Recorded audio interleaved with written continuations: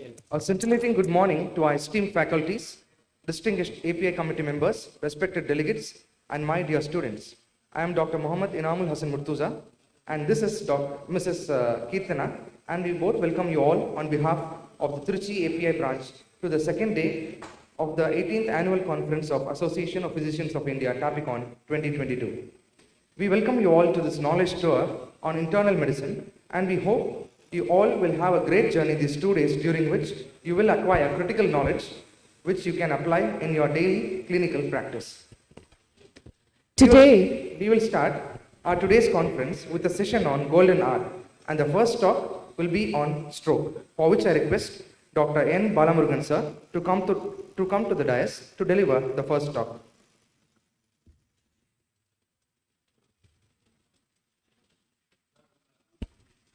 I also request Dr. N. Senthil Kumar sir and Dr. Ram Kumar to kindly come to the dais to chair the talk and the subsequent talk too.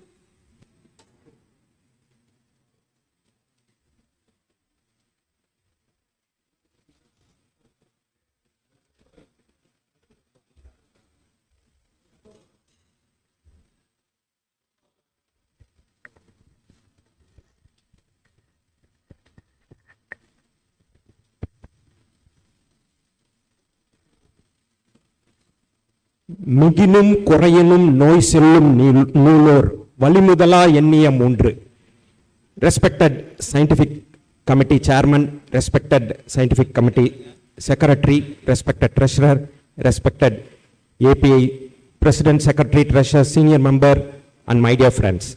At the outset, I would like to thank the scientific committee for having given me this opportunity to chair this prestigious golden hour session, and I would like to congratulate the whole team for organizing this excellent conference in our Trichy. I will just take 1 minute to create awareness about organ donation at this point of time, because tomorrow is the National Organ Donation Day. We in Trichy have been creating awareness about organ donation for the past 15 years. 10 years back, we conducted the first organ donation awareness rally in Trichy. Subsequently, we conducted the organ donation pledging program in Trichy. Over the period of this 12 years to 15 years, we created a Guinness World Record also. It is not to create a Guinness World Record, it's about creating awareness about organ donation. At this juncture, I would like to present to the speaker and the co-chairman a donor card just to create awareness about organ donation.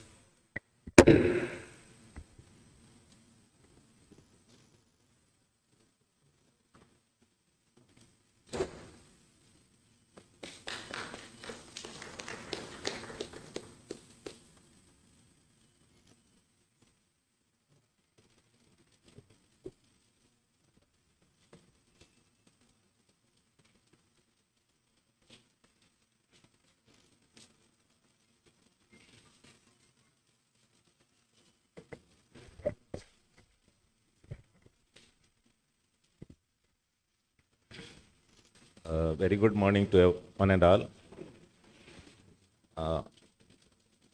Dear delegates, welcome you back to the second day session. To start with, it's a very good topic. Every day we come across a stroke, and speaker is also, there's no need for any introduction. However, I'm reading his CV. Dr. Balamurugan Namasivayam did his MBBS as well postgraduate in Thanjavur Medical College, and DM Neurology from NIMHANS, Bangalore.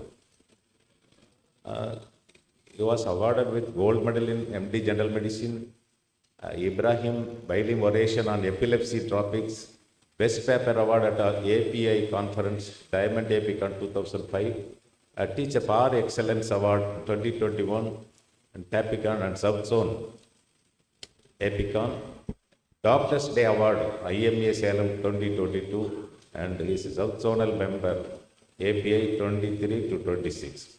And he is having a lot of publications and presentations, more than 25 publications in PubMed Index Journal, more than 100 guest lectures, national and international medical conferences. Currently is the director and consultant neurologist, SIMS, Chellam Hospital, Salem, Tamil Nadu. Morning, sir. Over to you, sir. Very good morning to you all. At the outset, I thank the chairperson for the nice introduction and இதனால் இவன் முடிப்பான் என்றாய்ந்து அதன் கண் விட்டு இந்த விழாவை இந்த மாபெரும் மாநாட்டினை மிக இனிதாக நடத்தி கொண்டிருக்கும் டாக்டர் சேதுராமன் அவர்களுக்கும் அவருடைய சார்ந்த அவர்கள் குழுவினருக்கும் எனது மனமார்ந்த காலை வணக்கத்தை தெரிவித்துக் கொள்கின்றேன். The topic is on stroke golden hours. My special thanks to Dr. S. Meenakshi Sundaram, my teacher. He is supposed to give this talk, and last minute, due to personal reasons, he couldn't attend. And this Meenakshi Sundaram is called as Chocolate Boy in our batch, and he always gives chocolate whenever he gives lectures. Hope you know. And pardon me if I am sure that some of you are hardcore fans of Dr. SMS. You might have come here to hear his lecture, but the fate is there always. So, Puruttal, I'm sure you would have expected Virat Kohli to open the T20. It's me, Ashwin. So, please pardon me. So, to start with, the big three at Yatra conference, Wilson Churchill, FDR and Stalin. What is the commonality among these big three? I'm talking about the stroke. So, all of them had stroke, but none of them underwent thrombolysis. So, imagine that if they would have reached within golden hours and then had a thrombolysis, I'm sure the world map, political map would have changed a lot. This was in 1990s when we were duty doctors or RMOs. So this is the way that we managed strokes. Cut, copy, paste. All the patients will have DAL, nasal O2, file strip, Foley's catheter, Decadron, Derafin, Ranitidine, Mannitol, Lasix, Epsilon. Most of you who did CRI at those times would agree with me. But and none of those things are, one of my colleagues is raising his hand. Okay, so I think that none is approved now except Mannitol when you suspect a raised ICT. Fine. But one thing is very clear, ladies and gentlemen, stroke is still a clinical diagnosis. So that's the reason in neurology they say that learn neurology stroke by stroke. We will learn this thrombolysis stroke by stroke today. And this is characterized by acute onset focal neurological deficit. Any patient reaching to an ER within 4.5 hours of acute focal neurological deficit should be considered as a stroke. That's a way of approaching thrombolysis. Stroke is an emergency. It's a time-bound emergency. Let's go one by one cases. This is a 70-year-old lady presented with a left side weakness of just 3 hours duration.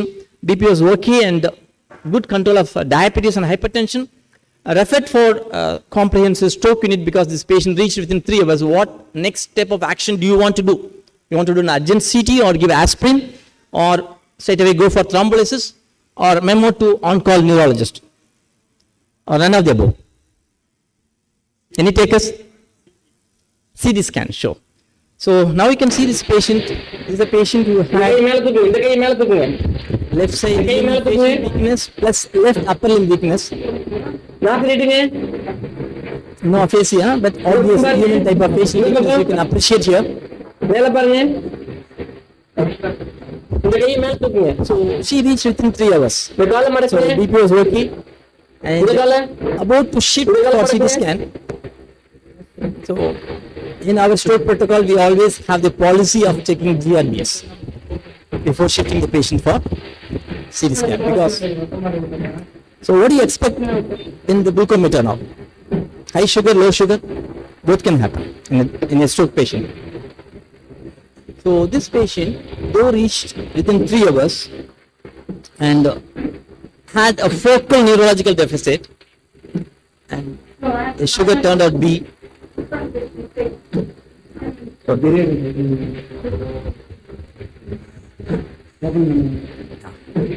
sorry. So this is simple hypoglycemia. So is it this patient having stroke and hypoglycemia, or this patient is having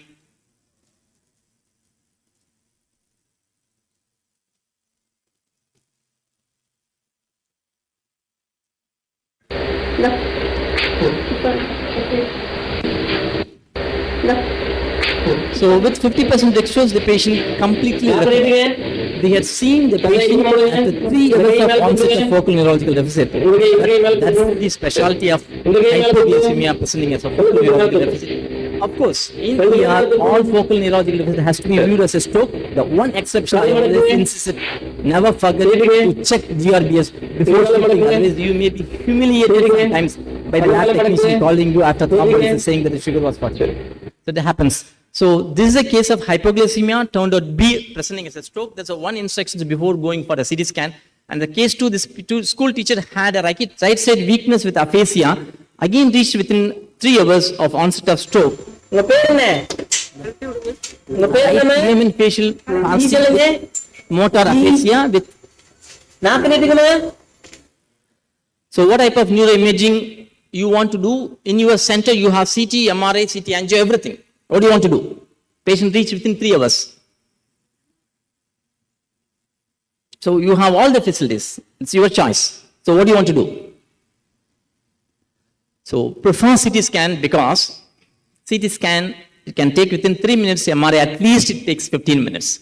So if the patient reaches within 4.5 hours, always for thrombolysis, it's a CT scan, that's enough to go ahead with thrombolysis. The most common imaging abnormality you find in a CT scan is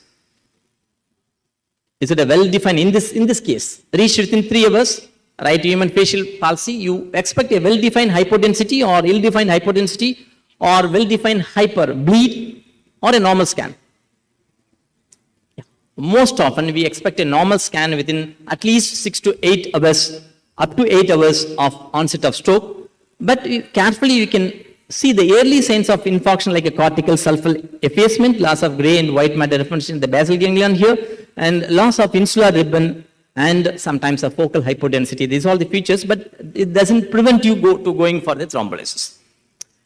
One of the dreaded finding or one of the ominous thing is that what you see here is that dense left middle cerebral artery sign. So if you see that, again you can go for a thrombolysis, but you have to activate your cath lab to go for mechanical thrombectomy, because when it is a large vessel occlusion, there's a chance of thrombolysis failure or thrombolysis not taking up is possible, and then we have to keep the cath lab ready. So this patient, as expected, is a normal, and delay in MRI is not acceptable. Always stay with CT scan only. Why? Because 1 minute delay may cause nearly about 2 million neuronal loss. So do not delay. And this patient reached within the window period, and then everything is okay and no hemorrhage in the CT. So we moved for thrombolysis. Which do you want to give? Altiplase or tenetiplase, which is approved? As of now, altiplase and tenetiplase both are approved till 4.5 hours. Earlier it was 3 hours, then 4.5 hours only for altiplase. Now for both it is 4.5 hours. Tenetiplase versus altiplase, most of the neurologists are shifting towards tenetiplase because greater fibrin specificity and longer half-life, more resistant to plasminogen activator, inhibitor 1, and less systemic depletion of fibrinogen, ease of administration, it can be given as a bolus instead of giving as a 1 hour infusion in altiplase. And the recanalization rate is slightly better, hemorrhage is slightly less, and clinical improvement is better with the tenetiplase. So that's the reason that most of the centers has moved from altiplase to tenetiplase. Is it approved? Yes, it is approved till 4.5 hours. If it is a tenetiplase, you need 1 hour. And altiplase, if there's a tenetiplase as an IV bolus within 1 to 2 minutes, you can give that. So the cost logics also matters here. They're relatively cheap. And this is Dr. SM's favorite question. And he always asks this question to stimulate you to understand that thrombolysis in stroke versus thrombolysis in acute coronary syndrome. Mr. X comes with acute myocardial infarction and Mr. Y with stroke. Duration is 2 hours in both. Who benefits by thrombolysis most? Is it acute coronary syndrome or MI? Mr. X, since myocardium is more salvageable, Mr. Y, since neurons are more salvageable, both, or can't comment, we don't have studies. Any takers? This is a favorite question that he always, he puts this question. So neurons are more salvageable. You look at the number needed to treat for one favorable outcome within 3 hours in case of acute coronary syndrome is 27. So within 3 hours, number needed to treat one favorable to get 1 Farrell output is 27, whereas in stroke, that is just 9. So this makes you, or this should impress you to go for thrombolysis. But still we are lagging behind, and because of legalistic attitude of our own colleagues. So why the 3 hours to 3.5 hours? You can see this chart, and then chart will explain you if you go beyond 4.5 hours. So 3 to 4.5 hours onset to time to thrombolysis, if you look more or less same. After 4.5 hours, the chance of mortality is more and no much benefit. And similarly, the hemorrhage, type 2 especially, symptomatic hemorrhage is more or less same between 3 to 4.5 hours. If it's more than 4.5 hours, the chance of bleed is more. That's the reason that still the FDA approved of thrombolysis, IV thrombolysis, 4.5 hours. So this patient had all systems okay, and IV thrombolysis was done. You can see this patient having, improving with, so the video is not running, so I had to go back over things. So this is for kind information. So.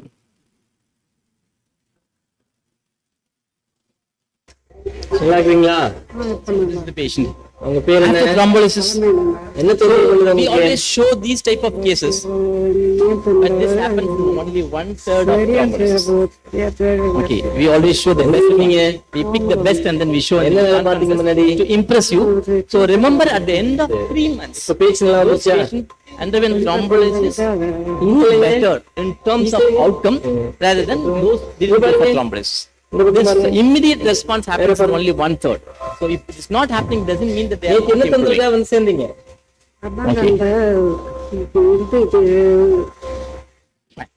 நல்லா இருக்கீங்களா So case 3, this diabetic patient had hypertension and weakness of right side limbs of an hour duration, right hemiparesis, GRB is okay, CT scan no bleed. So prior to referring this patient or prior to thrombolysis, what treatment you would like to give? A dose of aspirin or aspirin clopidogrel, or a shot of a regular heparin, or a shot of low molecular heparin, or none? So you are planning to refer the patient, you don't have facilities, or you are the duty doctor. So what do you want to do? Somebody has said that none. Fantastic answer. So not like acute coronary syndrome, we have the initial bolus dose of oral dose, because the chance of bleed is high when you give this anticoagulant or low molecular weight heparin, even antiplatelets. So don't give anything, and no antiplatelet, no heparin before intravenous thrombolysis. If the person had reached after that, that's different. For aspirin and clopidogrel is for secondary prevention of stroke, not for acute treatment. So case number 4, this patient had acute onset vertigo, vomiting, and he had a diplopia and vertical gaze palsy, and he had ataxia, reached within 1 hour. So this combination takes us towards posterior circulation stroke. இங்க பாருங்க So I thought initially some உங்க பேர் சொல்லுங்க drug overdose. He was to sleep. But the attendant said that he was going for a walk. At the end of 1 hour, he was dead. So he was, when you suspect some benzodiazepine poisoning, and the person was very clear, no, he was normal just 1 hour before, that probably bilateral thalamus is involved. So that's the one. This is turned out to be posterior circulation stroke. You could see basilar artery is going for hyperdense, and this patient, even though it's a posterior circulation, is a major artery, பரவாயில்லையா first do thrombolysis.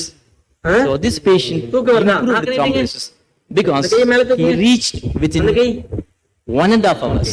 நேரா பாருங்க So the earlier the அந்த person பக்கம் reached, பாருங்க. the earlier you do இந்த பக்கம் thrombolysis, பாருங்க. even the மேல large பாருங்க. artery occlusion மேல பாருங்க. may improve with IV மேல, மேல. thrombolysis alone. கீழ பாருங்க. Again, 1/3 of the people, basilar artery thrombosis can மேல improve if you பாருங்க. do thrombolysis within the limited time. கீழ.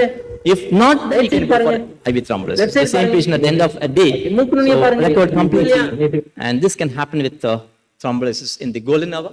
And the most feared complication of thrombolysis is a bleed that happens in less than 6% of the individuals. If anticoagulation has been administered, the problem is that it hinders the decision making in thrombolysis. So don't give anticoagulant before cancer or before you make the decision for thrombolysis.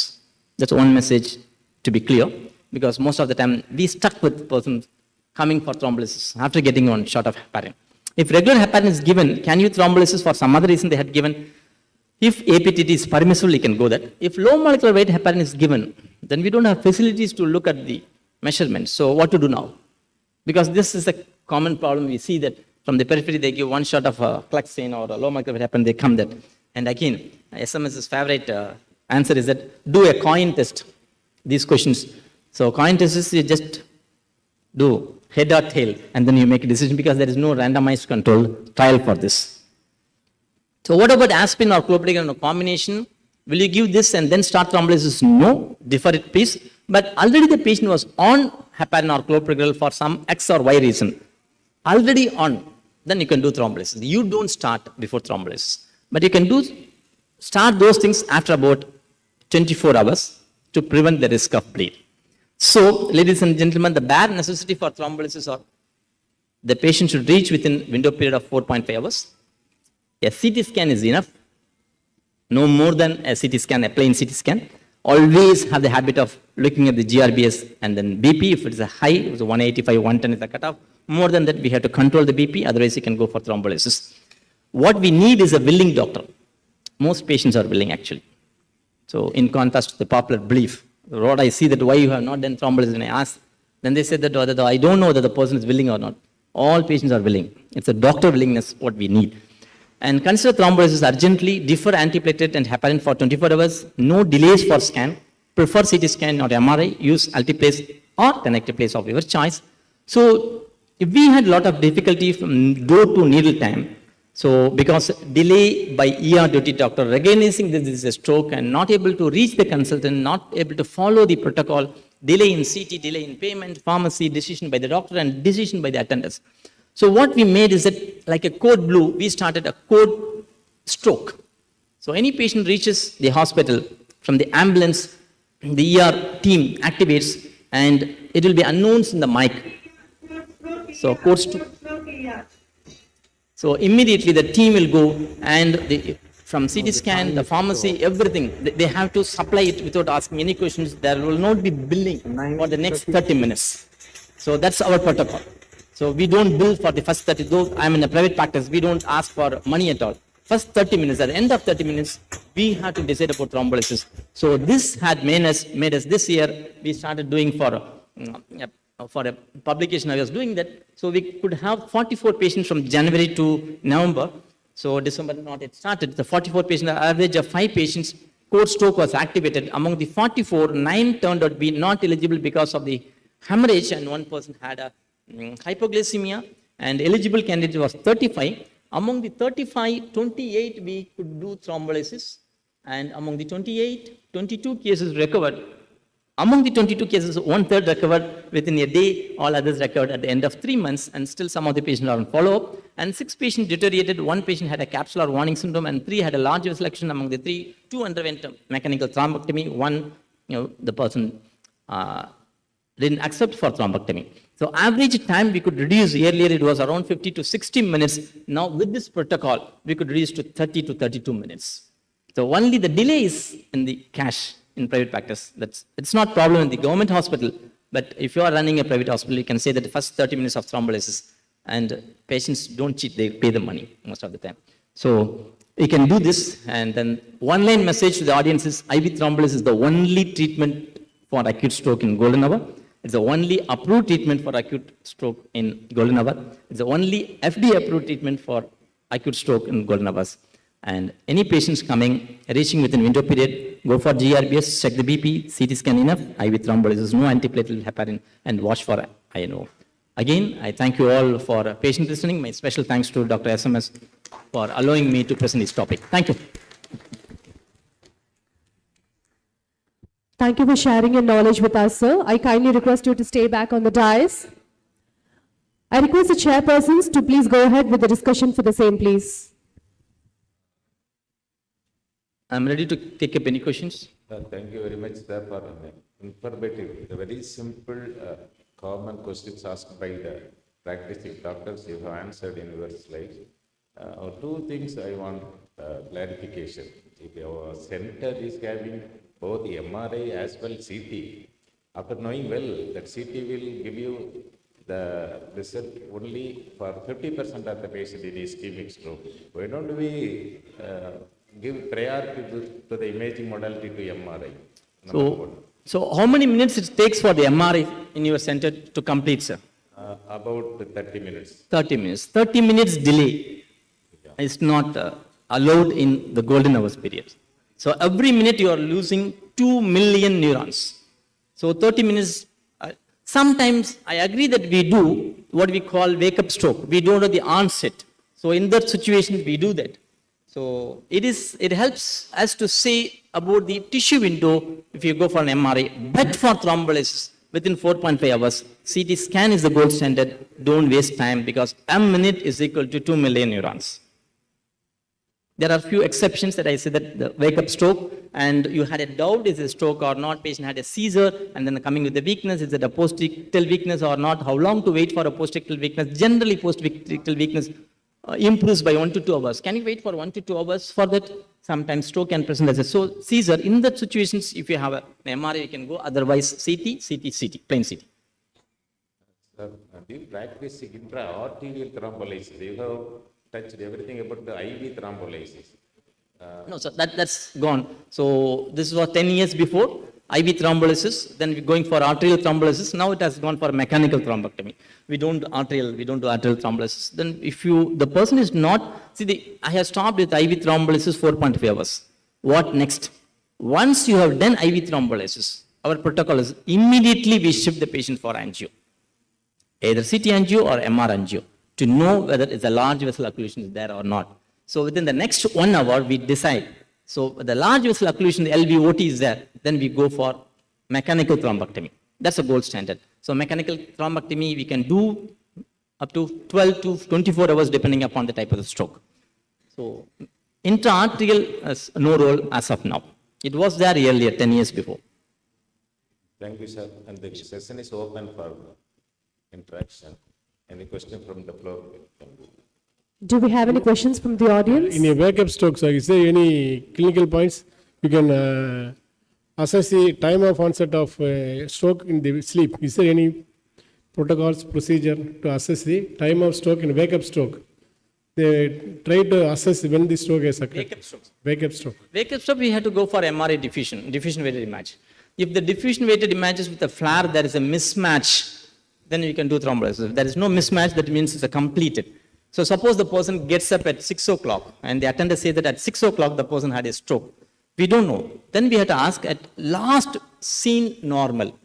So we ask that at 5 o'clock he got up and went to the restroom and then came back and then slept means we assume that it is a 5 o'clock onset. He reached within 1 hour. Suppose we don't know that. He went to sleep at 11 p.m., 11 in the midnight, and then you witness the stroke at 6 a.m. We don't know. In that situation, you can go for an MRI.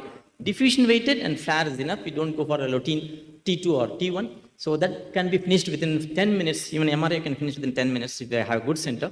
So if the diffusion and flare, if there is mismatch, because diffusion shows a large infarct and flare shows a small infarct, then you can do a thrombolysis. If diffusion is large and then the flare is also large, there is a completed stroke. So we can't do much. If it is a case of TAA, will it affect the thrombolysis? Will affect the outcomes?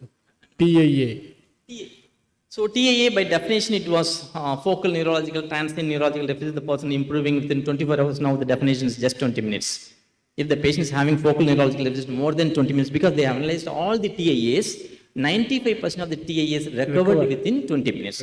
So the definition has moved from 24 hours to 20 minutes. If a person has focal neurological deficit for more than 20 minutes, it's a stroke for all practical purposes. We usually face the problem. Patient present late. So, late, Sir, so golden hours Weekend missed. gone. Golden hours missed. We should have a different forum and to talk about how do you manage after 4.5 hours. The topic is of the golden hours. So I restrict with this. So after late means that we have to go for evaluation of the stroke, In micro infection, prevention of the stroke. in micro infection, to some extent we have succeeded that patients understand that if it's chest pain, they go to a hospital for ECG.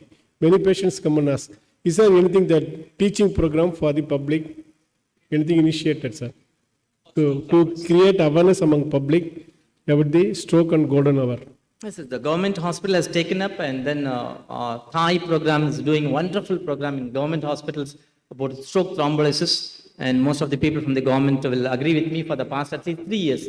The past deans are there and the Thai program is one, they regularly educate the people, you can join with them, and symposiums like this.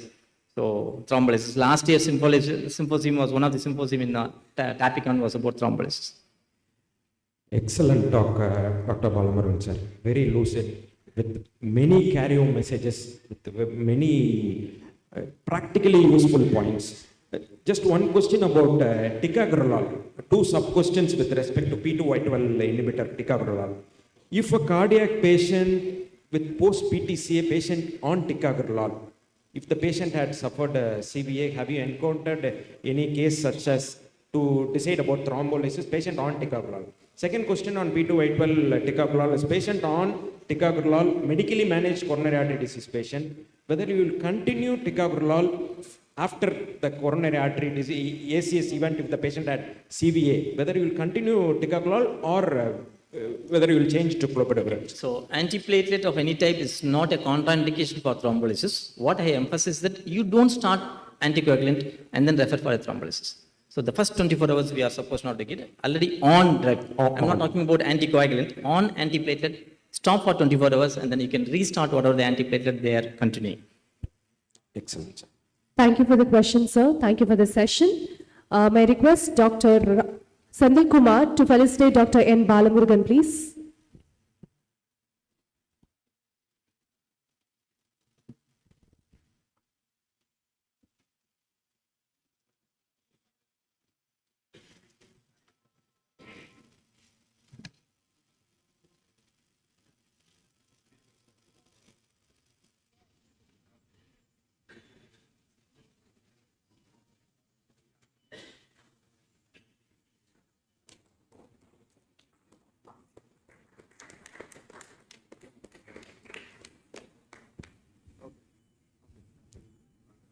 Next, I request Dr. N. Balamurugan to kindly facilitate Dr. N. Sandil Kumar, sir, for having chaired the session, please.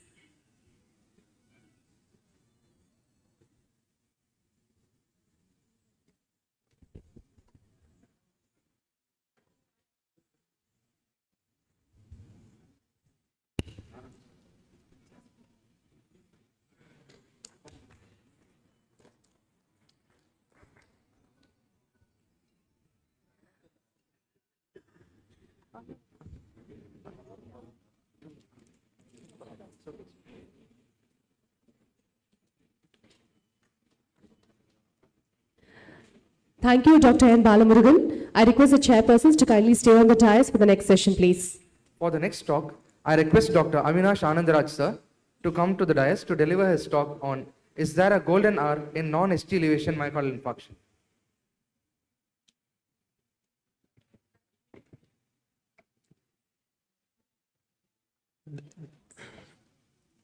This session is about golden hour session, the named as golden hour. The topic is about golden hour, whether it is suitable for non-ST elevation MI. Let us see how this golden hour word was coined. It was coined during the World War I by Professor Dr. Kohli during the World War. Subsequently, there were many golden hours. Golden hour photography, golden hour sunrise, golden hour sunset, golden hour in trauma, golden hour in orthopedics, golden hour in hematology, golden hour in obstetrics, subsequently golden hour in neurology, and finally golden hour in heart, idayam, golden hour in cardiology. What do you mean by golden hour? Whether golden hour is targeting the vascular biology, molecular biology, or neurohumoral activation, whether it is about reperfusion, but at the end of the day, only preserving the LV myocardium. We are having Dr. Avinash to answer all these questions, Associate Professor from Department of Cardiology, Jipmer Hospital, other qualifications. He has got 45 PubMed index publications, a great clinical profile background cardiologist from Jipmer. So as I presented the donor card for the previous speaker, just 30 seconds to create an awareness about organ donation. மரணக்கோட்டில் தத்தனிக்கும் நோயாளிகளை காப்பாற்றும் உன்னத தூய செயல்தான் உடல் உறுப்பு தானம். Create awareness about organ donation.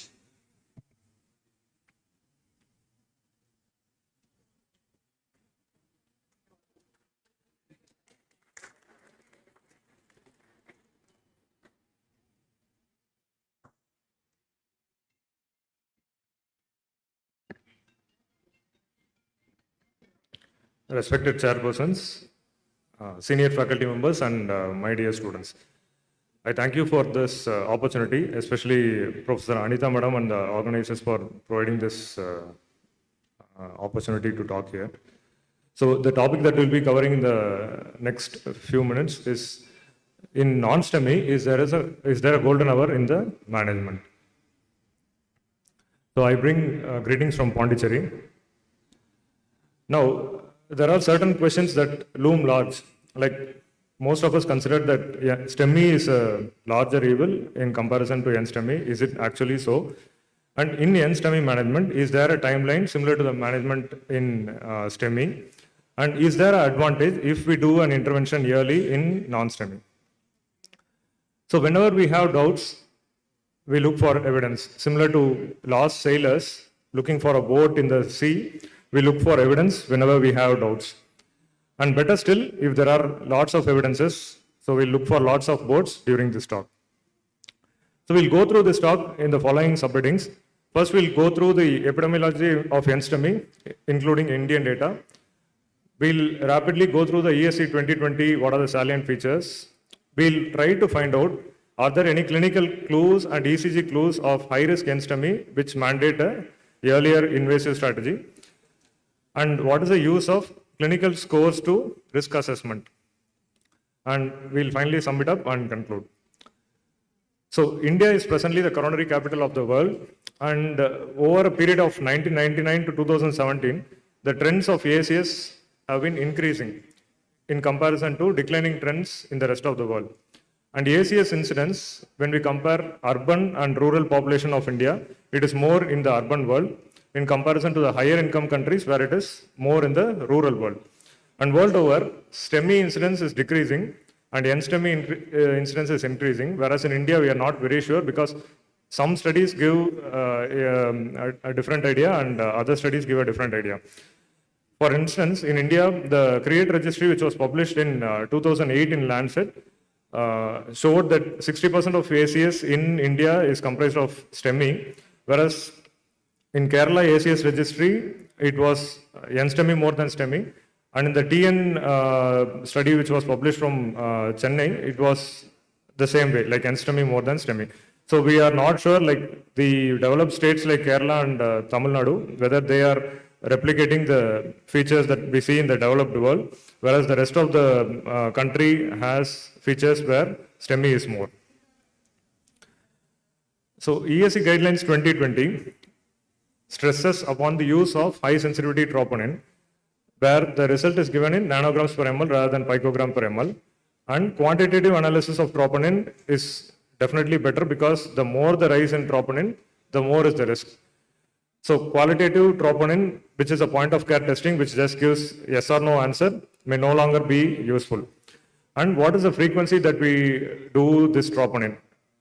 Previously, there were algorithms which were suggesting 0 hour, then 3 hours, or 0 hour, 6 hours.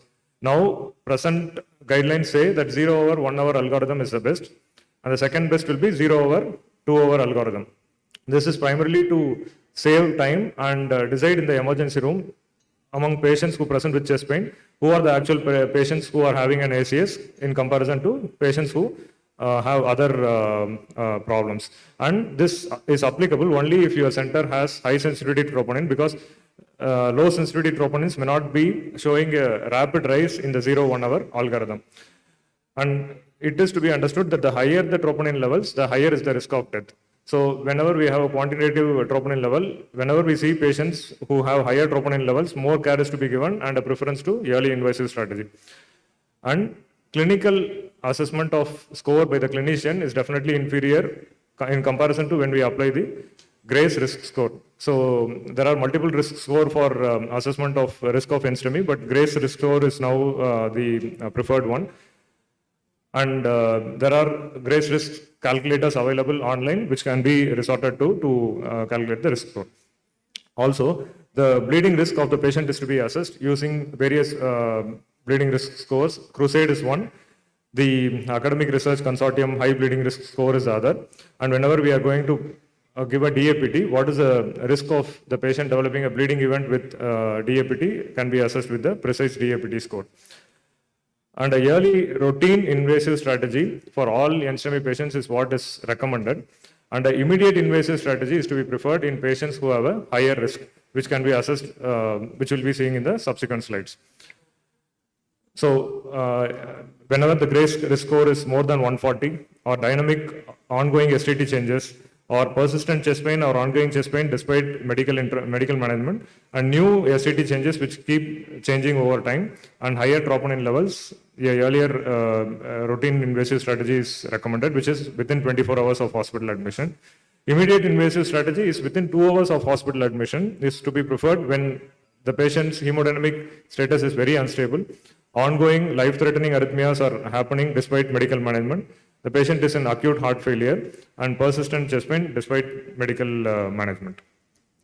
The other patients who are found out to be of lower risk category by our risk assessment and by evaluation, we can do a strategy of invasive testing and clinical risk assessment, and then decide upon the timing of invasive strategy later. So, before going on to the clinical risk assessment, we'll try to see if there are some features in ECG which will try and show that this particular subset of patients are at a higher risk and may benefit from an earlier invasive strategy. So there are certain markers of a critical proximal LAD narrowing, which if found out to be present in the ECG, we should resort to earlier management. So we are all aware of De Winter's T-waves pattern, which was published first in NEJM in 2008. So a 1 to 3 millimeter upsloping ST depression followed by a tall T wave, which is symmetrical, which may be present in any of the precordial leads, plus or minus ST elevation in AVR. So De Winter showed 8 patients in his publication, and the AVR also in all of the 8 patients. So the Wellens pattern, which is a favorite among all the ER physicians. So whenever it is there, it is to be taken as a sign of critical LAD narrowing unless proved otherwise. So the team comprising of H.J. Wellens and his colleagues published 2 articles in American Heart Journal, first in 1982 and the other in 1988, in both of which they stressed these 2 patterns. So, isoelectric or a minimal ST elevation at the J point followed by a biphasic T wave in V2 and V3 predominantly, but may be present from V2 to V6, or a deep T wave inversion in any of the above leads is a prominent pattern which may suggest a critical stenosis in the LAD. Another important pattern that was identified by Gerson et al. Was U-wave inversion in the resting ECG, which may be a marker of critical LAD narrowing. So the U-wave, which is a component of the TP segment, if it is found to be inverted in comparison to the PR segment which follows that, may be a marker of significant LAD stenosis. After this publication, Gerson et al. Went on to show that U-wave inversion during exercise might also be an important predictor of LAD stenosis, and that may show the patients who may benefit from a early invasive strategy. Now, all patients with NSTEMI will present with ST depression. Now, what is the magnitude of ST depression? Will it help us to identify those patients who are more sicker compared to the other patients? So, the sum of ST segment depression in millimeters in all the leads is a powerful independent predictor of 30-day mortality. And there is a continuous increase in risk with the extent of ST depression. And the extent of ST depression significantly correlates with the prevalence of triple vessel disease or left main disease.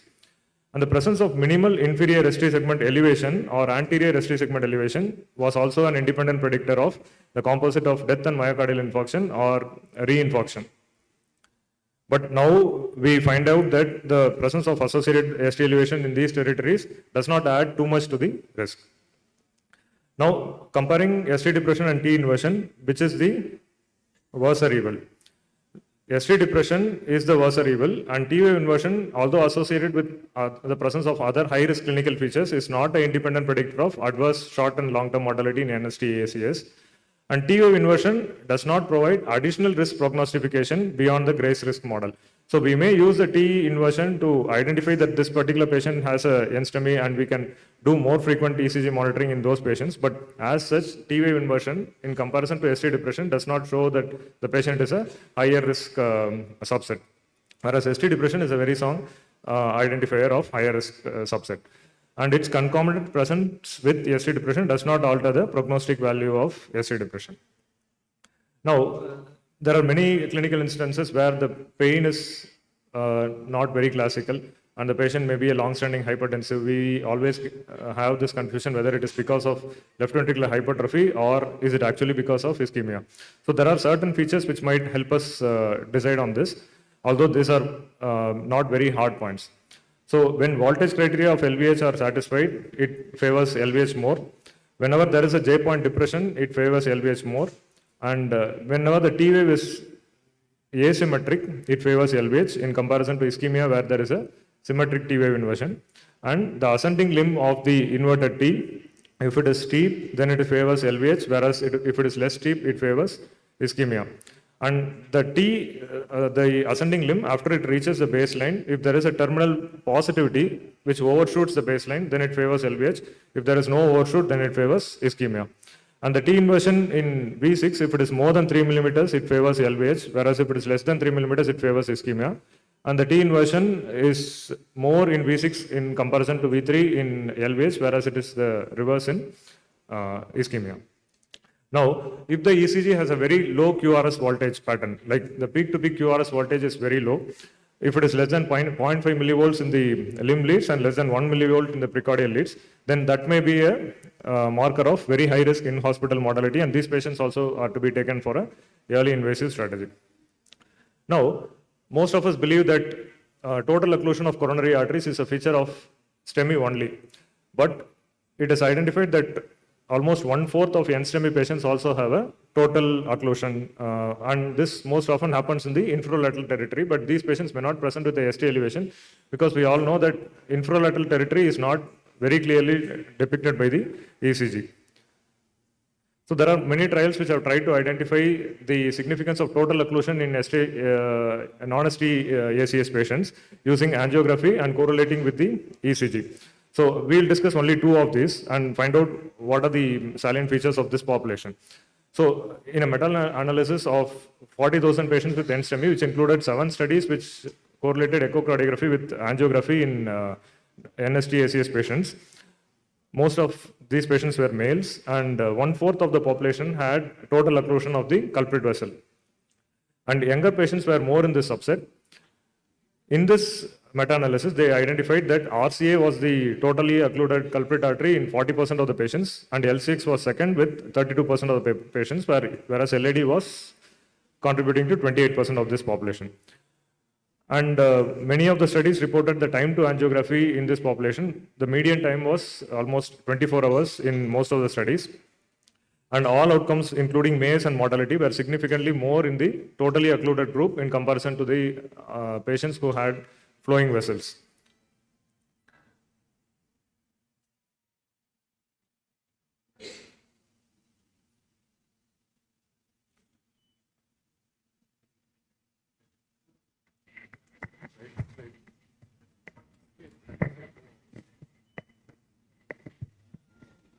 Yeah, thanks.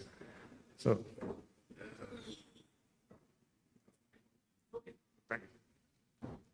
thank you, sir. Sorry for the interruption.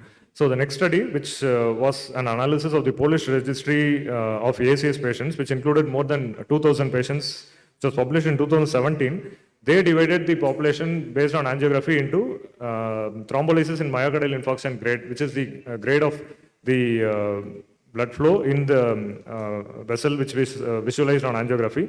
They divided it into TIMI 0 group, which is a totally occluded coronary artery, and TIMI 1 to 3, like if some flow is present in the coronary artery, and based on that, whether it is TIMI 1 or TIMI 3 in coronary angiography.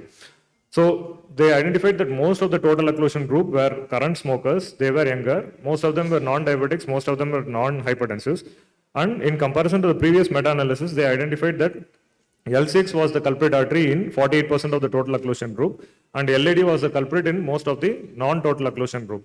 And they identified that LCX as a culprit was an independent predictor of total occlusion. And in the total occlusion group, there was higher in-hospital and in 1 month mortality, but equivalent long-term outcomes once the immediate invasive strategy was carried out. So coming to risk assessment, ESC guidelines recommend GRACE risk score for risk stratification. So there are fixed points which are given for each of the predictive factor. There are online calculators which are available. We can spend a few minutes in risk stratifying so that we can easily conclude on which patients need a yearly invasive strategy and which patients do not. So depending upon the class of heart failure at presentation, if it is TLIP class where we don't find any heart failure features, they may receive a less score. If the patient has features of heart failure, if the patient is in stage 3 already, like frank pulmonary edema, if the patient is in cardiogenic shock and low cardiac output state in class 4, then the points more points are allocated.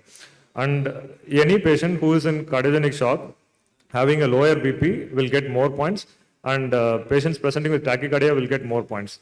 And elderly age is already a known risk factor, so the more the age, more the risk, the points allocated.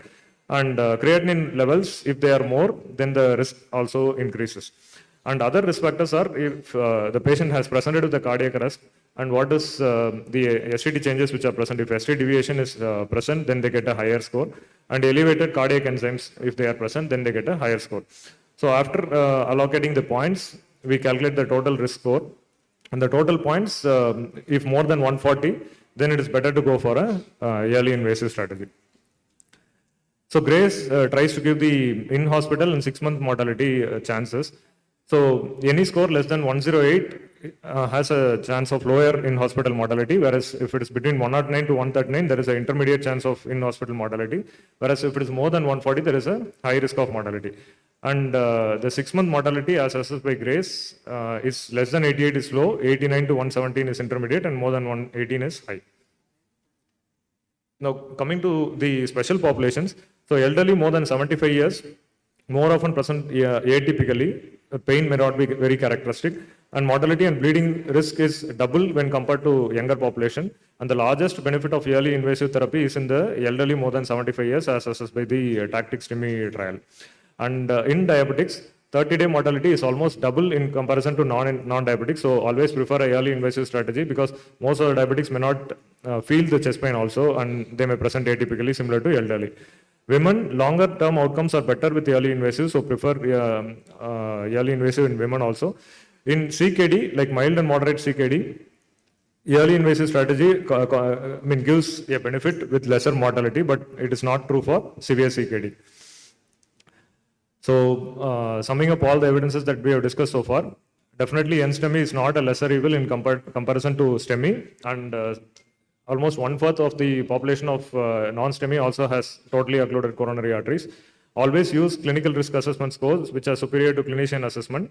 High sensitivity troponin is preferable and quantitative is vital. So try getting quantitative troponin as far as possible. And identify the ECG markers of high risk non-STEMI and identify the ECG markers which are suggestive of total occlusion in non-ST-ACS. Unstable patients presenting with arrhythmias despite management, and heart failure or persistent or ongoing chest pain, dynamic STT changes and nuanced STT changes, prefer immediate invasive strategy. And I'd like to conclude saying yearly use of high sensitivity troponin is important. ECG markers of high risk non-STEMI and use of GRACE score guide us in cherry picking the patients who will benefit most from a yearly invasive approach.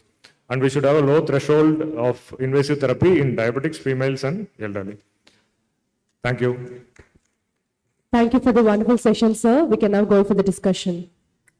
Excellent talk, Dr. Avinash, with many carry-home messages regarding ECG, starting from ECG, biomarkers, and then the therapeutic aspects. So the interesting fact you had highlighted about the total occlusion, 1/4 of the patients with non-ST elevation MI also can present with total occlusion, and infralateral deceptive RCA, infralateral territory deceptive in ECG, surface ECG. Questions from the floor, please, if any. Do we have any questions from the floor? One question, Dr. Avinash. regarding when we speak about golden hour, it is regarding thrombolysis, it is regarding reperfusion. So as you told, you had highlighted about total occlusion. In fact, the golden hour term should be more fitting for non-ST elevation MI, because only the 1/4 is total occlusion. The other subset of patients are non-occlusive. So, am I correct? The fitting, the golden hour, it is not only for reperfusion or saving the myocardium, it is also about preventing a total occlusion in non-ST elevation. True, sir. I totally agree, because in STEMI, we have fixed timelines and fixed guidelines which guide us in deciding on when to go about the specific therapies. Whereas in NSTEMI, it is usually a gray zone. Most of us are not clear of what to do when.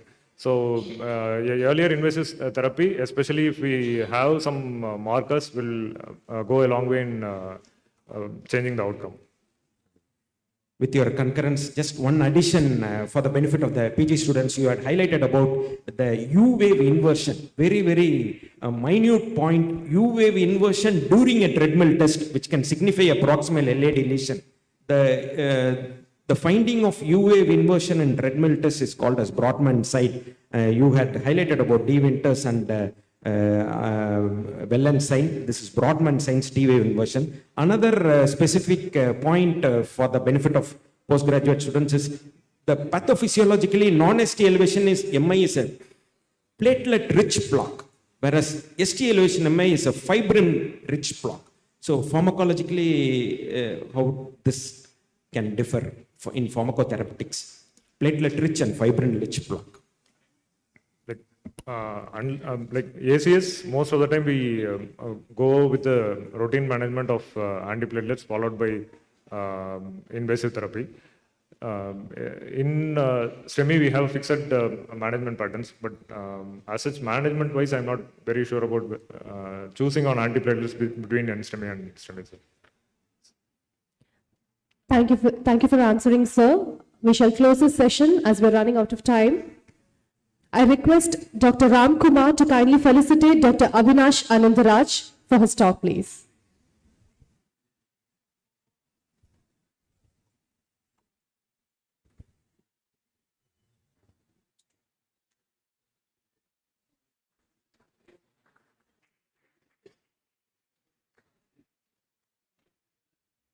Thank you, gentlemen. Thank you for the wonderful session. We shall now move to the inauguration of the scientific session, which will take place for exactly 10 minutes. We have a chief guest for the day, Professor Dr. D. Nehru, MD, Dean, KPV Government Medical College, Trichy. Welcome, sir.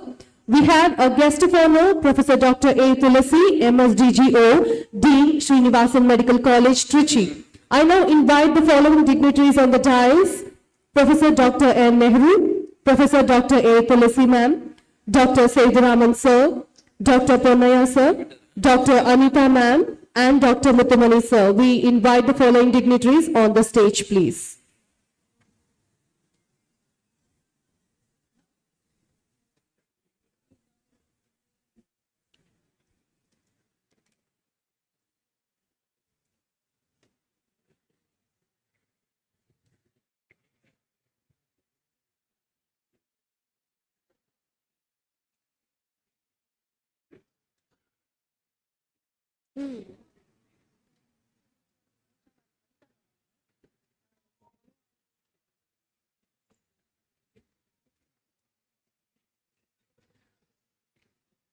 I invite Dr. Ponnaya on the stage, please.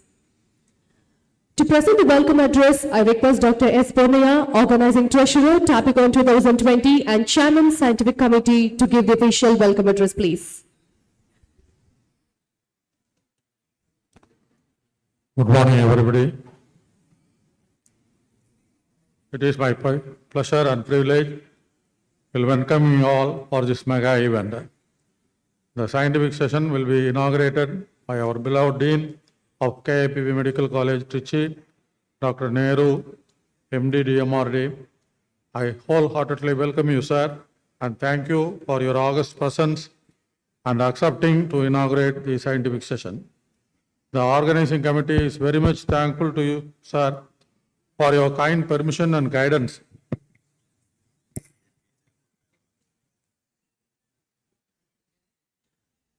I request Dr. Shyam Sundar to the dais, please. And also Dr. Prabhakar.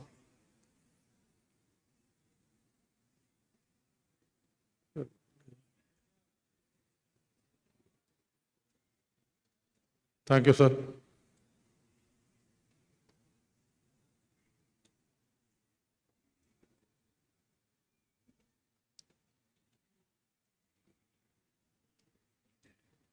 We sincerely thank you, sir, and Dr. Padmanabhan, HOD Department of Medicine, for using your good office in getting the credit points from Dr. MGR Medical University. I also welcome Madam Dr. Tulasi, Dean, Srinivasa Medical College, and thank you for accepting to be the chief guest. A few words about the organizers. Dr. S. Sedaraman, Chairman, Tamil Nadu State API, is known for his perfection, planning, and perseverance in any act he undertakes.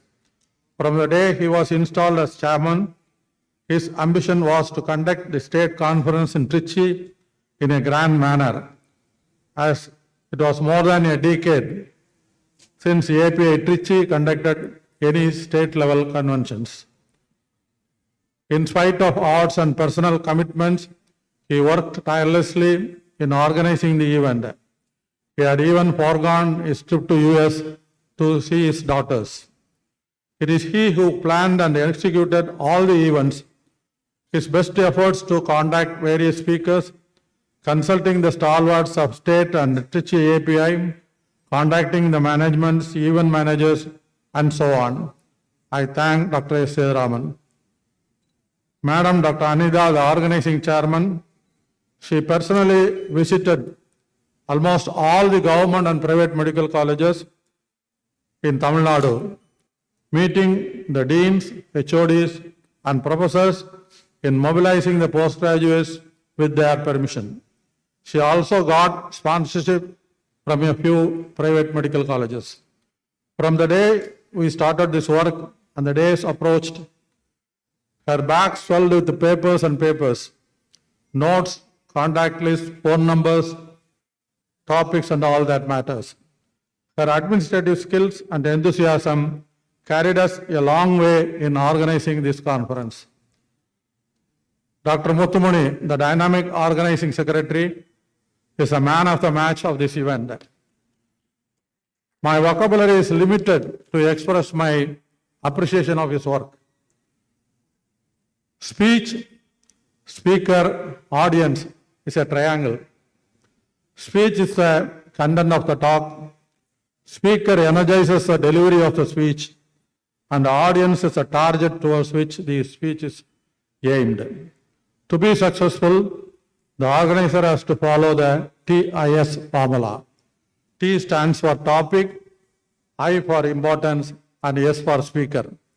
Dr. Muthumani followed this formula in selecting the topics, captioning them with attractive titles, selecting the speakers, timing their speech, and arduous effect. He successfully completed. Flaming enthusiasm backed by horse sense and perseverance are the qualities that frequently makes for success. Patience and perseverance of Dr. Muthumani is something is to be admired.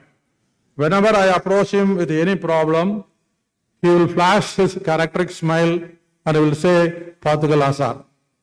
This serenity I admire more. He is a dreamer. Success is a journey and not a destination. I wish him all success. Many hands and hearts and minds generally contribute to notable achievement.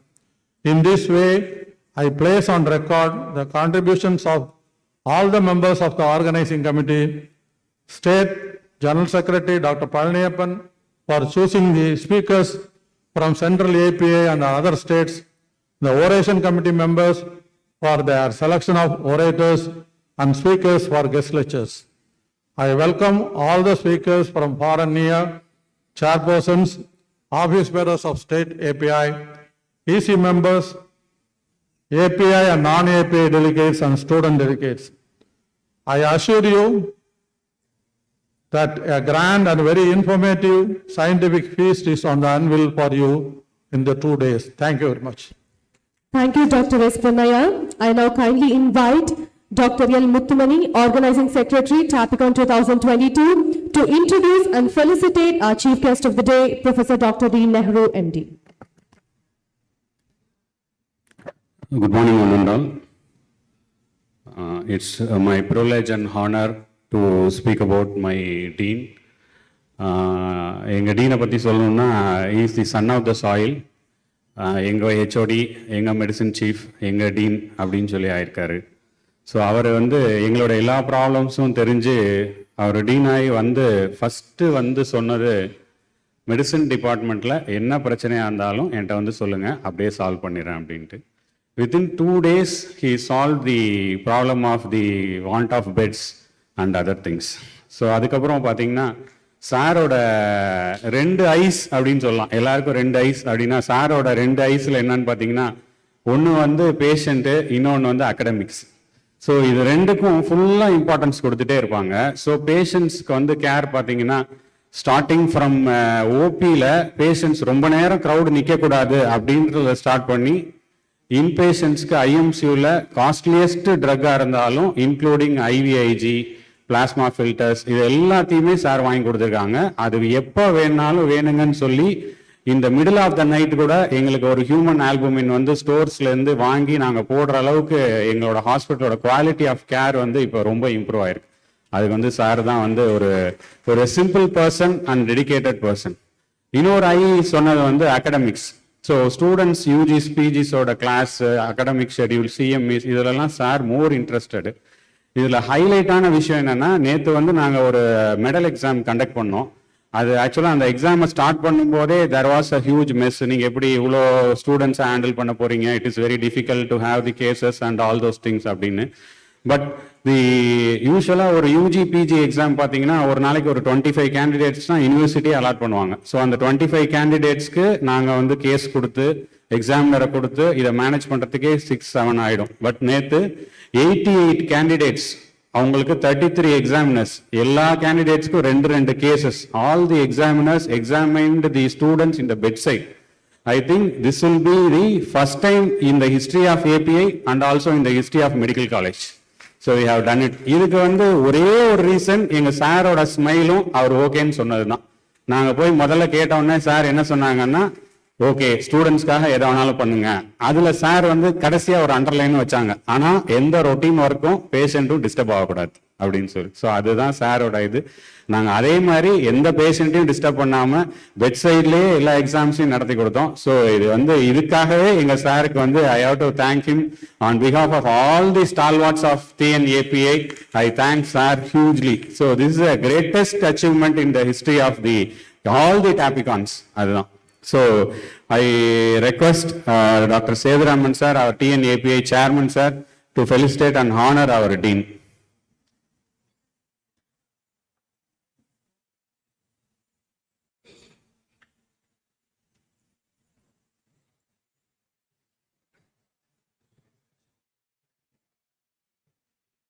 May I request Dr. Alka Deshpande madam to the stage, madam.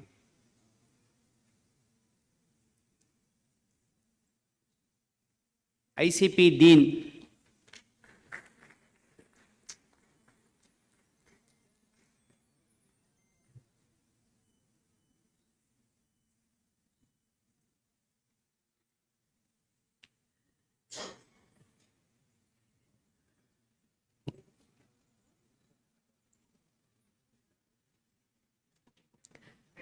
Thank you, sir. I now kindly invite Dr. G. Anita, Organizing Chairman, Tapicon 2020, to introduce and felicitate our guest of honor for the day, Professor Dr. A. Tulasi. Good morning, ladies and gentlemen, respected senior members of the All India and Tamil Nadu State Chapter of the API, and my own chairman of the Tamil Nadu branch of the API, respected president of the API, and respected ma'am ICP Dean, and my own deans. Both of them have been my colleagues, but both of them are now in the top posts in the government sector, and it gives me immense pleasure to honor you both, Dr. Nehru sir and Dr. Tulasi ma'am. Today is my privilege to introduce and honor my longtime friend and associate, Dr. Tulasi ma'am. She is actually a student from Coimbatore Medical College, and her ma'am had been a doyen in gynecology, Dr. Professor Sini Ammal from Coimbatore Medical College. And Tulasi ma'am, after doing her master's in surgery, of course, she got married to Professor Jaipal sir, who worked in REC. So it is our luck that Tulasi madam joined KUPV Government Medical College, and from day one, she has been friends to everyone there, because she was the only person in the big field of surgeons among all ladies, among all men. She was the only lady there, but there was no difference at all. Every PG, every man used to just be, she used to have everyone around a little finger. Sir, can we do this? Sir, can we do that? And her countenance is very soft and very sweet. And we have slept many nights past the midnight. We burnt the midnight candle doing the MCI work for our medical college. There was very little help from many of her colleagues, but Tulasi ma'am, being the head of the department and the nodal officer for the Department of Surgery in the government sector college, she personally went around the entire college, I would say hundreds of times, setting the college Department of Surgery, getting ready this book and that book and everything. And on the day of the MCA visit, it was just a cakewalk. And kudos to you, ma'am. Thanks to madam's singular effort, now the Department of Surgery has now 14 postgraduates intake every year. From just 0, it went to 4, and now there are 14 postgraduates intake every year. So you can now imagine why KUPV, one of the reasons how KUPV Government Medical College grows in stature. If the Department of Medicine is being nurtured by Professor Dean sir, then it's the Department of Surgery was nurtured by ma'am. So thank you, ma'am. And now she's being honored by being the dean in the private sector in the Srinivasan Medical College. And I just requested her, ma'am, can you please get an academic grant for me? I would like to speak to your chairman. And she said, no, Anita, I'll get it done. And the next day, we just got a check from ma'am. So thank you, ma'am, for supporting all the academic activities of the Association of Physicians. And it is a great honor for me to felicitate you, ma'am. Thank you all for this opportunity. And can I have the shawl, please? I humbly request Alka Deshpande, ma'am, to please honor Tulasi, ma'am, with the shawl.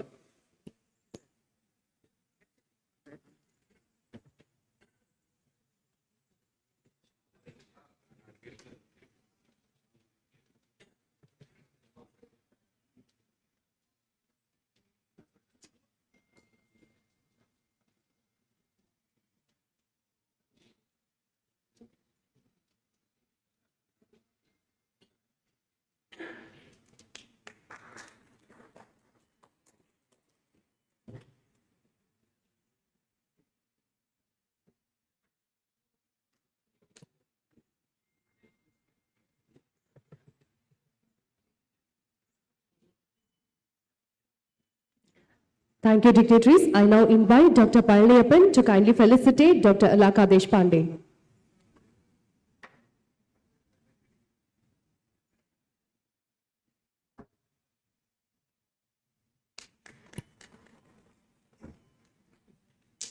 Thank you, sir. I now request Dr. Anita to felicitate Dr. Sham Sundar, please.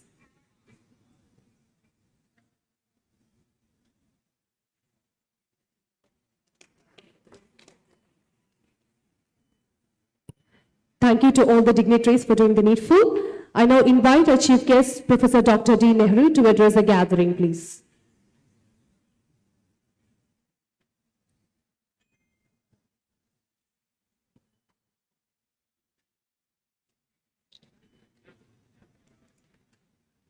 I now humbly invite our chief guest, Professor Dr. D. Nehru, to kindly address the gathering.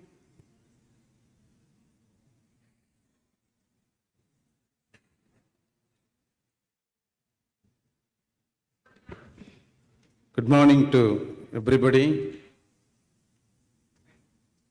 First of all, I have to thank the President, Secretary, Treasurer of Tapicon and IMA. Being a dean, I have given an opportunity to take active participation as the chief guest and to felicitate this function. It is a happiest moment, and I am more comfortable with this place because all are my colleagues, my teachers, my friends, everybody is where familiar faces are sitting in front of me. That is why I am more comfortable. If I talk medicine, anything about medicine, you can sit and hear for any time. Other topics, I will not say that it will be boring. This is the one topic. If you read or listen, it will be pleasant for you. Where you can learn medicine. In those days, it can be learned only from the book. Nowadays, trends have changed. It can be learned from your friends. It learned from your colleague. It is learned from this kind of forums, organized by many persons, CMEs, conferences. Many secrets were hidden in those days, like other branches of medicine, which was not concealed now. All the secrets has came as book, internet, and other things, and also like these conferences. I encourage always learning of medicine in practical aspect. Many materials are available in private and government setup. That too, in government setup, we are having a lot of cases, because all the cases have been investigated outside, and these patients, either willingly or unwillingly, they are coming for government hospital for free cost of treatment. That's why we have lot of cases and materials. So the learning is number of cases in on. What are the cases we are not we have seen in the lifetime we can see in the medical college hospital. If you go to the institute, definitely they will say that the 3-year course will be end in 1 year, because in the first year itself we can see a lot of cases. The rest of the 2 years only the practice of the course. So like that, the materials nowadays are more by the side of us. But what the thing we have to do is only we have to utilize. And the timely utilization will help for the future practice. I made a request to the members of IMA and Tapicon, kindly continue this kind of programs continuously. That will be helpful for the future doctors, postgraduate doctors and others. Definitely, I wish this program to be a grand success, because you have poured all your efforts into that. Thank you. Thank you, sir. May I now invite a guest of honor, Dr. A. Tulasi, to kindly address the gathering, please.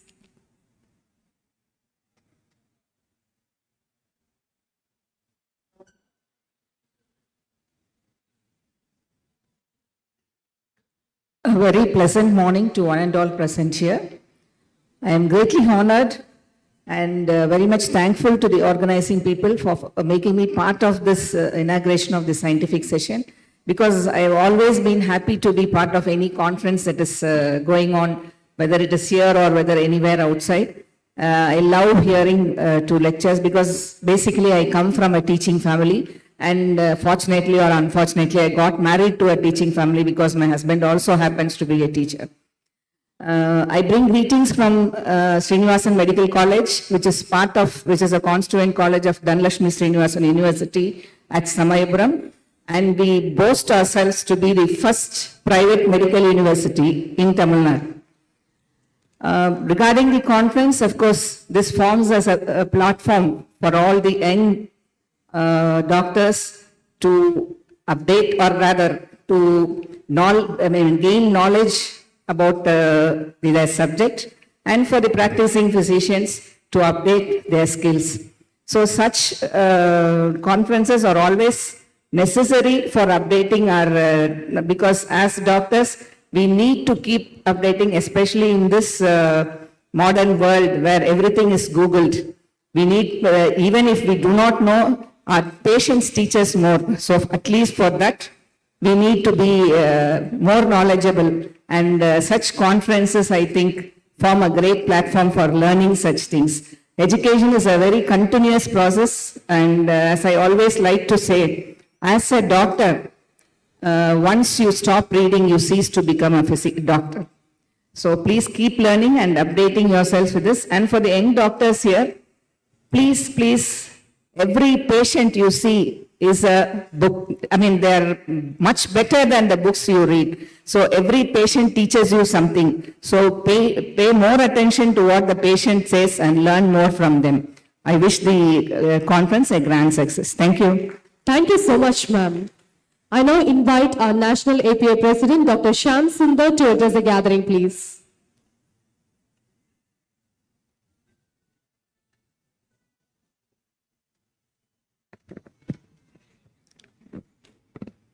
Good afternoon. No, good morning, sorry. My dear friend, Dr. Muruganathan, Dr. Arul Raj, Dr. Rajashekar, and dignitaries on the dais, including Dr. Palaniyappan. They are all good friends and office bearers of Tamil Nadu API chapter. It is a really great pleasure to come here, although I come from long distance, from Varanasi, but the whole tiredness was gone looking at the hospitality that is extended to us in Trichurapalli. It's really great to be here. It's a great organization of the conference, and scientific program is so rich. You know, medicine is a ever-changing science, and one has to keep pace with what developments are taking place every day. So this is the best way that in CME or other lectures in state chapters meeting, we keep ourselves updated with the development taking place in the field of medicine. So I'm really happy to be here, and I bring greetings from the members of the API. They are now 22,000, and wish you a very great conference. Thank you very much. Thank you very much, sir.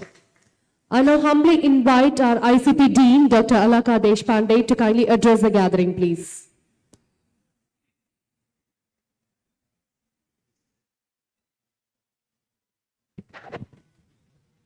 Good morning, all the dignitaries on the dais, big wig sitting here from Tamil Nadu, and dear delegates. I'm really privileged, and I thank the organizing committee for giving me this opportunity to meet the API members of Tamil Nadu State Chapter on this occasion. The state level conference, as I always say, has a different charm. We come here we update ourselves, we learn many new things of advances in medicine, and at the same time, we relax for 2 days because it gives us a great opportunity for a fellowship. We meet our old friends, we make new friends, new colleagues, and go back fresh, rejuvenated back to our work. The unique feature of this state conference, which impressed me, was a postgraduate exam which is held, which I had never seen in any other state chapter. There are small exams or some viva voce, but this was a very meticulously held exam. There are more than 92 candidates and I suppose more than 30 examiners, and really very good exercise for the postgraduates also. And it was really a unique feature, and I must congratulate the organizers and the Tamil Nadu state chapter for organizing such a wonderful activity. It was really good. If possible, I'll spread this to the other state chapters also. Of course, the scientific sessions are very good, and more important than that is the fellowship and hospitality. So I am sure this conference, like all other conferences of the state chapter, is going to be a grand success. Once again, thank you very much for your kind invitation. Thank you. Thank you very much for your kind words, ma'am. I now finally invite Dr. L. Muthamani to deliver the vote of thanks, please.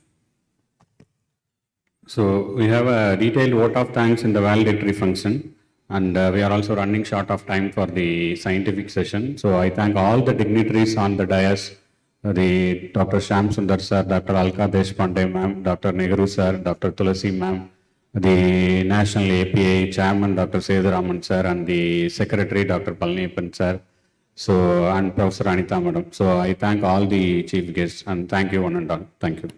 Thank you, Dr. L. Muthamani. Thank you to all the chief guests and guests of honors and dignitaries on and off the dais. Thank you so much for coming today.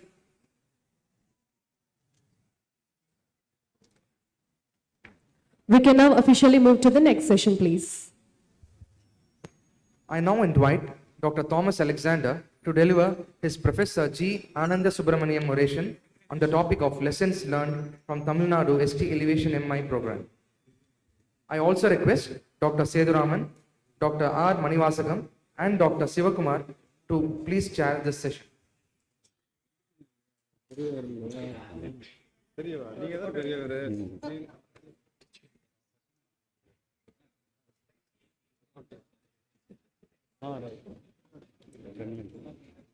Congratulations, madam. Please join. Please join us. Congratulations.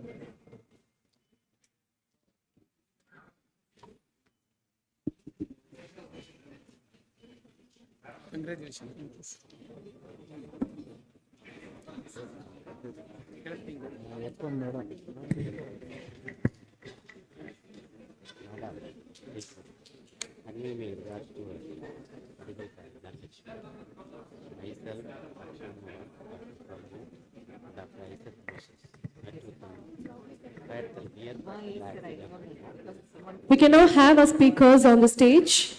Dr. Thomas Alexander, our chairpersons, Dr. Seduraman, Dr. R. Manikavasagam, and Dr. Shivakumar.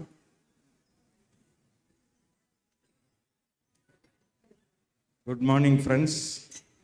At the outset, I should thank the organizing committee and the scientific committee for meticulously programming and embedding the topics in such a manner. It is a wonderful topic. At present, we are going to talk about, Thomas Alexander is going to talk about lessons from the Tamil Nadu STEMI program. We know that less than 10% of the people in India receive primary percutaneous intervention. The reason is time window, golden hour has been lapsed already. The average time for the PCI is more than 6 hours. That is the apt time for thrombolysis and not for PCI. The reason for delayed PCI window is lack of awareness in the patient's population and the atypical presentation of acute coronary syndromes and the resistance from the primary contact medical person who sees the patient first with the lack of ECG facilities and all. He goes to the primary center where the facilities are available. Meantime, they have evaluated the time window between the transport and the primary PCI can be avoided by giving thrombolysis in the transit period itself. This was first evaluated in the Vienna and Mayo Clinic and subsequently FAST MI in the French registry. They have identified the prior thrombolysis during transit. It will reduce the burden of the mortality and morbidity, and it will enable us to go for primary PCI. So this created a window period between 3 hours and 24 hours. So this is the latest technology that is called pharmaco-invasive technology. In this program, our Tamil Nadu people, Ajit Mullasari from Triple M Hospital, he created this study. Thomas Alexander is one of the pioneers in this study. So he is the apt person to talk about this pharmaco-invasive technology and our Tamil Nadu strategy regarding this STEMI program. Regarding introduction of Thomas Alexander, he is head of the cardiologist Kovai Medical Center and Hospital Coimbatore, Director STEMI India, Co-Chairman Global Stent Save a Life, Fellow of various societies, over 60 publications in national and international peer-reviewed journals, faculty at multiple national and international cardiology meetings, including Euro PCR, AHA, ACC, CSI, and ESC. So over to you, Dr. Thomas. Before we proceed forward with the oration, I would like to invite Dr. Shivakumar to felicitate Dr. Thomas Alexander for his oration with a citation, please. Oration, they have to read the citation, followed by medal. For chairing,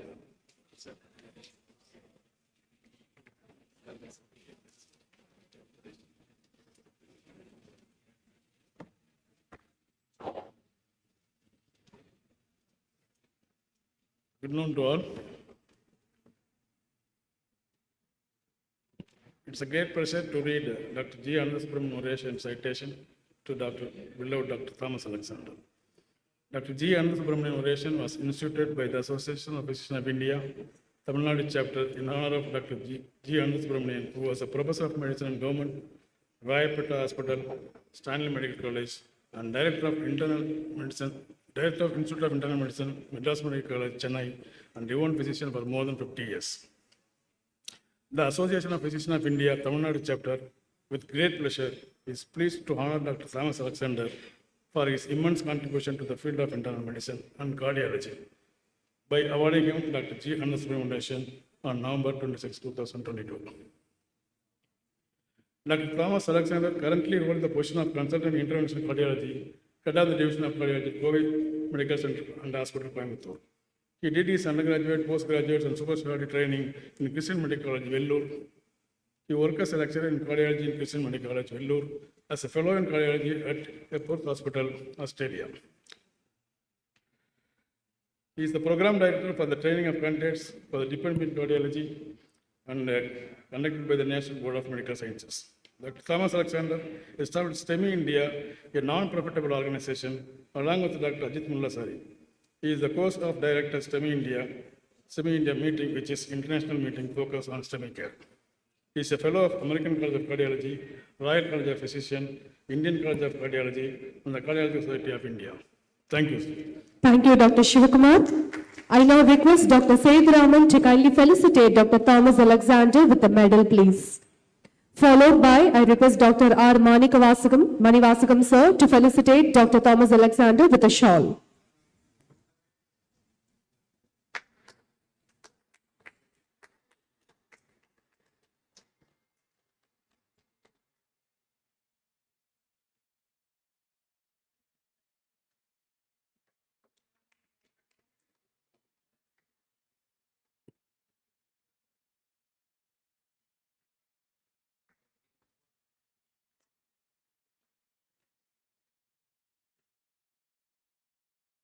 Thank you, gentlemen. I now request Dr. Thomas Alexander to deliver his oration, please.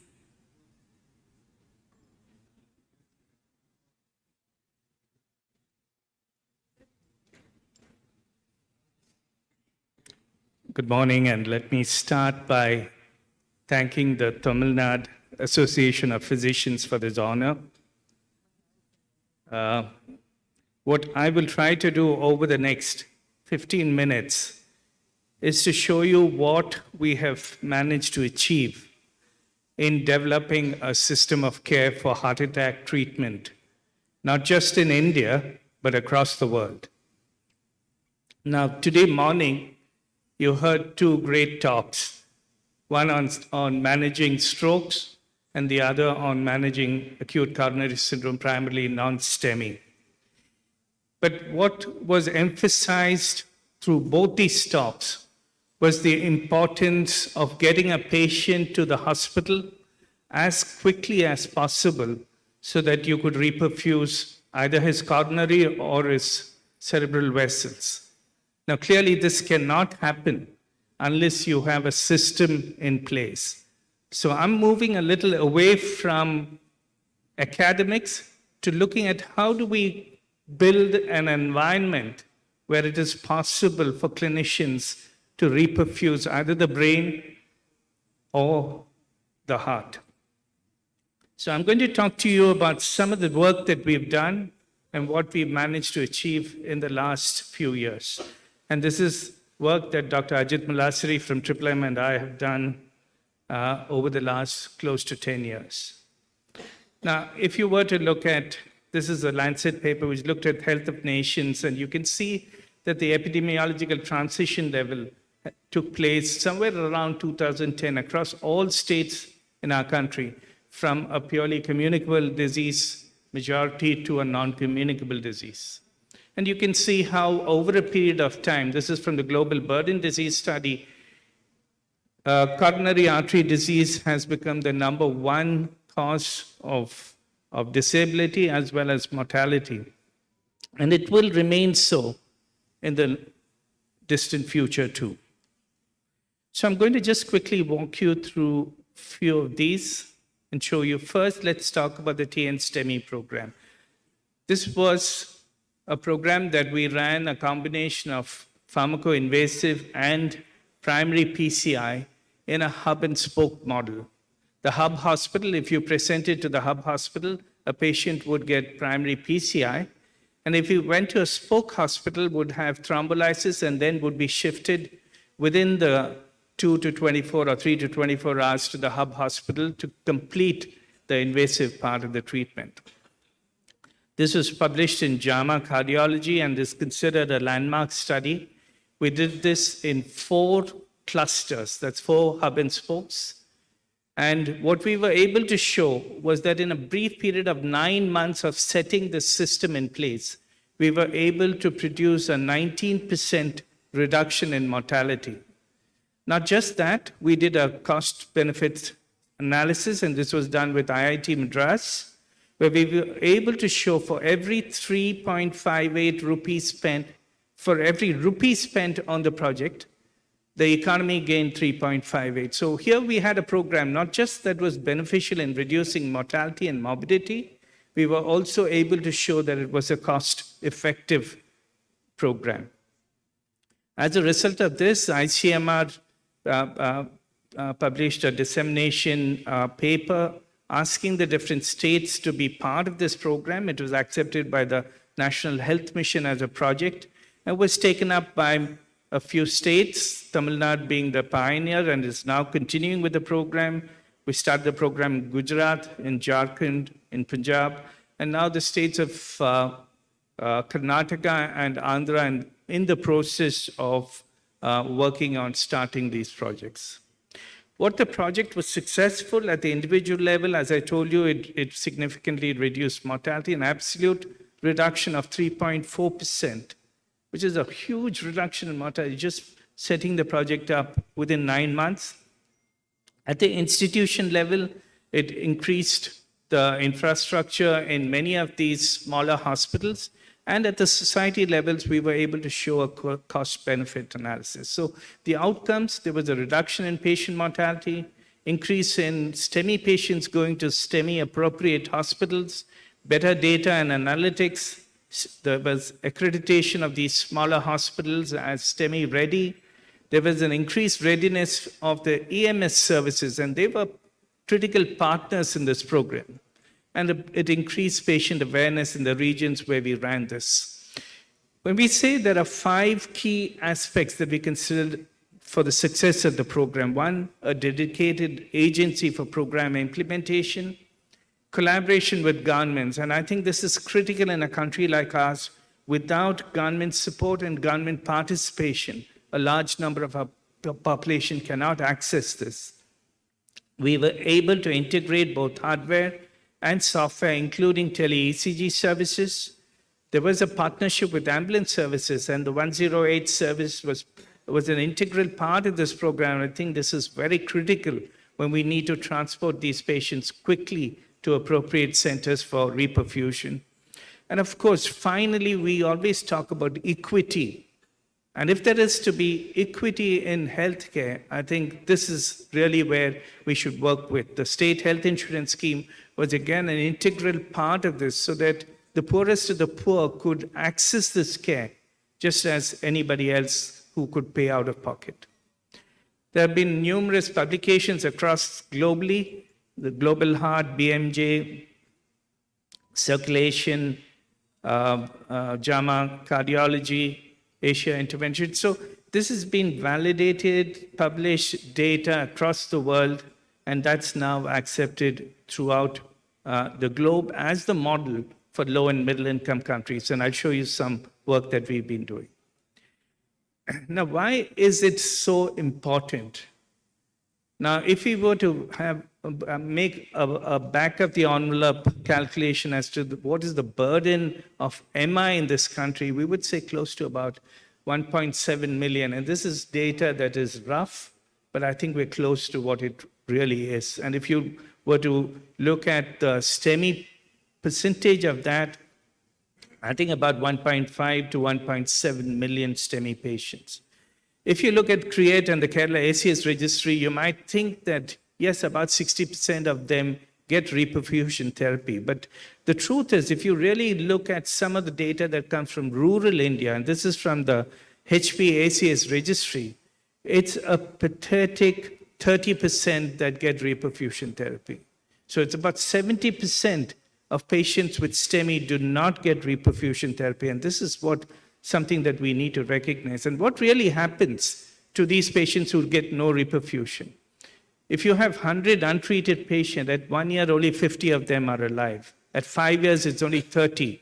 And at 10 years, only 15 out of this 100 are alive. And this is, I think, the burden that you and I, as cardiologists and as physicians, should clearly understand, and why it's so important that a STEMI system of care needs to be in place.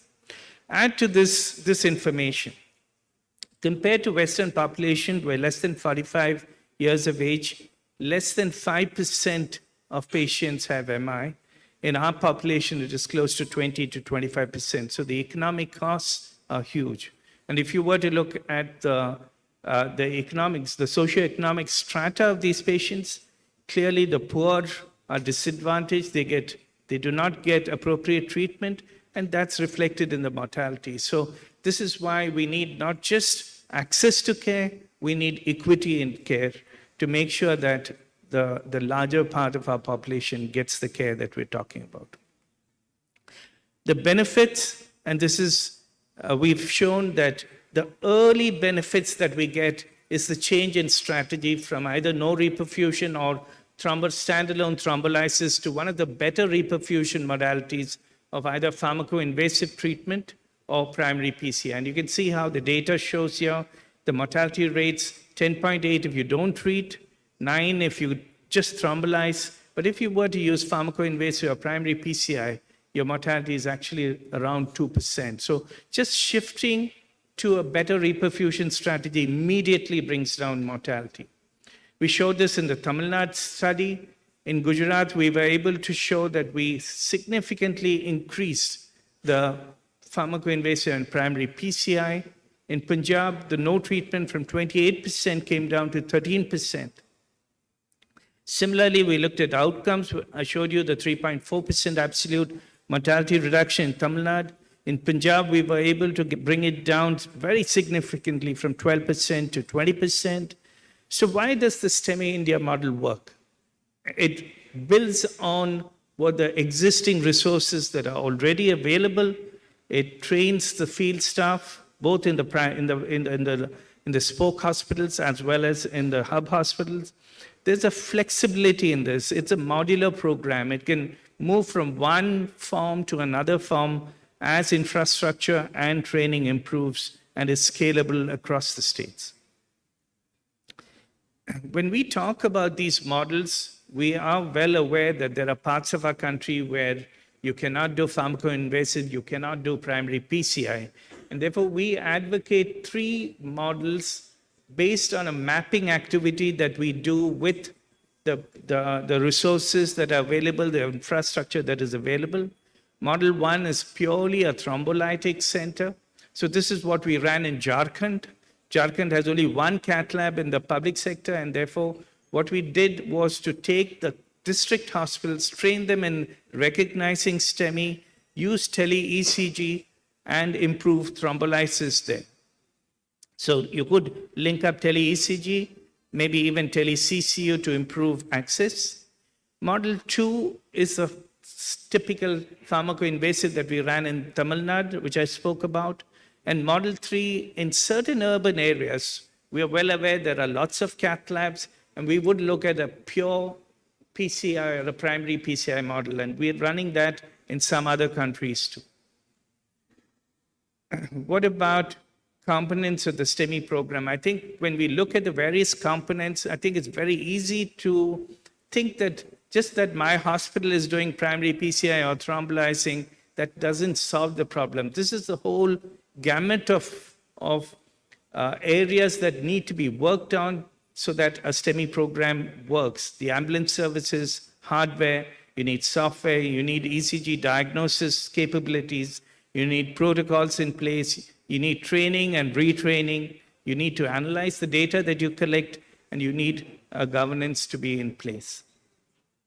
STEMI India has been involved in many of these programs, and we do both the clinical management as well as the administrative management. There are digital tools, both for patient information that we have, digital tools to transmit ECGs for either tele-ECG services. We have data collection software, which is considered one of the best in the world. And we have a dashboard that gives you real-time analytics so that you know exactly what is happening in a spoke hospital or a hub hospital anywhere in the world. What about our global programs? The European Society of Cardiology, the Europe PCR, has Stent Save a Life as an arm of their activities to improve access to STEMI care across the globe. It started off with access in Europe, but now is moved as a global organization trying to improve care across the world.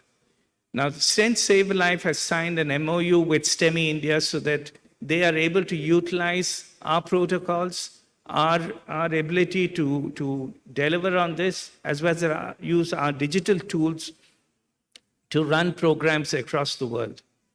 I'm the co-chair of this organization. Dr. Jan Peek from Netherlands is the chairman, and you can see the advisory board is a virtual who's who of cardiology from Europe. What we're able to do is to have footprints now across Asia, Africa, and Latin America. We're now running programs in South Africa, in Egypt. We're starting in Azerbaijan. We're starting in Sudan and in Peru. So what we started as a small program here in Tamil Nadu is now a program that's gone across the country and has gone across the globe as the model for low and middle income countries. You can see some of the publications from Stent Save a Life. We're now moving into another area which we feel is critical to deliver care across the space that our patients go, and that's in private hospitals. We're aware that we ran the program initially only in government hospitals, but we now believe that close to 60% of patients with STEMI go to private hospitals, and we need to work with private hospitals to develop private hospital programs. So we're now starting programs in different states with private hospitals, and if some of you are part of private hospital enterprises that are looking to start STEMI programs, we would be happy to be part of that. We're happy to help you run a program. What we bring to the table are the protocols, the mapping activities, the training, the certification, the software, and the project operation. Thank you for your attention. Thank you very, very much, sir. It's up to the chairpersons for the discussion. It is indeed a nice speech. The spark that has been started in Tamil Nadu, it has spread all over the world, pan-world program. Congratulations to Dr. Alexander. And if there are any queries, let us be brief, because orations usually they don't ask questions. 1 or 2 questions we will limit and go to the next session. That's what I am telling. Oration.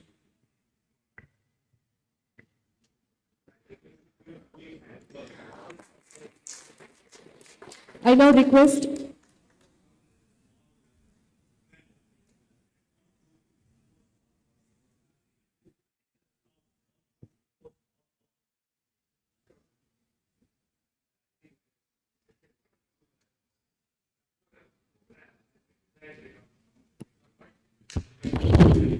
What I think Thomas has forgotten to mention, when he started STEMI, I was the president of API. Through API support only he started. So he forgot. I think he should mention API's role also there. How can I forget Dr. Muruganathan's critical role? Actually, we had trouble trying to get the Tamil Nadu government as part of the program. And we kept talking to these people. There was no way they would even listen to us. Both Ajit and I work in private hospitals, and I think there's a barrier between private doctors and government. And finally, I went to Dr. Muruganathan and I said, I'm just so frustrated with this. Is there some way you can help me? And actually, he's the one who got us in touch, and that's how the program started. No, it's not myself. On the background of API, I fought with the health secretary and made sure that the government supports this, and it was the eye-opener for the government also. It's now all over the world. So a small role played by me. Thank you, sir. I now invite Dr. Sethuraman and Dr. R. Manivasagam to felicitate Dr. Thomas Alexander, please.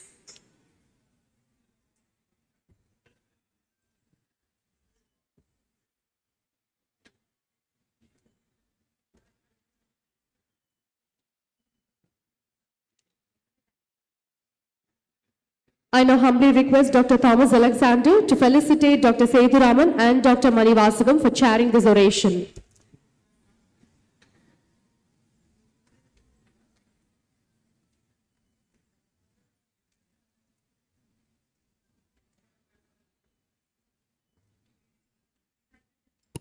Thank you, gentlemen. We now move to the next session.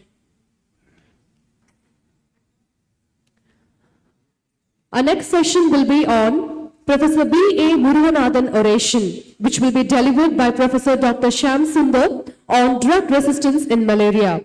I request Professor Dr. Shyam Sundar to come to the dais, please. I also request Dr. V. Palaniyappan, Dr. S. Sethuraman and Dr. Isaac Christian, sir, to chair this oration.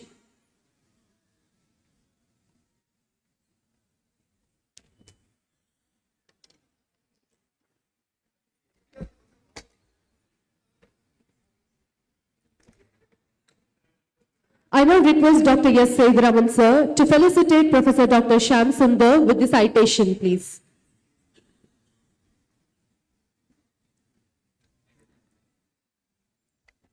Good morning to all of you. I am very much privileged to present the citation to Professor Shyam Sundar. This is Dr. A. Muruganathan sir oration. Dr. A. Muruganathan has more than 40 years of teaching experience. He is the ex-emeritus professor, the Tamil Nadu Dr. MGR Medical University, international advisor to Royal College of Physicians, Glasgow, and international member of the Medical Education Board of RCP Glasgow, and advisory council member of National Board of Examinations. He is a brilliant clinician, teacher, researcher, and administrator who has received highly prestigious awards such as the B.C. Roy Award from President of India 2005 and Best Performing Doctor Award from Tamil Nadu Government 2014 for his invisible service to humanity.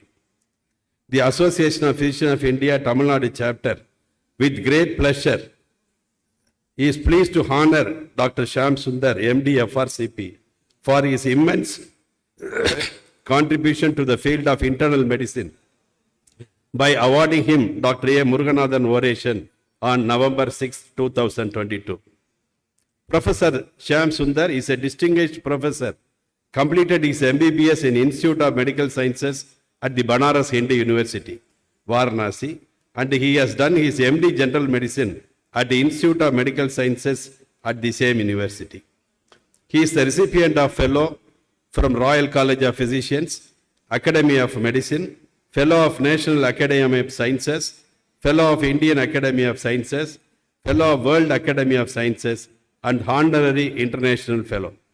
His pioneering work on rapid RK39 antigen strip test, which is used in the diagnosis of Kala-Azar, developed the first orally effective drug, miltefosine, for the treatment of visceral leishmaniasis.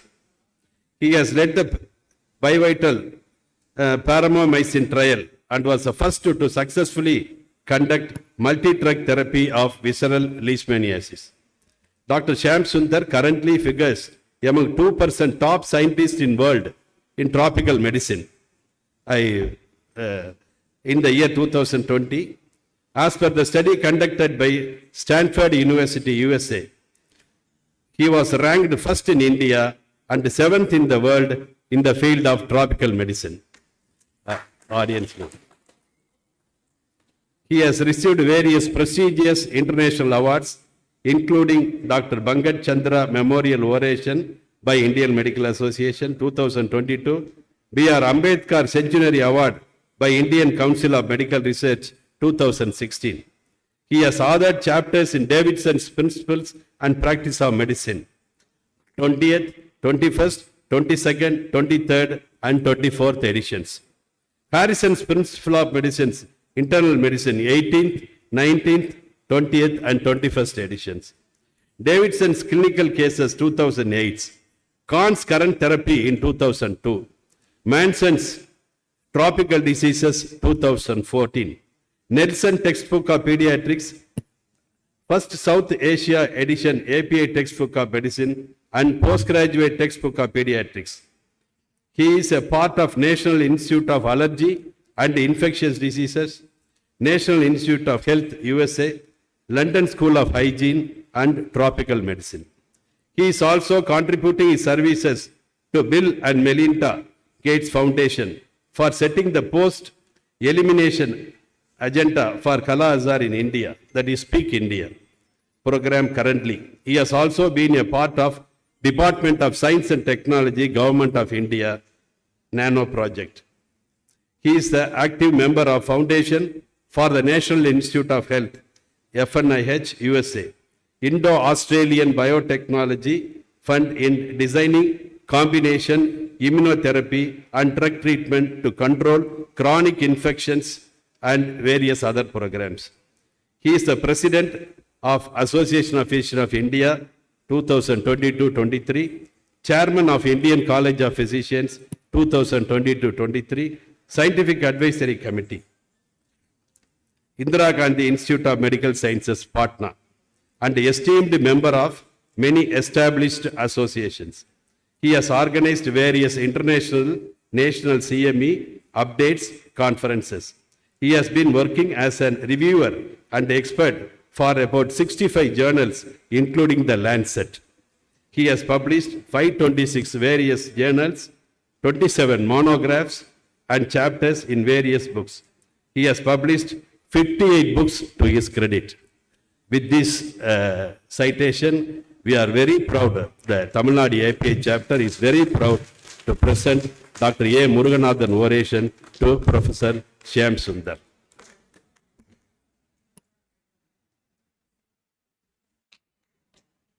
I now request Dr. V. Palaniappan sir and Dr. Isaac Christian sir to present the medal and the shawl to Professor Dr. Shyam Sundar, please. A huge round of applause, ladies and gentlemen.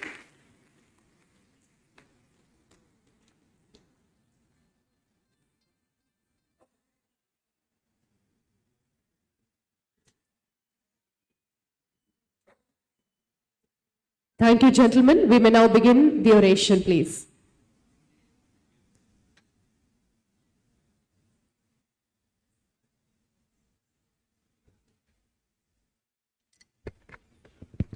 Many thanks for this honor. I am really overwhelmed by having this oration, it is all the more important for me. It is not only a very prestigious oration, that it is in the name of my long-term friend, Dr. A. Muruganathan. And it's really moving for me. And I am very happy to present this oration. This is the Anopheles mosquito, blood fed.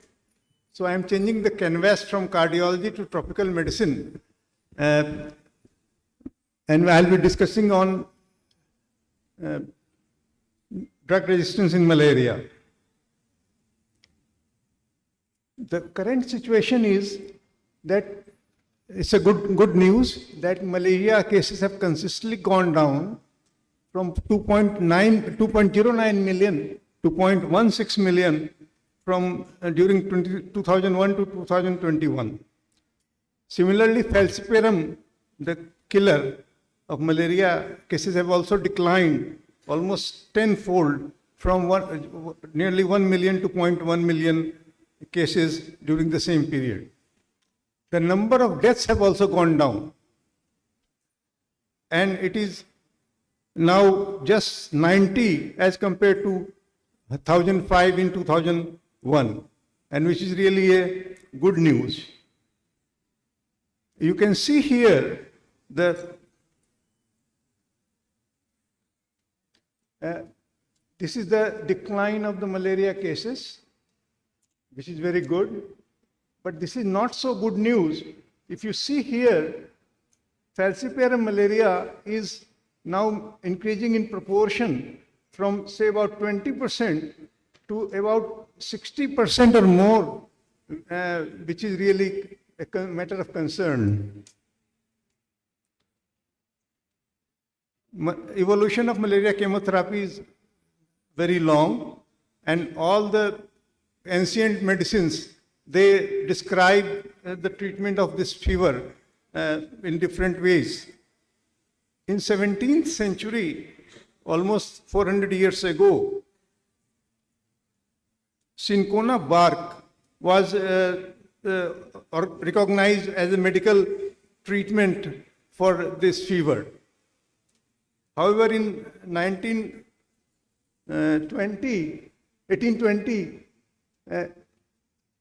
the active ingredient from cinchona bark was quinine, which was extracted. And this was a very landmark discovery. Then in 1934, chloroquine was discovered in Germany. 1951, primaquine, another very important drug, was discovered in 1951.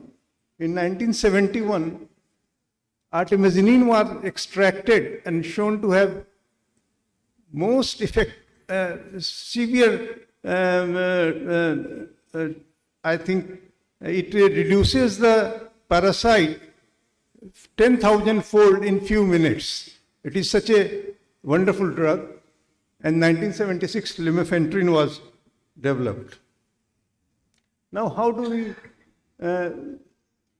classify the antimalarial drugs? They are amino alcohol compounds, quinine, quinidine, chloroquine, mefloquine, halofentrin, lumefantrine, piperacin, and then the 2,8-aminoquinoline,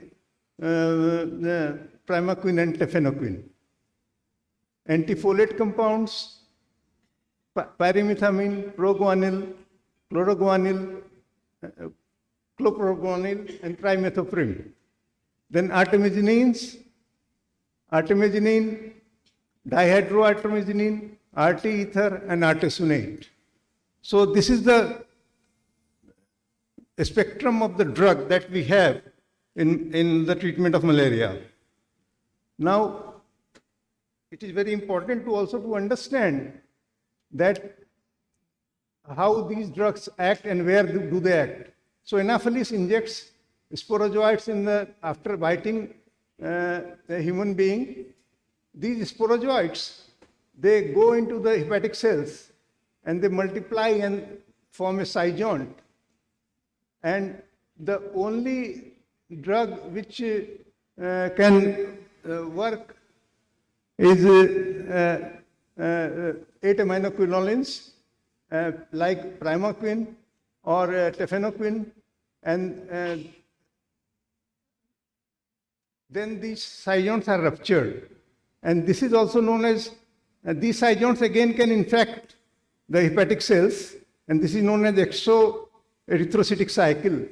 And as I told you, they are also known as hypnozoites, and only 8-aminoquinolines have any action over these. Then these merozoites, they infect the RBCs, and as you can see here, this is a signet, these are the trophozoites, in fact, signet ring form of malaria parasite, which is seen here. And then here is a late phagocytic phase, and then a zygote where it divides into multiple numbers, and these numbers can vary from, and it is highest in Plasmodium falciparum, and then it bursts and releases another type of merozoites, which can infect the new RBCs, and it can go into the gametogony to transmit the disease. These gametes are again taken up by the mosquito, and again the cycle is completed. At blood stage, many drugs act like quinine, derivatives, and then artemisinin, antifolates, all these drugs, they act at the blood stage. And as I told you, on the gametes also very few drugs act, and I'll show you what are these. You can see here a large number of drugs which I enumerated, they act on the erythrocytic zygote. So they are killing the blood form of these merozoites. There are only 2 drugs which are gametocidal for, except in falciparum, which is, I think, is the most killer. Fortunately, these 2 drugs, primaquine and now the new drug tefenoquine, they are gametocidal. They prevent the transmission of the disease. And on hypnozoites, as I told you, only primaquine and tefenoquine act. Now, what is treatment failure? Is defined as inability to clear the parasite or prevent recrudescence after administration of an antimalarial medicine, regardless of whether the clinical symptoms are present or not. The simple meaning is that if you give the drug, although the number may decrease, but still the parasites are persistent, and this is known as treatment failure. Resistance is slightly different, where the parasite is able to survive and multiply in the presence of the drug, then in the recommended doses or even higher, but within the tolerance of the subject. So here, actually, the parasite grows in presence of the drug, in presence of the antimalarial drug. Then drug resistance, how does it occur? What impact it has? It threatens the effective anti-malarial treatment, malaria control and elimination, which is now slated for 2030. In Plasmodium falciparum, this is the was mainly responsible for resistant malaria, severe malaria, I'm sorry. Now, of course, Plasmodium vivax, some cases have also been reported in Plasmodium vivax. And resistant to chloroquine was noted as early as 1973. So we lost a very cheap and popular drug. Soon resistance to sulfadoxine and pyrimethamine followed. I'll tell you the years. Now, all therapeutic failures are not resistant malaria, wrong prescription, inability to absorb the drug or swallow the drug or vomiting after taking the drug, counterfeit drugs, wrong combination of the drugs, and then inability to convert prodrug into active drug. Prodrugs are primaquine and tafenoquine.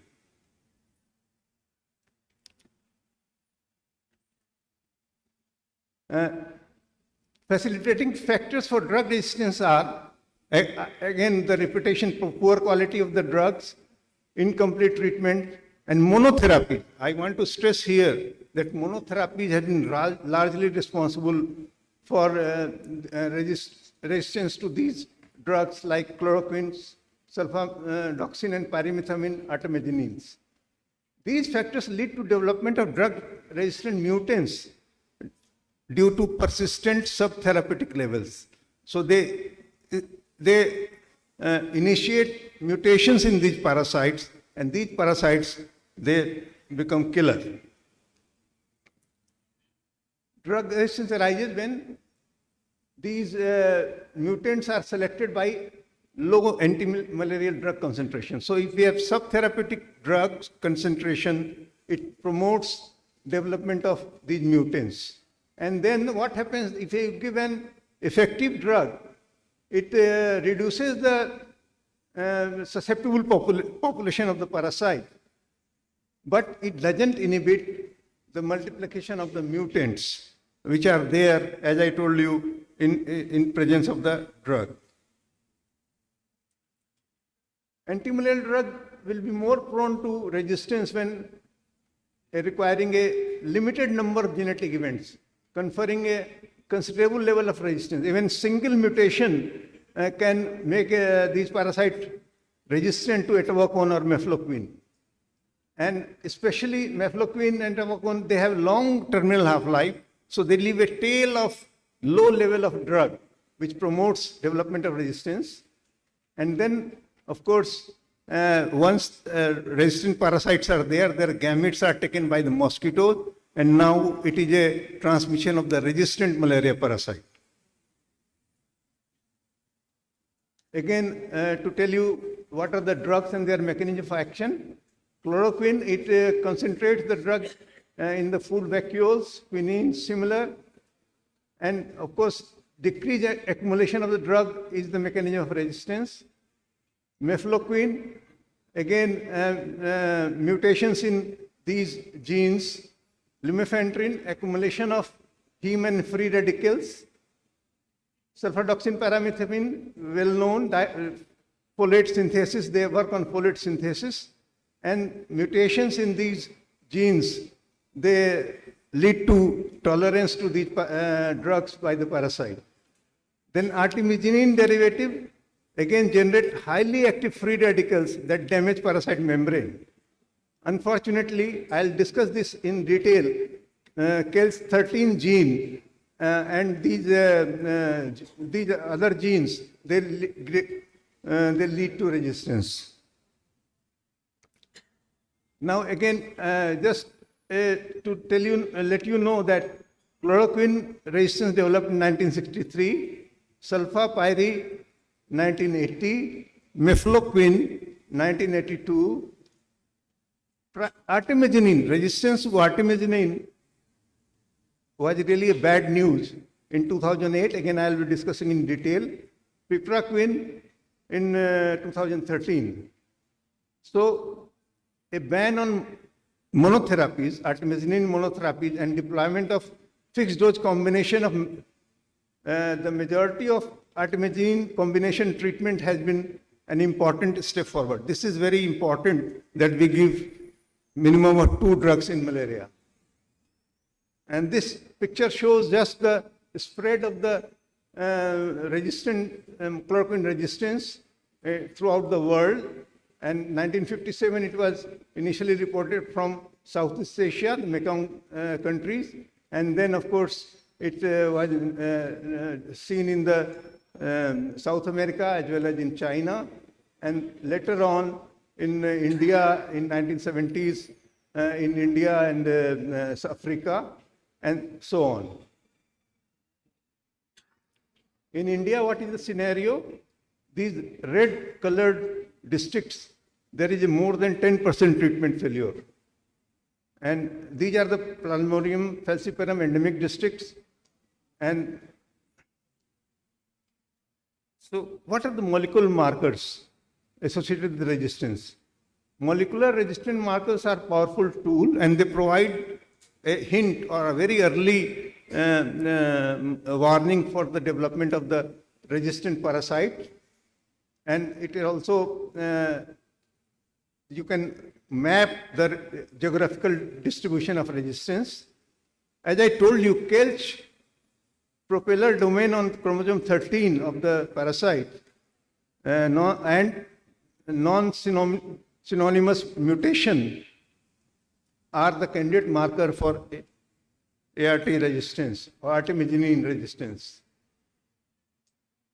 Again, here I can tell you that introduction of the combination, as I told you earlier, are highly efficacious. Artemisinin resistance and concomitant resistance to ACT resulted in high late treatment failures with dihydroartemisinin and piperacillin in Cambodia, which was reported in 2009, and also from the Thai-Myanmar border, artesunate and mefloquine combination. So you have to choose combination drugs very carefully. Artemisinin resistance was first reported from Cambodia and then other countries of Mekong region.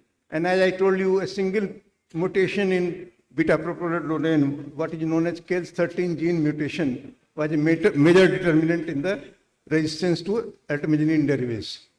This was a study published in 2009 in New England Journal of Medicine, where you can see the parasite clearance was in various centers, large number of centers, including one in Jalpaiguri in India, Myanmar, and then other Mekong countries. The clearance was, if more than 5 hours, then these parasite resistance was noted. You can see, and KELS13 gene was, mutation in KELS13 gene was noted. And then parasite clearance, half-life more than 5 hours without any KELS or beyond amino acid position 441 also can lead to resistant malaria. When do you suspect resistant malaria? When, as I told you, more than 5% of parasites are can survive, or 10% are persistent even after the effective therapy, or 10% of the patients with a half-life of parasitic clearance more than 5 hours of ACT. Confirmed endemic resistance is if you can show mutation in K13 gene. There is a persistent parasitemia by microscopy on day 3. So if you give a drug and still you can find parasite after day 3, it is a very bad news. And then, of course, artesunate monotherapy, which was earlier used. Again, and these are some of the reports from India also. This was a study from West Bengal, where you can see there was a resistant Plasmodium falciparum malaria. Then this was another this study, the efficacy was shown to be, this was a combination of artemisinin and sulfadoxypyrimethamine, 84% only. We need a very high, more than 95% for the drug to be to break the cycle.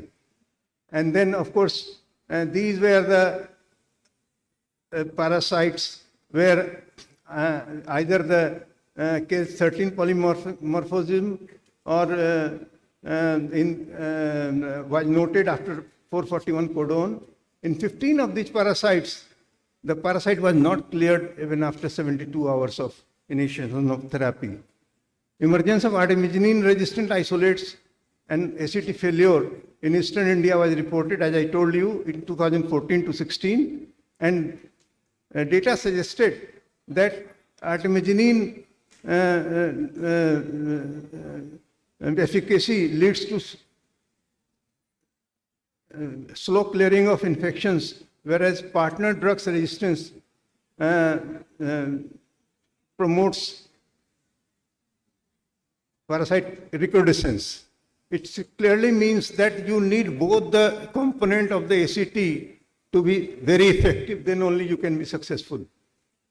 And then, of course, these patients were treated with artemether and lumefantrine, and they responded nicely to all parasites. This is another study from Chhattisgarh, where they found that there was no KEL-13, still there was a KEL-13 polymorphism, but still there was a resistance.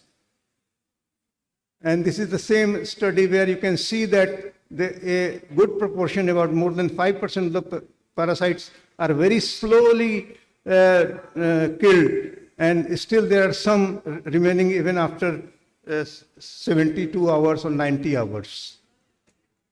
And this is a picture where you can see these are the, in India you should concentrate, there was less than 5% resistance to artemisinin lumefantrine in 2010. In 2015 you can see the numbers have increased here.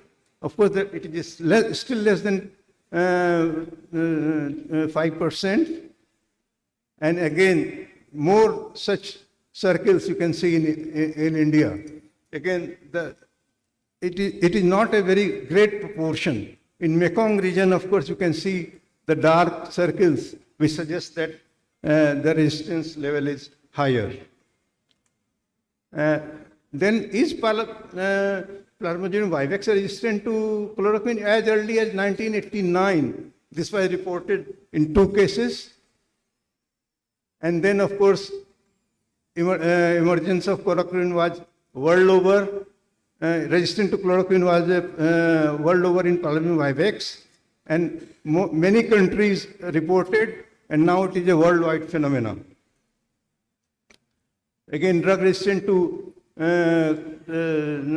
Plasmodium vivax is also associated with molecular markers. And again, you can see point mutations in PVDH-FR genes, and it is linked to the paramethamine resistance.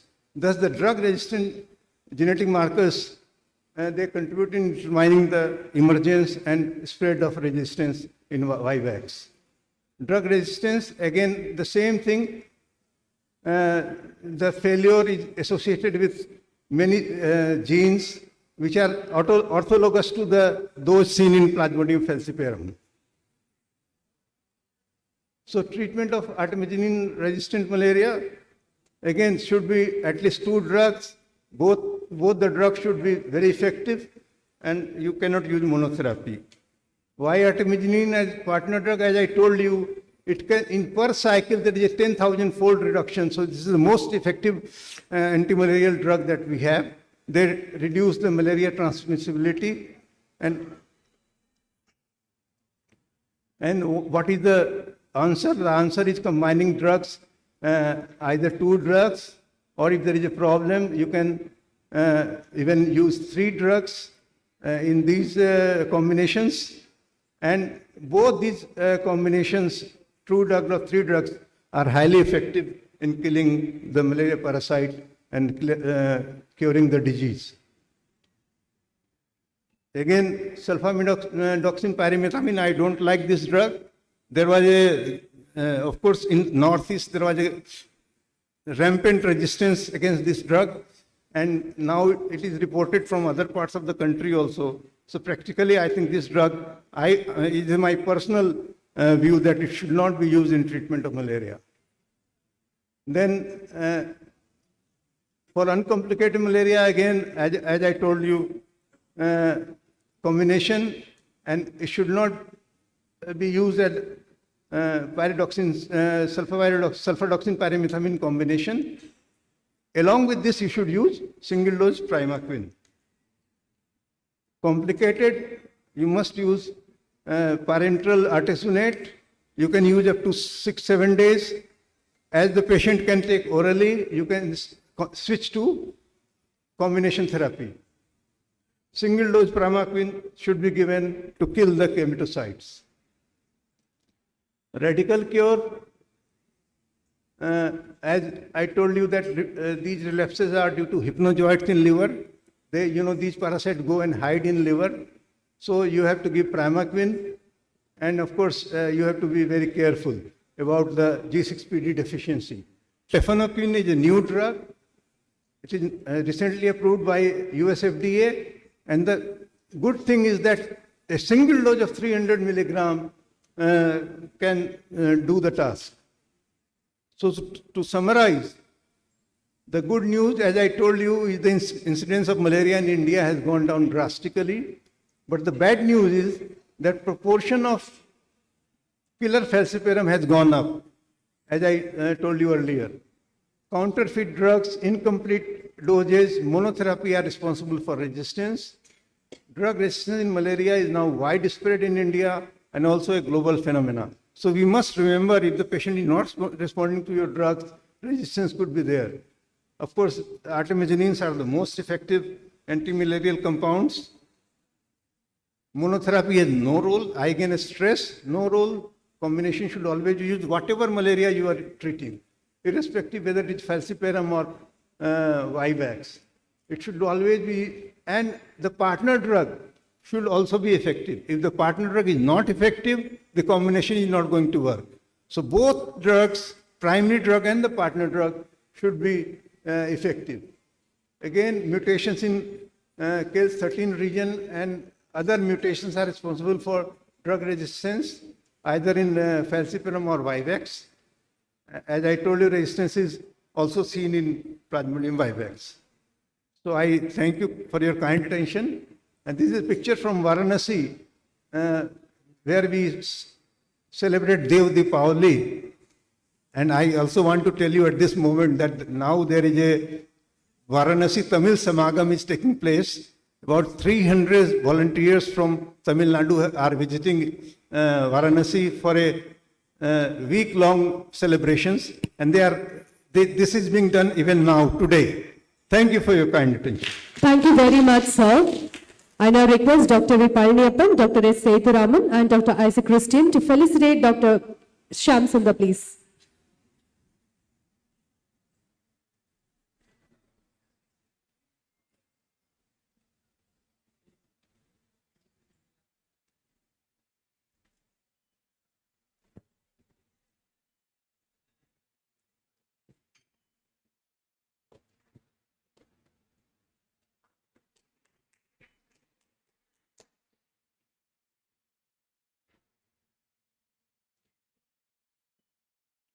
Thank you. I now request Professor Dr. Shyam Sundar to kindly felicitate Dr. V. Palaniappan, Dr. S. Sethuraman, and Dr. Isaac Christian for chairing this oration.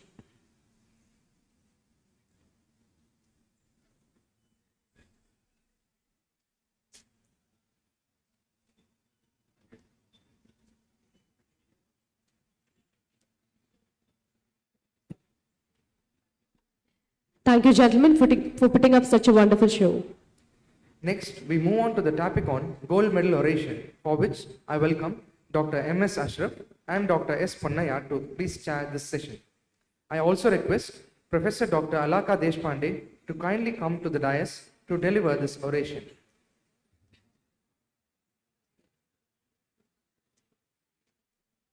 and this talk will be on hypothyroidism beyond thyroid.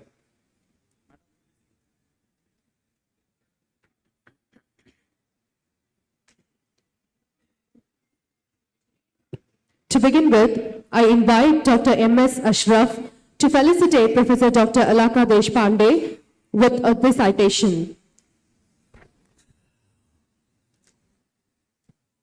Dear respected past chairman, my dear colleagues, I have great pleasure in reading the felicitation to our Professor Alaka Deshpande, who is the Dean of ICP of College of Association of Physicians of India.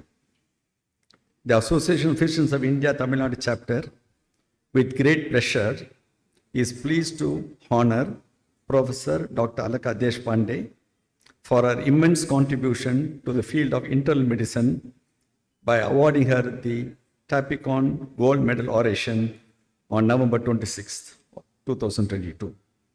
Professor is the Dean of Indian College of Physicians. She is a consultant physician and former professor and head of the Department of Grant Medical College. She has around 150 national and international publications. She has delivered more than 460 speeches as guest lectures and has authored 9 books.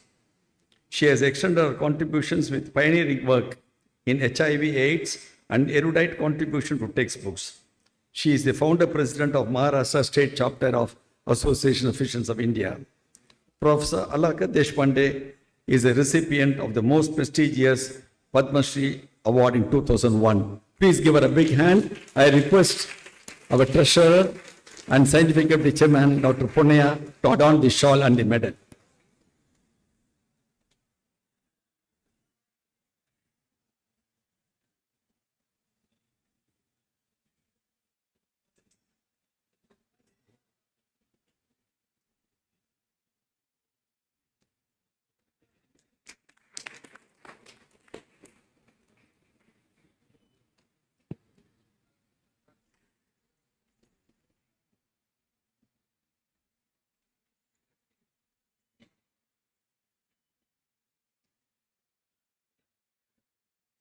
Thank you. We now request Professor Dr. Alaka Deshpande to deliver her oration on hypothyroidism beyond thyroid.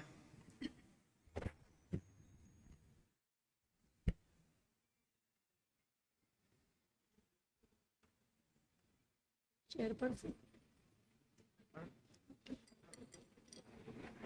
No, it's okay. Okay, keep it.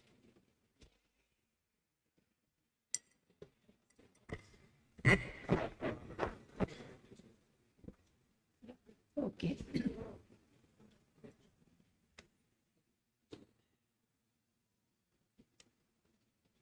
I can do without this. Okay.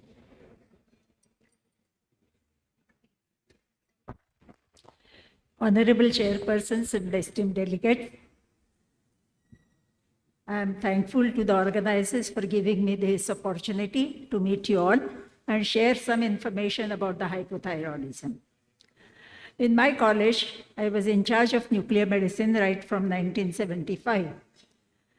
Those days, we had only radioactive iodine uptake, and there were hardly few centers in the country because of the stringent conditions of BARC about the radiation safety. And we could do only radioactive iodine uptake. So from 75 onwards, after about 7-8 years, I started doing technetium scans also. The number of cases of thyrotoxicosis were quite high. The patients used to come with acute symptoms and signs, so patient couldn't wait, and they used to come and we used to make a diagnosis on radioactive iodine uptake.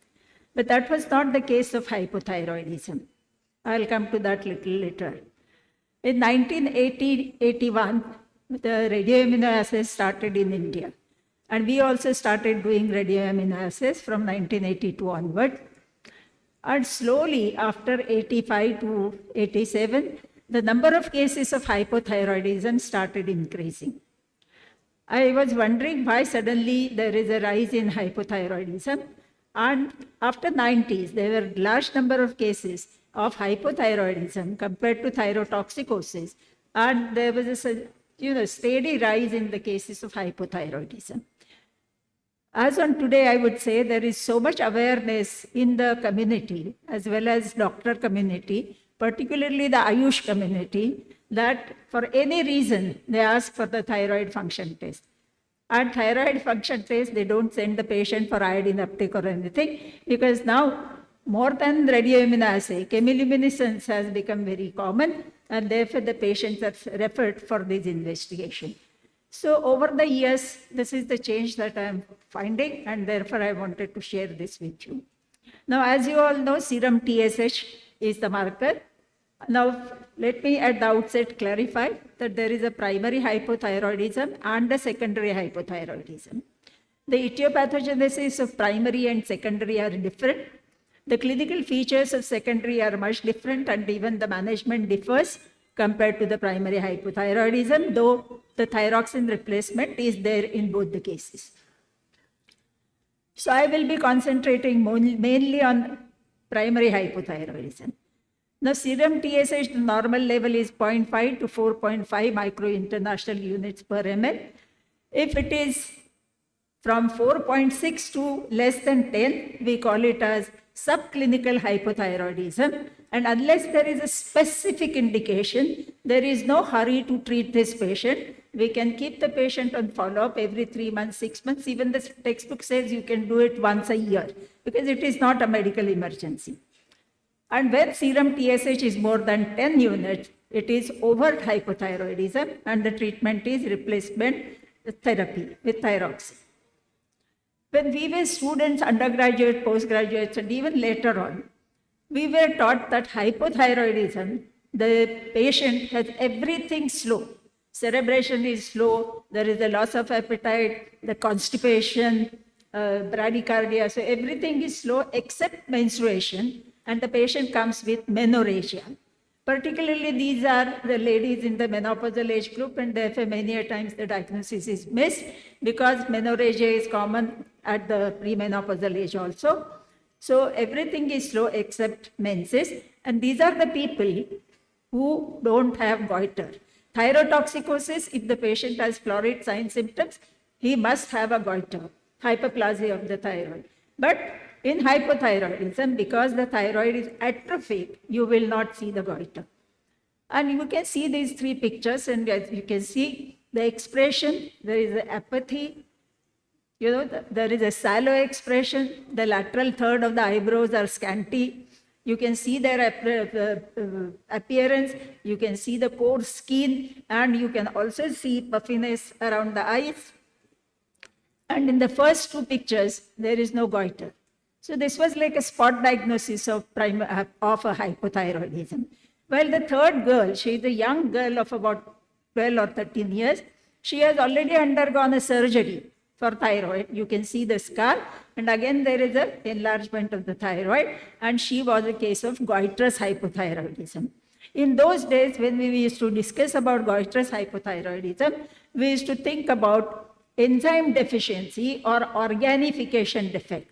Because goitrous hypothyroidism in those days was very rare, because the only cause of hypothyroidism till 90, we used to think of idiopathic atrophic thyroid. Okay, so goiter was not seen. And therefore it was a non-goitrous hypothyroidism, Hashimoto's disease, as we started further, with advances. If the thyroid is absent, it could be post-ablative, like after surgery, after radioiodine therapy, or NAC irradiation. If it is congenital, it could be thyroid agenesis. Very, very, very rarely, TSH receptor defects or idiopathic TSH unresponsiveness. These two latter causes I have not seen, but these young children with congenital hypothyroidism, we have seen thyroid agenesis. But otherwise, it used to be post-ablative or Hashimoto's, but till then, the commonest cause was idiopathic thyroid atrophy. And then I started getting slowly the patients with goiter.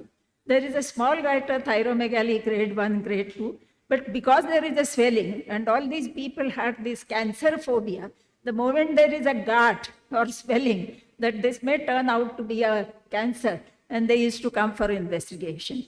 You ask them any sign, symptom, there used to be none except this goiter, and therefore we used to investigate this patient. And on investigation, we found that they were hypothyroid.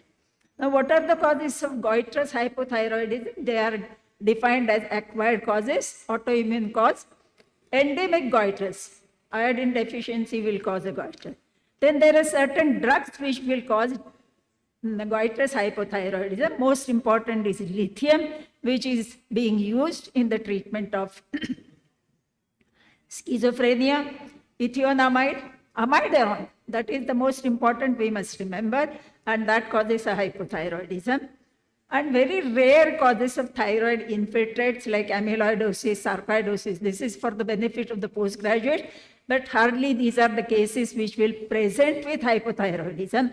If there is a case of amyloid or sarcoid, you should look for it and do the TSH. So these are the causes of goitrous hypothyroidism. So because the patients were coming, asymptomatic patients with a goiter, and I said, what is happening? Let us do a complete study of these patients. And therefore, we undertook this study, I think around 2010, 2012. We collected cases of goiter, only goiter, and a control of 100 patients who didn't have goiter, and they were healthy controls. So in these goiter patients, 150, females were 140. As you know, thyroid disease is more common in the females. 10 males, euthyroid patients were 45 after the hormone profile, after doing their radioimmunoassay, and there were 105 cases of hypothyroidism. As against that, in the control group, only 4 patients had subclinical hypothyroidism. Now, these 105 cases of hypothyroidism, we took a detailed history. We asked them probing questions to find out if they had any, so-called symptoms of hypothyroidism. We did TPO antibodies because by then they had become available, and we also did fine needle aspiration cytology of these cases. As you can see here, the serum TSH levels were varied from 103 plus minus 72, so from mild to severe hypothyroidism, which was present in these cases. And when we saw their profile, 105 patients out of 105, 93 patients had goiter. So first of all, that atrophic thyroid was not there. There is a hyperplasia of the thyroid, and in spite of thyroid size being more, these patients were hypothyroid. So it was a goitrous hypothyroidism. Probably because of radioimmunoassay, we were picking these cases much earlier compared to the previously, because previously these antibodies used to destroy the thyroid and then the patient used to come with florid symptoms. But today, the thyroid antibodies are acting on the thyroid. They have not destroyed it. There is a compensatory hyperplasia, but there is a hypothyroidism. So out of this 93, they were asymptomatic. Their only symptom was goiter, and there were 12 patients suggestive of hypothyroid symptoms. As you can see here, the further breakup with the probing questions, only 3 patients had constipation. Only 16 patients talked about lethargy. I said menorrhagia was a very characteristic finding of hypothyroidism earlier. But here we found patients with menorrhagia, irregular and scanty menses, which was actually a symptom of hyperthyroidism. So irregular, scanty menses, secondary amenorrhea, infertility, bad obstetric history, and 5 patients also had galactorrhea. We further did their TPO antibodies of these 105 people, and as you can see, the TPO antibodies were high. So this was definitely an autoimmune thyroid disorder. We subjected them to the FNAC, and this is a lymphocytic hypothyroidism, lymphocytic thyroiditis with those typical Ascanzi cells. So out of 105, we had lymphocytic thyroiditis in 72. The second picture shows you a granuloma in the thyroid. So granulomatous thyroiditis in 6 patients, and 27, the FNAC showed colloid goiter. Now, there is no correlation between serum TSH and clinical severity of hypothyroidism. So what I'm trying to say, that there is a changing clinical profile of hypothyroidism, and we have to be aware about it. Now, once we knew that the profile is changing, we said, ki, okay, we will study the patients with this new profile. So all the all the problems of menses and the obstetric history and galactorrhea, so we included all of them and did a second study. So we suspected hypothyroid group of 100 people. They had, this is the breakup, 33 patients had asymptomatic goiter.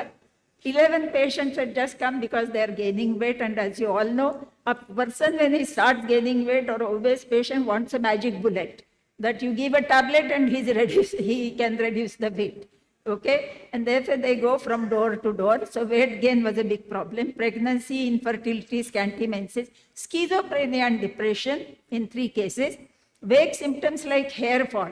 Nowadays, many women come with hair fall and they are referred for thyroid functions. Voluntary checkup for 5, and symptomatic hypothyroidism we could see only in 5 patients. So what was there?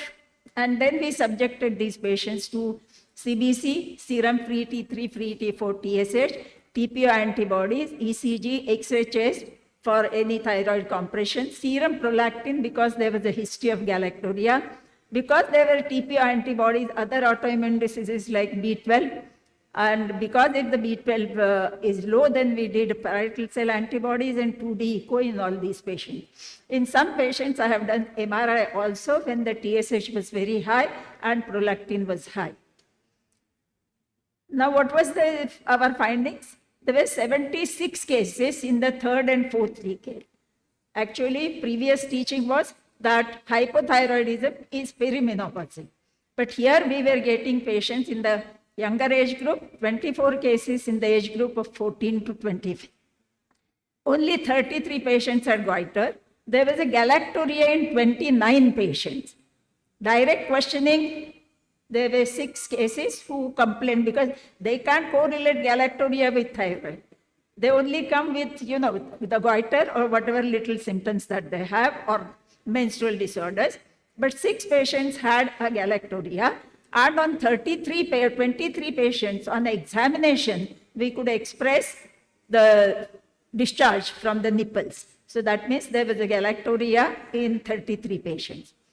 The TPO antibodies, as you can see, large number of, almost all the patients had TPO antibodies raised, and there were 41 patients who had TPO antibodies more than 601. Then we had subjected them to echocardiography and other investigations, and that showed us cardiomegaly in 39 patients.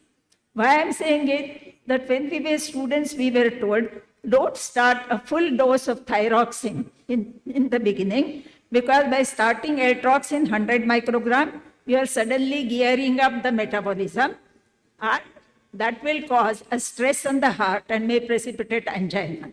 So start with a smaller dose of 50 and go on building it up. The present guidelines, they say that you can start the total dose right from day 1. But I'm a little worried, and because after seeing this cardiomegaly, I have decided to start it with a smaller dose of 50 microgram and build it up over 10 to 15 days. There was a pericardial effusion in 6 patients. There was rheumatoid arthritis in 4 patients. Vitiligo was seen in 3 patients. Peripheral neuropathy in 4, cerebellar ataxia in 2, cerebellar ataxia, and proximal muscle weakness in 1 patient. Now, unless we look for it, the patient doesn't complain of it, but because patient doesn't relate it with the thyroid disorder. But that shows that hypothyroidism has all these systems which are involved, and we have to look for them. So there is a systemic involvement of brain, cerebellum, peripheral nerves, muscles, hemopoietic system. There is anemia because of menorrhagia, or there is anemia because of B12 deficiency. I'll show you in a minute. Psychiatric problems. And I had a patient who was under a treatment for depression for 6 years. And then she had little galactorrhea. Therefore, she was referred to me. And when she came, her serum TSH was more than 400. Serum prolactin was more than 250. When I did her MRI, there was an adenoma. Okay, so we missed these cases because she was under psychiatric treatment. She continued that because the psychiatrist also never realized it. So it involves pericardium, myocardium, conduction defects, GI system, reproductive system, and also remember the incidence of diabetes mellitus is quite high, and vice versa, that in hypothyroid cases, please check the blood sugar because both are interdependent. Cerebral involvement, slow cerebration, thick voice, delayed relaxation of the ankle jerks. There is anemia because of iron and B12 deficiency, peripheral neuropathy, apathy, depression, and lately, very recently, dementia has been included in thyroid profile. So if you have patients with dementia, also do serum TSH level, cerebellar disorders, serum TSH level. So that means all the systems are involved. We have to be suspicious, or we can do serum TSH as a screening test. Coming to the prolactin levels, because I had 33 patients with galactorrhea, so we did serum prolactin level. It was normal in 70 cases. So large number of them are normal, but those who had, the prolactin was 24 to 60 nanogram in 18 patients. The moment you see it is more than 25, the gynecologist immediately start these patients on cabergoline, which is not correct. In hypothyroidism, if serum prolactin is up to 60 nanogram, it is corrected by giving just a thyroxine replacement therapy, because there is an enhanced sensitivity of lactotrophs to TRH, and therefore we get high levels of prolactin. So if it is 24 to 60 or less than 60 prolactin in a hypothyroid case, just treat with thyroxine replacement and it reverts back to normal. Serum prolactin between 61 to 300 milligrams I have seen in 12 patients. I subjected them to MRI and 8 of them had microprolactinoma. Treated them naturally because the prolactin also was high, so I treated them with thyroxine and cabergoline, and the results are rewarding. So only want to impress that differentiate between PRL, which is less than 60 and more than 60. Less than 60 in a hypothyroid, treat only with thyroxine.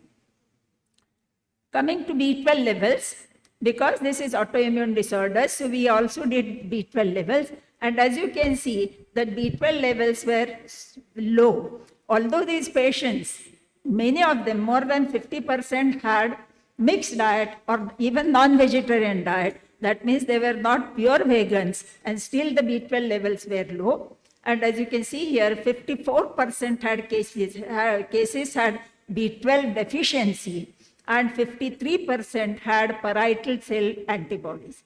That means absorption of B12 at the gastric level itself is affected. Okay. Again, it may be a part of autoimmune disorder, but this is what we have seen in hypothyroid cases, because there are TPO antibodies, there are also antiparietal cell antibodies, and these are the people who come with B12 deficiency. However, it remains masked. Nobody comes and tells you, or you don't find, I didn't find, except in 2 cases I saw NCV which was increased, to suspect a B12 deficiency. So therefore it remains masked, and therefore we have to probe into it and find out.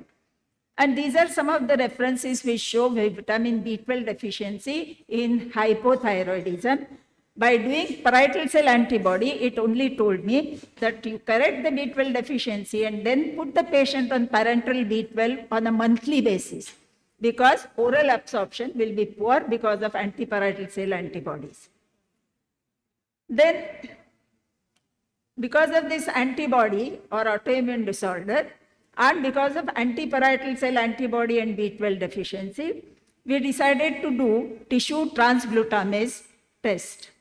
This is an immunological marker of celiac disease. Now, by this time I had retired from JJ Hospital, and therefore in my private, I couldn't ask each and every patient to go for a scopy, get the biopsy, and then do this expensive test. But I could do it in 10 patients, and out of 10, 1 person was positive for IgA tissue transglutaminase. Okay, that means the patient had an immunological marker of celiac disease. In general population, the IgA TTG is less than 1%. But in Hashimoto's disease, more than 6% patients are positive. So these are the people also can manifest with celiac disease, but as you know, the celiac disease also, the manifestations are very slow and protein. Coming to the autoimmune disorders and other autoimmune disorders, autoimmune thyroid disease and other autoimmune disorders, pernicious anemia is 10-fold higher. I saw only 2 or 3 cases of frank pernicious anemia, but other patients had B12 deficiency.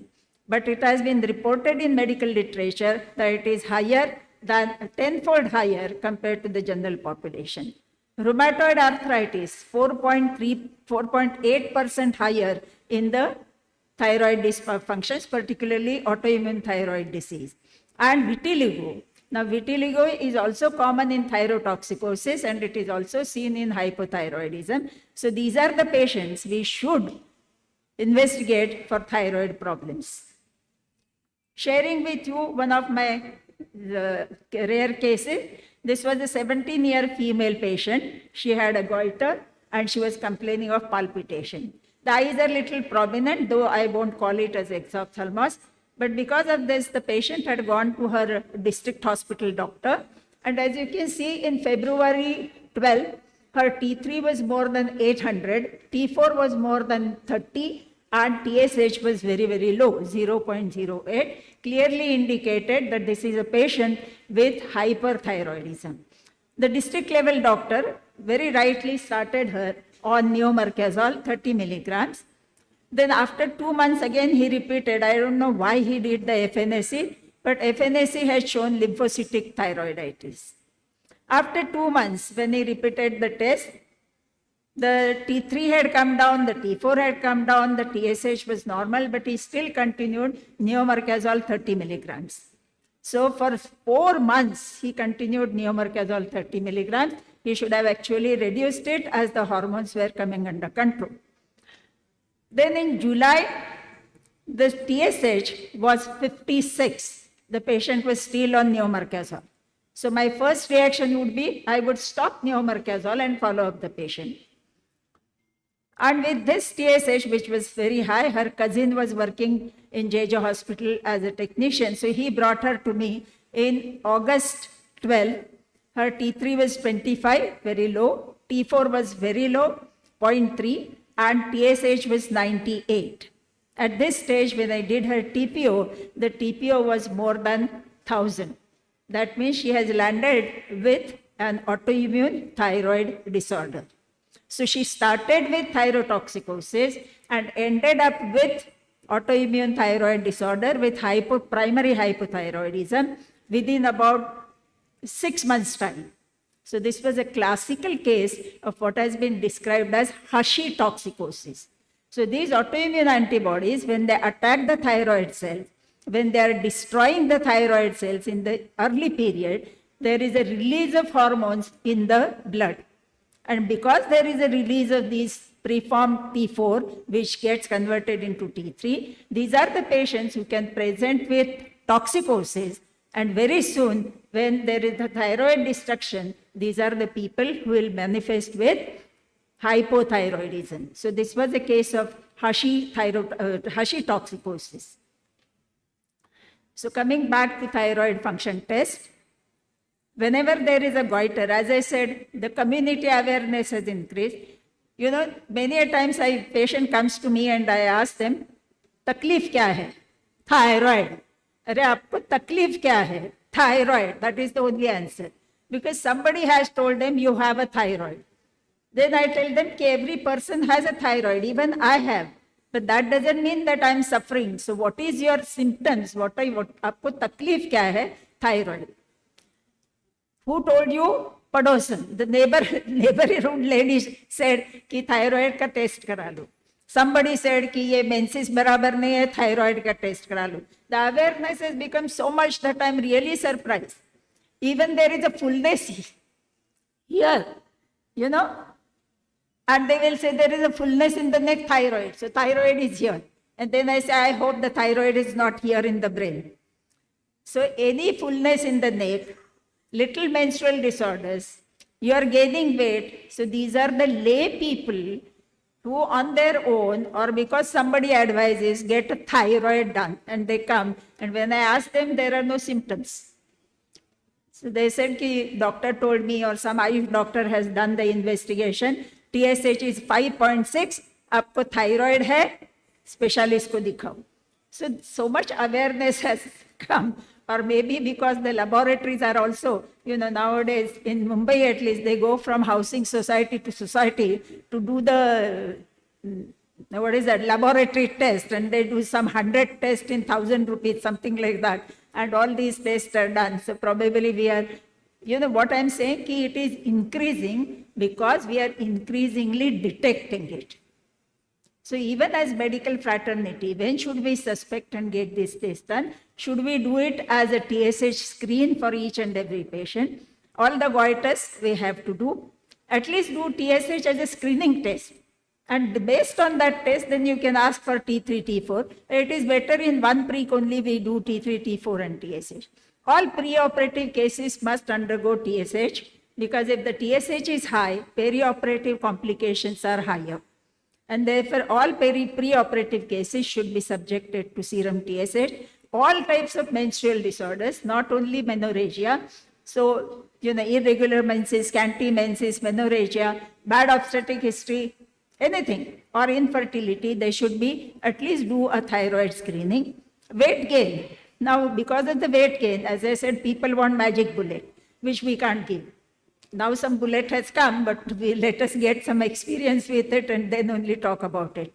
So these people go to the gym or they go to the diet centers, nutritionists, and the gym trainers and nutritionists are advising thyroid function test for these obesity people. So why not we? We will tell the patient that we will rule out a thyroid disease, so get a TSH test done.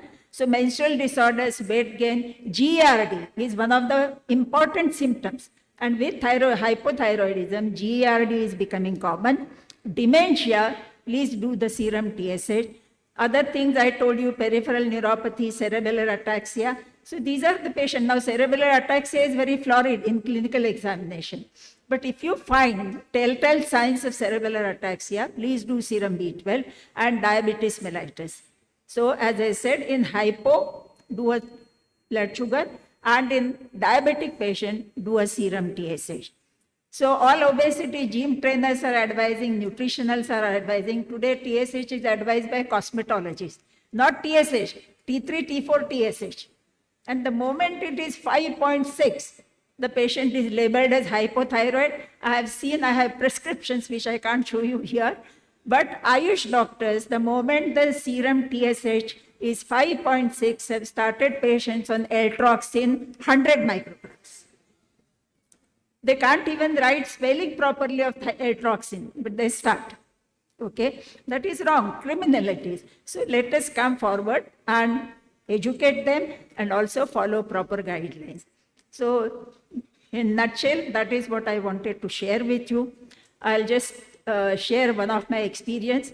My nuclear medicine department was on the 5th floor of our building, JJ Hospital. The 3rd floor was a ENT ward and surgical ward. The patients, after investigations in my department, they used to walk down the staircase. And my surgical residents and ENT residents, long time back, they wanted to have that experience of thyroidectomy. So they used to catch these patients on the staircase. They used to brainwash them, and such patients were operated. This is criminal, I agree. This happened in a medical education, I'm in medical institute. And then it came to my notice. My registrar told me. So I called that, I told my registrar, go and speak to that ENT registrar and ask him, why is he doing these things? These are absolutely unindicated and criminal. So he said, Arey, humko bhi experience chahiye. So for that we admitted the patients and did thyroidectomy. To kya hua? After all, they have to take only one tablet lifelong. So for him, it was just one tablet, and for his experience, he didn't mind doing an unindicated thyroidectomy. I called him and I said, Good, it is only one tablet to be taken. So let us do thyroidectomy of all ENT residents.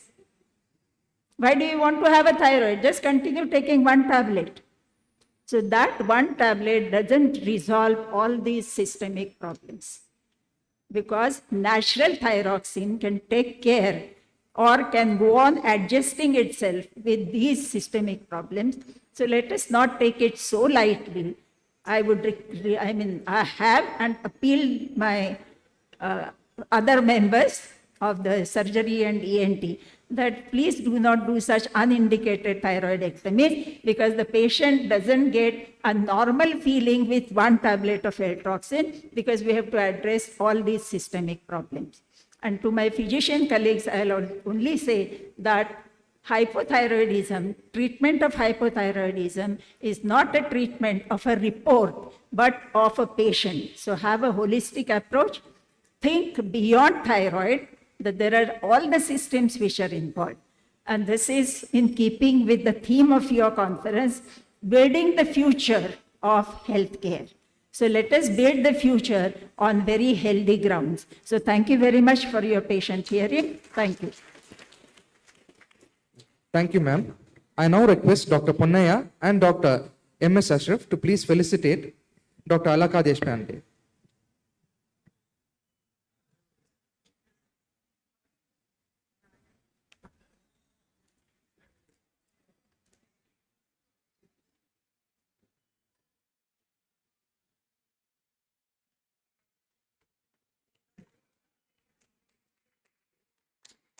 I now request Professor Dr. Alaka Deshpande to please felicitate Dr. M.S. Ashraf sir and Dr. S. Ponnaya sir for chairing this oration.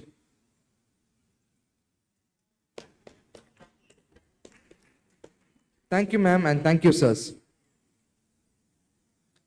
Now, we will be having a session on cardiology, starting with a talk on lipid lowering beyond statins. I request Dr. S.N. Narasingan to please come to the dais to deliver this talk. I also request Dr. A.S. Mohan and Dr. Anita to please chair this session and the next.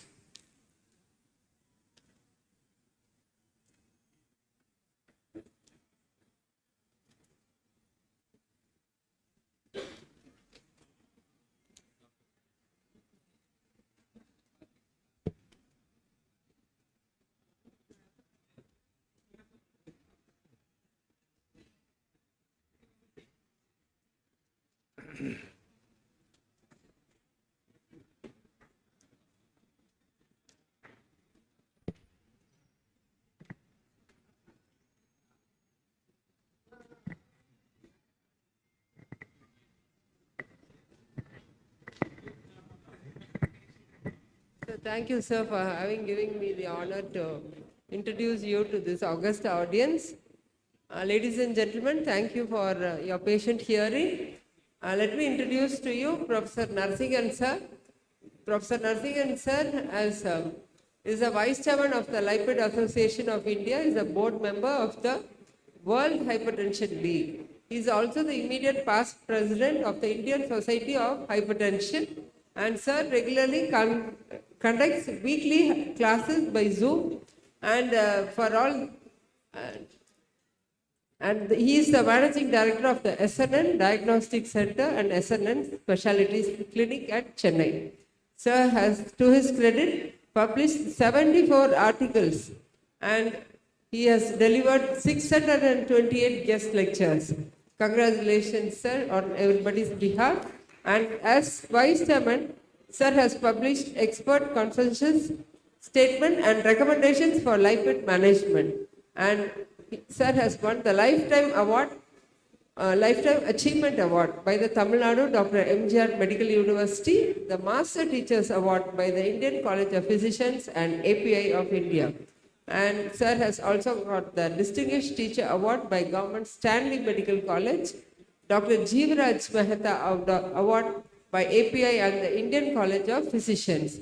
And World Hypertension League bestowed on him an award in recognition for setting highest clinical and academic standards in the field of medicine. And anyone with a doubt in even their lipid status run to him, And rush to him, sir is so affable, and you can always talk to him anytime about your personal lipid problems. Thank you all for your patient hearing, and thank you, sir, for being here. Over to you, sir. Good afternoon, everyone. Thank you very much, chairpersons, for the praising words.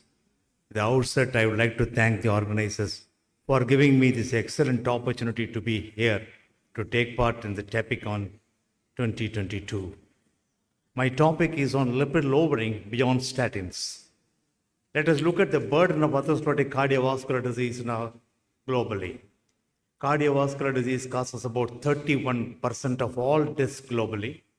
It is also a leading cause of premature deaths and accounts for about 6.2 million premature deaths between the ages of 30 and 70 years. It is clearly seen, this data, that about 54.5 million people suffer from cardiovascular disease, and cardiovascular disease accounts for about 25% of all deaths occurring in our country. Prevalence of hypercholesterolemia was estimated to be around 10 to 15% in rural population and 25 to 30% in urban population. In the ICMR INDIAB study, it is clearly seen that about 13.9% of the people have one abnormality of the lipid, and there is an increase in the high LDL cholesterol, about 11.8%.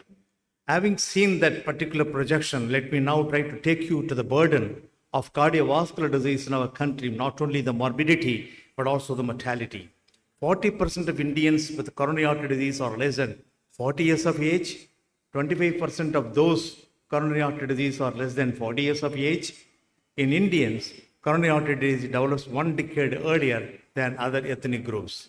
The more severe coronary artery disease and high mortality. ACC has now considered Asian ethnicity as a high risk group. Let me now try to tell you one important message that going through the various journals in the past, I am very much surprised to see there was a mention about atherosclerosis way back 1933. In the absence of hypercholesterolemia, particularly the raised LDL cholesterol or the remnant particles, it is virtually impossible to cause atherosclerosis in an experimental animal. All of us know about the InterHeart study, which had evaluated the 9 commonly occurring reversible cardiovascular risk factors to get into first myocardial infarction. In this, surprising to see that the ApoB, ApoA1 levels, which was considered as the most important risk factor for pushing patients for acute myocardial infarction. Surprising to see that this is the most important risk factor out of all the 9 commonly occurring reversible cardiovascular risk factors as per the InterHeart study. If you talk about the role of LDL cholesterol in atherosclerosis, there are robust evidence. One is the epidemiological data, observational studies, biological informations, molecular studies have gone to show that the LDL cholesterol is playing an important role, pivotal role, or the central role in the initiation of atherosclerosis and the progression of atherosclerosis. The robust data comes from randomized control trials, which had used the statins, HMG coenzyme A reductase inhibitors. The more the reduction that was observed, not only in primary prevention trials, but also in secondary prevention trials, the more benefit that was seen, not only in morbidity, but also in mortality due to atherosclerotic cardiovascular disease. Hence, ladies and gentlemen, our primary focus should be on the prevention of ASCVD. In that case, it must be only lowering LDL and keeping it low throughout our life. This is the impact of LDL cholesterol. If somebody has a lifelong exposure of only about 80 milligrams of LDL, the chances of getting myocardial infarction is 100 years. Whereas if somebody has an accumulation of cholesterol, more than that, about 120 milligrams, so the chances of getting a myocardial infarction gets reduced to 60. If somebody has 200 milligrams and above 200 milligrams of LDL, the chances of getting myocardial infarction is coming down to 40 years of age. That is the impact of LDL cholesterol on atherosclerosis and pushing patients for ASCVD. We have seen in many trials, particularly primary prevention, secondary prevention trials, the more reduction that was seen in these trials with respect to the LDL cholesterol, the more the reduction in the morbidity and mortality had been witnessed. There's an excellent data from cholesterol treatment trialist collaborator, which had gone to prove if you are able to bring down 1 millimole, 38.7 milligrams of LDL cholesterol, you will get a benefit of risk reduction by about 22%. In all these meta-analyses, I will not go into the details. But though things were appearing good, it is also possible to go into the details of the trials. Primary, secondary prevention trials. It is clearly seen that about 55 to 70% of the people who were recruited for these trials, in spite of reaching a higher levels of higher levels of statin therapy or moderate levels of statin therapy, they were not able to abolish the cardiovascular risk. Nearly 55 to 70% of the people are still at a high risk of developing a cardiovascular disease. Let me now try to go through the lipid-lowering drugs. All of us know about statins, HMG coenzyme E reductase inhibitors. Gastrointestinally active drugs, cholestyramine, cholesterol, not being used routinely now. The bile acid resin, that is a cholecylamine, it is available even in our country. The drug actually reduces the LDL cholesterol. It is a drug that can be chosen for younger people with a strong family history, familial hypercholesterolemia between the ages of 14 to 17 years. It is possible to give this particular drug. Both males and females can take this. Only problem is that the drug can also be given for any individual, but only side effect is that the triglycerides will go up. Cholecylamine is the only drug that is indicated for treatment of LDL cholesterol in people with a familial hypercholesterolemia complicating pregnancy. The cholesterol absorption inhibitor, acetamide, widely available even in our country. The old drug, nicotinic acid, niacin, is almost out of the market. The gemfibrozil, not available now. Fenofibrate, bezafibrate, fenofibric acid are widely available, but the lack of data, which probably if somebody raises a question, I will try to talk about the fenofibrate. Omega-3 fatty acids, the docosahexaenoic acid, eicosapentaenoic acid, EPA. The recent drug which was introduced is icosapentaethyl ester. This is one of the EPA.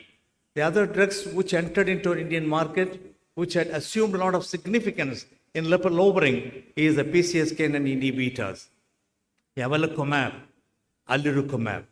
Bempedoic acid has been recently introduced as one of the drugs to treat LDL cholesterol. Inclisiran, H2RI were market, but another injectable form of lipid lowering. Evinacumab is yet another drug which I thought I should tell it to you about it. Acetamide, it is a drug which blocks the Niemann-Pick C1L-like 1. That enzyme is blocked, the cholesterol absorption is prevented. That's the mechanism of action. The best study which had evaluated the efficacy of the acetamide is the IMPROVE trial, which had gone to show that adding acetamide with the simvastatin compared to only simvastatin, it has shown the beneficial effects on reducing the LDL cholesterol. Within a matter of 1 month, what was seen as 93 milligrams came down to 53 milligrams within a matter of 1 month. And it was sustained throughout the study, which had impacted even the cardiovascular risk reduction in the form of about relative risk reduction about 6.64 and the absolute risk reduction is 2.2%. What is important in IMPROVE trial is that patients who received acetamide in conjunction with a statin, particularly people with the diabetes, has shown maximum benefit compared to people without diabetes. The amount of benefit that was seen in this group of people with the diabetes is about 14%. 14% is the risk reduction. Chairman, by mistake, they have printed it as 10 minutes. It is 20 minutes talk, please. Okay, you need to adjust the time like that. It is Kaplan-Meier curve shows definitely 14% risk reduction.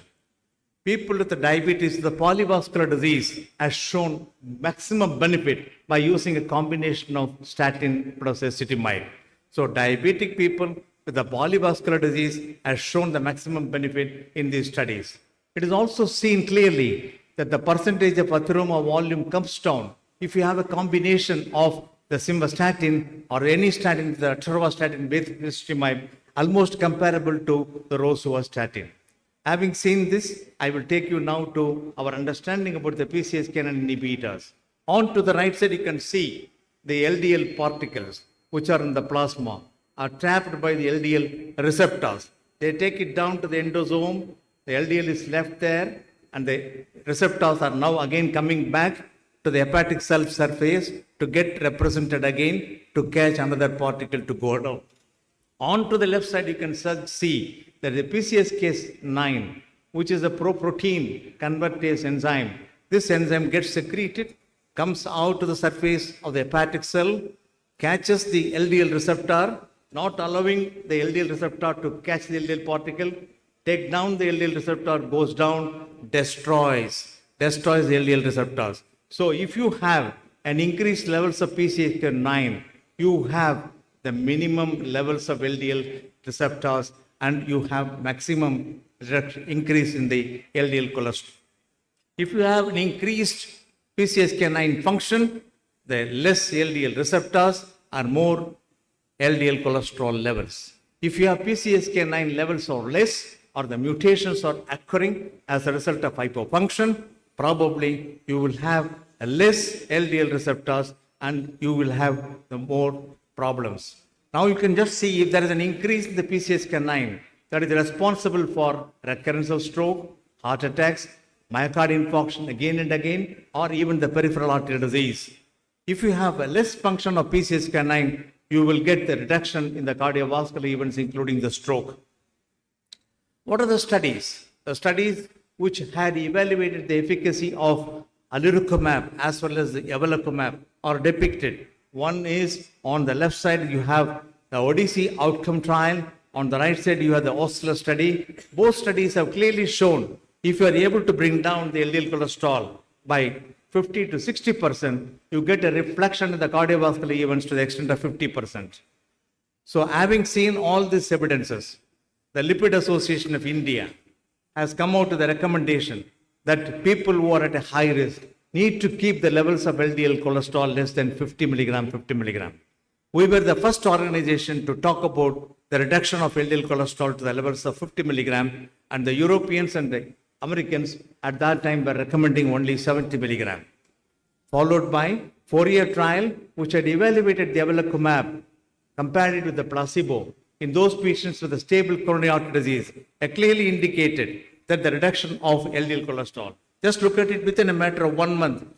You can see the reduction of LDL cholesterol from 93 to 30 milligram. So that was seen. This 30 milligram reduction of LDL cholesterol in this particular 4-year trial has shown a reduction of 15% in the cardiovascular risk. Not only that, the more the reduction that was seen, you can just see 87% of them less than 70, 67% of them less than 40, and 42% of them less than 25.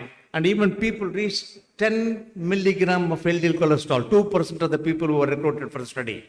So ladies and gentlemen, the more the reduction that was witnessed in this particular trial, the more benefit that was seen, even the risk reduction. So one who don't know, one probably is not very clear how much we can bring it down to get the maximum benefit. So the lower the better, the lowest is the better, and even lower is even better. So that's the slogan, what we can talk about as far as the LDL cholesterol reduction is concerned. Is there a benefit by using evolocumab, PCSK9 inhibitor? Yes, you have a GLAGO study which has shown a reduction in the percentage of atheroma volume. The next trial is the Odyssey trial, which started showing about the efficacy of alirocumab. People started investigating those group of people who had an acute coronary syndrome. They had injected the alirocumab. Their intention is to keep the levels less than 50. Some of them jumped even less than 50, 25. Some of them reached even 15 milligrams of LDL cholesterol. Let us look at the data. Same 15% risk reduction. But people who had more than 100 milligram have shown more benefit when compared to people less than 100 milligram. This is a subgroup analysis where the MACE was analyzed those people who reach the levels of less than 15 milligram of LDL cholesterol has shown the maximum benefit, nearly about 29% risk reduction, not 15%, 29% risk reduction in those people who reach the levels of less than 15 milligram. So, can we go to that level? That's the big question which begs answers from all of us. Let us look at the Nobel laureate lecture delivered by the Virgil Brown as well as the other person, that is the Goldstein, who identified the LDL receptors. Only 25 milligram is sufficient for you to carry on for the cell function. That is enough. So we were all born with only LDL cholesterol of 30 milligram. So one needs to remember that we are going down. Probably we are going to reach the levels of 30 milligram or less than 30 milligram in very high risk individuals. That's the recommendation what is being now promoted. Bempedoic acid is yet another drug which was introduced into the market. Once upstream above the level of concentration of HMG coenzyme A, you have this blockage of acetyl coenzyme which is responsible for the reduction of LDL cholesterol in various studies. Nearly 25 to 28 milligrams of reduction had been seen in the usage of bempedoic acid in people who receive statin, in people who receive ezetimibe, in people who are statin intolerant. It is also seen that the recommendation has come from FDA to use bempedoic acid. Inclisiran is yet another drug. It is a small interfering RNA that mimics almost like a small RNA which is interfering for the production of PCSK9. This is again an injectable drug. This drug is yet to arrive at the market. So we have used non-statin drugs. One, ezetimibe; two, evolocumab, alirocumab, inclisiran, bempedoic acid. Are there side effects? The side effects almost comparable to placebo. Comparable to placebo. That's the message what I had given to you as far as the meta-analysis are concerned. Having considered all these evidences, we have gone to show that the reduction has to be done, particularly for very, very high-risk individuals, to keep the levels less than 30 milligram. I will not go beyond this because too much of information probably will not be good. What is important here? If you use a moderate statin therapy, you will achieve only 30% reduction. If you use high-intensity statin, you can expect 50% reduction. If you use high-intensity plus ezetimibe, you can reach 65% reduction. Whereas, use only PCSK9 inhibitor monotherapy, you will get 60%. PCSK9 inhibitor plus moderate intensity statin, 75%. Whereas the last one, PCSK9 inhibitor plus high-intensity statin plus ezetimibe, you will get a reduction of 85%.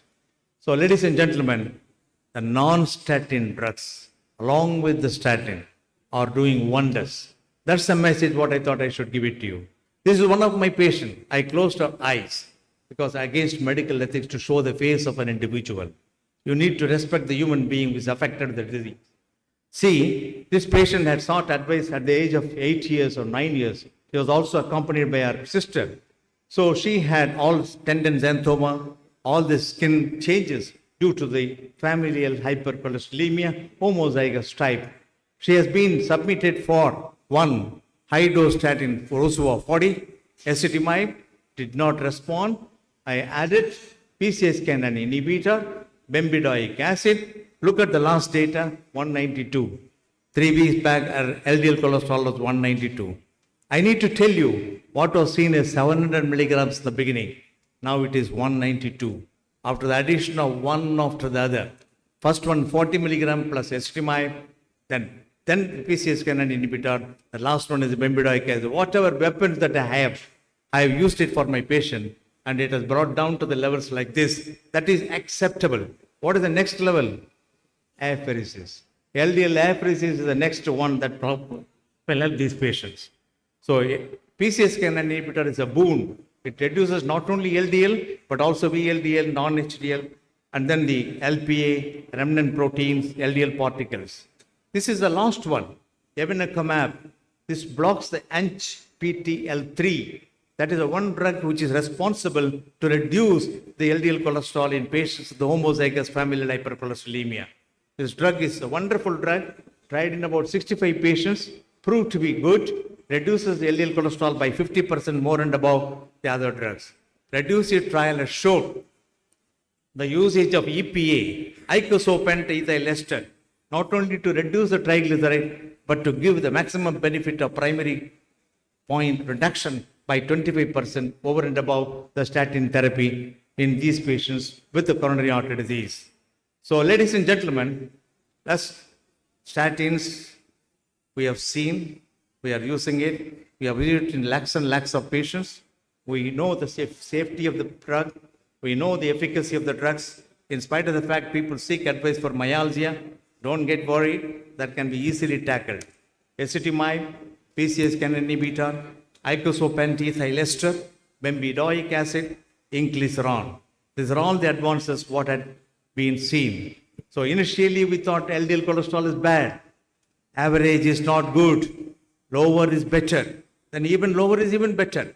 Now I can say lowest is the best. What's the lowest? I don't know. So that's the message, ladies and gentlemen. Lower the better, earlier the better, longer the better. Keep this slogan in mind when you treat patients with hyperlipidemia. Thank you very much, ladies and gentlemen. Thank you very much, Dr. S.N. Narasimhan. I now humbly request Dr. Anita and Dr. A.S. Mohan to felicitate Dr. S.N. Narasimhan, please. Thank you, sir, for your excellent presentation. Any conference in India will be without lipidology and especially by Professor Narasimhan, sir. Any question from audience? One or two questions.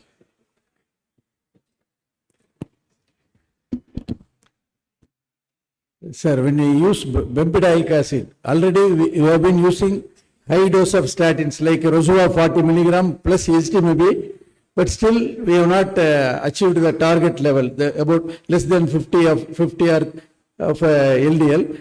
When we add bempedoic acid, should we reduce the dose of statin or continue the same dose of statins? No, this is a very good question.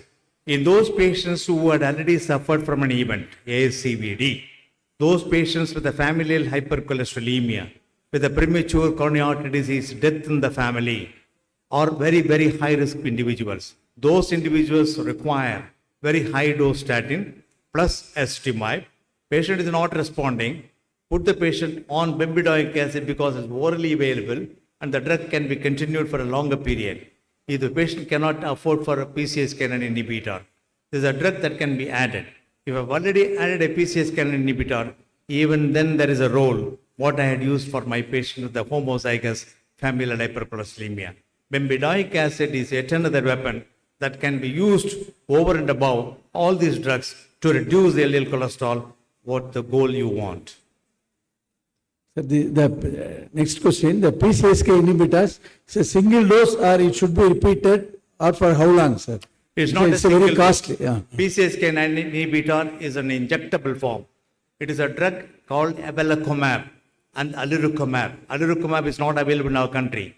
Evolocumab, 140 milligram, once in 15 days, it should be continued. The trial which has shown, 4-year trial has shown 3.5 years continuous treatment. The reduction of LDL cholesterol to 30 milligram was maintained throughout the study. So that has to be given in case you would like to have a good reduction of LDL and reduce the cardiovascular events. Thank you for answering the question, sir. We now close the session for the questions since we are running very short of time. Cost of therapy, sir. They have stopped me. Sir, I'm extremely sorry, sir. Can we discuss it at the Cost of the therapy, sir. Cost. We will have a discussion during lunch period. Thank you. Thank you so much for understanding, delegates. I now request Dr. Anita and Dr. A.S. Mohan to kindly felicitate Dr. S.N. Narasimhan, please.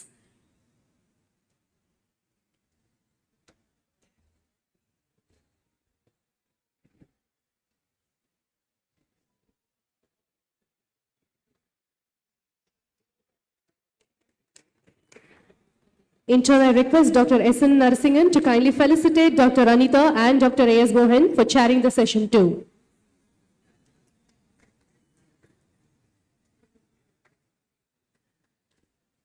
Thank you, delegates.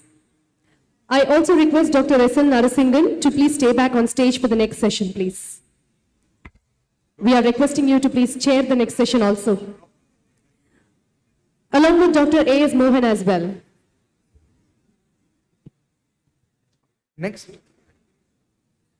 for delivering the Professor M. Vishwanathan oration on air pollution and cardiovascular disease, I welcome Dr. D. Prabhakaran to the dais.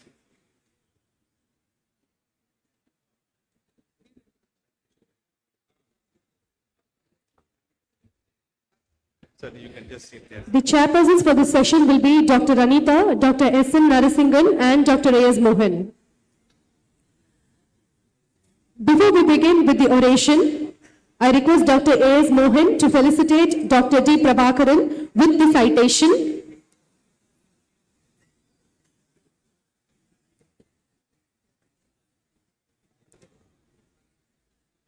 Followed by, we request Dr. Anita to felicitate Dr. D. Prabhakaran for her talk with the medal and Dr. S.N. Narasingan to present Dr. D. Prabhakaran with the shawl. So ladies and gentlemen, please be in the hall. Don't go out. There is no specific lunch break. Probably you can go at any time when you feel hungry and come back to the hall. That is the respect that you are going to give it to the speakers. That is the respect that you are going to give the orators. Please stay back. Truly said. Let me Thank you, have the sir. pleasure of giving this citation or reading out the citation which is given by the Association of Physicians of India, Tamil Nadu State Chapter.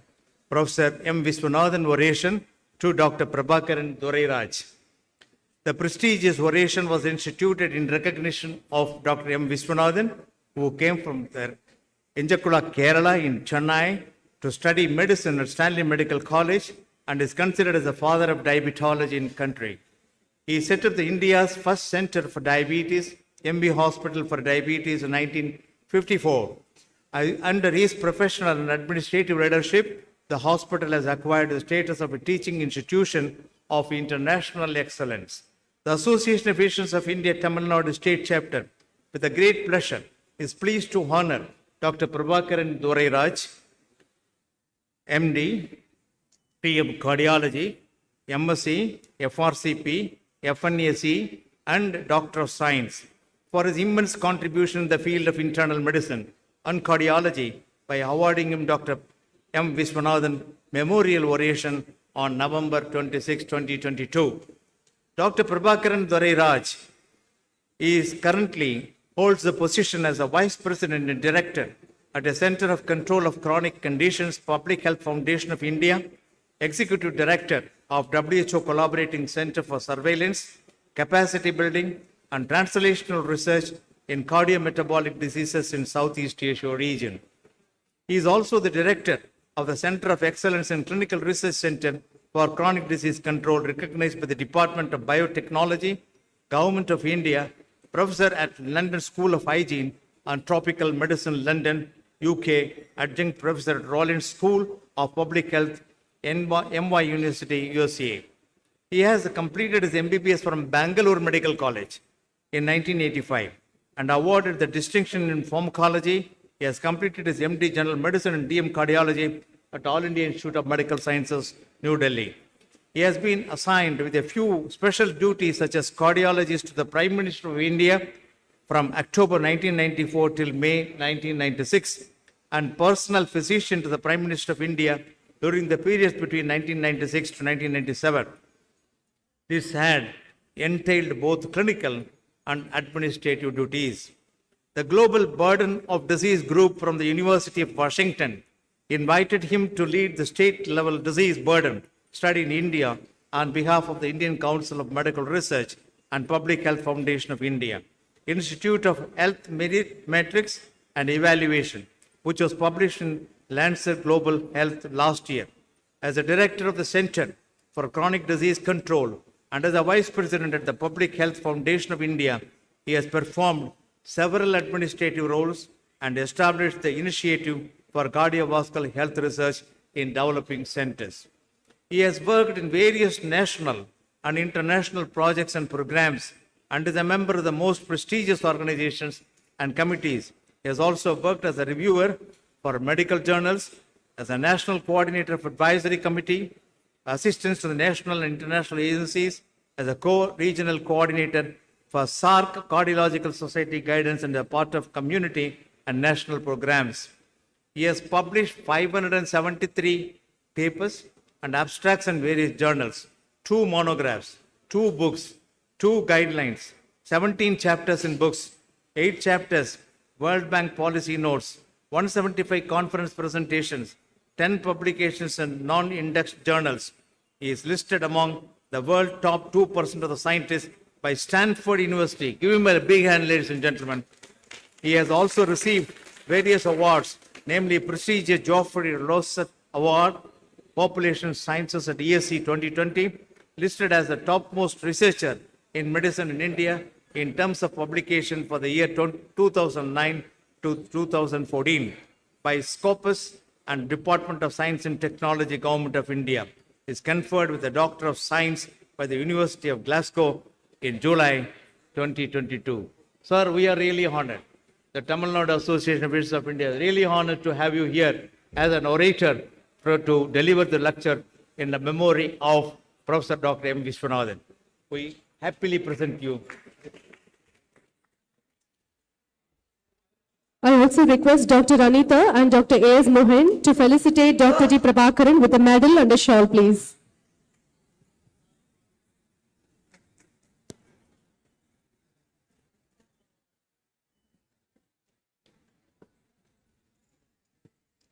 A good round of applause, ladies and gentlemen.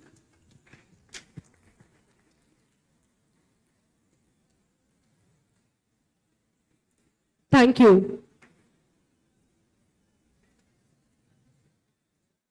The stage is now over to Dr. T. Prabhakaran.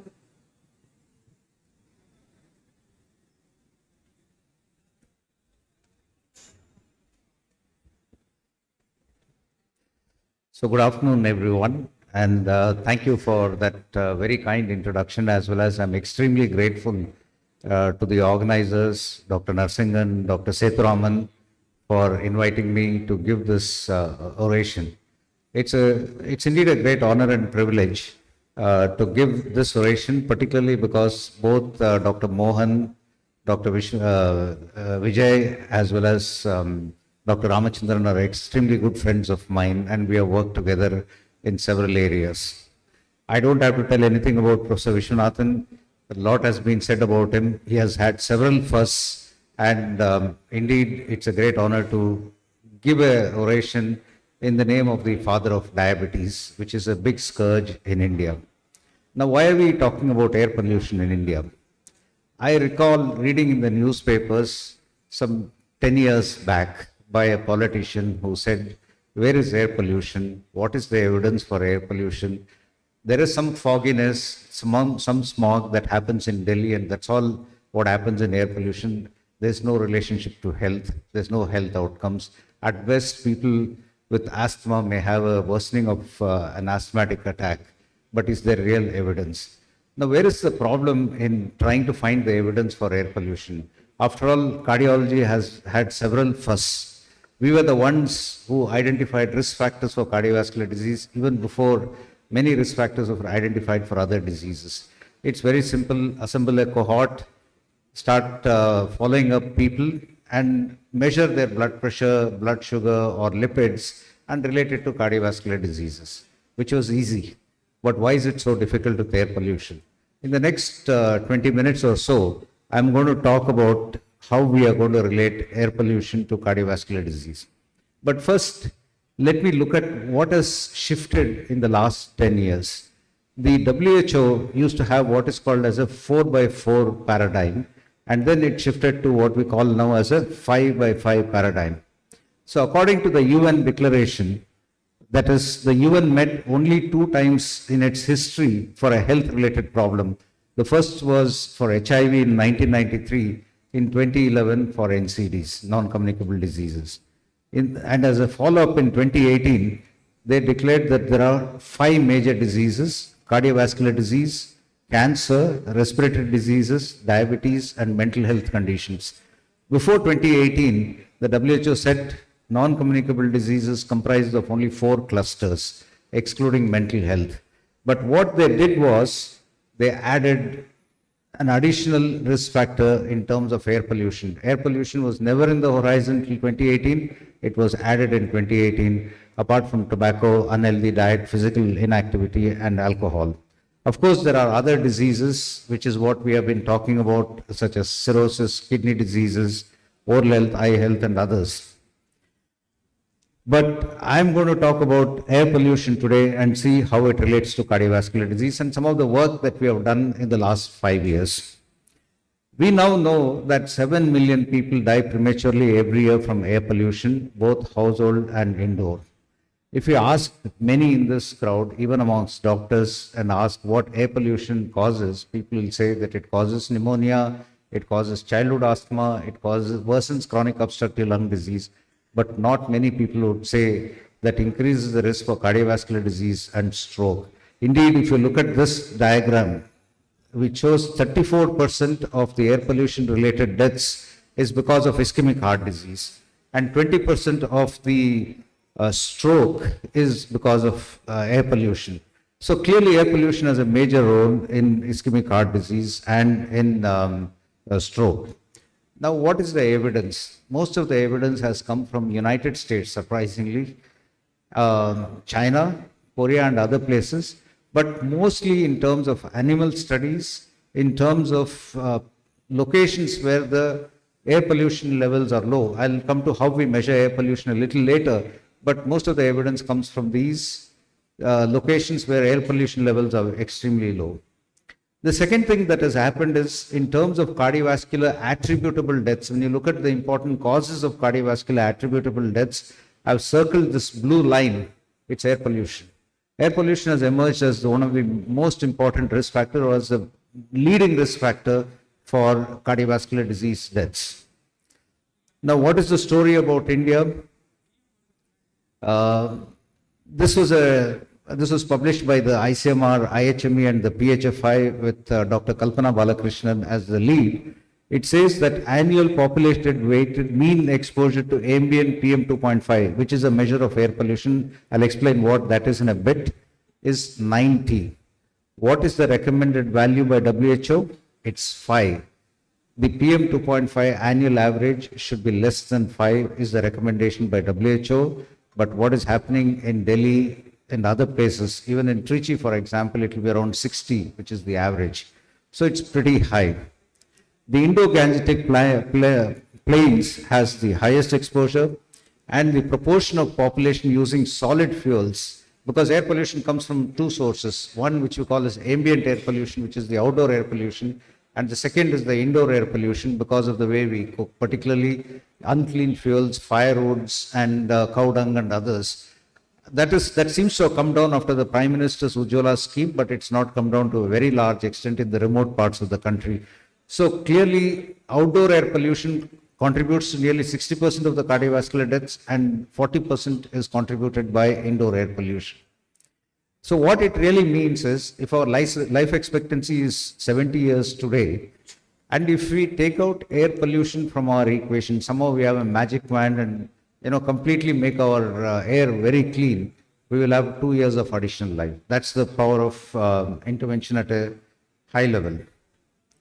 Now, what are the air pollutants? We can classify them into 3 groups.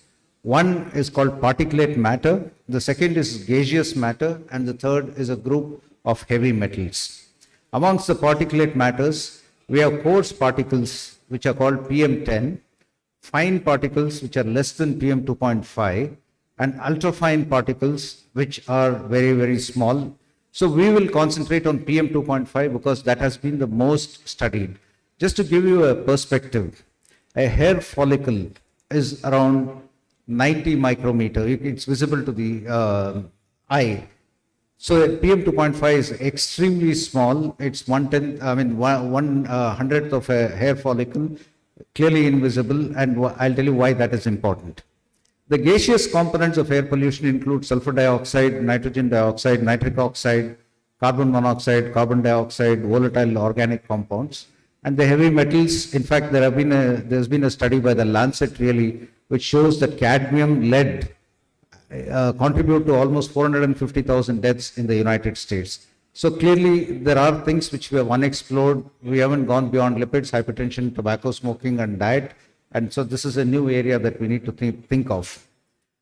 Now, why the size of the PM 2.5 matters? If you look at this, this big ball is PM 2.5. The red one is an RBC. A PM 2.5 is much smaller than an RBC, so it crosses the alveolar blood barrier and enters the blood. And it has various components, which includes black carbon, organic and elemental carbon. It has several trace elements which are harmful, and it has several anions. Now, what is the mechanism by which air pollution causes damage to the heart? PM 2.5, once it crosses the blood-brain barrier, can damage the endothelium, can cause stiffness and cell damage, resulting in hypertension and atherosclerosis.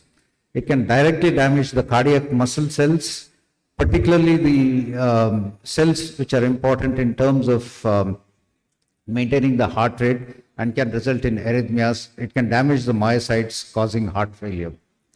In addition, it gets deposited in fat cells. It increases the propensity to develop abdominal obesity and can result in inflammation, which ultimately results in insulin resistance, diabetes, obesity, and several other diseases.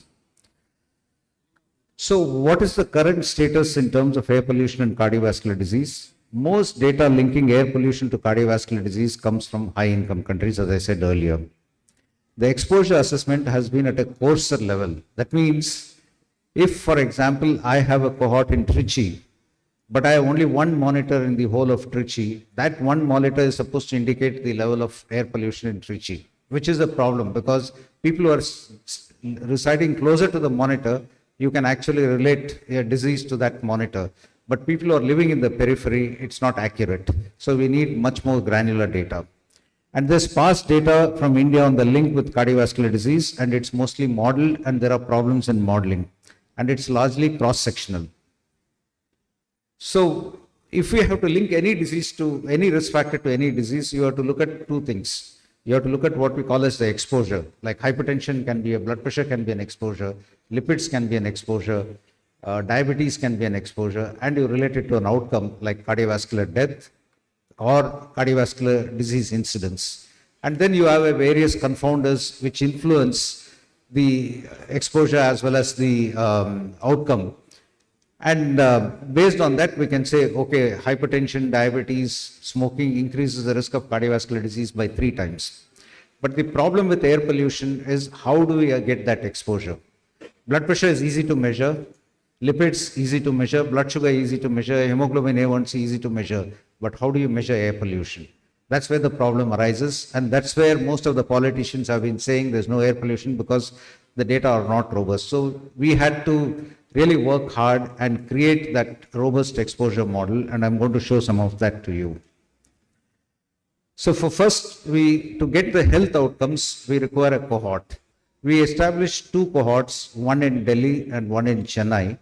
These are population-based samples of close to 20,000 individuals who have been followed up now for more than 12 years.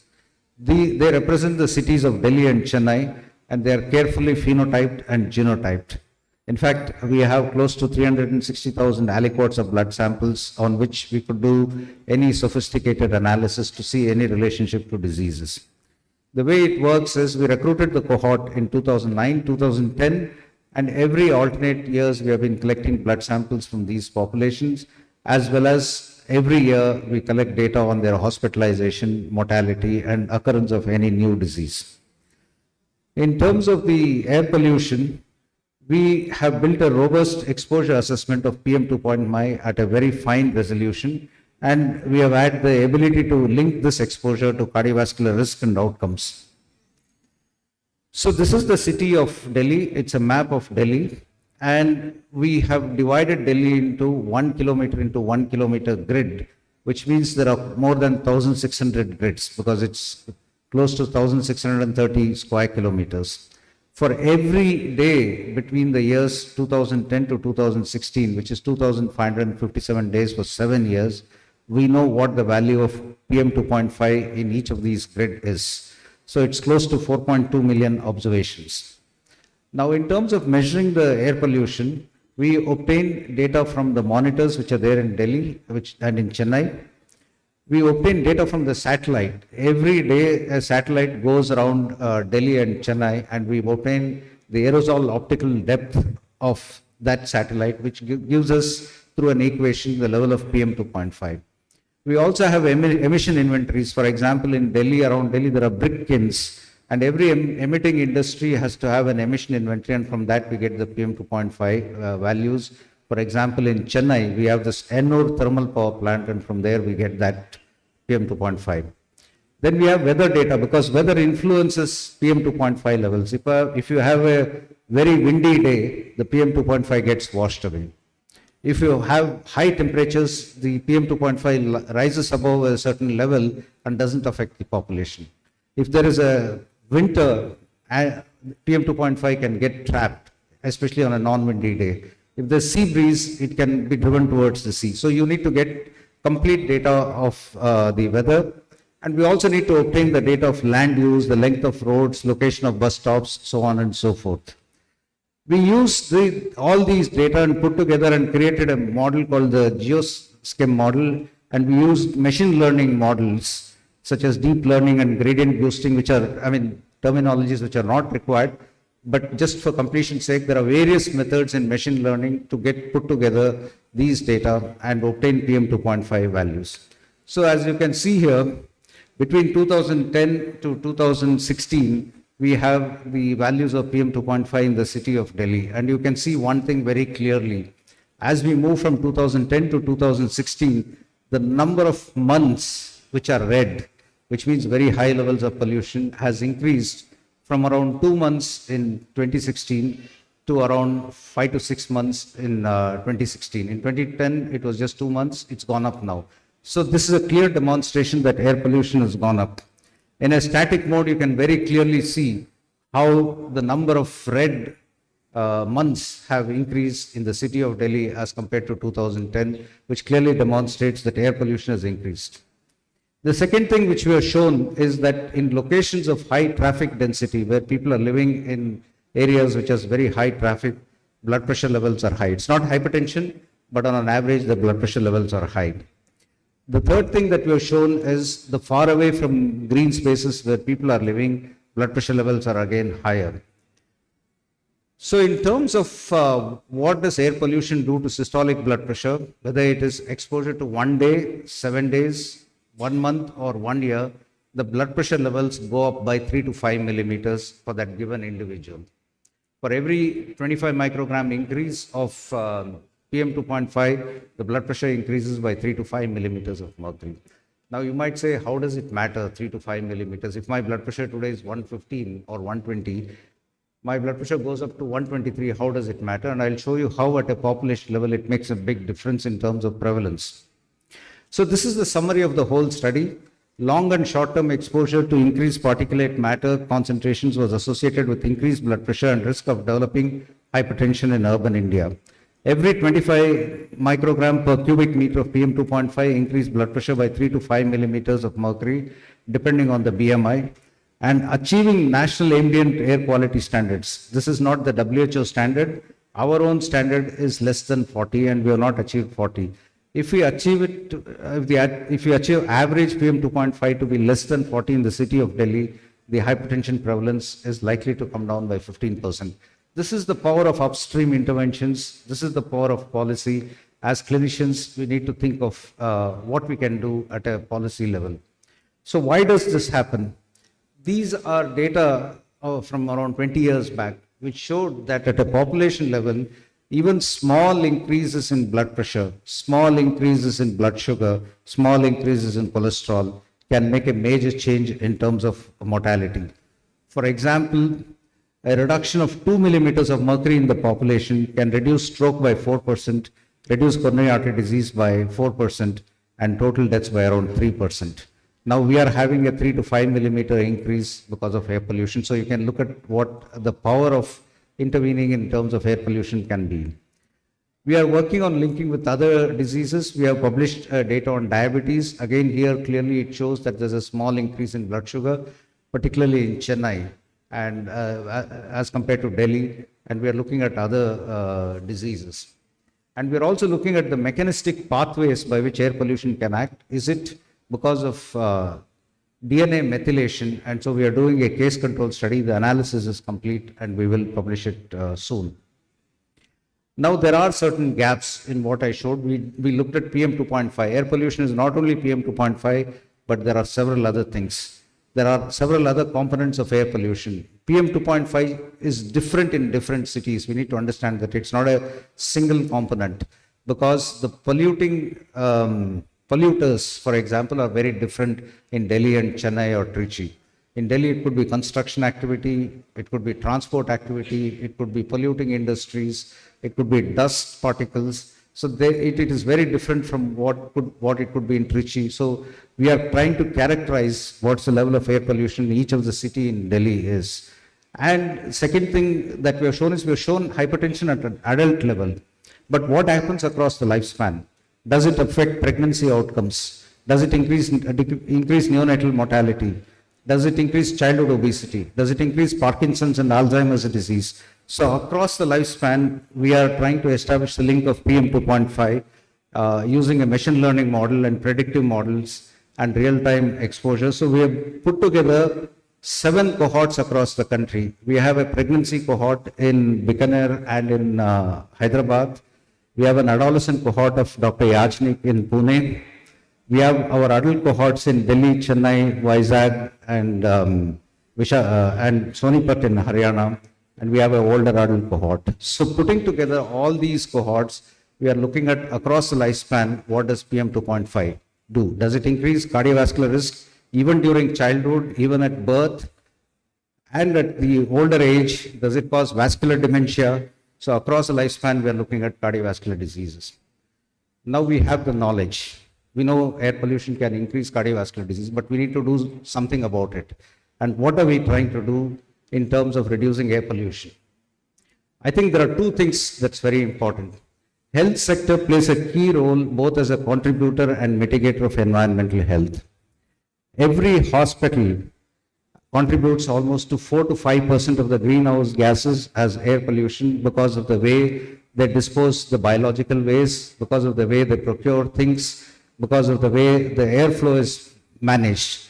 Simple interventions in every hospital has the potential to decrease mortality of your patients, decrease antimicrobial resistance, decrease the chances of infection. And so simple structural alterations in every hospital can be done. So we are working on strengthening capacity for research, communication, advocacy in air pollution, and we have put together a group of hospitals across the country, which is around 7,300 hospitals in our membership. And what we are doing is, in addition, in India, there are very few air pollution monitors in tier 2 and tier 3 cities. The question is whether we can put air pollution monitors in these hospitals and attach them to a TV and give information to the public in terms of health promotion as well as what is happening in terms of air pollution. We have now expanded the model all across India so that we will have daily 1 kilometer to 1 kilometer prediction from 2008 to 2020, covering both rural and urban areas. And we are looking at health association studies through existing cohorts of maternal and child health, cardiovascular health, pulmonary health, diabetes, and cognitive function. In addition, we need to look at intervention studies. Example is heart failure. From the Trivandrum Heart Failure Registry, we know that the mortality with heart failure is 50% at 3 years. It said that it's worse than cancer. Can we do something about it? Air pollution related sudden deaths are pretty high in patients with heart failure. So we are embarked on a randomized controlled trial of air purifiers versus sham purifiers of 600 patients with heart failure in 3 cities, Delhi, Ludhiana, and Trivandrum, with varying levels of air pollution. This is being done in collaboration with All India Institute of Medical Sciences, Delhi. The last point which I want to make is climate change and air pollution are interlinked. And one of the solutions which has been put forward by many organizations, including the recently concluded COP, which happened in Egypt, says that telemedicine has a huge potential in reducing air pollution. So we created to improve access, to reduce the footfall of patients visiting hospitals, particularly because they come with multiple relatives. They drive their vehicle or they use the public transport. In terms of reducing, particularly for chronic diseases, we have created the PHFI telemedicine platform, which has an electronic decision support system.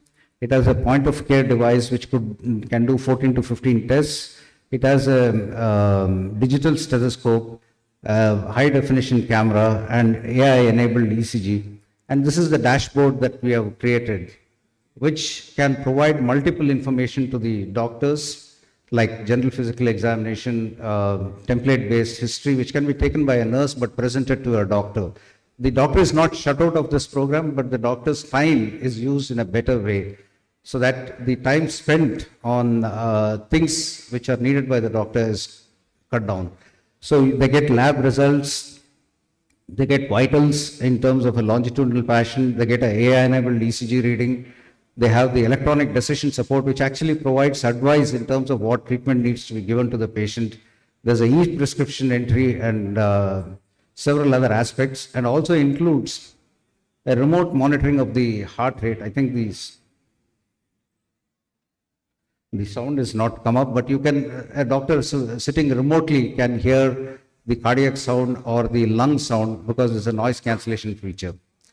So you might ask, why should we as physicians know about air pollutions beyond disease causation? We know that it's a problem, but why should we know? Because we need to become advocates for change.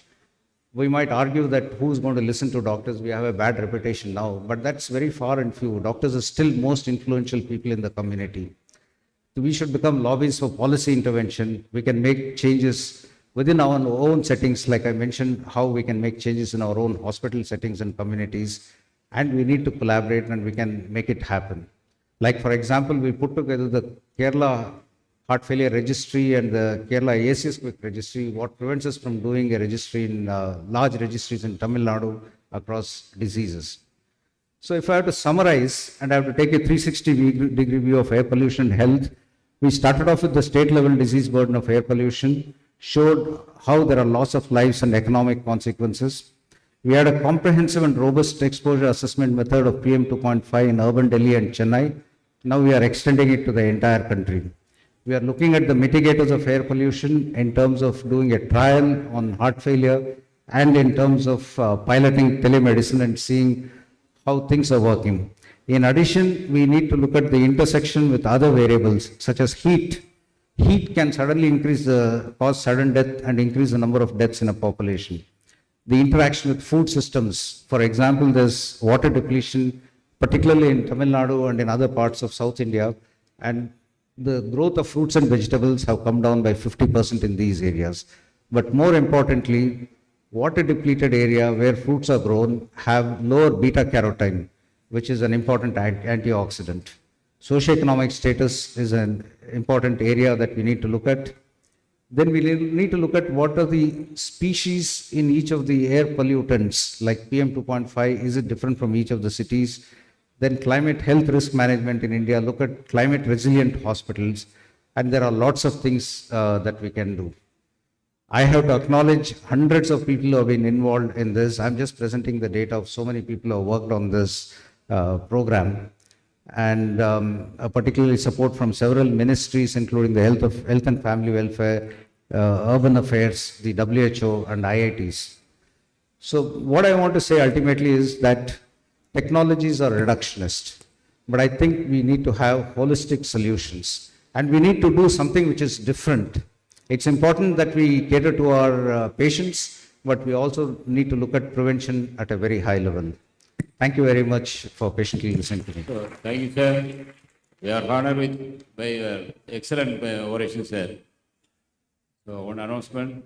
So, next year, 2023, Tapicon 2023 will be at Tirunelveli.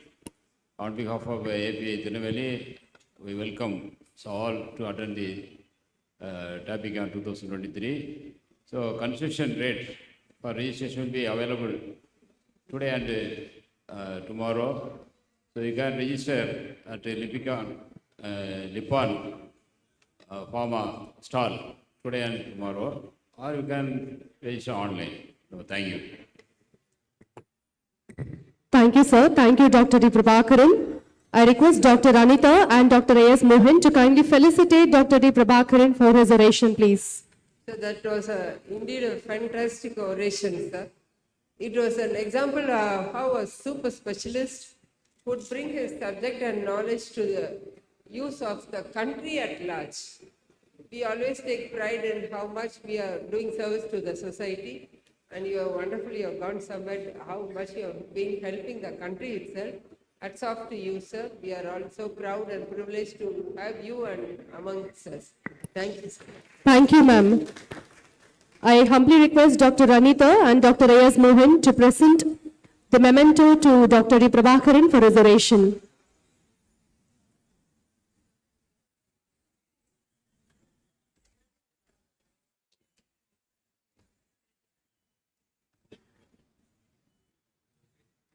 Thank you, delegates, for the wonderful session. We now move to the next session, Professor M.S. Amaresan oration. To deliver the oration, I request Dr. D. Suresh Kumar to kindly come on the dais, and he'll be delivering today on the topic sepsis. Consequently, to chair the session, I request Dr. S. Avudayappan, Dr. A.R. Vijay Kumar, and Dr. S.S. Annamalai Sami to kindly come on dais, please.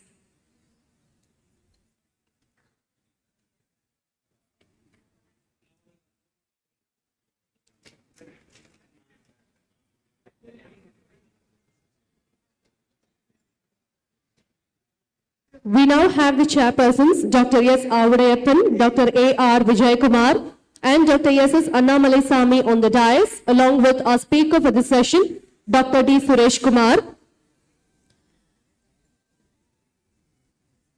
I humbly request Dr. S. Avudayappan to felicitate Dr. D. Suresh Kumar for his talk with the citation to begin with.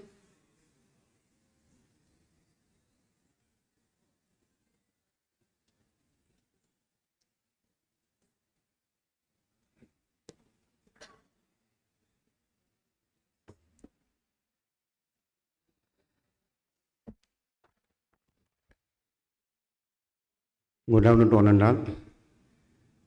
I feel very proud and pleasure and so happy to be with other chairperson, my teachers, Dr. Professor Vijay Kumar sir, my mentor in the API, and the first chairman of the Tamil Nadu API chapter, Professor Annamalai Sami sir.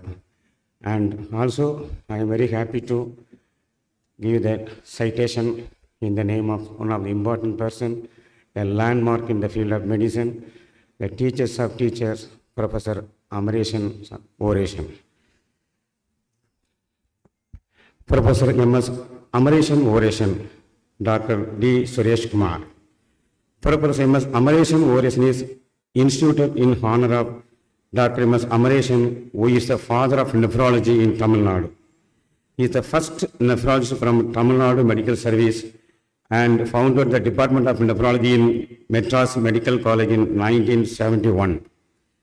He also founded the Indian Society of Nephrology as well as the Tamil Nadu API chapter. The Association of Physicians of India, Tamil Nadu chapter, with great pleasure, is pleased to honor Dr. D. Suresh Kumar, MD, FNB, for his immense contributions to the field of internal medicine and infectious diseases by awarding him Professor M.S. Amaresan oration in November 26, 2022.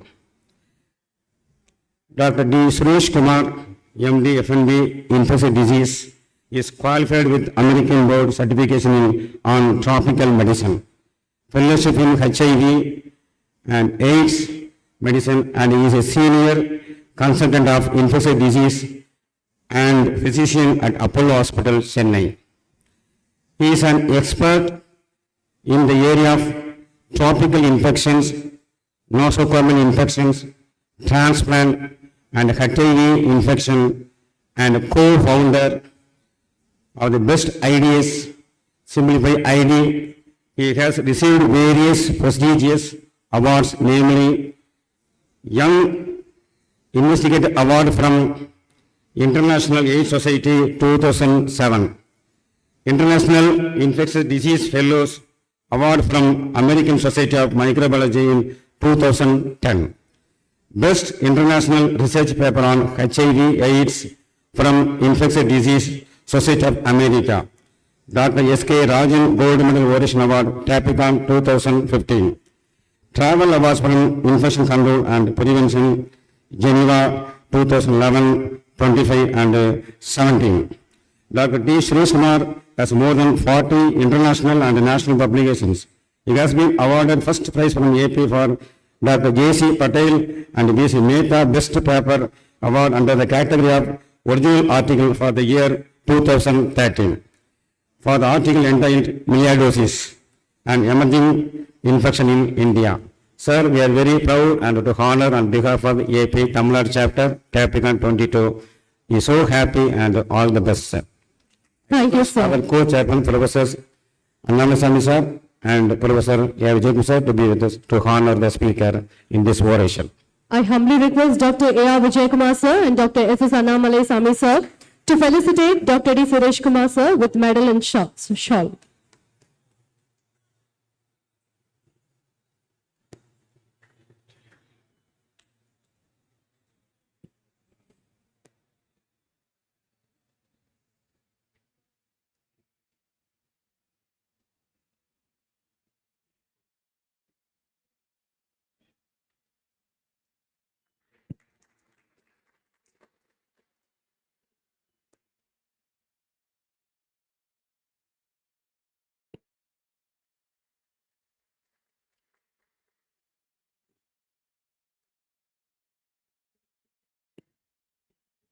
Thank you, gentlemen. The stage is now over to Dr. D. Suresh Kumar.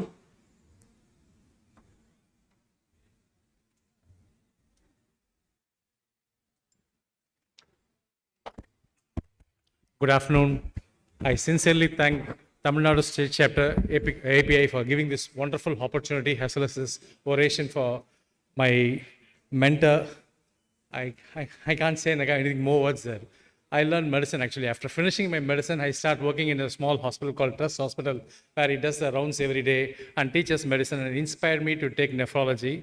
I had taken nephrology, but unfortunately was not able to continue my nephrology. I switched my gears to infectious diseases there.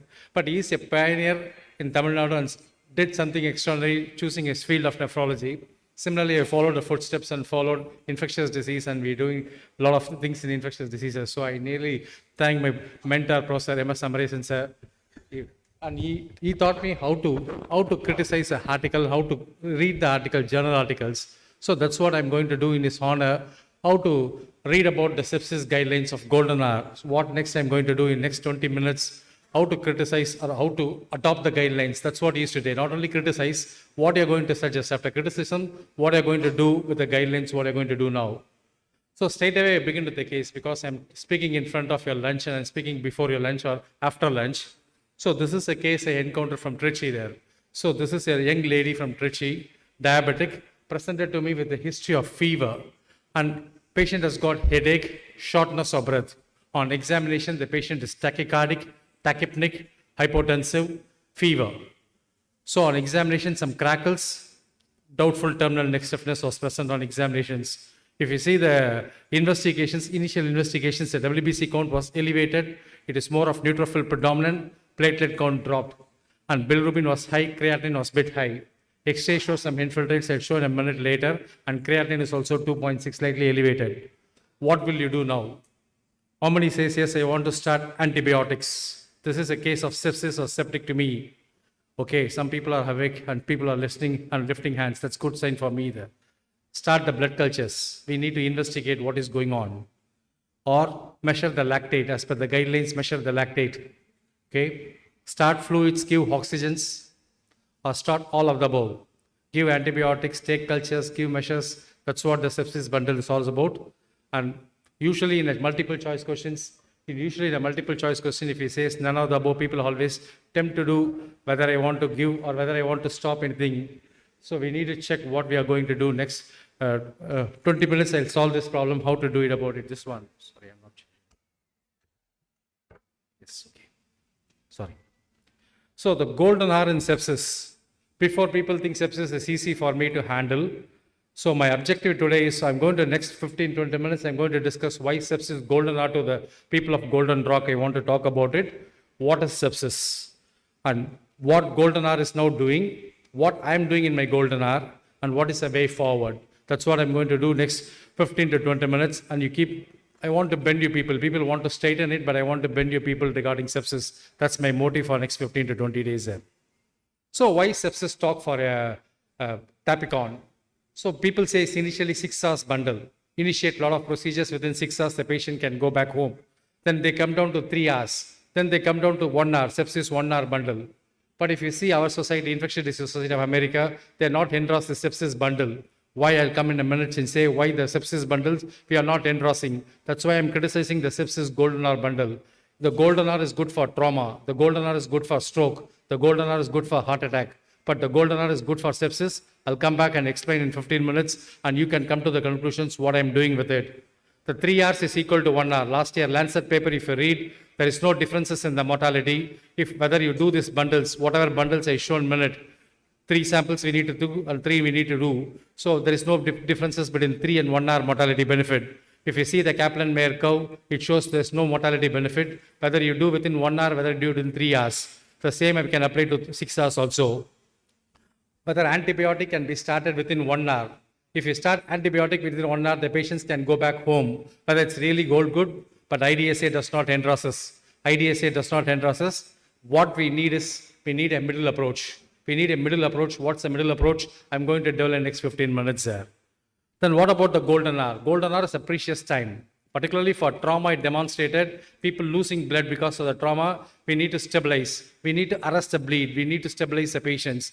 That teach me to do a lot of things in stroke and heart attacks. But what about sepsis? People say sepsis also this rule apply. If you start antibiotic, the patients can go back home. I'll come back. So this is called sepsis bundle 6. Within 1 hour we need to do these things we need to do. Give oxygens, give fluids, take blood for lactate, take blood for cultures, start antibiotics. I'll come back in a minute and explain what is the problem with this. So this is a beautiful article written in 2015 from Critical Care Medicines. The golden age of golden era is gone. For as far as sepsis is concerned, I'm not criticizing the other part. The golden age of golden era for sepsis is gone. The 1 hour is not gone. Why? Now we are moving to the era of called precision medicines. We are going to the precision medicines. We can't put a standard dictum, give everybody fluids. Everybody fluids, load with the fluids. Each patient is different. Each patient behave different. We are in the era of precision medicine there. So we need to calculate what the suffering and we need to adjust our medications according to the patients. We can't do what we are doing it right now. So coming back to this case with the X-ray picture, how many say this patient is septic to you? How many say this patient is septic? Yes.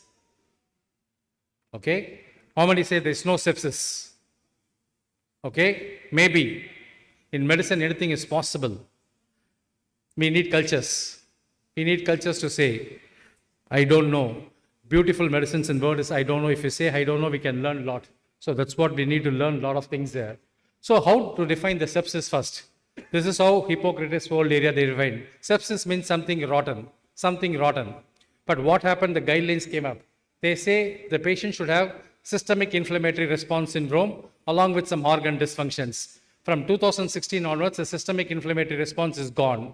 Now, some suspected infections along with some organ dysfunctions. Now they removed severe sepsis and septic shock. Only sepsis and septic shock. So this is the definitions. But if you see what William Hostler told, most of the time the infection is not killing the people.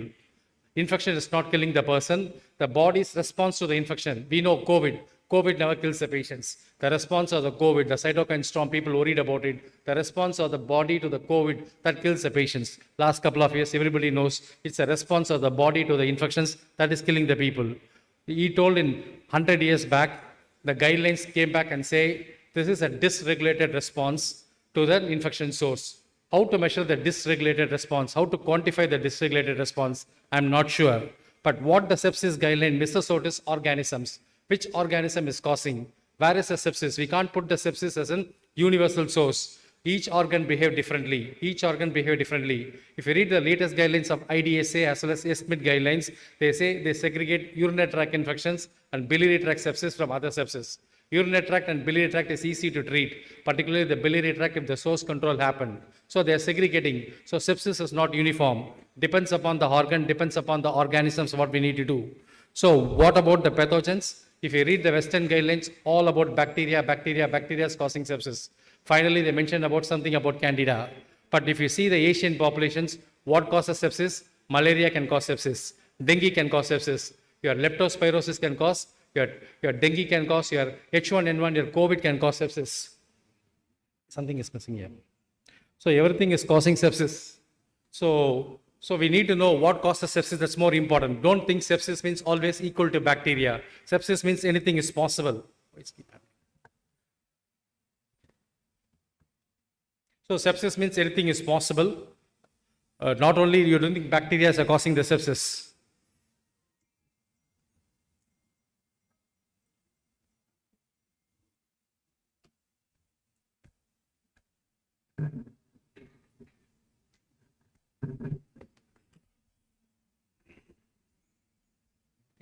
I'm doing wrong.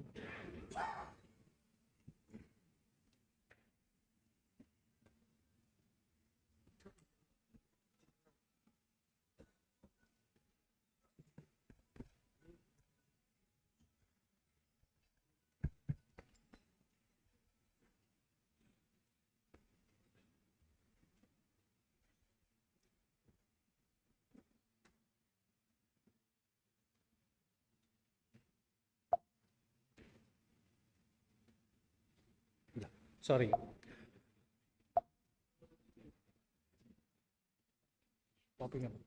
No, sorry. So what causes sepsis in India? Anything can possible. So how to define sepsis? First, we need to know the definition of sepsis. Sepsis is an heterogeneous disorder. More than infections. Don't say the patient has got sepsis. Right, where is the infections? What organ is affected? That is more important for you to know what is going wrong. So sepsis is more than an infections. We always need to define sepsis in two ways. Which anatomy? Whether the sepsis in the brain or whether the sepsis in the lung, whether the sepsis in the kidney or whether the sepsis in the intra-abdominal organ. Define where is the sepsis. Don't write sepsis as alone the diagnosis. Write sepsis. And this is a era of war. We need to know Napoleon lost a war. Why? Because he does not know the environment where he is going to fight. So when we do not know where the infection is going to happen, whether patient is immunocompetent, whether the person is immunocompromised, whether the patient is a neutropenic, whether the patient has experienced a lot of antibiotics. So know the host, know the bug, know the drug. If you know all the three things, you can win the battle against the sepsis. So always define the sepsis. Who is getting the sepsis? What sort of individual is getting sepsis? Where is the sepsis? What bacteria or what organism is causing sepsis? If I define the sepsis in this way, it's easy to tackle it. But unfortunately, the guidelines are not giving. This is how we define the sepsis. Syndrome, I make a syndrome similar to the STD physician, what he do. Patient has got fever, altered mental status, seizures, put meningitis. Fever, cough, shortness of breath, put pneumonia syndrome. Fever, dysuria, lower abdominal pain, put UTI. So this is how we need to define the syndrome. But always think broad. That's what my mentor told. Always think broad, keep your differential diagnosis, always broad. Always non-infectious etiology is possible. Syndrome means not only sepsis, non-infectious also is possible. Keep in mind. Keep in mind. So coming back to this case, right now how many people say the patient has got septic? So people say yes, because of running out of time, this is how I need to define. Young lady from a rural part, patient has got fever, cough, shortness of breath, pneumonia syndrome is most likely. If not pneumonia, the patient has got some altered mental status, Cori neck stiffness, second differential diagnosis is encephalopathy. I told in Indian country, anything is possible. Tropical infections, malaria can behave, leptospirosis, scrub, everything can behave, and non-infectious etiology, pulmonary embolism can behave. So always keep broad differential diagnosis. Now, what you want to do? To confirm the sepsis, so the first part, define the sepsis. Who is the individual? Where is the infections you are thinking? What organism is going to cause the infections? Write the part. Second part, what test you want to do? Whether you want to send blood cultures. How many say I want to send urine culture? Blood culture has got no growth. How many send urine cultures? Okay. I want to do lactate as per the sepsis guideline. I want to do both CRP and procalcitonin. Cut short. I want to do some PCRs. I do not know some PCR is there, but I want to do PCR. I want to do pan cultures because the patient has got breathlessness, the patient has got meningitis. I want to do the cultures. So what you want to do?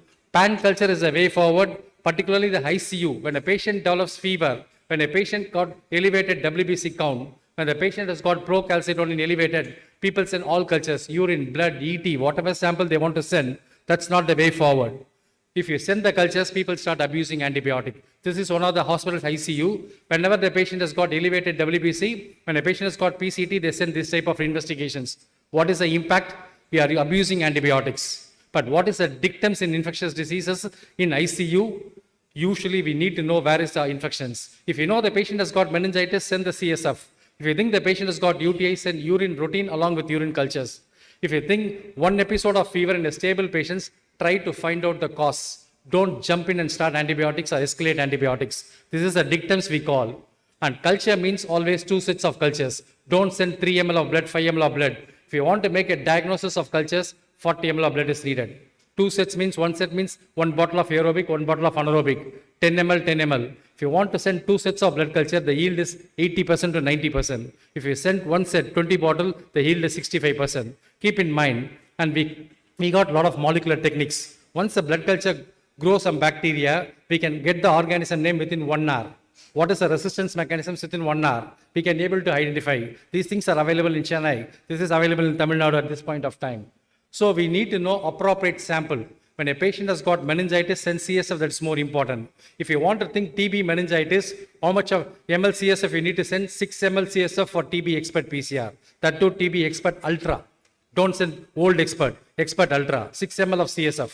Blood culture means 40 ml. Urine means urine routine along with cultures. Think about it.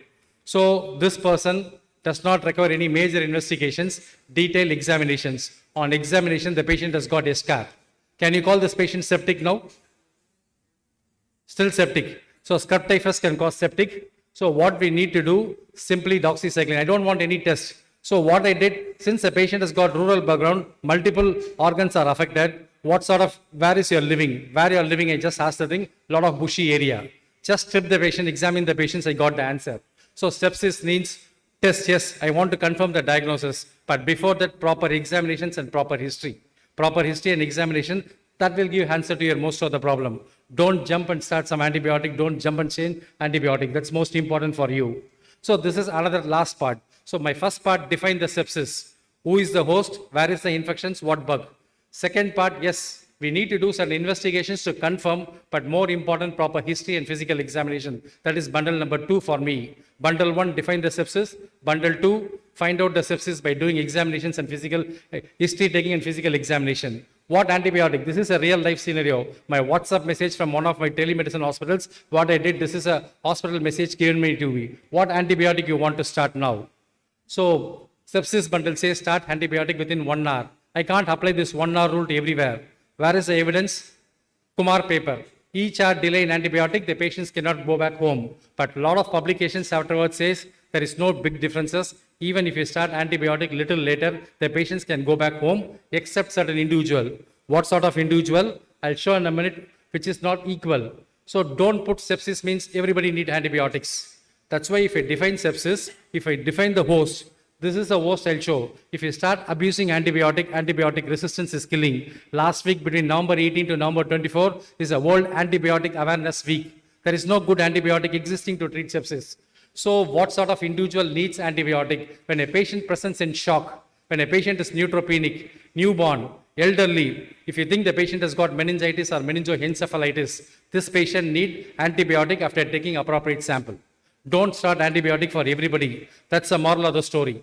What antibiotic depends upon the spectrum. Unfortunately, the spectrum is not taught in our undergraduations and postgraduations. Meropenem has got good anaerobic cover.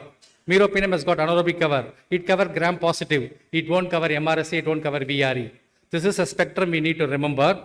If you want to use, and you need to know PKPD, ampicillin, amoxicillin, both are same. Amoxicillin will not go to the brain. Ampicillin will go to the brain. Nitrofurantoin is a good drug for bladder infection, cystitis. Nitrofurantoin is not a drug for pyelonephritis. Urine culture, E. coli, sensitive to nitrofurantoin. But infection is pyelonephritis, don't use it. What is the dose? Maximum dose. Never use cefotaxime 1 gram BD. Cefotaxime means 100 to 150 milligram per kilogram of the body weight. 6 grams is the dose for cefotaxime. That's what I taught. And 1 gram BD. But never use cefotaxime 1 gram BD in the future. What is the mantra now? Maximum dose, minimum durations. Maximum dose, pneumonia, 3 days. UTI, 5 to 7 days. Don't overshoot. This is what Sir Alexander Fleming in Nobel lecture, he told maximum dose, minimum durations, we can prevent resistance. This is a sepsis bundle, what is happening. Take 3, give 3. Take the blood, take the urine for measuring the volume output, give antibiotics, but don't follow this one. My bundle, we need to do more. What is the bundle? I am following it up. Take the history properly, define the sepsis, whether the patient is really infected or not. Where is the infections? What sort of host? What sort of bug is causing the problem? Then second thing is, we need to take appropriate history and physical examination. Yes, culture is a gold standard, but not everybody needs. For example, meningitis means CSF is more important. UTI means urine is more important. Similarly, antibiotic means maximum dose, minimum durations, depends upon the spectrum, depends upon the resistance. What is the way forward? In my last couple of minutes, what is the way forward? Sepsis is a neglected entity. Your cardiology, your diabetologist got a lot of medicines, lot of funds, but sepsis is a neglected entity, but it kills more people. What we need is a research networks. Similarly, IDs are auspicious. So we need to have a good integrations. We need to have good networks. This is a network I created in Chennai. So I need to expand my network more than my couple of previous orators told how they did a good networks. I need the help, I need the sort out from Tapicon as well as the organizers of API to provide me the support to expand the network. Even Southern Railway Hospital is part of my network there. So we need to expand. So if you want to join, please join. And telemedicine, my previous speaker alluded, telemedicine is the way forward. So we need to teach, we need to accreditations, we need to do the teleconsults, and we need to teach and we need to collaborate, and we can teach anything, whatever is possible.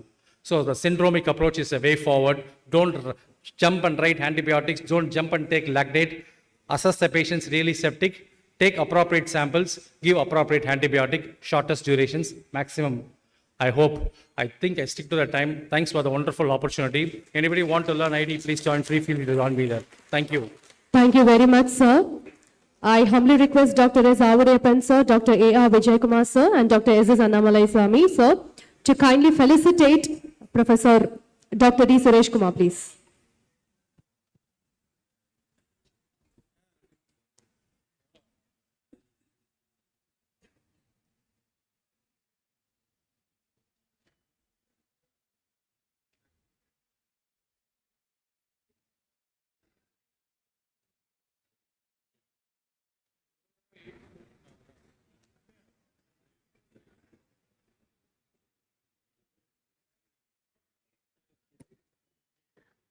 Thank you, gentlemen. I also request Dr. D. Suresh Kumar to present the mementos to all the chairpersons, Dr. S. Avadepan, sir, Dr. A.R. Vijaykumar, sir, and Dr. S.S. Annamalai Swami, sir.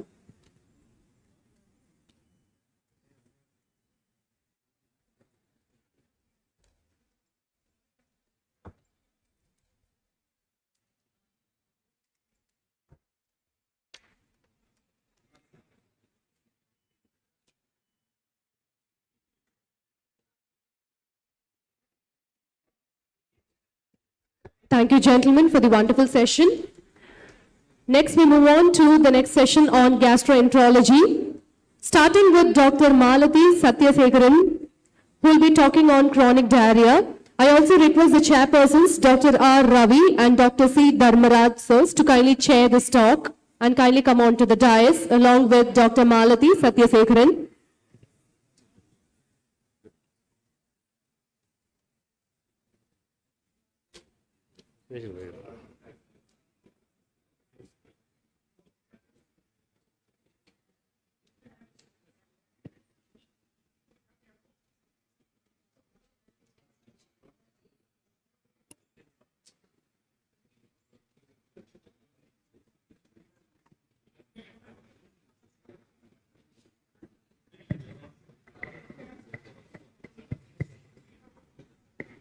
Good afternoon to everyone. We have three stalwarts in gastroenterology, great teachers in gastroenterology for this gastroenterology session now. We start with Dr. Malati Satyasekaran, Senior Consultant Gastroenterology, MGM Hospitals, Rainbow Children's Hospital, Chennai, President of ISG 2018 to 2020 of ISPCON, Indian Society of Pediatric Gastroenterology, Hepatology and Nutrition, President 2020-21 Tamil Nadu chapter of Indian Society of Gastroenterology. She has many publications in her name. She was this study Europe, which has come in European Journal of Gastroenterology and Hepatology, and many other publications in her name. We have Dr. Malati Satyasekaran on the stage. Over to you, sir, madam. Good afternoon. It's indeed a great privilege to be here. It's a very difficult time post lunch to talk about a very mundane topic, chronic diarrhea, but somehow I have to keep you alert. And I would like to thank the organizing committee and Dr. Ravi for this opportunity. And so I'll go to the first slide. So the topic is diarrhea, and as I was telling you, it's not going to be very easy to keep you all awake. And so I'm just going to cover this topic in the next 20 minutes on these outlines. Definition, epidemiology. I will just touch upon etiopathogenesis, approach to chronic diarrhea, some case snippets, and conclusions. So we all know diarrhea is only a symptom, and it's usually of insidious onset. And when you say chronic diarrhea, it means that the duration is lasting for more than 4 weeks. So normally when we say diarrhea, we say stools more than 3 per day, but one should remember frequency alone as a parameter cannot be used for diarrhea. You should think about the fluidity, that means the consistency and the volume. So the volume more than 200 gram per day is usually taken. And most of these chronic diarrhea, why are we worried? They usually are associated with malabsorption. So malabsorption and chronic diarrhea are not the same. They are different. Malabsorption is a state where there is a disturbance between digestion and absorption sequence and the absorption of nutrients across the intestinal mucosa, resulting in macronutrient and micronutrient deficiencies. So you should remember that the absorption takes place at various sites. It's just probably a recap to tell you that most of the absorption of the carbs, the protein and the fat take place in the jejunum and the proximal ileum. The B12 is mainly the terminal ileum, but water is most absorbed in the colon as well as the small intestine. So one should remember this, why when you have diseases in the small bowel, you land up with macronutrient deficiency with the jejunum and ileum, and then the diffuse small bowel mucosa, you get the characteristic micronutrient deficiencies. So usually you talk about epidemiology of diarrhea in children and you wonder whether diarrhea in adults is a problem. But you know, diarrhea in adults is also a problem, and the study in 2017-2018 showed that nearly 12% of our adults more than 60 years get diarrhea, and this is the chart which they have shown. That means this is the more than 10%, and this is the areas where there's more than 15% prevalence in India. And the death rate, mortality is also high the higher the age. When they are more than 70 years, that is per 100,000. Look at the number, more than 680 or 600 per 100,000. So chronic diarrhea will comprise probably 5 to 10% of the total diarrheas. So we know that a lot of causes for chronic diarrhea, apart from the intestinal, which we always remember. As physicians, you all know pancreas, bile acids, medications. This morning also I was sitting there, and one doctor, he was telling me, the chairperson of this said that we always see drugs causing diarrhea. Yes, secretory tumors, don't forget the factitious diarrheas. When you look at the small bowel, every part from the lumen, the epithelium, right up in the lamina propria, the lymphatics causing intestinal lymphangiectasia, transmural, you can get Crohn's disease, inflammatory bowel disease, you can get the lymph nodes getting involved, you can have tuberculosis, and you can have lymphoma. That means any part of the bowel, when it gets in, especially the small bowel, you can get chronic diarrhea and malabsorption. But of all these causes, should I remember all these causes when a person comes to me with chronic diarrhea? It's just, that is why we don't like this topic. Students don't like to read about chronic diarrhea.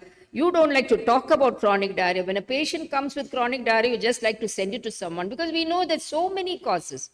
But in our country, though we have so many causes, I think we should just remember these. Remember celiac disease, tropical sprue. Remember this, you may have some Crohn's disease or inflammatory bowel disease is increasing. Then you can, don't forget, because this is, unless you do the immunoglobulin profile, you will miss CVID, IgA deficiency, which may go as thing, and especially the parasitic infestations and the luminal causes. Too much of carbohydrate drinks, soft drinks, they keep on taking, and that might be a cause of diarrhea.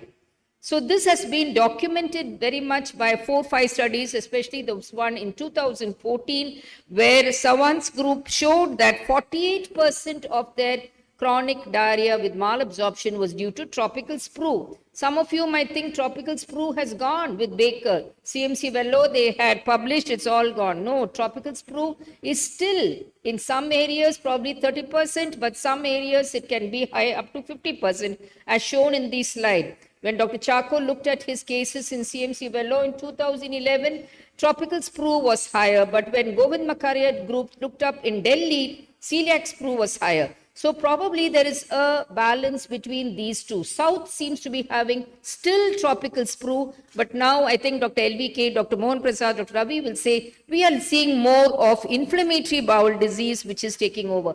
We are not seeing that amount of tropical sprue which we saw, probably because developing countries, as the infection rates decrease, TS might decrease, but still it is there. Why should this diagnosis be made? There's a specific treatment for that. There's a specific treatment, and therefore this has to be made.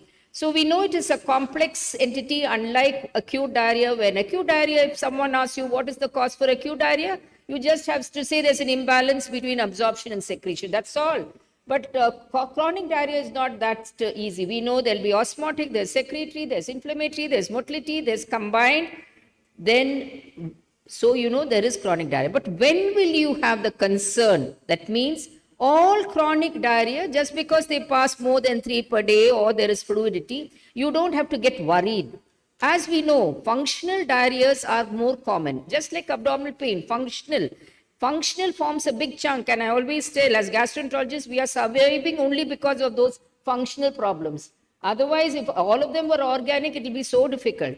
Functional problems, they live, survive, and they help you also. So, when will you be actually worried? When the age is more than 60 years, if there's bleeding, if there's loss of weight, unintentional weight loss, unintentional weight loss, or if they have bleeding PR, or they have a mass abdomen or a rectal examination, if you feel. Why should you be worried about chronic diarrhea? Why should we be worried? Because it goes to malabsorption, malnutrition, increased morbidity, increased mortality, quality of life, visiting hospitals, getting admitted. You know, it spoils their work hours and increases their expenditure. So as gastroenterologists on our side and you physicians, what are we going to do as a team in this management of chronic diarrhea? You as physicians are major, most of the chronic diarrheas, I'm sure our team will agree. When you refer itself, you have already come to a very close diagnosis. Nothing wrong, because all of us have learned only from physicians. I know Dr. M.V.G. Monprath, if I tell him, he will keep talking about the physician who trained him. All of us, only physicians train us. You refer to us, because all these cases you've already seen, you've already made a diagnosis. Probably you will refer to us for a little one extra diagnosis or for endoscopy. So we do very little. But when both of us come together, we can definitely do a better job. So this is what you'll do. You all will see the cases. You will make a diagnosis of hyperthyroidism, hypothyroidism, drug-induced. All those you will make a diagnosis. But you will refer to us when you need a tissue diagnosis. So the approach to chronic diarrhea, as mentioned earlier also by Dr. Suresh, history, even in this high-tech era, history is very, very important. I think in chronic diarrhea, this is definitely, yes, a history followed by just the complete investigations, basic investigations itself will give you some clue. Then you do the relevant investigations, and then you do a complete examination, don't forget, and then appropriate treatment. So I'm not going to the detailed history will include everything, underlying diseases, family history, but the most important will be the stool characteristics. So you take history relating to the etiology and then relating to the effect of the disease. And most important, as I told you, the stool characteristics. Sometimes you feel very yucky, you feel very delicate, embarrassed, asking for stool details, and stool details are not asked. Stool details will give you a lot of clues, and you must ask stool history, because the most important first, is it functional or organic? If there is bleeding PR, if there is weight loss, if there are nocturnal symptoms, then it is organic. It's not going to be functional. Very, very important. The other stool characteristics, you'll try to find out whether it's large bowel, small bowel, as you learnt in your graduate PG days, whether it's osmotic, whether it's secretory. Most important, painful, painless, is there's bleeding or inflammatory. Bristol stool chart, now we've all started using. You can keep it on your table. And the last two, type 6 and type 7, will be the ones for diarrhea. And large bowel diarrhea, 3 points. You will have tenesmus if you have. That is a thing, most likely it's a rectal involvement, frequency, blood, mucus. And the same way in secretory diarrhea, you have lot of loss of water and electrolytes, dyselectrolytemia. They may require hospitalization. As I told you, ask for abdominal pain, bleeding PR, inflammatory, whether there's fever, whether there's systemic symptoms, and associated symptoms. Like if you have fever, then you think of tuberculosis, leukemia, lymphoma, and complete examination. Some spotter you might get like a B12 deficiency, there's hyperpigmented or glossitis showing there's malabsorption. Basic investigations for chronic diarrhea itself will be very useful. Like if you have anemia, you have B12 macrocytic anemia, you make a diagnosis of B12 deficiency. If you have occult blood, then you know there's a breach of mucosa. And then if you have low albumin, then you know it is protein losing enteropathy. Some specific investigations now which we do are the fecal calprotectin, which tells us, yes, there is an intestinal inflammation. We always do immunoglobulin profiles so that we don't miss this. HIV, we should not forget. Tissue transglutaminase antibody, I will show you. And plain X-ray may help. Imaging is now very, very useful. Do not waste your time doing varium meal series. A good contrast enhanced CT or an MRE is good, where you will be seeing, I'll show you the investigations. And now probably endoscopy with histopathology. What we get here seems to be a very good way to investigate for chronic diarrhea, and you should never stop without doing this, where you can do an endoscopy, a colonoscopy, as I was showing, and now we have this motorized spiral enteroscopy, a capsule, and an endoscopic ultrasound. And the pictures that you get in histopathology, where you can see the giardia, you can see the strongyloidosis, you can see the intestinal lymphangiectasia, you make the diagnosis just by doing endoscopy and D2 biopsy. We'll just now see 4 case snippets quickly. This is a 23-year-old man, computer engineer, stools for nearly 6 months. He has fever. He's lost weight, definitely organic. There's mild tenderness, and here you can see he has all the inflammatory markers. Increased platelet is a very good marker to show, most likely in Crohn's disease, thrombocytosis, occult blood positive, CRP high, albumin low. So with this, there is a thickening of the fold in the right iliac fossa. So what will you be your diagnosis? Chronic diarrhea? Yes, it may be small bowel, plus or minus large. We are not very sure because some stools are small. Inflammatory? Yes. Maybe infective, possible ileocecal, anemia, inflammatory markers elevated, occult blood positive. This should be the diagnosis. Then you think of the etiology. It could be IBD, Crohn's disease, or it could be infected. So when this, but always do contrast enhanced CT before you do a colonoscopy. This will give you a good map, and you will know what is the involvement. And you can see that there's a long segment of jejunal and proximal ileal loop thickened. You can see this white thing and this black, this whole thing is thickened. You can see this prominent vasa recti. You can also see some mild Crohn's disease. For this is more suggestive of Crohn's disease. Suggestive of Crohn's disease, we don't have. Suppose it had been TB, what would be the finding? Usually tuberculosis. It's not very simple, but if you get a localized involvement of the cecum and the terminal ileum thickening, here there are no, but if you have in addition nodes, if you have ascitic fluid, then you think of TB. But this person had this type of picture. So probably we are thinking of Crohn's disease. So you subject the patient to a colonoscopy, and this is the ileocecal fold thickened, you can see ulcers, you enter into the ileum, there are ulcers going longitudinally. Again, it is very suggestive of Crohn's disease, but if we had seen this picture 20 years ago, that type of picture and this, we would have only made a diagnosis of ileocecal TB. Same site involvement, and then when you do the histopathology, you see this nice epithelioid granuloma. Caseation is not there. But then TB is still rampant in our country. If it had been TB, look at this. This would have been the picture. Can you differentiate? We have some findings. We say the ulcers may be more transverse, but all these are very vague. But if you have this caseating granuloma and you have sometimes you see this AFB, you're very lucky. But this is not always the case. So what are the practice points here? Always do upper GI and colonoscopy. For small bowel, do CT contrast, don't do barium, don't treat empirically as TB, and Crohn's disease, don't treat as Crohn's if it is not proved. If there is a doubt, preferable to treat it with ATT and review after 12 weeks. So in our country, still this is the recommendation. So if there is a doubt, treat it. The second case scenario is a 34-year-old female. She has loose stool for 8 months. Appetite is increased, but her weight loss is more than 8 kilos. So you're wondering whether it is tuberculosis, whether it is diabetes, whether it's thyroid, but she's euthyroid, but she has all the features of malabsorption, cheilitis, glossitis, pedal edema. She has stool blood negative, but she has fat globules. And then, so when you start looking at her, the tissue transglutaminase antibody, even in South India, should be sent. I'll show you why.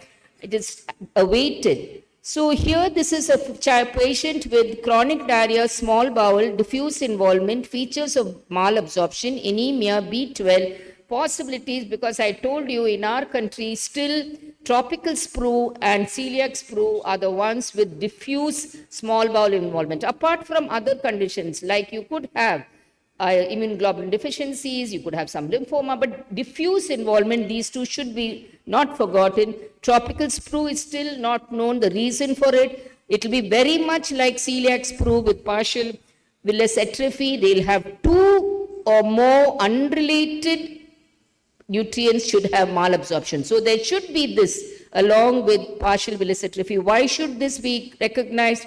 Because the treatment, you have to give antibiotics for 6 months. You can give doxy or you can give tetracycline and they do well. So very, very important to make this diagnosis. So here the report is awaited, but in this patient, this 34-year lady, tissue transglutaminase antibody came as more than 100 U per ml. So definitely this is celiac, and this was the finding. See this scalloping in the duodenum. Normally the folds are not like this. This is classical of any villus atrophy. She has villus atrophy, IEL. The histopathology will be the same, only the antibodies will be different. And you know, here it is a lifelong gluten-free diet. Lifelong gluten-free diet, very different from that. The third, I was just telling you, do we have this in South India? We do have this. It is just that our exposure to wheat is not much. The third case, so the practice points here I was telling you is tropical sprue is still an important cause. Celiac disease resembles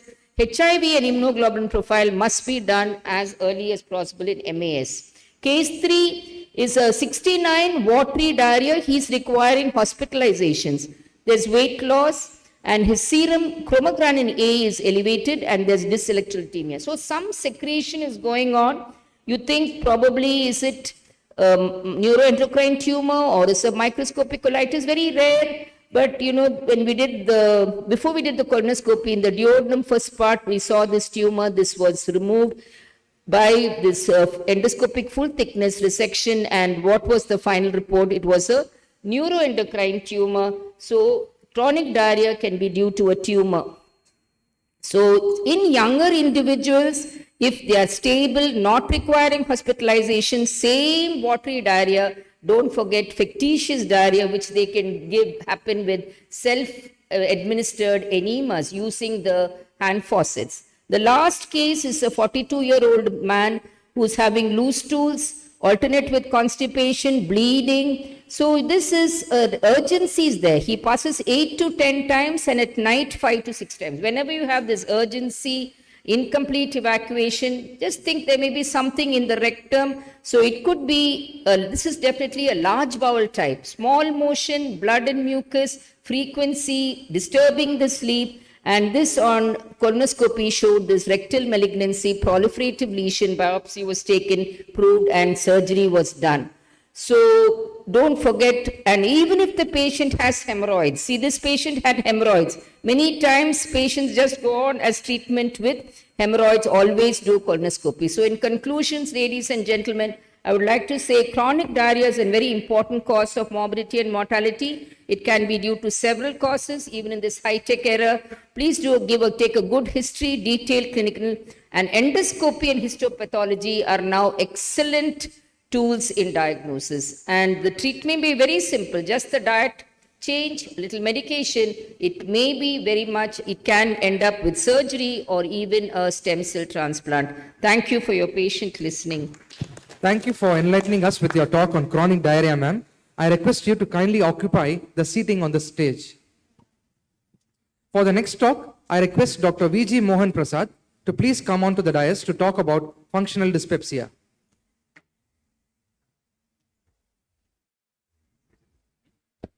Good afternoon, and let me thank the organizers of this Tapicon for giving me this podium to speak to you on functional dyspepsia. After hearing... 1 minute. We have another great speaker, Dr. V.G. Mohan Prasad. It is a tough topic, functional dyspepsia. It's a common topic, common presentation to a GP. All GPs or all specialty practice.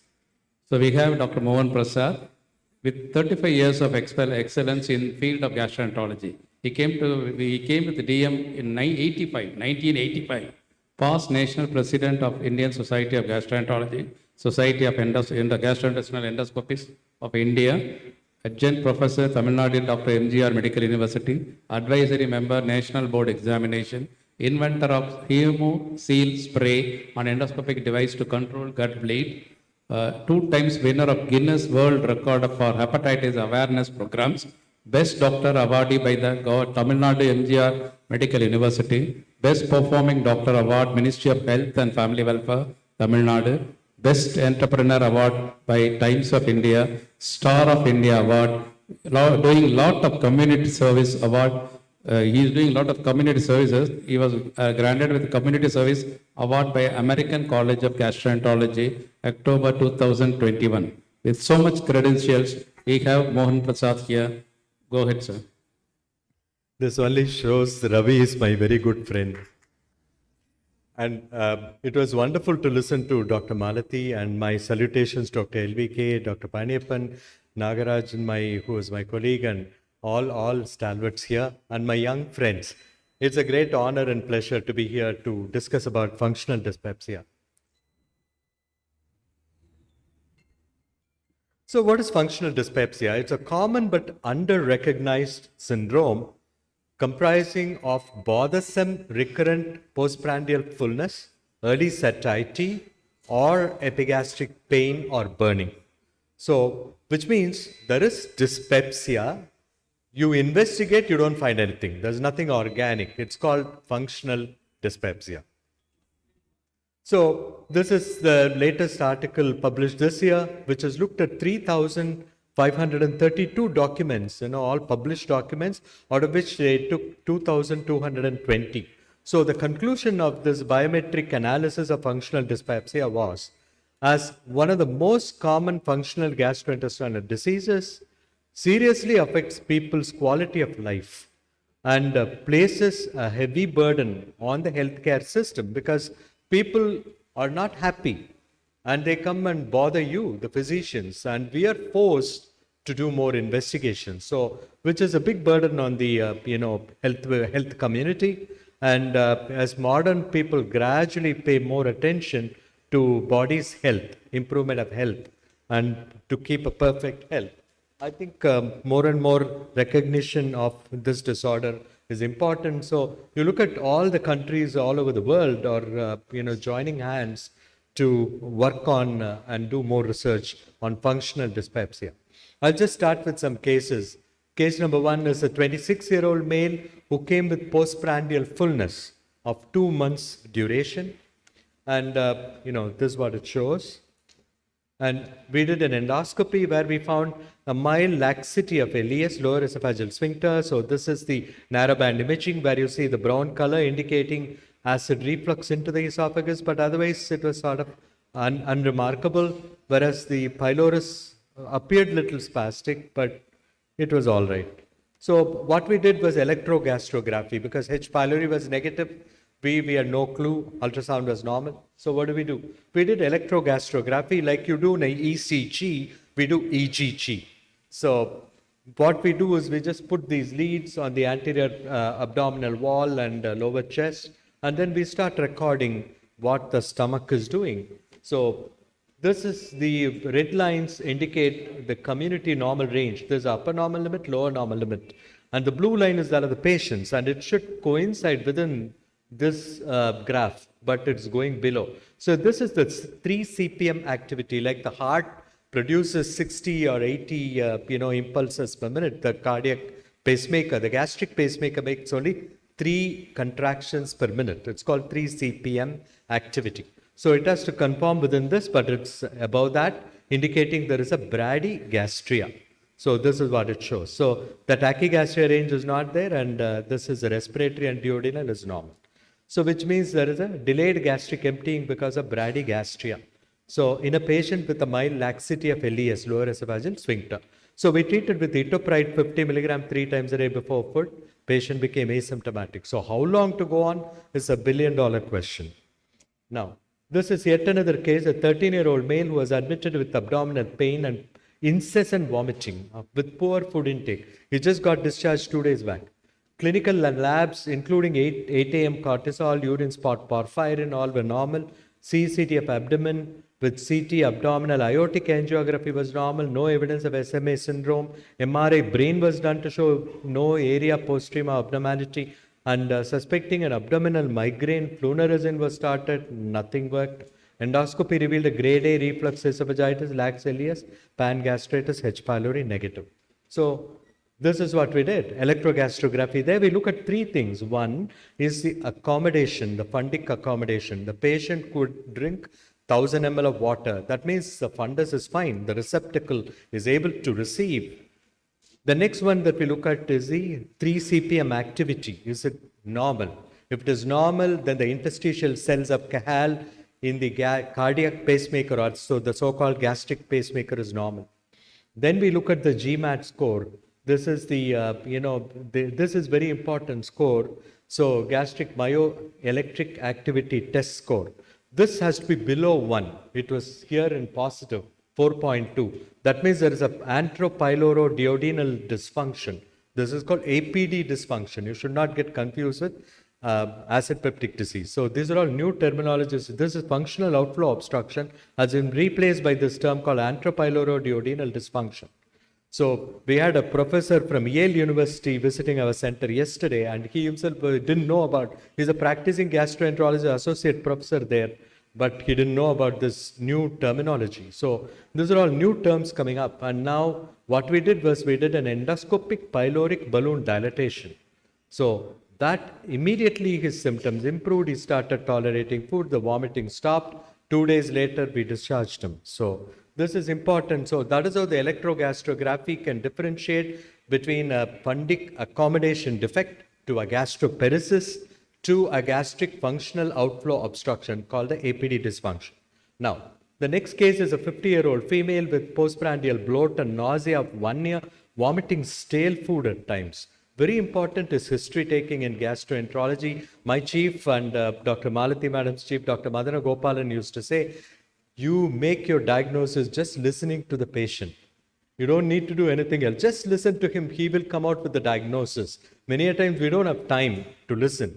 So, but we need to listen as a gastroenterologist. We need to do that. And this one with a bloat and stale food vomiting, that means there is a gastroparesis, there is a gastric stasis that is happening. So if there is somebody vomiting a stale food, first thing that I would do is probably an endoscopy to see if there is any obstruction, there is any tumor which is blocking the way. We'll go up to DJ and then look at it. If there is, here there is nothing. This patient had nothing, and so we did a gastric scintigraphy.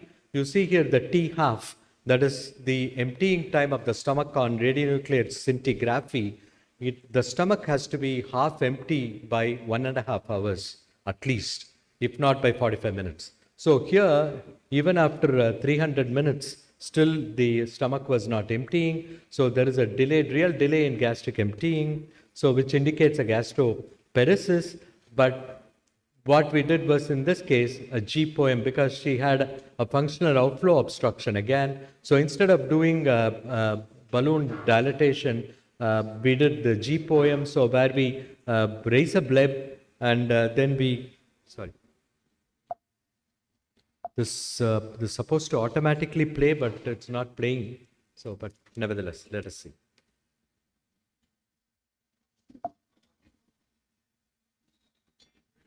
No, I'll just skip this, no problem. We'll just keep moving. So this is what we do. We make a tunnel here and then enter under the tunnel, cut the muzzle of the antrum and antropylorus, stop at duodenum, and then we just put clips and come out. So this is called a G poem.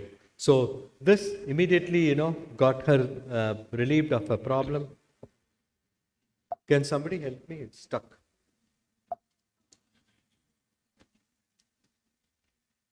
Grant file access. Okay, it's not working. Okay. No problem. Yeah. Thank you. So I'm just skipping this video. So this is the picture of the G poem in this patient. So we just go make a tunnel, cut the muzzle, and then put clips and come out. Okay. So this is before G poem. Actually, the patient, the food was staying for 3 to 4 hours and was not going out. But here, within 45 minutes, so it could easily leave the stomach. So I showed you 3 different cases of 3 different etiologies of functional dyspepsia where nothing organic was found. We still have some gadgets with which we can easily solve the problem. So in overview, I would like to introduce you to upper GI motility disorders, functional GI disorders, use of prokinetics. This is what I will just dwell upon in the next few minutes. So what is the postprandial distress syndrome and epigastric pain syndrome? So the functional dyspepsia has been classified by Rome 4 into these 2 types. The postprandial distress should include one of the following, one or more of the following, at least 3 days a week, according to Rome 4. 3 days a week, patient has to have the problem. So bothersome postprandial fullness, severe enough to impact usual activities, bothersome early satiety, and severe enough to prevent finishing a regular size meal. No evidence of organic, systemic, metabolic disease to explain the symptoms. And this should have been filled at least for 3 months. Symptom onset should be before 6 months. So any functional dyspepsia in Rome, symptoms should have started 6 months prior. This should have been repeatedly coming on and off in the past 3 months and should be at least 3 days in a week. And epigastric pain syndrome is only 1 day in a week. Bothersome epigastric pain, which disturbs the routine activities, epigastric burning in the absence of organic disease. That's all. Simple. So PDS and EPS, right? So now this is 2017. What is interesting is new data which says that there is increased duodenal eosinophilia, especially in postprandial distress. So people with PDS, we should do some duodenal biopsies and look for eosinophils. And the other thing is small bowel homing of T cells and signaling intestinal inflammation and increased cytokines have been detected in the circulation in these people, which shows that there is some inflammatory response that is happening here in the human body, which we did not recognize. Till date, I used to say, I don't know what is causing, but probably some inflammation. And elevated TNF alpha levels have been, significantly correlated with increased anxiety, which means inflammatory marker is up, anxiety is up. So post-infectious gastroenteritis is a risk factor for functional dyspepsia, which we see many a times. We get these patients either go into SIBO or IBS or go into functional dyspepsia. SIBO is small intestinal bacterial overgrowth. So therapeutic options are limited but provide symptomatic relief in some cases. The only one therapy is known to change the natural history of functional dyspepsia is H. pylori eradication, which I started treating functional dyspepsia. Those days it used to be called non-ulcer dyspepsia. Right from 1994, at that time when I treated H. pylori in non-ulcer dyspepsia, people used to laugh at me. So there is no indication. So I said my patients are getting all right, so I just would eradicate this bug and follow up. So now today the whole world, 2017, it says this is what it is. So we have to eradicate H. pylori, but test and treat. Do not treat without testing. It's important. And treatment of duodenal eosinophilia is still under investigation. Next slide. Next, oh sorry, I have it here, sorry. Yeah, so use pictograms, epigastric pain, burning, early satiety. கொஞ்சம் சாப்பிட்டா போதும்னு ஆயிடுது, ஏதோ கயிறு வச்சு கட்டின மாதிரி இருக்கு. This is postprandial fullness. வயிற்றுல ஒரு சாப்பிட்ட அப்புறம் வெயிட் பாரம் வச்ச மாதிரி இருக்கு. These are all very classic descriptions. This is bloating, anterior abdominal wall swells up. You can see the visible swelling because diaphragm moves down, the anterior abdominal walls, muscles relax. So it happens really. And then there's a bloating and distension where the flanks also get distended. All this can happen because of gas bloats. And there is an overlap between different GI disorders, so it makes the diagnosis challenging. You have functional dyspepsia and GERD overlap in 63% of patients. And you see here the overlap within PDS and EPS. EPS and OPS may not be overlapping, but PDS and EPS are overlapping. This always happens. So please remember this. And GERD, 40 to 45% of GERD patients have gastroparesis and 50 to 60% will have dyspepsia. So these are not watertight compartments. Somebody presenting with GERD or dyspepsia, you have to look at all as a holistic thing. So why do the GERD patients, some of them have a delayed gastric emptying? Because you see the gastric pacemaker lies here at the junction of the fundus and the body and the corpus. So from here it has to move. So fundus is a receptacle. It has to receive the food and store. And once the fundus gets distended, then the food passes on down to the corpus and then it keeps churning in and out. So in GERD, there is more venting into the esophagus from the fundus, so food doesn't reach the pacemaker and doesn't come down. So that is one of the reasons people today have shown that if there is a gastroparesis associated with GERD, you fix the valve at the lower esophageal sphincter, augment it, and then the motility will improve. So this is important. So risk factors, age, infections, dietary, high-fat diet, H. pylori, smoking, alcohol, non-steroidal. And then the next few minutes, I'll dwell upon the psychological association, like stress and anxiety, more important. See, what happens in stress? There is a release of corticotropin, CRF, the factor, releasing factor from hypothalamus. The CRF causes increased expression and release of neuromedin U in the medulla. So it inhibits food intake and delayed gastric emptying, alters the GI motility, sensitivity, and impaired accommodation. Very simple. So you're going to the exam, 10 o'clock is the exam. Your mother asks you to eat 4 dosas. You will stop with half a dosa or 1 dosa. You say, I'm full, I can't eat. But after finishing your examination, you come back home, you can full plate of biryani, you'll be able to swallow. So this is exactly what happens. In stress, there is CRF stimulating the neuromedin U release, and then it says, enough, I can't eat more. So this increased expression and release of neuromedin U in medulla is important. So functional dyspepsia, there could be a delayed gastric emptying, impaired accommodation, hypersensitivity, H. pylori infection, or CNS dysfunction. So the stomach has to swell up to accommodate, and that becomes defective in some people. So 47% of functional dyspepsia patients in this study, 40% had an impaired accommodation, which means they couldn't eat much. 40% of all dyspepsia, functional dyspepsia. So this is where the prokinetics play a role, so which many countries do not use, but Europe uses, not the US. So these are all the drugs available. I don't want to go into the mechanisms of how they work.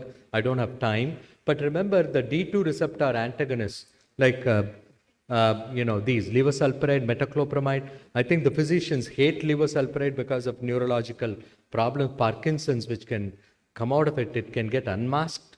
And then, of course, the cardiac reason, the mosapride, and Caesapride and all that. And domperidone can produce galactoria, gynecomastia in the males, and galactoria in the females. And so these side effects are, a problem. So choosing the prokinetic is important. Etopride seems to be a safe prokinetic, and in all dysmotility disorders, and acoshamide is a good prokinetic for fundic accommodation. It can inhibit the neuromed in U and make the stomach relaxed. So it has to be given, it should not be combined at the same time along with the rabiprazole or pantoprazole. So you give it, at least half an hour different. So etopride is a good drug, which is a good safety profile, lot of studies done. Acoshamide has got a very safe profile. It acts centrally as well as peripherally. It doesn't, minimally crosses the blood-brain barrier, does not produce any problem. It's a prokinetic and fundic relaxant. That is more important here. So I'm just skipping through all this. So selecting a right prokinetic is of paramount importance. So remember, GERD, EPS and PDS all superimpose on each other. So these are all the drugs available for treatment here.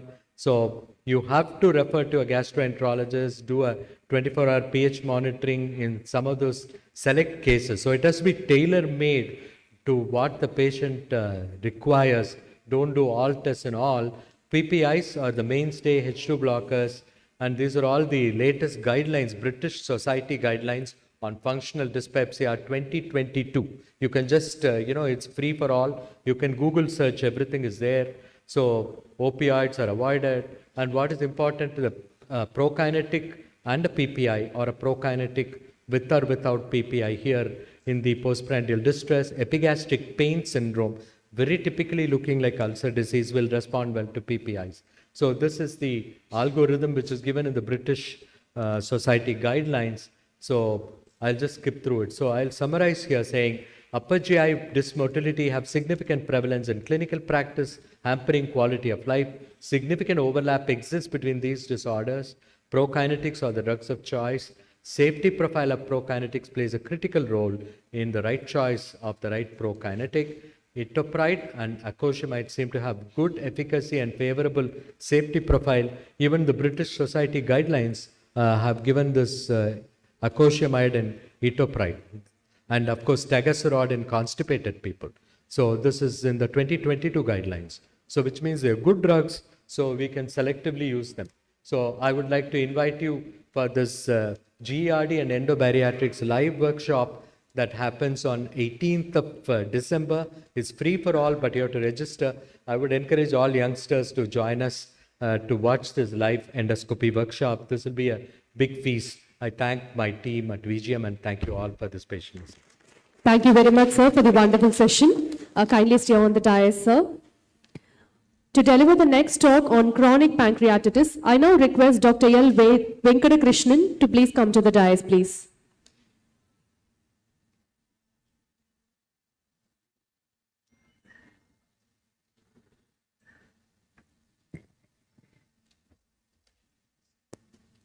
Great privilege in welcoming Dr. L. Venkatakrishnan.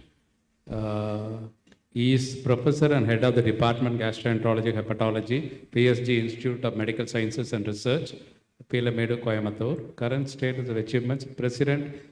Now he is the president of Indian Society of Gastroenterology, Tamil Nadu chapter. He has 65 publications in indexed journals, fellowship in advanced endoscopy in US and Europe, fellowship in liver transplantation in University of Paris, started DM gastroenterology at PSG Institute of Medical Sciences, and he is training a lot of DM postgraduates, dependent postgraduates, member of European Association of Study of the Liver Diseases. Awards, he has won Tamil Nadu Medical Council Award for Excellence in Medical Teaching in 2018. With this great privilege, I invite Dr. LVK to talk on chronic pancreatitis. Good afternoon and thank you. I thank the organizing committee of the Tapicon to have invited me to discuss on chronic pancreatitis. Introducing, can I have the, yeah. So chronic pancreatitis is basically a disease which is characterized by syndrome of symptoms and clinical manifestations related to functional abnormalities that develop as a result of glandular fibrosis and atrophy due to acute and chronic inflammation. So you have chronic pancreatitis, which you can have both structural defects and functional defects, and chronic pancreatitis is a result of constant injury and inflammation to the pancreas. Most of the times, chronic pancreatitis can be anticipated by acute episodes of pancreatitis, followed by when they develop chronic pancreatitis. But of late, we do realize that you can get chronic pancreatitis with exocrine and endocrine insufficiency and with structural defects without any antecedent acute pancreatitis at all. Number second, chronic pancreatitis, we should realize, is an irreversible damage.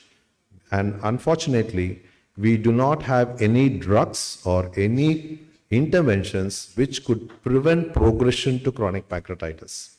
So and so, the management generally includes a surveillance of patients for either endocrine or exocrine insufficiency or a development of malignancy. If most of the times, I'm giving you a big list, but most of the times chronic pancreatitis develops because of a result of two environmental factors. One is alcohol and number two is smoking. Third, there are few genetic factors like PRSS gene mutation or SPINK1 mutation in India, which could trigger acute pancreatitis and go on to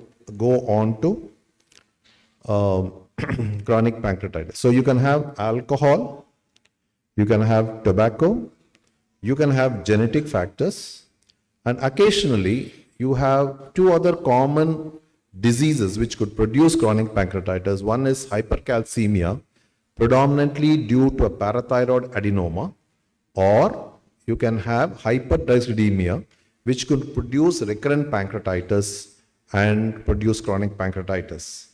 The fourth one is we do see tropical pancreatitis in our country, which is recognized as idiopathic chronic pancreatitis.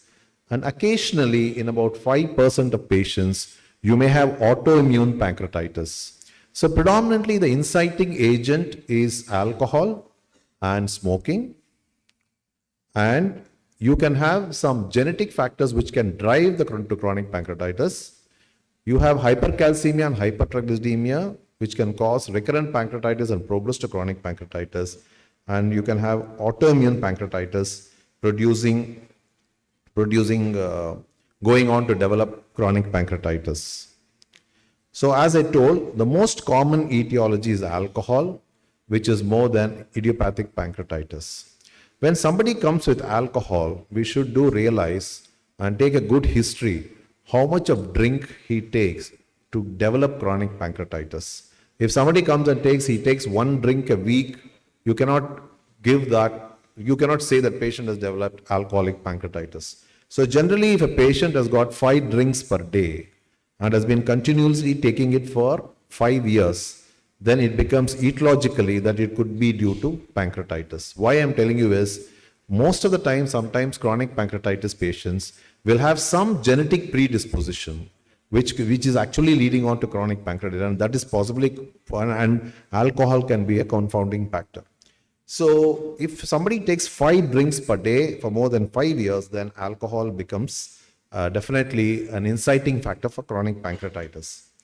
Smoking is associated with the risk of chronic pancreatitis with a dose dependent. Somebody has 48 pack years of smoking per week. He has got a relative risk factor of 4.1 to develop chronic pancreatitis. If somebody takes 2 cigarettes a day, he doesn't develop chronic pancreatitis. But it's been shown that if you are smoking 48 pack years per week, then you have a high chance of pancreatitis. And when you have alcohol and smoking, both can be a synergistic factor in developing chronic pancreatitis. And we should always remember that there are 2 genes which can really push you to chronic pancreatitis. In India, most of the chronic pancreatitis which in our study also we published, shows SPINK1 mutation. The commonest genetic factor which produces chronic pancreatitis is PRSS gene. So if you are asked to test one gene, you need to test PRSS gene. But in India, most of the times it is SPINK1 mutation which goes on to chronic pancreatitis, whereas in US it is Claudin2 gene. The less common risk factors I told you is hypercalcemia, hypertriglyceridemia, autoimmune disorders, and sometimes you can have anatomical abnormalities. Two anatomical abnormalities which come by birth. One is annular pancreas and pancreas divisum may develop chronic pancreatitis. We have a very good evidence that annular pancreas can go on with chronic pancreatitis, but we don't have good evidence to say pancreas divisum or sphincter of OD dysfunction go on to chronic pancreatitis. Environmentally, alcohol incites a cellular injury. Once there is a cellular injury, there is a massive cytokine release, and once there is a cellular injury, there is an acinar injury, and whenever there is an acinar injury, there is a stellate cell activation. So if you are a chronic alcoholic, you will have a chronic acinar injury, then there will be a stellate activation. So there will be inflammation, and stellate cell activation will go on to fibrosis. Once you get fibrosis, the pancreatic ducts will become stricturous or they may become stenosed. And once you become stenosed, you will start developing stones or strictures. So this is how the alcohol does it. And what does the smoking do? Smoking can cause, it can cause genetic mutation that causes CP. It can increase pancreatic fibrosis by stellate cell activation. There is a lot of inflammatory cytokines which are released by the tobacco, which can cause chronic pancreatitis. One entity of pancreatitis, which we commonly see in India, where we see in Kerala, we see mostly in Orissa, and in Tamil Nadu, in the western Tamil Nadu, we see close to Coimbatore, a place called Mettupalayam. This is an entity called as tropical pancreatitis. Initially, we thought tropical pancreatitis is because of increased cassava intake, but that's proven. But there is now a genetic susceptibility to tropical pancreatitis, which is SPINK1. The important thing is most of these patients with chronic pancreatitis, the tropical produce in youth and early adulthood. Chronic pancreatitis due to alcohol, they present between 30 to 40 years or 40 to 50 years. Whereas in patients with genetic and hereditary pancreatitis can come with much earlier group, much age. In tropical pancreatitis, you have both predominantly youth and early adulthood. And importantly, there will be large intraductal calculi in these patients. So the tropical pancreatitis now has been said that in India, it is predominantly due to a SPINK1 mutation, which is seen in about 46% of the population. This is where I'm looking at you. You look at alcohol. If you have a very heavy alcohol intake of 102 units per week, look at the risk ratio is about 3 times. And if you have at least more than 12 drinks per day, the risk becomes almost 1.2 to 1.8. The risk increases by 2.7%. So it shows that you need to have a very high intake of alcohol before you dub somebody as alcoholic pancreatitis, because never describe somebody as alcoholic because it's a stigma. We have stopped using the term alcoholic. Rather, we ask them to say it is alcohol use disorder. Same thing with smoking. As I told you, if somebody has about 35 pack years of smoking, your relative risk of developing chronic pancreatitis is 4.59. So smoking and alcohol, this thing. Again, in genetics, I told you PRSS gene is the commonest. SPINK1 is commonly seen in the Indian population, which is this study has come basically from Pramod Gus group from All India Institute. Pathogenesis, I said, initial injury, inflammation, stellate cell activation, fibrosis. Cellular injury is because of acetaldehyde in alcoholism, nicotine in smoking, and in genetic factors, it is premature activation of trypsogen. So in smoking, in alcohol, it is acetaldehyde and aldehyde adducts, nicotine-derived nitrosapine ketone in smoking, and in somebody who's got a genetic proportion, there is an intermittent trigger of trypsinogen, which increases trypsin and damages the pancreas. What are the common symptoms we have? The most common symptoms are pain. The pain is the most important symptom in chronic pancreatitis, which will alter the quality of life. 85% of the patients with chronic pancreatitis will present with pain. And the pain is generally localized to the epigastric region. It radiates to the back. Most of them will experience nausea and vomiting, and most of the times this pain is associated with exocrine insufficiency like steatorrhea or oily stools. But the pain, the pathogenesis of pain could be one, whenever there is an acinar cell injury, there is an ischemia to the pancreas. Ischemia will produce local oxidative stress, and local ischemia and inflammation that can promote local ischemia and of inflammation. This will go on to develop fibrosis because of alcohol, and as the patient's chronicity becomes longer, there are two things can happen. All the nerves around the pancreas will get inflamed. So there is inflammation of the nerves which can cause neuropathy or neuroplasticity and alters your pain sensitivity. And most of the times, this alteration will go on to the brain and they develop a central sensitization. Why I am telling you this is, sometimes despite giving lot of drugs, patients with chronic pancreatitis do not respond to pain. Sometimes after total pancreatectomy, patients do not respond to the pain. That is because apart from the local causes for the pain, there is a central nociception of the pain, or there is what we call it as chronic abdominal pain of neuropathic origin. Patients after some time get this nerve related pain which we can do it. What are the complications of chronic pancreatitis? You will have metabolic complications, you have local complications. But what are the metabolic complications? Diabetes mellitus. Diabetes mellitus occurs in 40 to 60% of patients with chronic pancreatitis. The new term for diabetes mellitus is type 3C diabetes. We should always screen for patients with chronic pancreatitis for diabetes. How do you screen? Fasting blood sugar is no useful. Either you can check on HbA1c or postprandial sugar. Sometimes you need to look at GTT to pick up early pancreatitis. Why do patients with chronic pancreatitis develop diabetes? For two reasons. The first thing is, when you have a fibrosis of the pancreas, normally the insulin levels come down. Before the fibrosis happens, early diabetes occurs because of insulin resistance. Why does insulin resistance happens even before fibrosis? Because there is an abnormality in the hepatic insulin resistance because of lack of pancreatic polypeptide enzyme. The early enzyme which we lose in chronic pancreatitis is pancreatic polypeptide.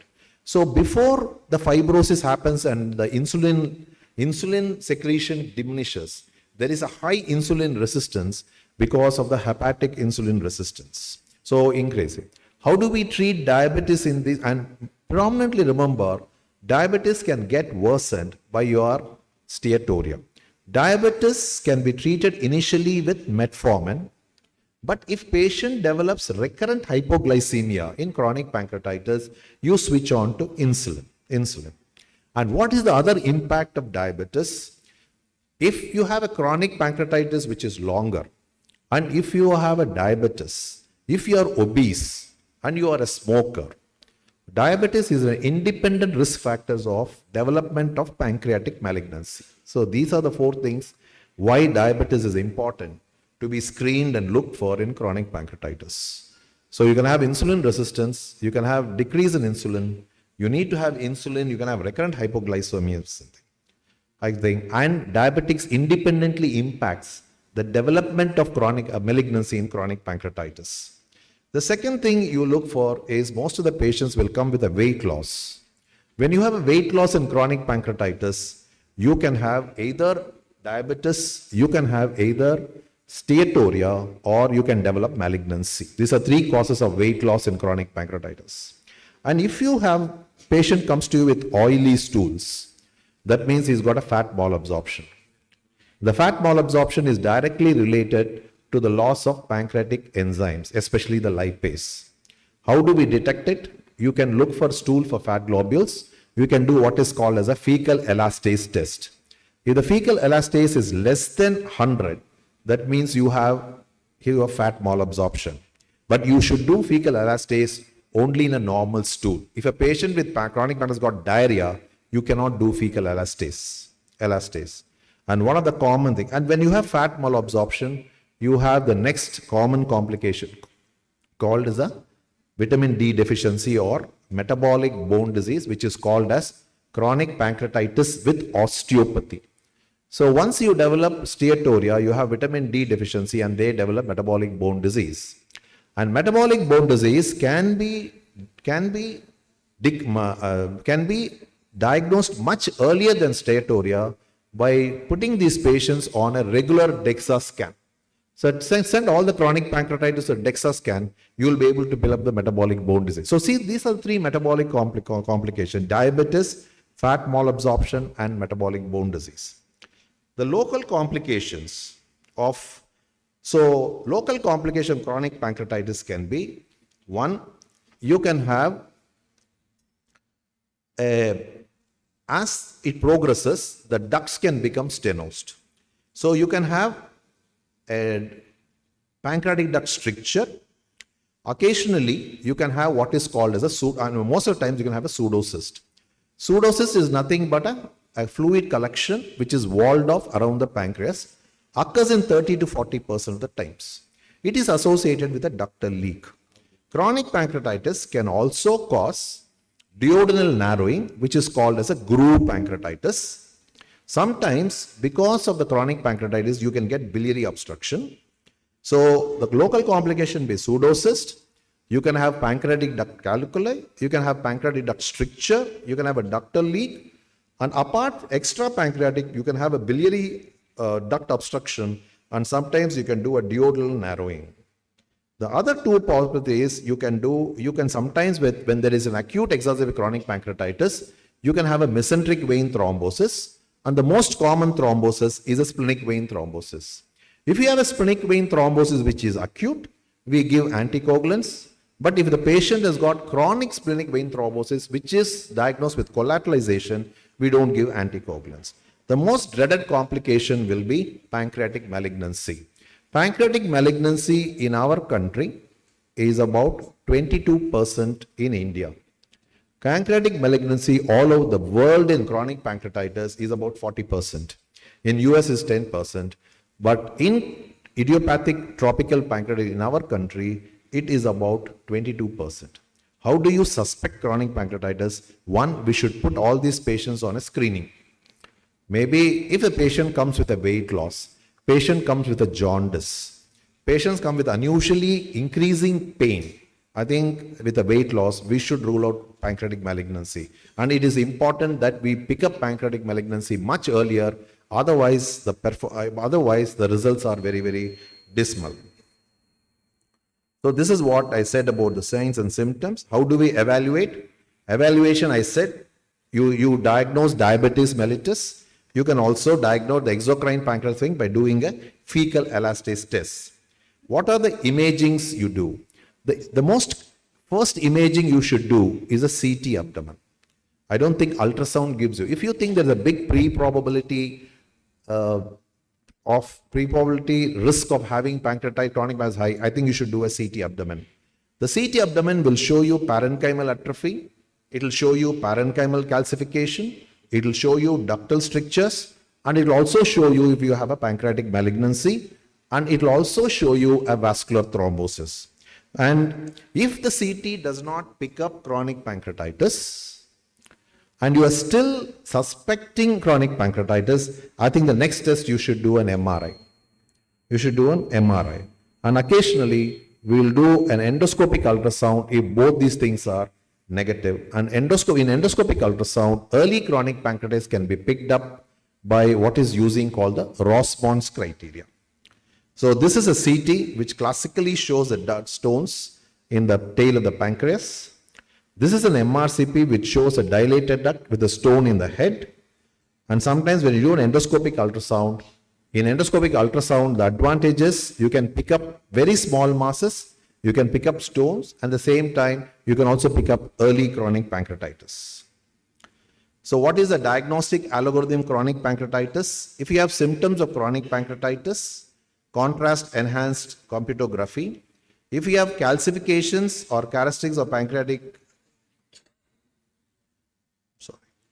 if you have a characteristics of chronic pancreatitis, you make a diagnosis of CP. If you do not have the characteristic, go for an MRI and MRCP. And if the MRCP shows treated as chronic pancreatitis, if you are still not able to get it, I think we should do an endoscopic ultrasound. This is the diagnostic or imaging algorithm of chronic pancreatitis. How do we manage? We manage pain. Pain can be managed by the WHO ladder of pain management.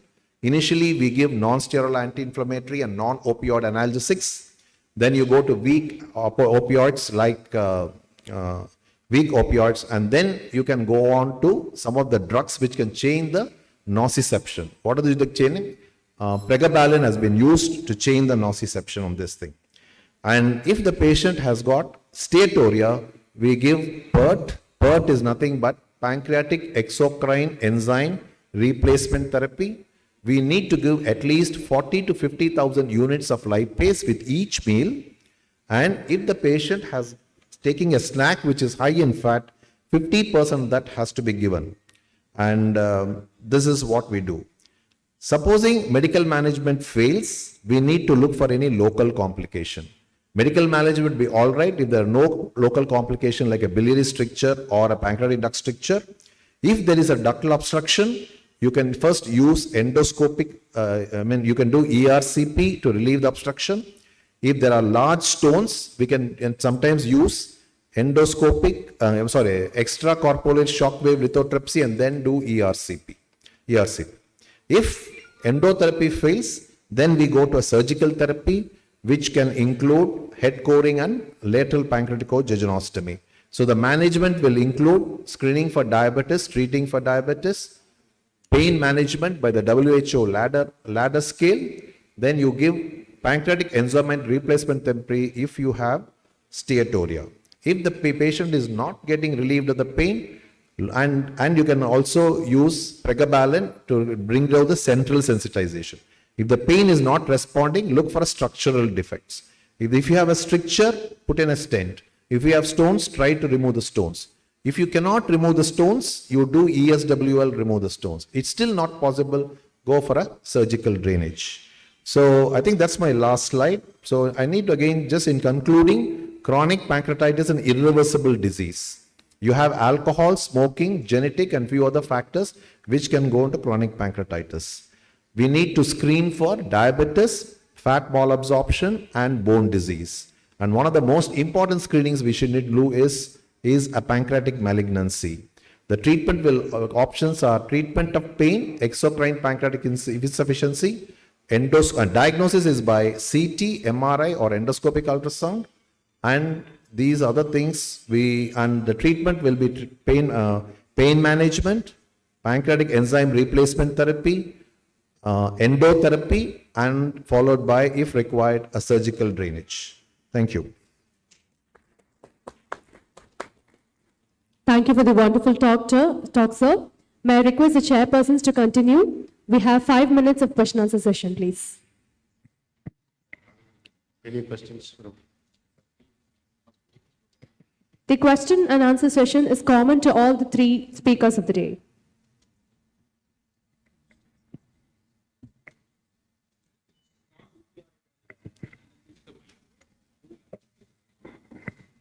Pardon?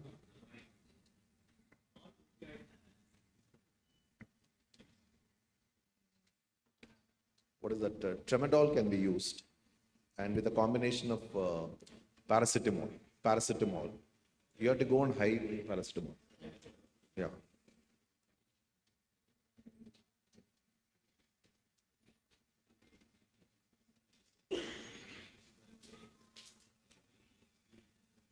Pardon me, sir? It's 300 ml. 300 ml. One drink is 60 ml. 5 drinks is 6. We generally now The American alcoholic also says that one drink is 60 ml. So you're doing a 300 ml day for 5 years, you do it. Now the problem arises because we dump everybody as chronic pancreatitis, even though he says he's taking one drink a week. There's a common thing that even my registrar write alcoholic.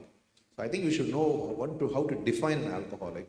That's why define it. Because if he's not taking that much of alcohol, we need to look at something. Sometimes you will miss a hypercalcemia and a parathyroid adenoma. So I think before you dub somebody's alcoholic, both in pancreatitis and alcohol liver disease, we need to define what is alcohol use disorder. And we have very, very correct definitions which we use it. Same thing, my registrar kept writing this thing, but actually the patient had a parathyroid adenoma. He was drinking for only 160 ml per week. That should not produce chronic pancreatitis. So that is why we should define alcohol before a thing. I think that's a very relevant point, what Dr. LBK pointed out. And to all my young friends here, please do not use the term alcoholic. Many junior medical officers, even in our hospital, write they're alcoholic. It's not true. Alcoholic is a person who is addicted to alcohol, who cannot survive without alcohol. Most of the patients that you'll be seeing are social drinkers. They just have 1 or 2 drinks once in a week. So that is important. We don't use the terminology at all. So please.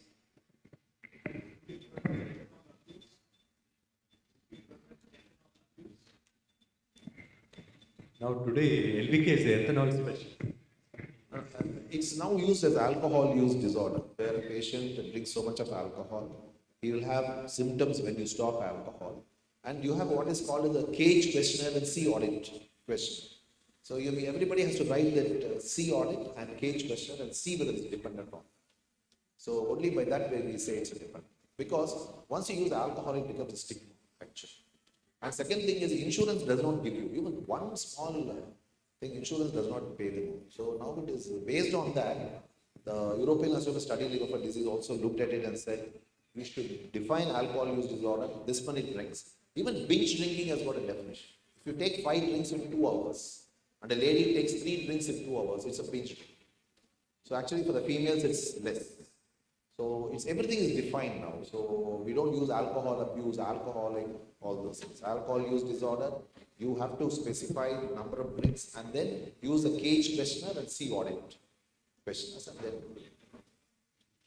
WHO has clearly defined alcoholic is a person who starts worrying about how the society is interfering with his alcohol intake rather than thinking about how he is interfering with the society. This is a clear definition Geneva gives.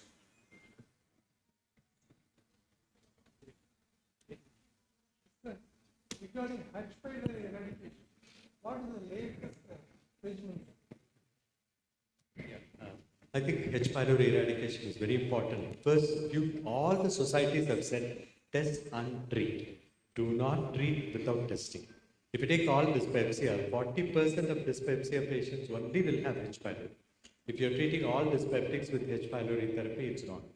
Number 2, the drugs which are coming in the fixed combination with metronidazole or clarithromycin, amoxicillin, those, now even we thought amoxicillin resistance is not known, but today even H. pylori has learned to resist amoxicillin. So in combination, probably the resistance is broken. So till now, what we use is the American triple is high dose PPI. People have shown that you have to have profound acid suppression to kill the bacteria. Important. So today, the vonoprazan is the one that's going to come in, the potassium channel drug. If that comes, that can profoundly suppress acid. That's number 1. Number 2, today I don't like levofloxacin, but I've started using levofloxacin today because of clarithromycin resistance. I don't use metronidazole. I was on the H. pylori, committee, like 9-member committee from ISG. We had a task force. 2 times we have published, we have given supplement like 1994 and 99. Even today, I think the latest guidelines came 2 years back or something. So all of them said that metronidazole resistance is well known right from 1994. 100 organisms in Mumbai were resistant to metronidazole in 1994 because of misuse of antibiotics. That's what in sepsis session also we saw. So what I would do, I'll use a double dose PPI proton pump inhibitor. I use a high dose. I use deslansoprazole or double dose, pantoprazole even twice a day for profound acid suppression, number one. Number two, I use levofloxacin. And number three is amoxicillin is what still I use. That's what I use. And now I use quadruple from 1994, a bismuth quadruple, which was, given by Guido Tidcut from Europe. So, which, is very good for H. pylori. I use, instead of using 14 days of triple, I use a 10-day of quadruple. And then I follow up. So we have 2-year data follow-up. I follow them up with a urea breath test. 2 months after, that is 1 month after eradication, 2 months after eradication of H. pylori, call them back for a breath test. And I'm just recording, I'm going to publish the data now. 2-year data is ready. So I think that I find my quadruple 10 days with bismuth seems to be working better than the triple. Thank you for answering the questions delicately, sir. Thank you to all the delegates for the wonderful session. May I now request the chairpersons to kindly felicitate the speakers. Dr. Malati Satyashekharan, Dr. V.G. Mohan Prasad, and Dr. L. Venkatakrishnan.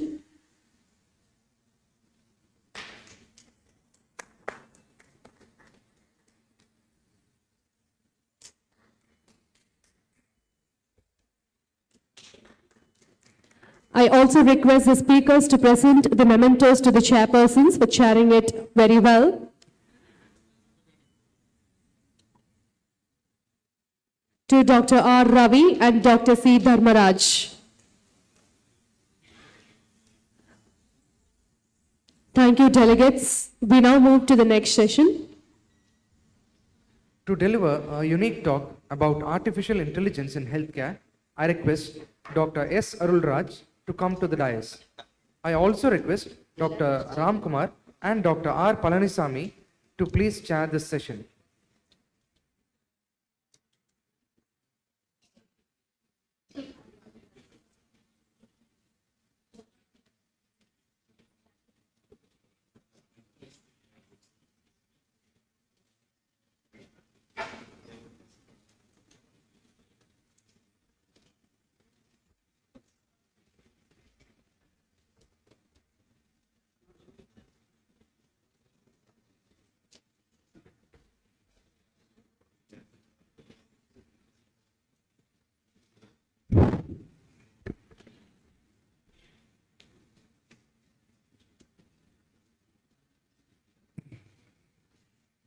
Good evening. I thank the organizers for giving me the opportunity. I am going to introduce Professor Dr. S. Arulraj. He is Head Acute Medicine. Full Dr. Arulraj Institution of Medical Services and Sciences, Tuticorin. He is a past president, national president, IMA, and chief patron, IMA, CGP. Past National API President, past Commonwealth President, CMA UK. He is also a Dr. B.C. Rai Awardee in the year 2000. Distinguished Professor, Dr. MGR Medical University. Postgraduate teacher in medicine for more than 25 years. DPNB Internal Medicine. Addressed national and international forums. Chairman, Commonwealth Medical Association Foundation, UK. With this, I hand over the mic to Dr. Arulraj, sir. Thank you very much, chairpersons, for the nice introduction. Faculties and delegates of Tapicon 2022. You can all relax a bit after a very tight clinical medicine sessions with all data. I will just sensitize you all to one of the upcoming digital medicine with digital health and digital learning. I mean, in this 15 minutes, I can only sensitize you on this subject because the subject has grown so well. If you had followed the previous faculties who have been delivering something on this, air pollution, as well as our next faculty, everybody in the end, brought digitalization. Without that, a research or a learning or a treatment is not possible, in future health. This is the, agenda that we are going to do that. But I will just tell you what is artificial intelligence. We all know that, intelligence what it is. We are all the intelligentsia of this great nation. But here artificial intelligence is simulating human intelligence by machine. Probably they think that the human, intelligence is going down. We need more support from machine intelligence. That's called as a machine intelligence and machine learning. But practically where it is of use is in making a diagnosis of a disease in a confused situation. You are in ICU, you have got multiple problems. We listen to our faculty on sepsis. A lot of issues. How to make that it is sepsis? To make a diagnosis of the organism and come to a conclusion by the time the patient has gone for an MODS. Whereas this can give you a quick diagnosis, evaluation, treatment and follow up the patient. That's the importance of it. These are the factors that is necessary here. And this is what is the system.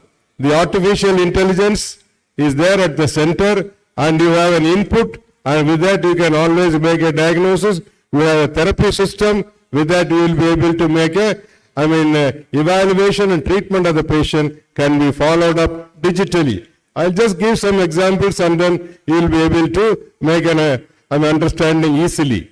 As I told you, for an early and quick diagnosis, and more important is prediction.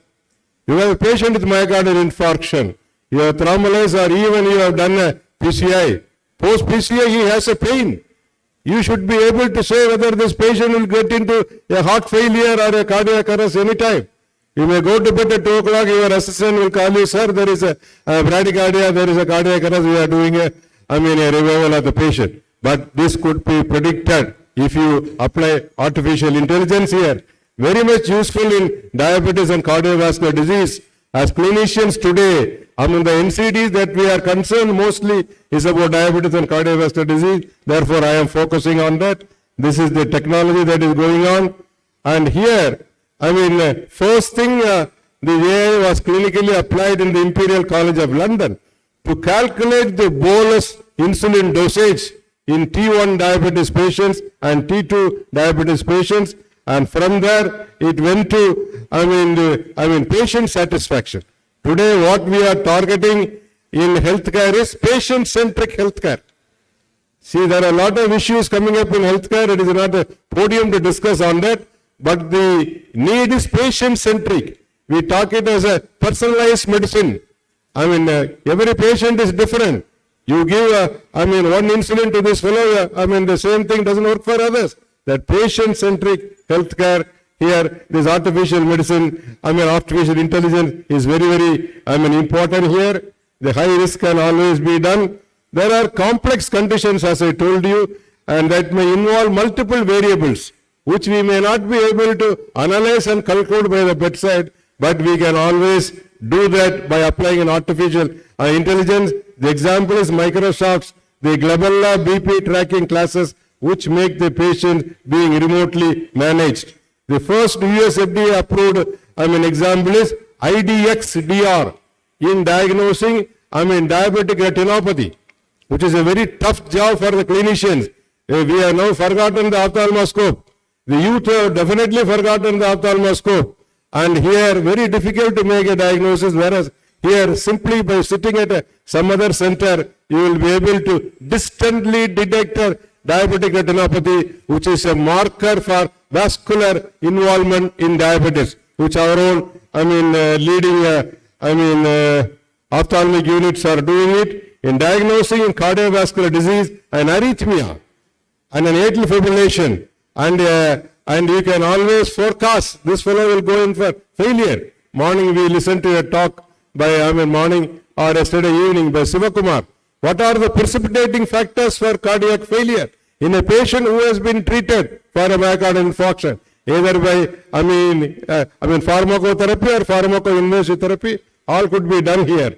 This is the IDX-DR, because the first FDA-approved AI-based diagnostic center for robotic retinopathy, diabetic retinopathy. There are any number of devices available.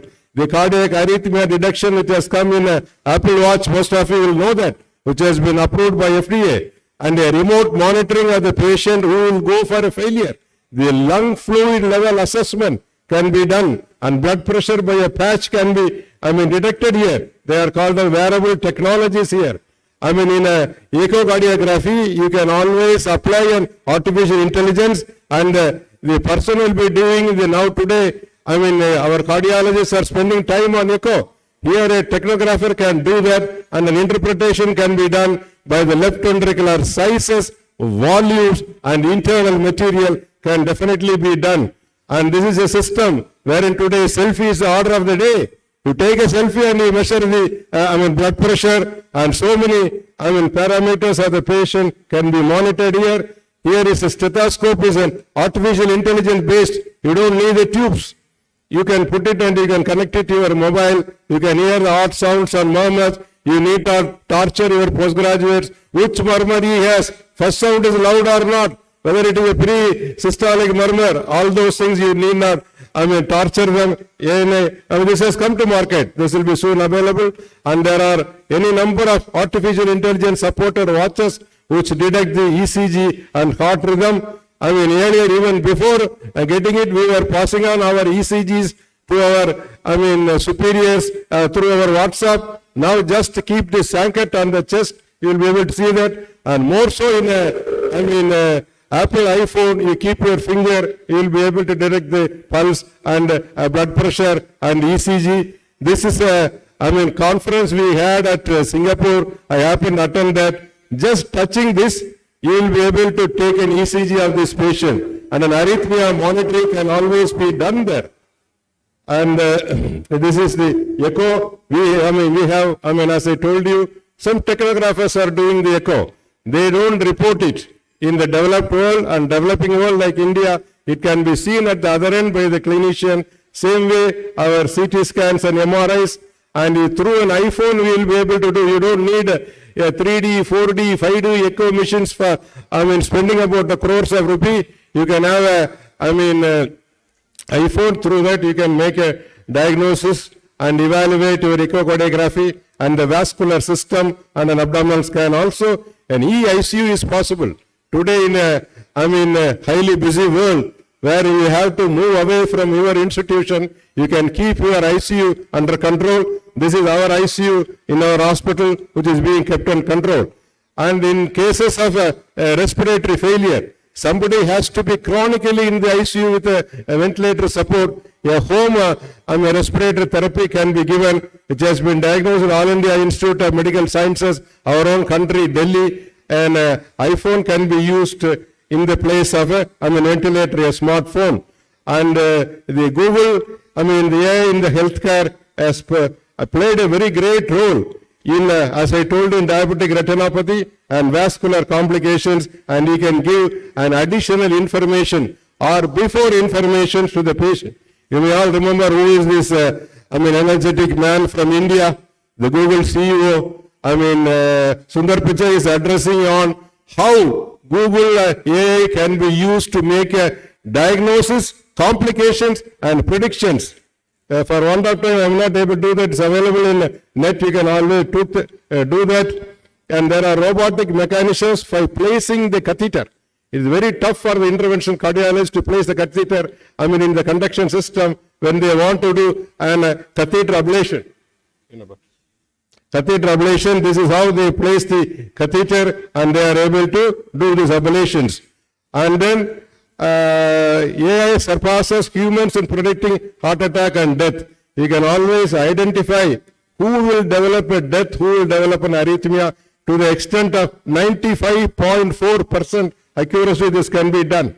And artificial intelligence is, as I told you, and stress, it is very much useful for prediction of the various complications. And here is an entity. You have a heart rate sensor. From the heart rate itself, you are able to, detect the diabetes of the patient. You just check the heart rate. You can say that this is much is blood sugar. These are all various types of variables which you are able to do that. In diabetes, it is very much useful in calculating the bolus dose. Now today, bolus and basal is the system of administering insulin. Closed loop pancreas, it can function, insulin pumps, and a Watson's health and appropriate food. It's a personalized medicine, what we call as a precision medicine. You will have to say that this person will have only this type of a food. And these calories and then the fat and protein, and there is as by the look ahead trial, this is calculating the doses, artificial intelligence powered diabetes management apps, any number of them is available. One of the apps which is very popular is the Peppers project, wherein there is an intelligence based management of type 1 diabetes and gives an excellent alert to the patient about hypo and hyper. It's a technical war in diabetes from predicting to diagnosis and management. More than there is an app here, Israeli app, which can detect in diabetics 5 years earlier. This fellow will develop a chronic kidney disease. Because as all of us know, one of the common complications of diabetes is a chronic kidney disease. When there is a prediction, we will be able to protect. About 3 days ago, I had information. There is an artificial intelligence based blood test which can detect the liver cancer. I have given the evidence. You can always refer into it. Before I enter into the last session and close it, drones in healthcare. See, drones is a very important aspect to reach to a place which is not reachable by any method with the shortest possible time. In emergency, we use the blood products. During COVID, vaccines were there, diagnostics, and all transfers were there.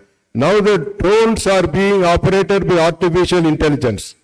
This is one of the equipment which is being passed on. Somebody has a cardiac arrest, somebody is trying to revive, needs a defibrillator, which could be transported by a drone within minutes, reach the place, and from here you can control and give the shock, so that the patient's life can always be saved. This is the one which we had at a digital conference in Singapore, which I happened to meet that. In California, all these telehealth drones are available. Reaching to people who are in need of health information, diagnosis, and they can be linked to their doctors for further management. There is a cutting edge technology. There is a challenge. One challenge is ethical. Second challenge is threat to privacy and thinking machines, and they may not be so much empathic. If some of you could recall the data protection bill that we have been asking for so many years during my period in API 2020 onwards, because we only promoted and supported artificial intelligence and teleconsultations during COVID, but the only problem there is your data. Your data will not be yours. Therefore, we wanted a data protection bill, which has now come into vogue, which is available in the Ministry of Health and Family Welfare website. Up to 30th of this month, you can always give your opinion on that, and so that we can safeguard the protection. We have given lot of suggestions also. One thing is safeguarding the contents or data by the blockchain technology. And regarding the ethical consideration, these are the queries which were raised, whether AI will replace clinicians. Probably tomorrow we may not need doctors, but that has been brought down with a lot of evidences, and whether the accuracy will be okay, whether it could be 100%, with the clinician only it will be 100%. That is what the data we are given. Ladies and gentlemen, I have just shown you a face of artificial intelligence in healthcare. There are various areas which could be used, but in healthcare, and especially in cardiovascular disease as well as diabetes, where all it is of use. The summary here is, it is very useful for a early diagnosis to assist the clinicians and help them to make an accurate early diagnosis. There is a role in the management also. They are being sent for unnecessary surgical procedures. For example, if you do a cardiac patient and you have a left main lesion, whether he has to be sent for surgery, CABG, or not, which will be a very good possibility to decide, and prediction, complication. Diabetes, who will develop a coronary heart disease? Who will develop a renal disease? Who will develop a stroke? And in a stroke, who will recover? Who will not recover? All these predictions are possible. That's the way that we are going to manage our patients in medicine in today as well as tomorrow. Thank you all very much. Thank you. Thank you, Dr. S. Arul Raj. We now conclude the session by a felicitation to Dr. S. Arulraj from our chairpersons, Dr. Ram Kumar and Dr. R. Palnishami, please.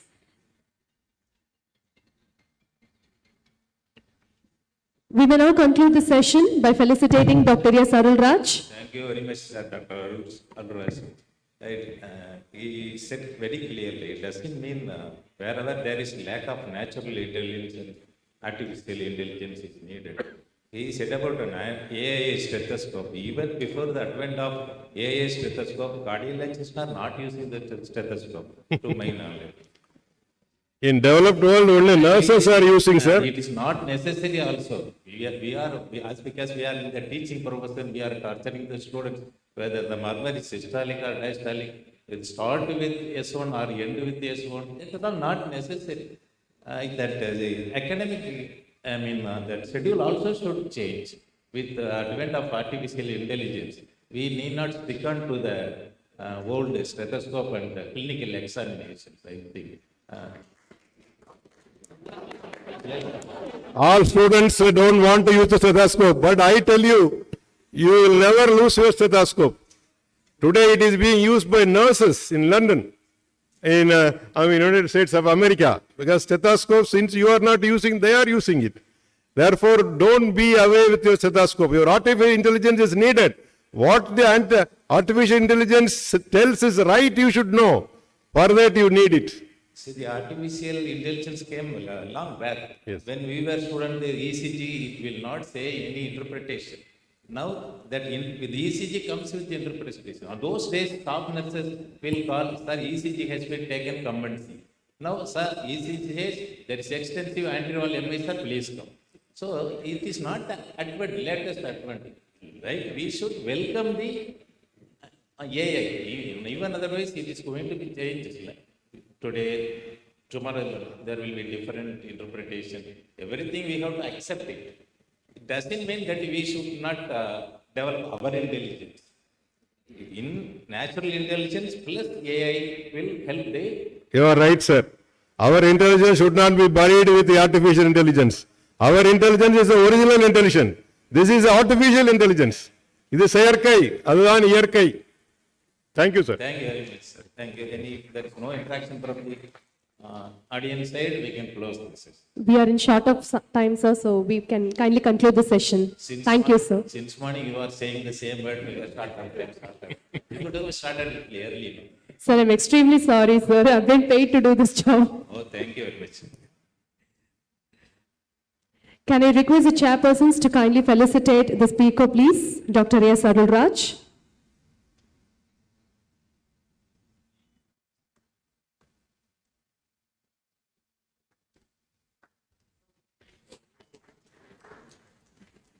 Thank you. I also request Dr. S. Arulraj to kindly felicitate the chairpersons, Dr. Ram Kumar and Dr. R. Palnishami.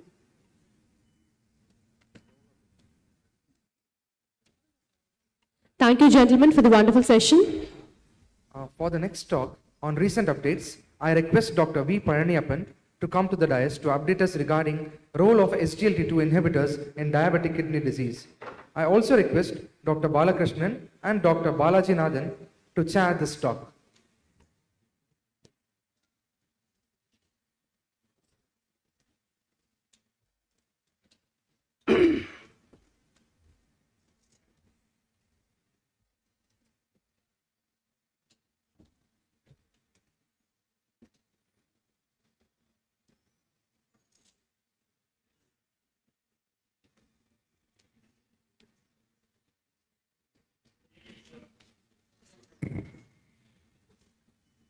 Good evening to all. At the outset, I thank the organizers for giving me the opportunity to chair the session. I congratulate Dr. Seduraman and team of Trichy APA for organizing in a grand manner this conference. Today's topic, Dr. Palaniappan is going to talk on SGLT2 inhibitor, role of SGLT2 inhibitors in diabetic kidney disease. Dr. Palaniappan is cardiodiabetologist. He is the managing director of Dr. Palaniappan's Diabetic Specialty Center, and Sri Shakti Vinayak Multi-Specialty Hospital, Pudiyambari, Tindakil District.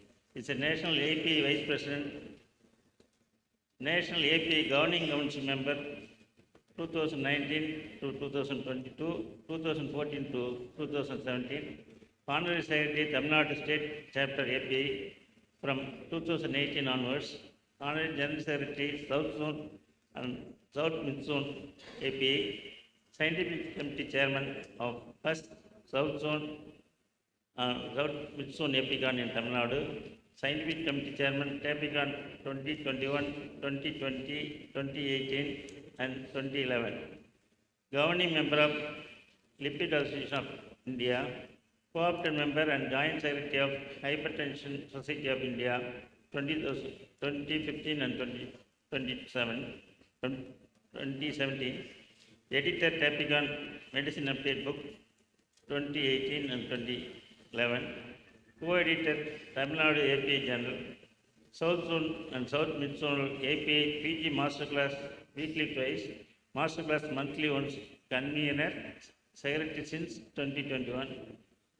Received the prestigious 2017 Alumni Award from PSG and Sons Charities, Coimbatore. He has introduced 18 gold medals for MD PG students in Tamil Nadu and Pondicherry for best oral and paper presentations, and Tapicon gold medal for clinical excellence. He has introduced 10 gold medals for PG students, Tamil Nadu, Kerala, Pondicherry, Lakshadweep in subzonal APA, and Karnataka, Telangana, and Andhra Pradesh, South Mid-Zonal APA for South Zone, South Mid-Zone gold medal for clinical experience. Over to Dr. Palaniappan. Good evening, ladies and gentlemen. Thank you very much, Dr. Asaf sir, Dr. Sethuraman sir, and Dr. Ponnaya sir, and all the organizers and Muthumani. And thank you very much, chairpersons, Dr. Balakrishnan sir and Balajinathan sir, for their kind introduction. Today my topic is SGLT2, role of SGLT2 inhibitor in diabetic kidney disease. So prevalence of diabetic kidney disease is actually underestimated. There are a lot of diabetic kidney diseases are there. It has been published by Dr. A.K. Das and Sanjay Kalroy in 2018, May. They have analyzed 304 diabetic OP patients. They have classified into 4 categories. CKD risk categories, low risk category 41%, moderate risk category 36.7%, and high risk category 13.3%, very high risk 8.7%. This is the category. So low risk CKD risk factors, actually categories, they are omitted, they are not undergone any studies previous studies. So this is the incidence. It has been recorded by iCare Diabetes Survey Study. So you should know, these are all according to the EGFR, previously CKD stage 1 to 5. Now it's a G1 to G5, G3A, G3B. And albuminuria A1, A2, A3. Less than 30, A1, 30 to 300, A2, more than 300. Urine albumin creatinine ratio, milligram per gram of creatinine. That's very important to understand this topic. So this is the prevalence of this which is published in 2018. So EMPA-REG outcome study, here empagliflozin consistently lowers the risk of kidney events by proving in the EMPA-REG outcome study. Because in low risk category, 33% relative risk reduction, moderately increased risk cases, 42% RRR, high risk category, 48%, very high risk category, 32%. So overall risk reduction, when you are using empagliflozin in CKD patient, relative risk reduction is 39% if you use empagliflozin. So kidney as a treatment target for vascular metabolic risk reduction in SGLT2 inhibitor. How? So this is the typical pathophysiology behind that. So all diabetic kidney disease, basically renal perfusion flow as well as GFR will be more in the early phase. So increased intraglomerular pressure will be there. Thereby increase the proximal converter tubule will be hypertrophied. And HIF1 alpha will be increased. Thereby, that is erythropoietin level will be low and anemia it will happen. As well, growth hormone and inflammatory fibrosis, everything will be more because angiotensin level is increased. If you treat this diabetic kidney disease with any SGLT2 inhibitor, actually renal blood flow is reduced, intraglomerular pressure is reduced, thereby it increases the PCT, it reverses the hypertrophy, and as well as the growth factor is reduced, inflammation is reduced, fibrosis is reduced, and oxygen supply is improved to the kidney for all tissues. So this is the typical pathophysiology behind the diabetic kidney disease after treating with empagliflozin or any SGLT2 inhibitor.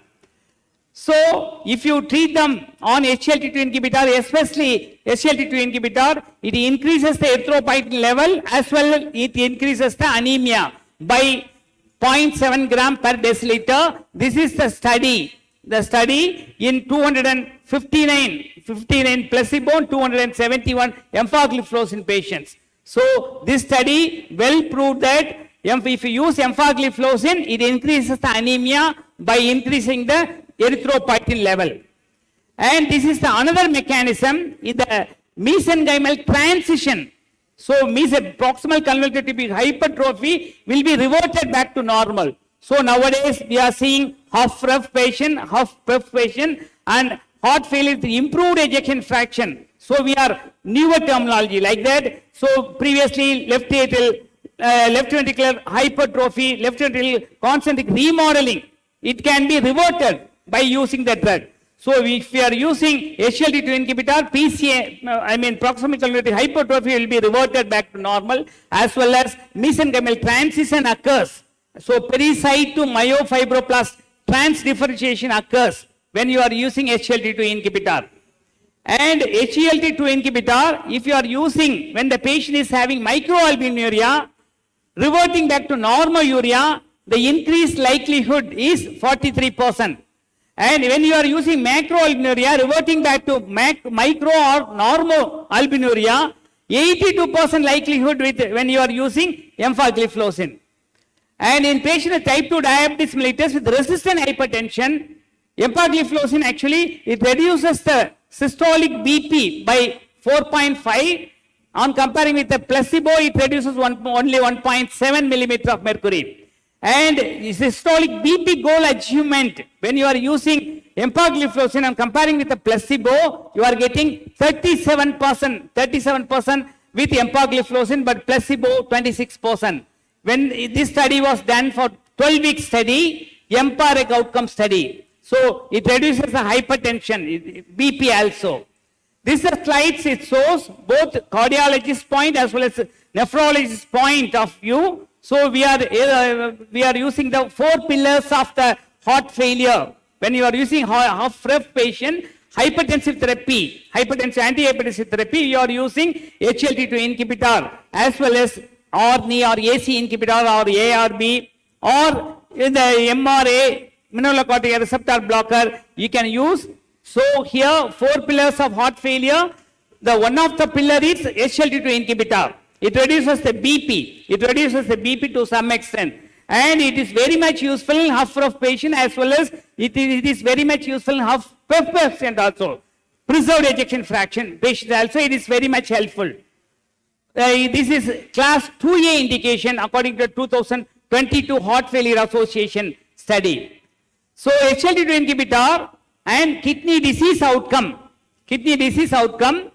So here, so naturally like beta cell, every year 1% or 2% decline will occur. Beta cell decline will be there. The restriction will be there. Like that, EGFR decline will be there for the diabetic kidney disease every year.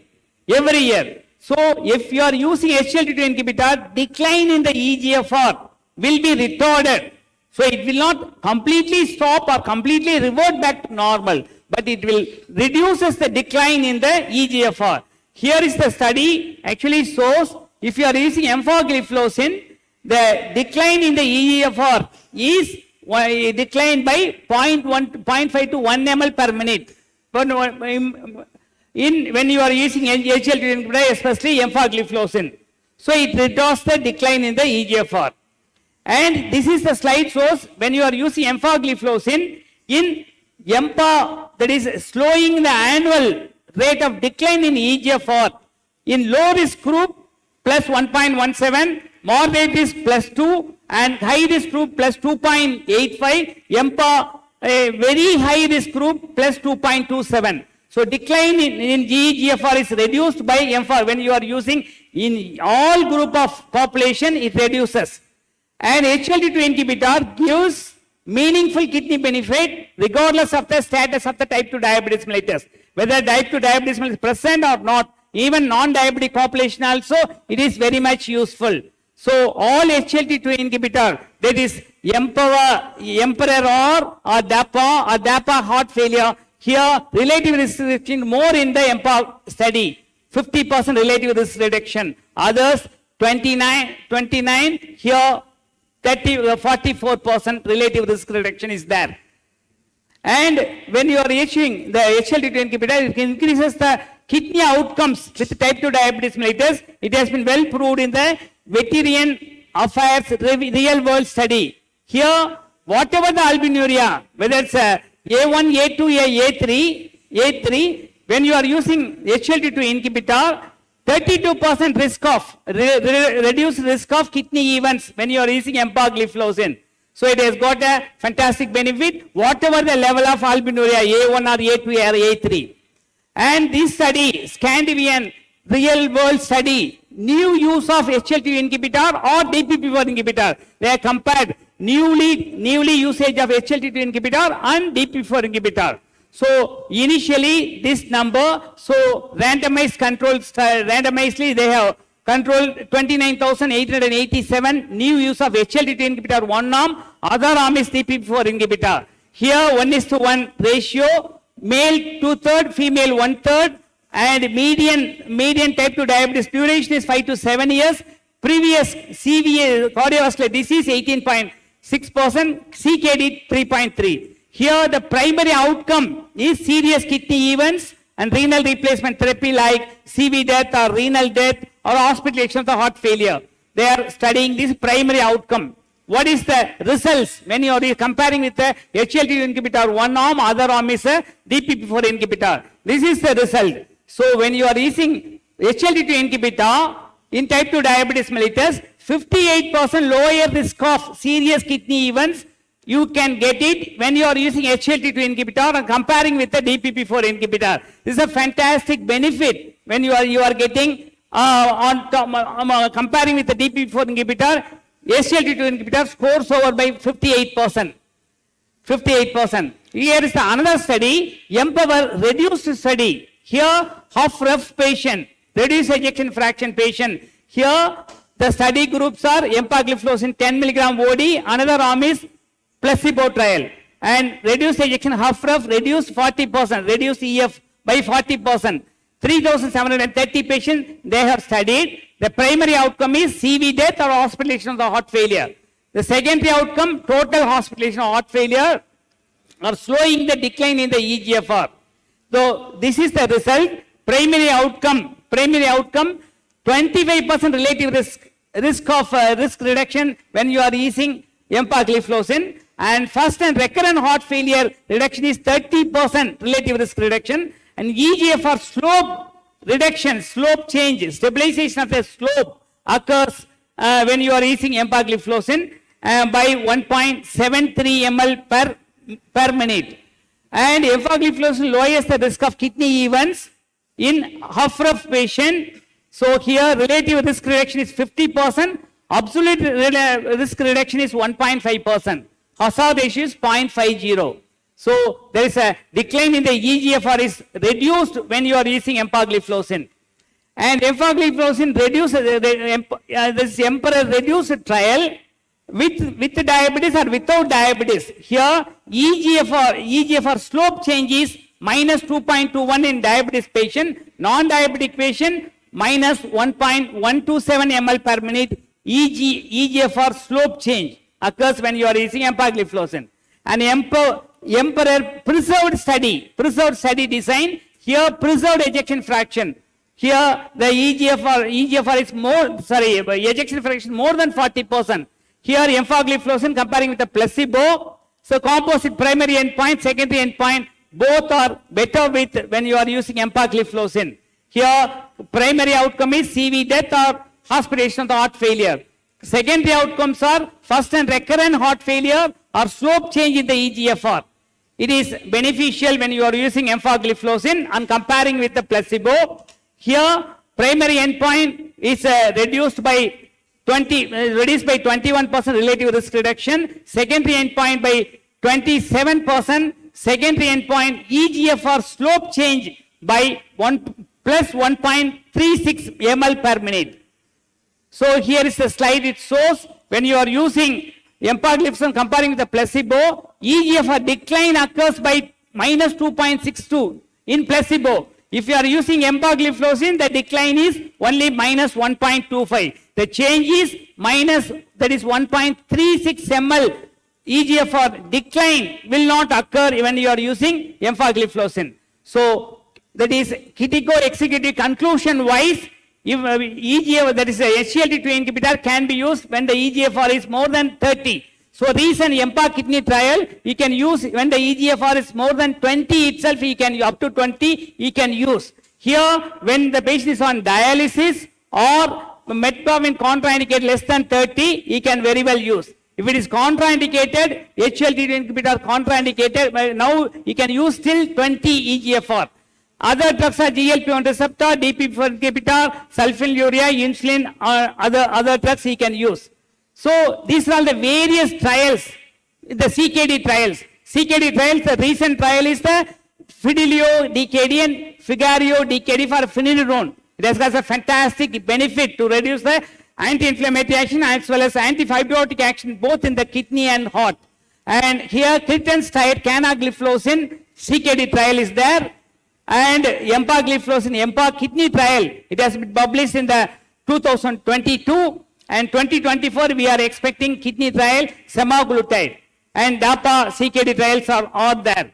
So here the difference, the empagliflozin CKD trial in diabetic kidney disease, especially progress of the CKD, there is EGFR decline, albuminuria decrease. So here the albuminuria and EGFR comparison. So Critten's trial, usually the EGFR, the albumin excretion, EGFR is more than 30 or less than 90, urine albumin creatinine ratio more than 300. But dapagliflozin more than 25 and less than 75. And UACR more than 200. But if you are using empagliflozin, there are three criteria. Often we are actually unmet need is there actually. There are a lot of patients, diabetic kidney disease, where there is a albuminuria, nil albuminuria, normal albuminuria, mildly increased CKD patients are there. So these population they have not studied in other groups, dapagliflozin or canagliflozin. But empagliflozin they have studied this group, normal or mildly increased group as well as all these groups. So this group consists of 34%. They underwent this study. And moderately increased groups are 57%, severe 8.9%. So in this patient, if you are using, when the EGFR is very low, even 20, if there is a low EGFR have a substantial risk of progression even with only mild albuminuria. CKD patient, stage 5 patients, no albuminuria, mild albuminuria patient, they are more prone to develop decline in the EGFR. These patients decline in EGFR every year 4.7 and moderately increased patient for 7.3%. So in an average, mild to moderate risk groups actually, when the EGFR is lesser, the decline in the EGFR is retarded, retarded by 4 to 7% when you are using empagliflozin.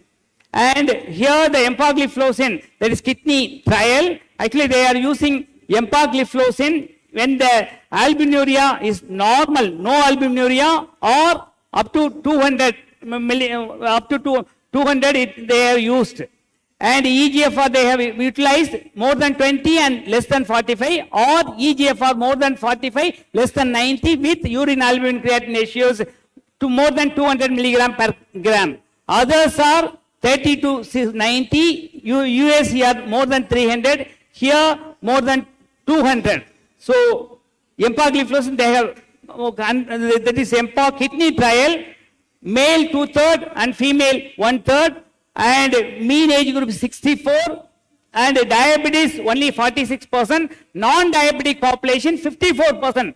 They have undergone this trial, EMPA kidney trials, and 27% of the population of cardiovascular disease. In diabetic kidney disease and non-diabetic kidney disease also, diabetic kidney disease and non-diabetic kidney population also they have studied. And this is the only study they have done lot of CKD population, that is diabetic nephropathy by 31%, glomerular disease by 25%, ischemic hypertension 22%, other group 12%, and 10% unknown groups are there. So here composite endpoint CV death or renal death, or maintenance dialysis or kidney transplant, and reduce EGFR less than 10, or sustain increase in the EGFR by more than 40% decline from the baseline. These are all the composite endpoint, and these are all the inclusion and exclusion groups.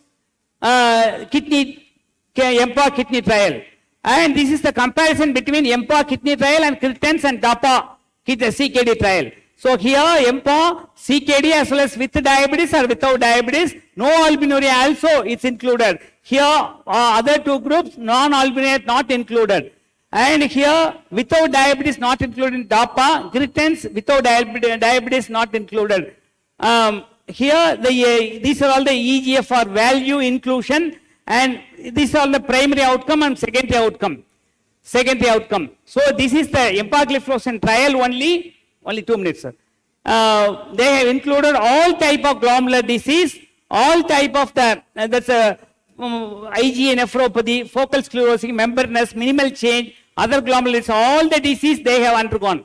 So here glomerular disease 25%, and other group 12%, unknown by 5%, unknown by 10%, and non-diabetic population also included, and these are all the inclusion criteria in the EMPA kidney trial.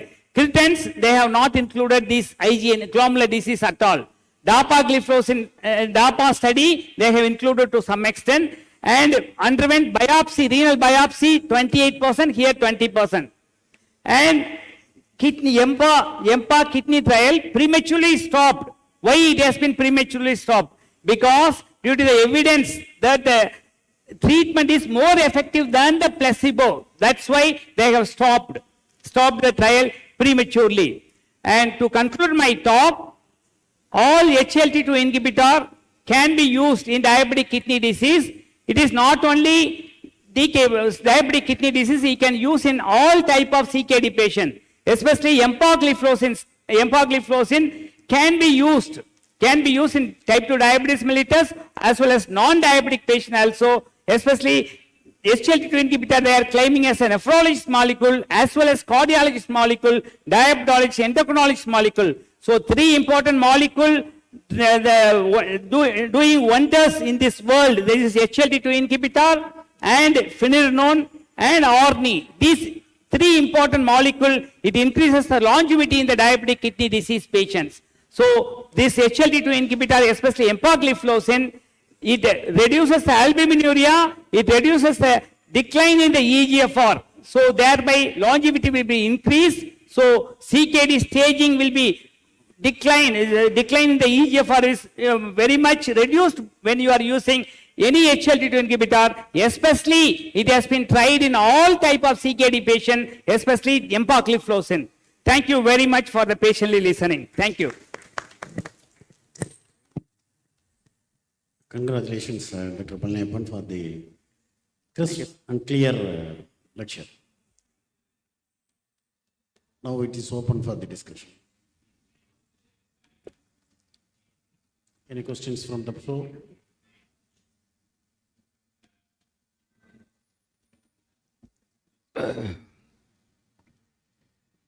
Thank you, delegates, for the wonderful session. I request the chairpersons to kindly felicitate the speaker, Dr. V. Palniappan.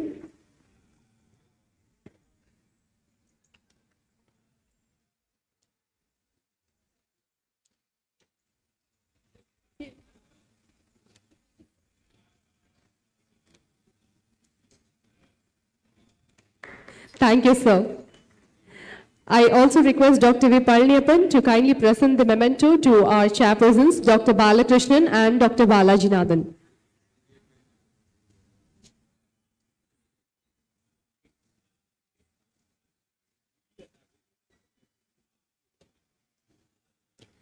Thank you, gentlemen.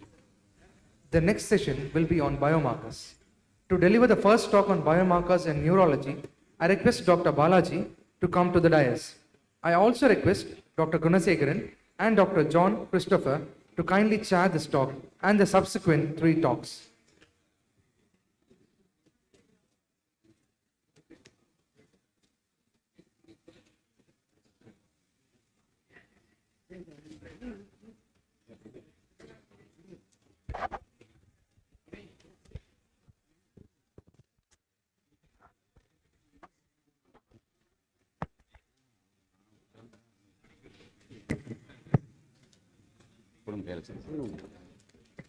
Good afternoon, everyone.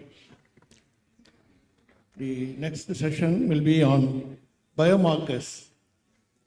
Biomarkers are most important to diagnose few of the cases without much investigations.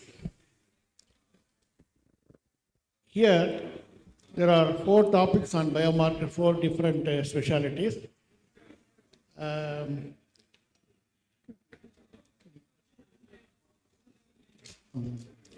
Now, I invite Dr. Rajasekharan for the first topic on neurological biomarkers. Over to Dr. Rajasekharan. Good afternoon, sir. I'm Dr. Balaji. I bring greetings from Chengalpet Medical College. Sorry, it has been mentioned as. Yeah. Thank you, sir. It was a last minute change. Thank you, sir. Respected chairpersons, respected seniors, and my dear friends, by thanking the organizers of Tapicon 2022, I would start my snippet on biomarkers in neurology. Biomarker, actually it should have been called as a biological marker, is a characteristic that is objectively measured and evaluated as an indicator of a normal biological process, pathological process, or a pharmacological response to a therapeutic intervention. So for instance, if you take measurement of temperature or measurement of BP, that itself is a biomarker. A measurement of BP is a reflection of a normal biological process. You can bring out some certain pathological process if it goes wrong. You can objectively measure a pharmacological response to a therapeutic intervention. So biomarkers are as simple as that. But with respect to neurological biomarker, what do we expect? We need biomarkers to detect clinically occult disease. It is not too uncommon for a sibling or an offspring of a patient with a dementia or an Alzheimer's dementia coming to you with subtle memory disturbances and asking you, doctor, am I going to get dementia in another decade? So neurological biomarker should answer this. Often we see two strokes of almost equal age with a different prognosis at different periods of time, but will be able to tell at the onset of the stroke that this patient is going to improve and this patient is less likely to improve. Certain diseases such as the motor neuron disease, the pathobiology of motor neuron diseases are being biomarked by certain biomarkers. 2 patients with a multiple sclerosis given 2 different arms of treatment How do we evaluate the response? To determine prognosis in an young onset Parkinson's disease who comes with a 30 years of age onset, how is he going to be at 60 years? To track the natural history. So dear friends, what are we marking then? The biomarkers mark what? It is too simplistic to look at the aspects like this. You first consider a molecular constituent in the brain. You first study a molecular constituent in the brain. It could be a cellular or an extracellular constituent. You study a neuropathological or a biological process of a disease affecting a certain particular molecular constituent that throws certain biomarkers onto the fluid stream, either it be a CNS or it a blood or it's a urine. So this is a simplistic way of looking at it. So a molecular constituent could be a cellular constituent wherein the cells, as we all know, the neurons, the microglia, the astrocytes, the oligodendrocytes, the one that lines the ventricles, the ependymal cells, the endothelial cells, pericytes, all these produce certain molecular substances. Another, the list of extracellular molecular substances from basement membrane, perineural nets and interstitial matrix. So these are all the molecular constituents in brain that can be studied. And what is the neuropathological process that is being studied that affects this molecular constituents? Whether there is a disruption in the blood-brain barrier. Do we have any information on neuroinflammation, excitotoxicity, calcium-mediated toxicity in most of the ischemic strokes, oxidative stress in most of neurodegenerative disorders, mitochondrial failure, cytoskeletal disruption, cell death, apoptosis and necrosis, and various other neurodegenerative processes. So having seen the molecular substrate, having seen the neurobiological markers, neuropathological process, what are the biomarkers that are thrown? They can be thrown from the amyloid plaques. The amyloid plaques throw about a beta amyloid 42, 40, beta fibrils which can be tagged in a PET scan and can be viewed. The tau protein, either a phosphorylated tau or a total tau or a tau fibrils which can be tagged onto a PET scan. The Lewy bodies, as we know, the GFAPs, the platelet derived growth factors, the glial fibrillary acid protein, neurogranin, neurofilament L, these are all looking alien, but in a couple of decades, I think we all will be doing this for particular disorders. So what could be an ideal biomarker be? Something like an ideal test. It should be a quantifiable one, identifies a specific brain site or a process, if not a brain disease, correlation with severity of the disease, correlation with outcome, sensitive, specific, reliability of repeated measures, measurement kinetics. This is another important thing.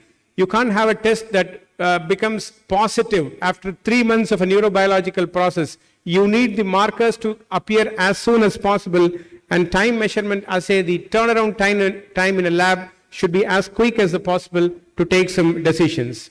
So another way of looking at the biomarkers with respect to the pathological entities, when you have a misfolding problem, you have problems with tau, the beta amyloid, the alpha synuclein and the tau TDP43, neuronal injury as occurs in stroke and traumatic brain injury, the neurofilament L, S100B, the neuron, the NSE, the synaptic damage is marked by synaptin, SV2A. These all things can be detected in cerebrospinal fluid. Another way of looking at the neurobiomarkers, these are the established biomarkers which have been in place for about 2 or 3 decades. The S100 beta, the glial fibrillary acid protein, and the neuron-specific enolase, all these are detectable in blood and CSF. They have been validated well in ischemic stroke, subarachnoid hemorrhage, traumatic brain injuries, and cardiac arrest. So we have seen until now only the fluid biomarkers. There are other biomarkers in electrophysiological tests, your electroencephalogram or various evoked potentials like the somatosensory evoked potentials or a brainstem auditory evoked potentials or a VEP can sometimes serve as an electrophysiological marker. The various neuroimaging techniques which we are going to see can serve as neurobiological markers. So, friends, the pathway for biomarker development pipeline is quite tedious, as you could see in this slide. And there are several disorders which are biomarked by specific biomarkers. For instance, you have acute stroke, there are certain biomarkers. Traumatic brain injury, there are biomarkers. Dementia, there are biomarkers. Huntington's disease, Parkinson's disease, multiple sclerosis and whatnot. You have biomarkers being studied for all these disorders. But I just want to take up a context of Alzheimer's dementia, and I would like to elude some of the concepts, how these biomarkers are used, because they are all just in the evolutionary state. What is the exact status of the biomarkers with respect to interpretation of various diseases and their treatment strategies? So how do we evaluate a patient with dementia? So we just walk through the history in this patient, taking the corroborative evidence from all the attenders. We just walk through all the phases with which the patient has come to us. With respect to Alzheimer's dementia, we particularly lay stress on episodic memory disturbances, get some history on visuospatial disorientation, some problems with language, and that is where we start thinking about an Alzheimer's disease. If there is a problem with the visuospatial and the memory domains, then that fixes it to a probable Alzheimer's disease, but the problem starts here. Dementia caused by Alzheimer's disease brain pathology is termed as Alzheimer's dementia. So far, friends, we have been talking about a clinical phenomenon, but the definition of Alzheimer's disease nowadays is towards a pathological diagnosis. So nobody has an idea of what pathology is happening, only with the clinical interpretation, clinical idea of what is happening. For example, a memory and a visuospatial can happen with a stroke, a strategic stroke, or a Lewy body, or something else sitting on that area. But just to elude on the pathological process of Alzheimer's disease, so that we could appreciate the biomarkers subsequently. The Alzheimer's is a clinical syndrome, but the pathology needs demonstration of amyloid plaques and tau angles. So a small note on the amyloid plaques and the tau proteins. Just remember, amyloid is a beta amyloid plaque which is extracellular, and the neurofibrillatory tangles are the tau proteins which are phosphorylated and are inside the cell. So the formation of amyloid plaques are from the amyloid precursor protein, which sticks onto the neuronal membrane. Enzymes cut them into fragments and clump them to form plaques. So in Alzheimer's disease, the formation of these clumps disrupt the work of neurons, and these are present mostly in the hippocampus. So Alzheimer's disease biomarkers can be used to evaluate whether a patient with cognitive impairment has Alzheimer's disease brain pathology, which can influence the etiological diagnosis. So friends, just remember, the tau is generally increased and A beta is decreased. That is the basic phenomenon that is going to happen. So to be in more specific, the A beta 42 is the one that is getting decreased. So any proposition of A beta 42 will be reduced, and the total tau as well as the phosphorylated tau is increased. So there are some blood biomarkers too which are being developed and into the market in the United States. There are some structural biomarkers. I wish to draw your attention to this particular structure. This is the hippocampal structure that is characteristically affected in the Alzheimer's disease, whereas in a diffuse Lewy body disease you have a diffuse involvement. These are the variants of Alzheimer's disease, a semantic variant as well as a non-fluent variant, where you have a left speech, the language area problems. So this again is a pragmatic shift in the structural biomarkers with respect to Alzheimer's disease. A group of scientists from Pittsburgh, they found a compound which could get attached itself to the amyloid plaques. As you could see, as you move from a normal subject to a minimal cognitive impairment onto the Alzheimer's dementia, there is excessive deposition, take-up of the Pittsburgh compound, which produces this extra color, red color, and this is the stage of evolution of Alzheimer's disease. You can also mark it with a FDG PET. And this is the bottom line which I want to state. In a large study of individuals with an uncertain dementia etiology, the leading diagnosis changed in 36% of cases following Alzheimer's disease biomarker testing. So interpretation of biomarker testing is very important. It is critical that the biomarkers do augment but do not replace a thorough diagnostic evaluation. Just think of a worst scenario wherein a patient has a cognitive decline, he has an Alzheimer's disease, a proven biomarked Alzheimer's disease, also has symptoms suggestive of an obstructive sleep apnea, goes on for drowsiness and cognitive impairment. You think everything is because of an Alzheimer's disease, don't get a history of an obstructive sleep apnea, you miss a very much treatable condition, and these sort of an worst case scenario happens only if you rely more on the investigations and lose the clinical sense.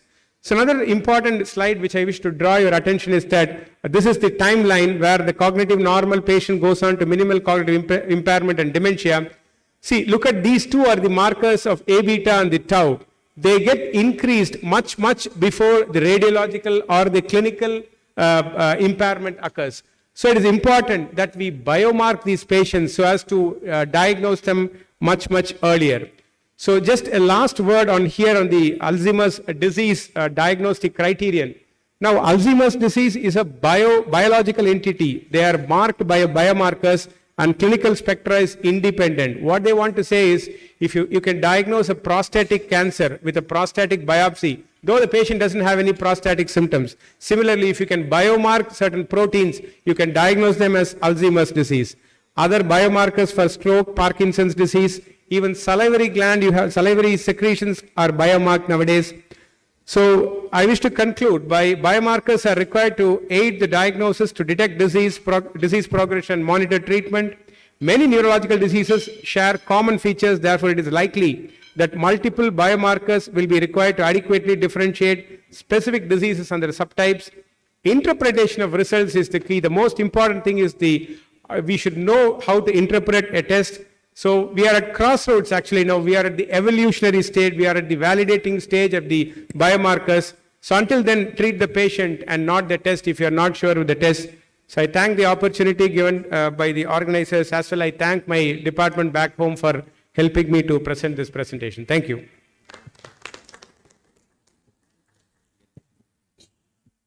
Thank you, sir. Now we'll discuss the question and answer session at the end of all the session.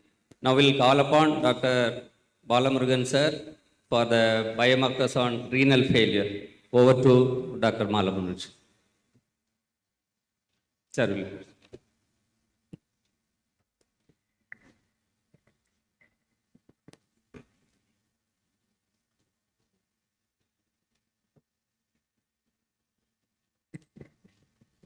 Dr. Malamurugan sir is an associate professor and head of the Department of Nephrology, Government Medical College, Trichy. Sir is the best doctor award by District Collector Trichy, best kidney transplant team, Tamil Nadu, first cadaver kidney transplant in government side, post-COVID by Honorable Health Minister. Doctor had so many publications in the national and as well as in the international journals, and also he published a journal in a study of outcome peripheral neuropathy in CKD comparing before and after kidney transplantation, and so many other journals. And also echocardiographic profile in CKD patients, in hemodialysis patients, and another study on native kidney biopsies from a single center in South Tamil Nadu. And also he has taking classes for the students in the medical colleges, and he is a very known teacher. Over to sir.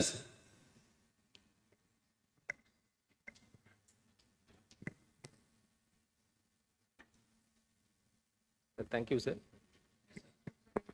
Hello. Thank you, sir. Thanks for the kind words. Respected chairpersons, senior members of API, professors of medicine, specialities, and junior colleagues.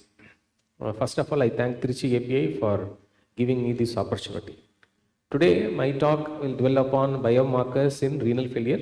I would limit my talk to biomarkers of AKA and a few words about biomarkers of CKD. Okay. I will start with AKI. AKI or acute kidney injury, as you know, is characterized by abrupt decline in GFR over hours to days to decrease the elimination of nitrogenous waste products and other uremic toxins. The incidence of AKI is around between 0.4 to 18% of hospital admissions and accounts for 1 to 4% of all hospital admissions. It has particularly high mortality rate when AKI is diagnosed in the ICU and associated dialysis treatment is given. The causes of AKI is well known to all of us. It starts with pre-renal azotemia, that is hypovolemia, cardiac failure, hepatorenal syndrome, then followed by ATN, that is ischemia, nephrotoxins, rhabdomyolysis, radiocontrast agents, acute interstitial nephritis, then glomerular disease, small vessel disease, thrombotic microangiopathy, renal artery occlusion. Then next is the post-renal, that is obstruction, tumors, renal calculi, papillary necrosis, all of the causes of AKI. This is the KDIGO consensus definition of AKI. That is, it starts with diagnosis and staging.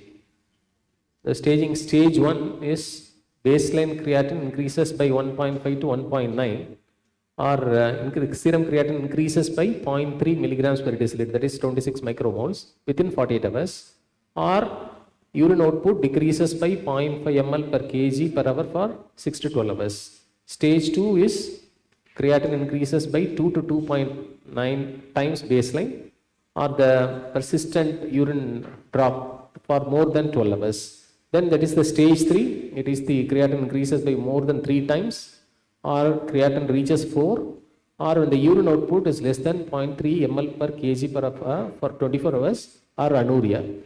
Why it is important is, after the biomarker discussion, this is going to get changed. Why the early diagnosis of AKI is important? Because the delay in diagnosis increases the mortality. The more severe the staging, the more chances of staying in the ICU high, the 17% in stage 1 and the 28% in stage 2 or 3. The mortality ratio, odds ratio for mortality also increases by 1.68 in stage 1 to 6.88 in stage 3. And as I already said, AKI severity is associated with increased hospital mortality, lengthened hospital stay and higher overall cost. This is even important for a rise in creatinine of as low as 0.3. Hence, we have to diagnose AKI as a much earlier stage, where we can do some intervention, therapeutic, so that to prevent the progression of stage 1 AKI to stage 3 AKI. This is where the role of novel biomarkers, even though creatinine, urea are biomarkers, they are traditional biomarkers. The early diagnosis of AKI, we have to go for novel biomarkers, which we are going to discuss. What are the limitations of creatinine, of using creatinine in the diagnosis of AKI? Creatinine depends upon age, sex, as well as the muscle mass, and it also is lower in elderly persons, women and boys. And another most important thing is the creatinine may not rise for small fall in GFR, and even if the GFR fall is high, there is a slow rise in creatinine. And this is very important. In sepsis-induced AKI, the generation of creatinine is reduced, and there is a window of time between onset of injury to the elevation of serum creatinine. It ranges up to 8 to 48 hours. This is the golden period which we were able to diagnose by biomarkers. And as you all know, it is interfered by drugs like creatinine measurement. JAF measurement is interfered by trimethoprim, cimetidine, cephalosporin. All these drugs interferes with the JAF's method. And another important thing is urine output and staging. Okay, in KDIGO staging, we put the stage which is higher. Okay, if the urine output is low and if the stage 2 and the creatinine is 1, we put the stage as stage 2. But what are the caveats with urine output? If you give a diuretic, okay, if you give a diuretic, the urine output improves. If the patient is hypovolemic, urine output drops. Okay, these are the caveats of using urine output criteria in staging AKI. Hence, we are going for, this is the diagram which I have already explained. There is a definite window period, that is 80 to 40, once the injury starts, and there is a window period varying between 8 to 48 hours before the detection of rise in serum creatinine. Okay, this is the most important step. We have got drugs, we have got molecules where we can push it to attenuate the injury which is happening inside the kidney. Okay. As I already said, after Dr. Balaji said, biomarker is that objectively measures and evaluates as an indicator for normal biological process or pathological process or a pharmacological response to a therapeutic intervention. Ideal biomarker has to be non-invasive, easily done, fast results, reasonable cost. This is a biomarker for heart, okay, which we have done as we read in Davidson. It starts with the LDH, then we went for CPK, CPK-MB, TROP-T and TROP-Y, and more or less these are standardized even though they vary with renal failure. But that is not so in the case of kidney failure, okay. And we are searching for a troponin, for novel biomarker to diagnose AKI early, okay.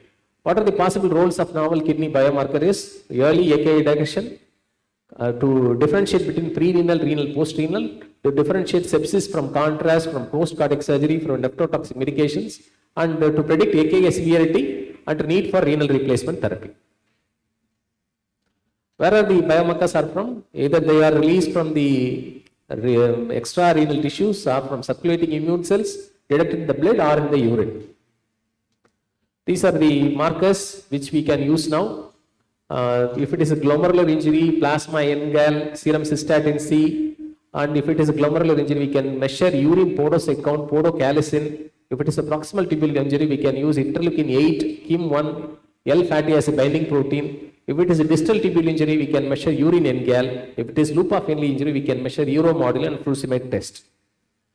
And different stages. In early detection, we use NGAL, cystatin C, NGAL, and interleukin 18. In primary prevention, you use NGAL and KIM1. In secondary prevention, you measure creatinine, urea, cystatin C. In prognosis, you measure interleukin, urea, interleukin 6. These are the tables similar what we have read earlier. One of the earliest to rise is the plasma NGAL, followed by urine L fatty acid binding protein and urine KIM1. Okay, we have to validate a biomarker. And these are the urine biomarkers which are under research: proximal renal tubular epithelial cell antigen, alpha GST, pi GST, gamma glutamic transpeptidase, alanine aminopeptidase. Then we have urinary low molecular weight proteins like alpha 1 microglobulin, beta 2 microglobulin, retinol binding protein. We will discuss in detail about NGAL. NGAL is a glycoprotein bound to matrix metalloproteinase in human neutrophils, and it is most widely studied. It is markedly upregulated and abundantly expressed in the kidney after kidney ischemia. In this setting, NGAL appears to lower toxicity by reducing apoptosis and increasing the proliferation of kidney tubule cells. And you can measure either urine NGAL or plasma NGAL. In both the times, the urine NGAL levels in human inversely correlates with the estimated GFR and directly correlates with interstitial fibrosis and tubular atrophy. And the NGAL shows promise as a biomarker to help early ATN. NGAL can differentiate prerenal disease from ATN. And this is for interesting, this is a NGAL mouse where they have added a luciferase gene to NGAL. It shows that is increase in NGAL synthesis in ischemia but not in prerenal one. Plasma NGAL in different AKI, it is sensitive, and NGAL discriminated AKI from normal function and transient azotemia. Higher concentrations of NGAL were associated with more severe AKI. Then is the kidney injury molecule 1. It is otherwise called as TIM1 or HAV receptor 1. It is a phosphatidylserine. It is a eat me signal expressed on the surface of apoptotic bodies to remove by efferocytosis. Ectodomain is a soluble fragment that can be measured in urine by immunoassay. KIM1 has been tested in a number of cohorts as a sensitive and a specific marker for AKI. And it diagnoses stage 1 and stage 1 AKI much earlier than other biomarkers. Then is the urine L-type liver type fatty acid binding protein.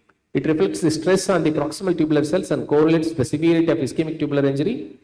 In a meta-analysis of 15 prospective cohorts, it is demonstrated that in hospital-based cohorts of patients with AKI, FABP can discriminate for the diagnosis of AKI and predict the need for dialysis and in-hospital mortality.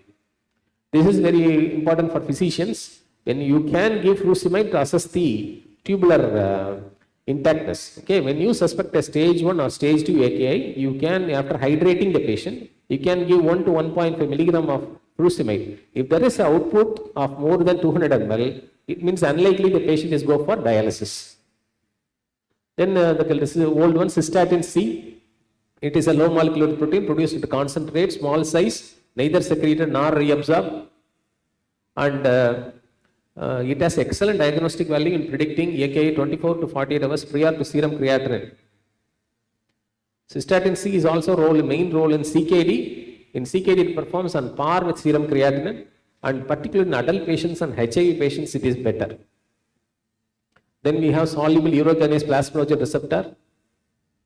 Then this is what it is interesting state. This is a cell cycle arrest biomarkers in human AKI. These are two molecules, urine insulin-like growth factor binding protein and tissue inhibitor of metalloproteinase 2. In both sepsis and ischemia, cell injury and repair are associated with cell cycle regulation.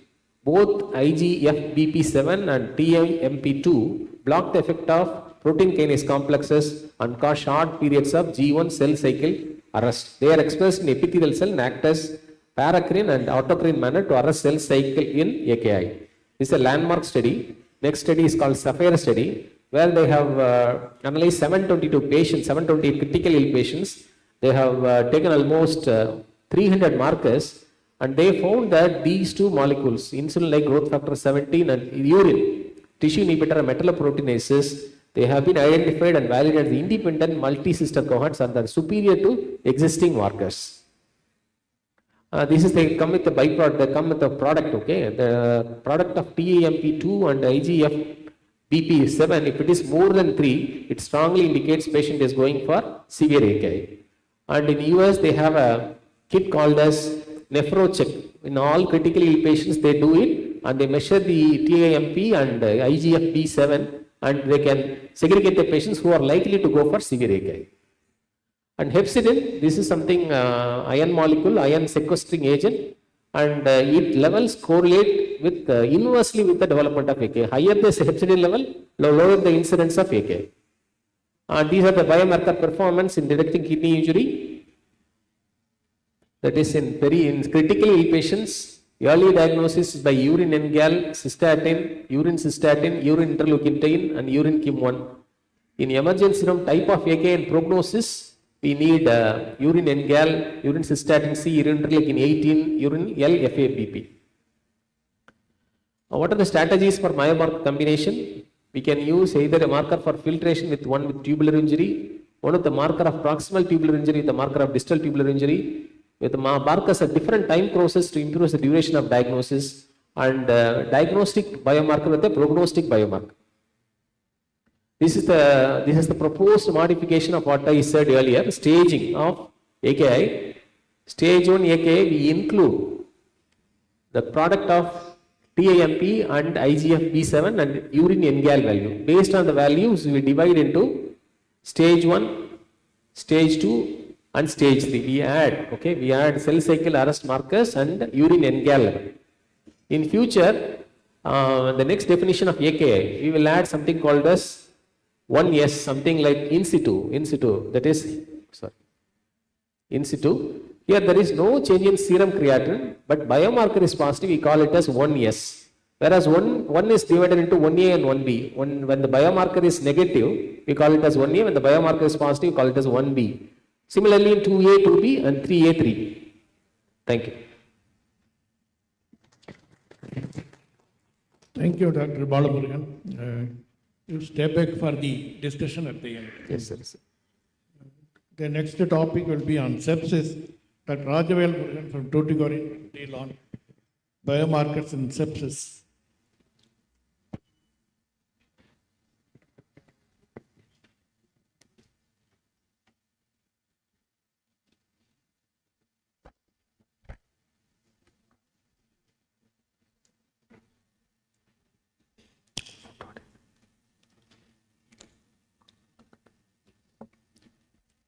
Respected chairpersons, and dignitaries and delegates. Good evening all. So my topic will be on biomarkers in sepsis. So it is a 10-hour match. So it will be for the next 10 minutes, it will be a rapid fire on sepsis, biomarkers in sepsis. So you all know sepsis. So sepsis is a nightmare for the treating physician as well as the treating practitioners, as the mortality due to sepsis is very high, really nearly around 30 to 40%. So to treat sepsis properly, we have to diagnose properly. So to diagnose properly the sepsis, we have to understand the stages of sepsis. So according to the biomarkers, so I'll divide into 3 stages of sepsis. The first one will be on hyperinflammatory stage that leads to SIDS, that is a systemic inflammatory response syndrome. And the next one is the immunosuppressive stage, and that is a compensatory anti-inflammatory syndrome. And if these 2 fail, we'll go to the final stage, that is a MODS, that is a multi-organ dysfunction syndrome. So the first one is a markers of hyperinflammation. So you all know that when Kohli is in an agitating mood, so the opponent team will be totally destroyed. So similarly in sepsis also, in the first stage, there will be a tsunami of inflammatory markers. So there's a Humpty number of inflammatory markers will be there. The first one will be, everybody knows it is a CRP, the C-reactive protein. It is an acute phase reactant, and it is very simple to use, very commonly used, and very frequently used. But it is non-specific. It is raised in so many other conditions. There's a rheumatoid arthritis, malaria, enteric fever, and all immunological conditions. But it is specific if it is combined with the clinical signs of sepsis in the form of elevated WBC or evidence, any evidence of infection. And so many studies have been done, so many articles have been published. These are the 2 articles which have been published to say that CRP is a formidable marker of sepsis.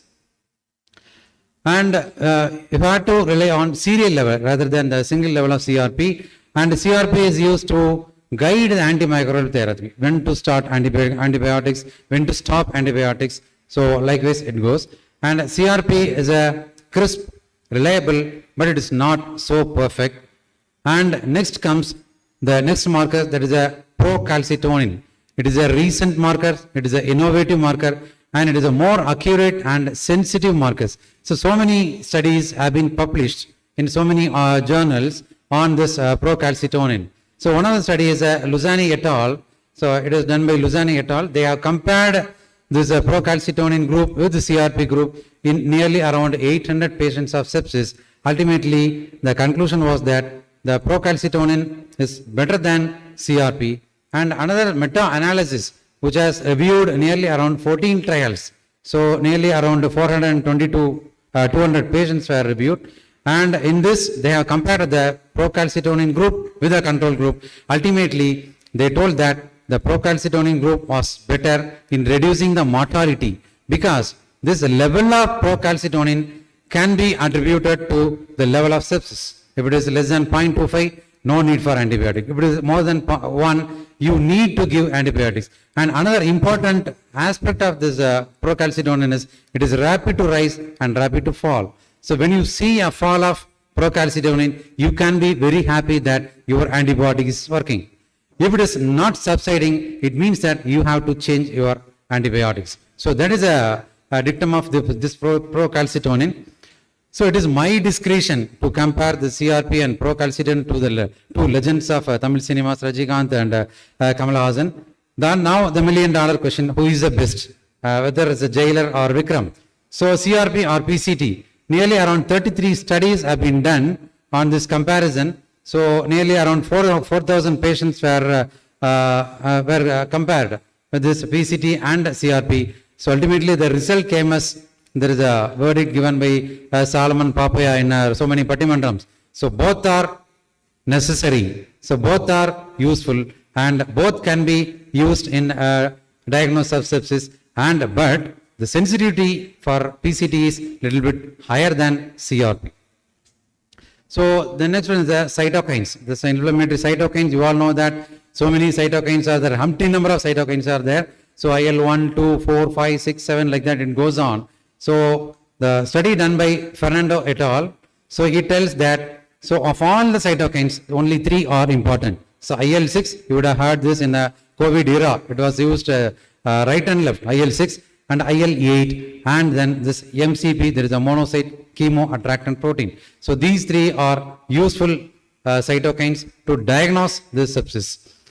And of course the chemokines. So there is gaining recent popularity, chemokines. So IL-8, it detects early sepsis, and MCP1, actually it is a marker of mortality. And you all know about this pro-BNP. Pro-BNP, it was used to diagnose a heart failure. So of late, it can be used as a marker for sepsis, and it is not a diagnostic marker, it is a prognostic marker. It assesses the severity of sepsis, and it assesses the mortality level. And of course, so the complement levels. All the complements are getting raised or lowered in the sepsis, and complements are only complementary to the diagnosis. It is not the confirmatory to the diagnosis. So many complement levels, factors are there, but of all the complement factors, C3, C4 and C5A are important. So it has been studied well. And of all these 3, C5A is gaining momentum, it is gaining popularity. If you want to estimate the level of complement, you can go for C5A. And of course, I want to stress this slide. This is a very important slide. There is a TREM1. It is gaining recent popularity in diagnosing the sepsis and in assessing the prognosis. There is a soluble triggering receptor expressed on myeloid cells. So though some of the studies do not show any promising results, but many articles have been published, and this is one of the articles published in the Journal of Shock. So this biomarker, there is a TREM, is having more sensitivity and more specificity, and this sensitivity and specificity is comparable to procalcitonin and the CRP. And one important highlighting point is that it can be measured in all the body fluid levels. It's a pleura, urine and all the body fluid levels, it can be measured. This is a TREM. And whenever there is sepsis, the polymorphonuclear cells are activated, and you can study the receptor level. So many receptors are there, but of all the receptors, only 2 are important. CD64 and CD14 is a recently added as the innovative and molecule, CD64 and CD14. And if you fail to diagnose at the stage of hyperinflammation, next goes the stages of immunosuppression. When the goal is depressed, the India starts losing the match. So similarly, our body starts losing the match to sepsis. So there are only 2 markers, 2 common markers. One is HLA, DR, and this IL-10. So you would have heard of IL-6 or 8. This is recently found IL-10. It is anti-inflammatory cytokine. So this level is elevated in sepsis, especially in the septic shock. So it is an accurate biomarker even in neonatal sepsis. So remember, IL-10 is a marker for severe sepsis, septic shock, and it is a predictor of mortality. So these immunosuppressive markers are not gaining momentum or not gaining popularity. So because the ability to predict survival is questionable, because we need a large scale studies. So these have not gained popularity. So when the Kohli bowled out, so the India is nearly on the losing verge, still Surya Kumar can come and save India. So still you can save the patient by studying the markers of dysfunction. There is a serum lactate, is the best indicator of sepsis, septic shock. And of course, so when you see elevated bilirubin and elevated creatinine and markers of DIC, you have to intervene immediately to save the patient. So many markers we have come across. Which is the best? CRP or procalcitonin, IL-6 or IL-10. So no marker is perfect. You have to go for the panel of markers. So the panel of markers. So many panels have been studied. So I want to highlight only 2 panels. So the 2 studies have been done.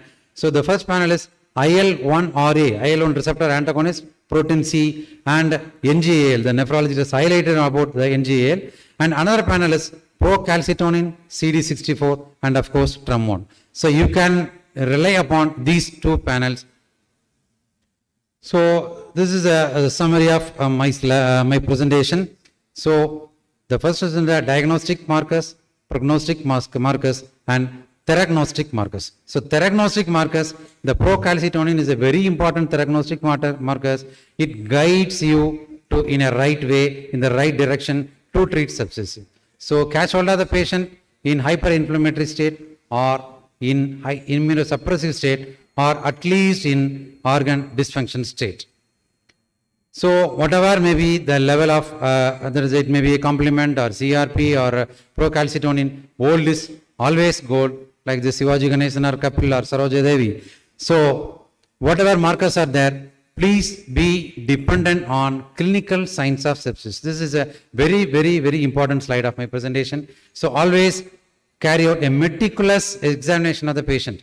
So try to find out clinical signs of sepsis like tachypnea, tachycardia, hyperpyrexia, or a simple bedside test, elevated WBC count, neutrophil count, or look for any evidence of infection, a cellulitis, or UTI, or a meningitis. So like this. So old is always gold. So with this, I close my session. So hope this Malaikotai Pillayar, Uchi Pillayar in Malaikotai, so will help all the physicians to catch hold of sepsis at right time, in right direction, with the help of biomarkers. So thank you organizers and thank you chairpersons. Thank you, Dr. Rajavel Murugan. You come over here for the Rajavel Murugan, come. The last topic. With the last topic, we'll move on to the hepatology, markers of livers by Dr. Kumara Gurubaran.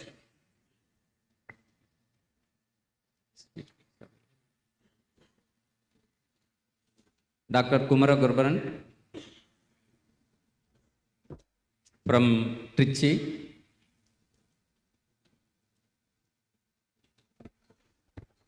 Over to Dr. Kumara Gurubaran.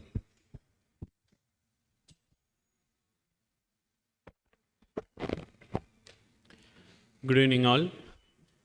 Respected chairpersons, I thank Trichy API for giving me this opportunity to share my knowledge on biomarkers in liver disease.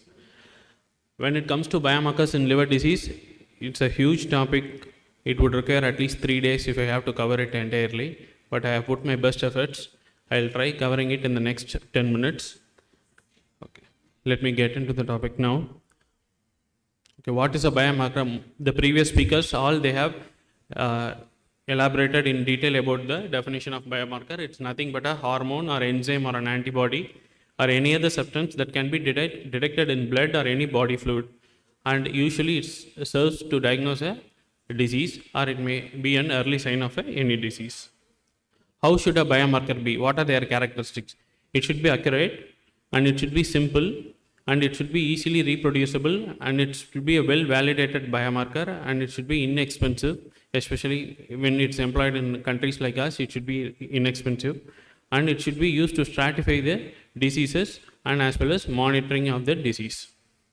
So why we are intended to use a biomarker? One is early identification, next is screening, the risk assessment and prediction and prognosis, and to monitor your treatment response as well. Okay, why there is a need for biomarker in liver disease?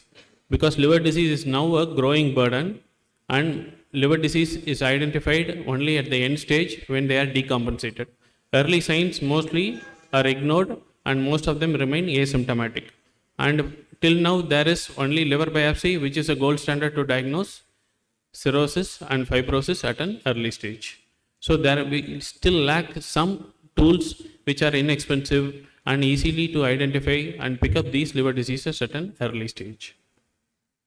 So biomarkers in liver I would just divide as traditional and novel.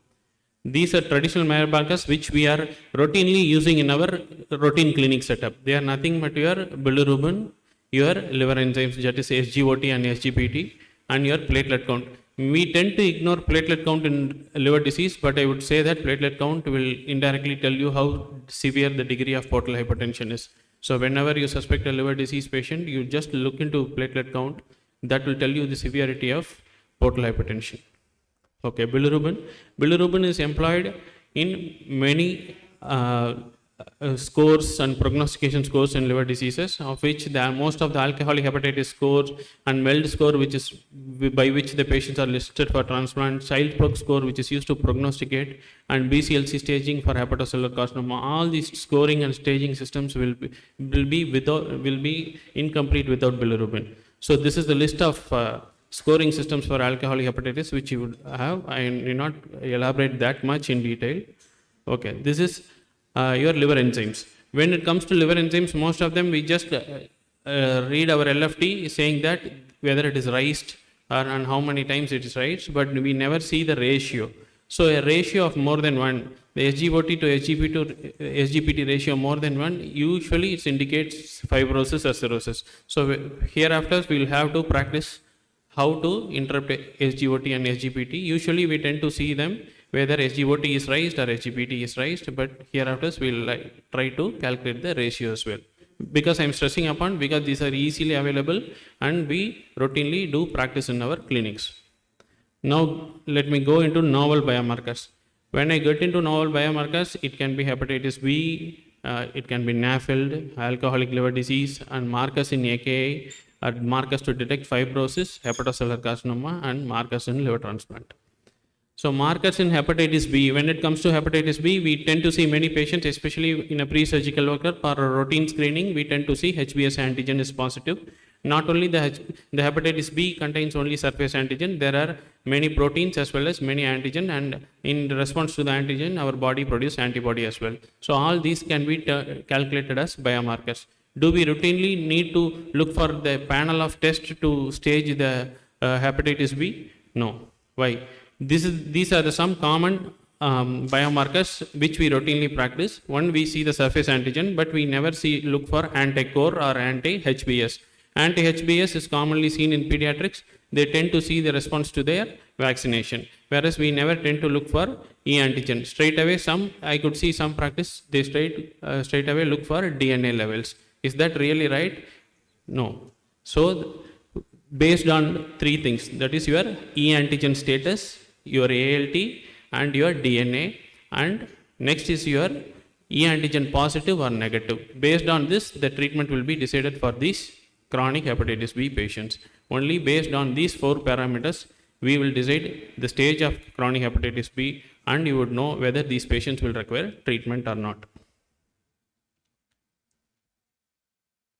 Okay, this is one common slide which would have been put up in every forum, of which I would stress upon the last corner, that is anti-hepatitis B core total positive.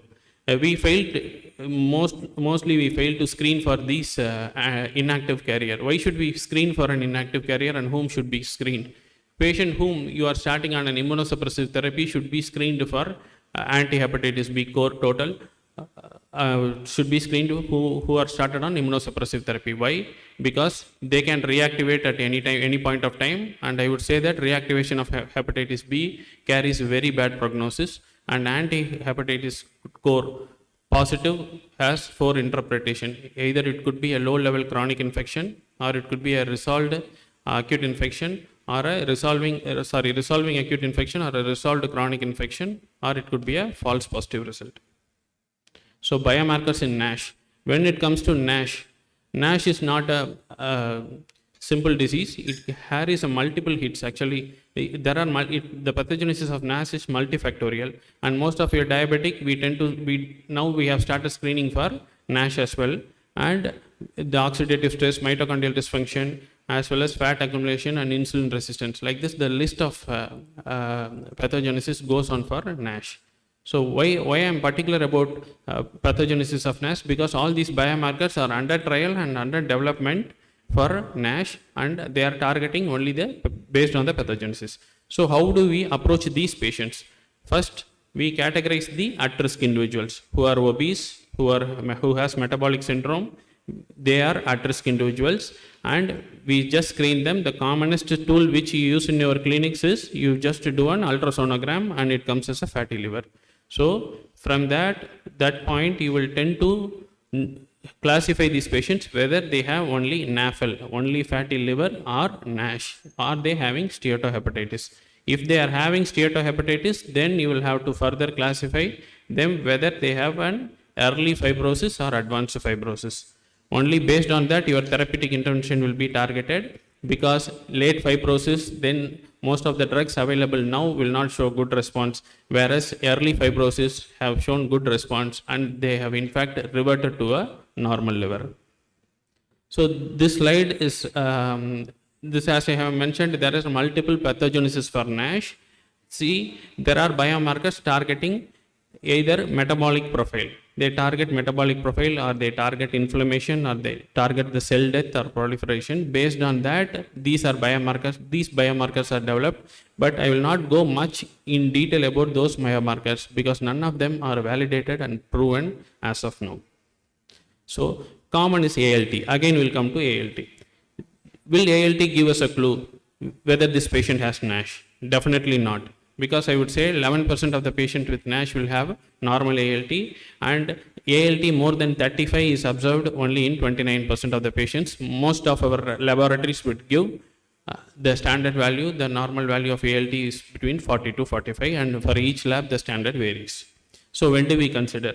So which ALT levels can be taken as significant? ALT more than 2 times of the upper limit of normal, which means if the 35 is an upper limit, you take more than 70. That would give relatively a good sensitivity and specificity. Again, I would say that most of the patients would not be screened early. When you suddenly see the ALT might be normal, but the liver would have been gone in for fibrosis or cirrhosis, which means with at fibrosis worsens, then the production of the enzymes will also diminish. So either a normal ALT in NASH could be an early disease or it could be an advanced disease. So biomarkers in alcoholic liver disease, most of them will tend to know whether this patient have consumed alcohol or not, unless otherwise they give a history. We will not be able to get there is no biomarker to identify the consumption of alcohol. There is one biomarker, this is phosphatidyl ethanol. This is little expensive, but this also will tell you only if the patient has consumed heavy alcohol. It doesn't mean if they have consumed alcohol which is not that significant to harm the liver, then this is not going to be much useful. And I would say this is for the PGs. The initial quantitation limit and the level will be 20 nanogram per ml. That is the cutoff limit. Again, this is expensive and this is not practiced in most of the centers. Only in institutes for research purposes we tend to study this. Okay, biomarkers in acute kidney injury, Dr. Balamurugan have spoken in detail about this. But when it comes to cirrhosis, either our biomarkers in AKI is used to mainly to differentiate between HRS and hepatorenal syndrome and AKI, of which we tend to use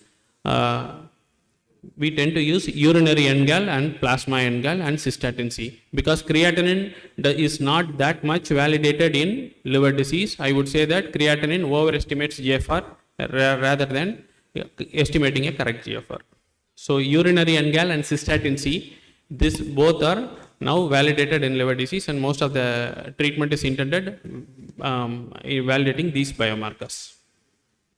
So biomarkers in fibrosis, the basic should be in cirrhosis there is more fibrolysis and less fibrogenesis, which means there is more extracellular matrix deposition and there is less regeneration. So what happens is that the type 1 collagen increases. Type 1 collagen is responsible for your fibrosis. The type 1 collagen increases in cirrhosis and type 3 collagen diminishes in cirrhosis. So from normal liver, when they progress to cirrhosis, the type 1 collagen increases and type 3 collagen diminishes. So what are the markers of fibrosis? When it leads to markers of fibrosis, either it could be collagen synthesis, as I told you, type 1 increases, and enzymes involved in matrix degeneration, which means there is more of fibrolysis. And is there any other extracellular matrix glycoproteins?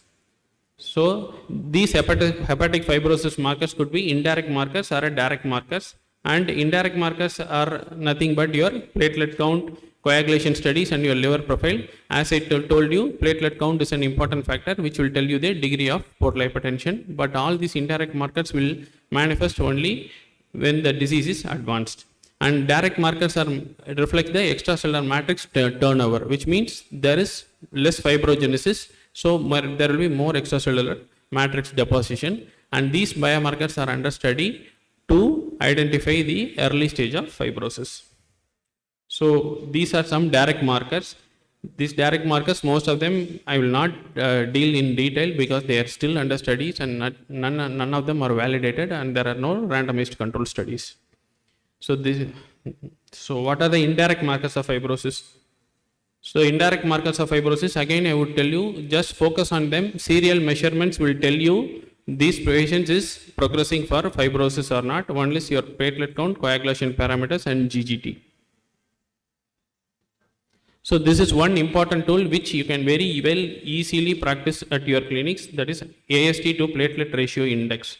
It is calculated by elevation of ALT by platelet count into 100, and this has been proven and randomized controls in patients with chronic hepatitis C, and it tends to estimate the severity of fibrosis and portal hypertension as well. And APRI level of greater than 1.09 has a good sensitivity of 89 and specificity of 75%.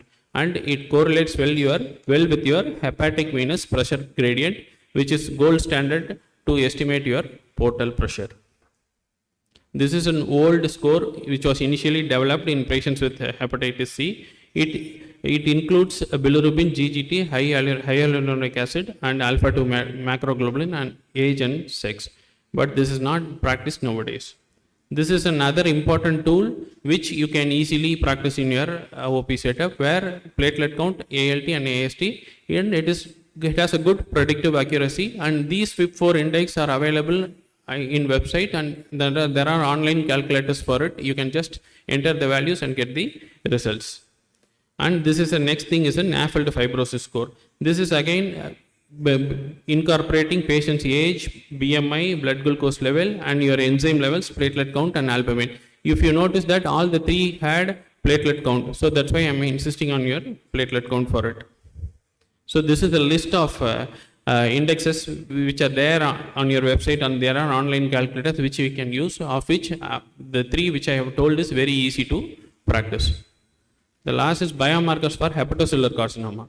When it comes to hepatocellular carcinoma, initially the diagnosis of the hepatocellular carcinoma was diagnosed only at the end stage, but as years gone and medical fraternity has improved, then we tend to pick the disease very early. So what happens in hepatocellular carcinoma? How do we started picking up it very early? We were initially using only ultrasound to pick up hepatocellular carcinoma, screening ultrasound for all patients with cirrhosis. But we incorporated a tumor marker called alpha fetoprotein. The sensitivity in picking up hepatocellular carcinoma has relatively gone up. So for whom and how should we, and when the screening for HCC should happen? Any patients with cirrhosis and at-risk patients, any Asian males over age of 40 and females over age of 50, family history of HCC, not only an ultrasound plus alpha fetoprotein. But this alone has not got good positive results, but it has got some negativity as well, because it's an observer bias. Ultrasound is very difficult to pick up very early lesion. Less than 2 centimeter lesions is very difficult to pick up by ultrasound, and there is lack of RCTs in patients, especially with cirrhosis. In cirrhosis, when patients are undergoing for an ultrasound abdomen, very early HCC was very difficult to pick up. Okay, AFP is one, alpha fetoprotein is one, which we will be routinely using in our practice. AFP has been incorporated in few staging systems. As I said, like bilirubin is incorporated in many of your staging systems, AFP has been incorporated in the staging systems. If you notice in the bottom corner, only AFP, they themselves have validated it is less than 100, 100 to 1000 and more than 100. But what we would have thought, any value of AFP more than 20 is much significant. I will come in next slides. I'll explain in detail about alpha fetoprotein. What is the cutoff actually? Cutoff is between 20 to 400, but anything less than 20, is that means that patient doesn't have HCC? No. Only more than 400 will give us some clinical details, because AFP more than 400 has got a poor outcome of these patients, and most of them AFP is used only in staging of HCC, and serial measurements of AFP will be helpful when they are in assessing the treatment response, especially when non-surgical treatment is employed, like your radio ablation techniques, TACE and TAR. So AFP is, remember, From this, AFP is no longer recommended as a diagnostic test because up to 40% of HCC, if they are small HCC, they still can have a normal AFP, but when AFP is significant. When they are more than 400, the outcome is poor. When they are more than 1000, the risk of recurrence post-transplant, risk of HCC post-transplant is high. So any AFP more than 1000, and if you are planning for that patient on a liver transplant, then we will have to be little cautious because they may recur with HCC in the following 1 year. So there are tumor markers and biomarkers for HCC, of which the last yellow ring shows your biomarkers. They are nothing but glypican 3, survivin, and live1, all are histological biomarkers. Whereas these tumor markers, of which now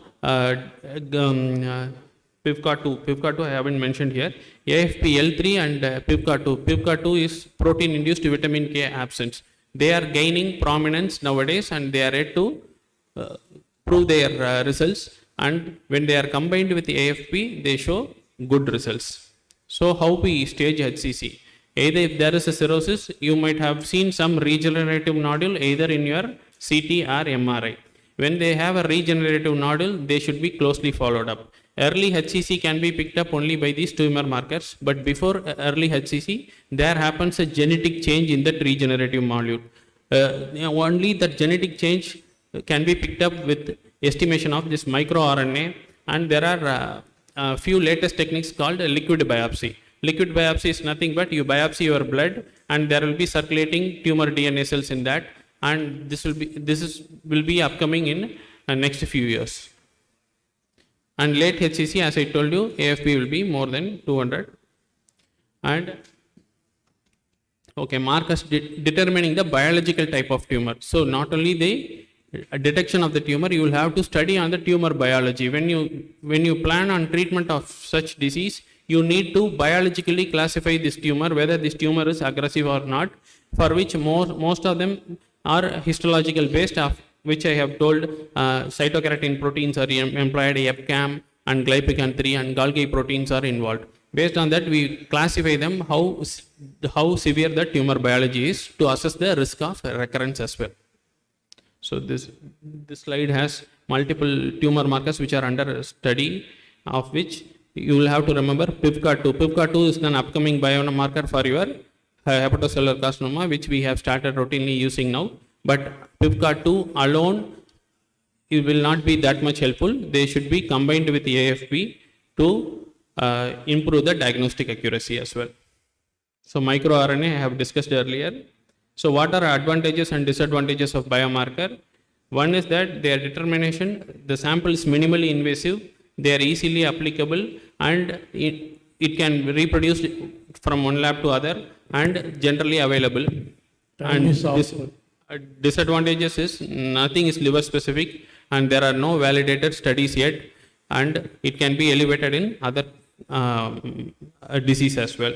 Those successful management of chronic liver disease treatment depends on the correct staging of fibrosis. At present, non-invasive test detects only fibrosis stage more than 2. The present non-invasive diagnosis is still limited, and it allows only the physician to reduce the population of patients and the candidates for liver biopsy. So the take-home message is, when you deal with the AFP, more than 400 carries poor prognosis, and USG can be a still useful biomarker, where bright liver in USG, you alert the patient that he might develop fibrosis and cirrhosis in the near future. And APRI and FIB4 has got good predictive value, so start using them in your routine clinical practice. Thank you. Thank you, Dr. Kumaraguru. Topic is open for discussion, but it should be only 1 or 2 questions only, as the time is very late.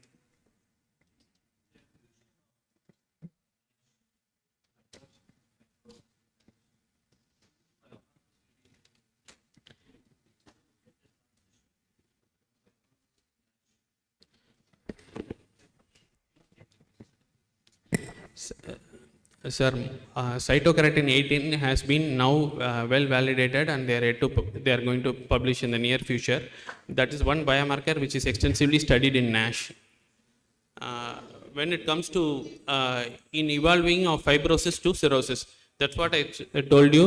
If the fibrosis is stage between F0 to F2, then your treatment intervention, your medical intervention is really going to help these patients, and there will be reversal of fibrosis.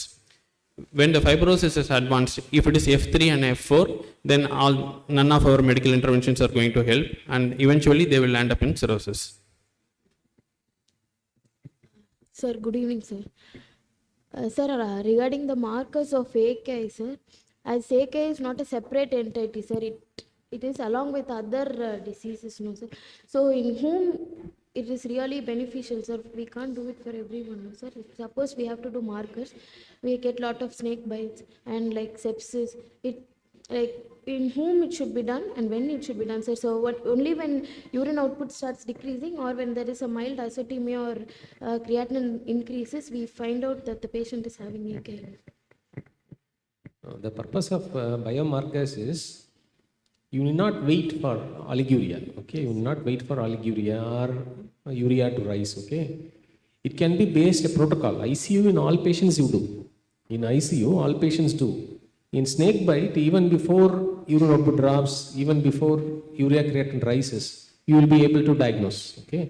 That is the purpose of novel biomarker, okay? And the future is you will be able to differentiate if there is a CAD patient who is also having mild renal failure, but you have given contrast, his creatinine is increasing. You do not know whether it is contrast induced or some other problem or pyelonephritis, okay? In that case, a biomarker will help.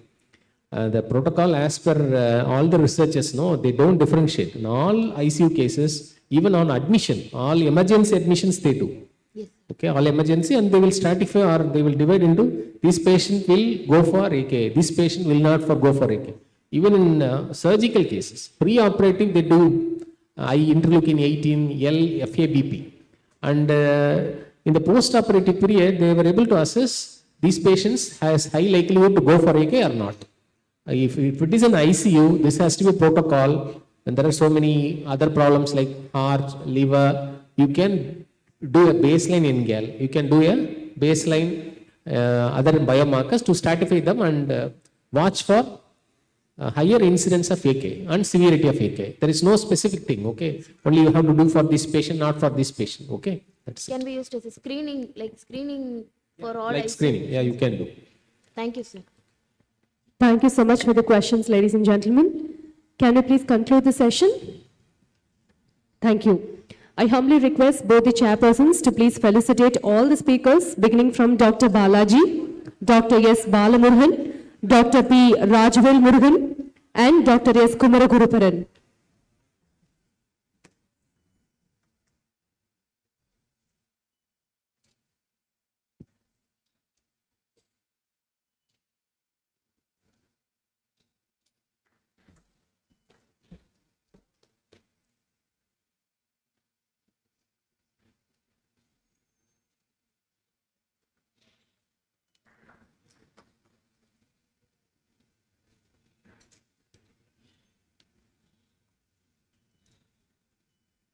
Thank you.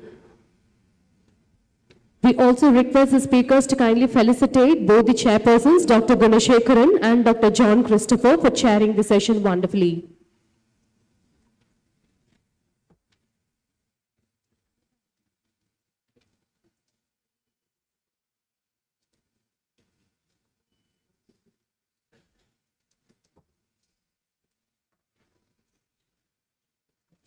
For the next session on diabetology, I request Dr. K. Shivakumar to deliver his talk on intermittent fasting. I also request Dr. Elangovan and Dr. Ramesh to chair this and the following talk.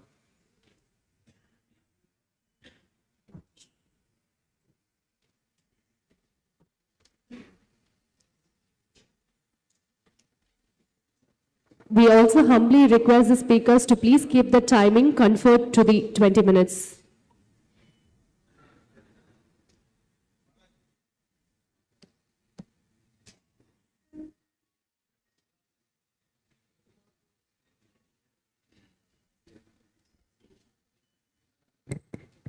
Good evening.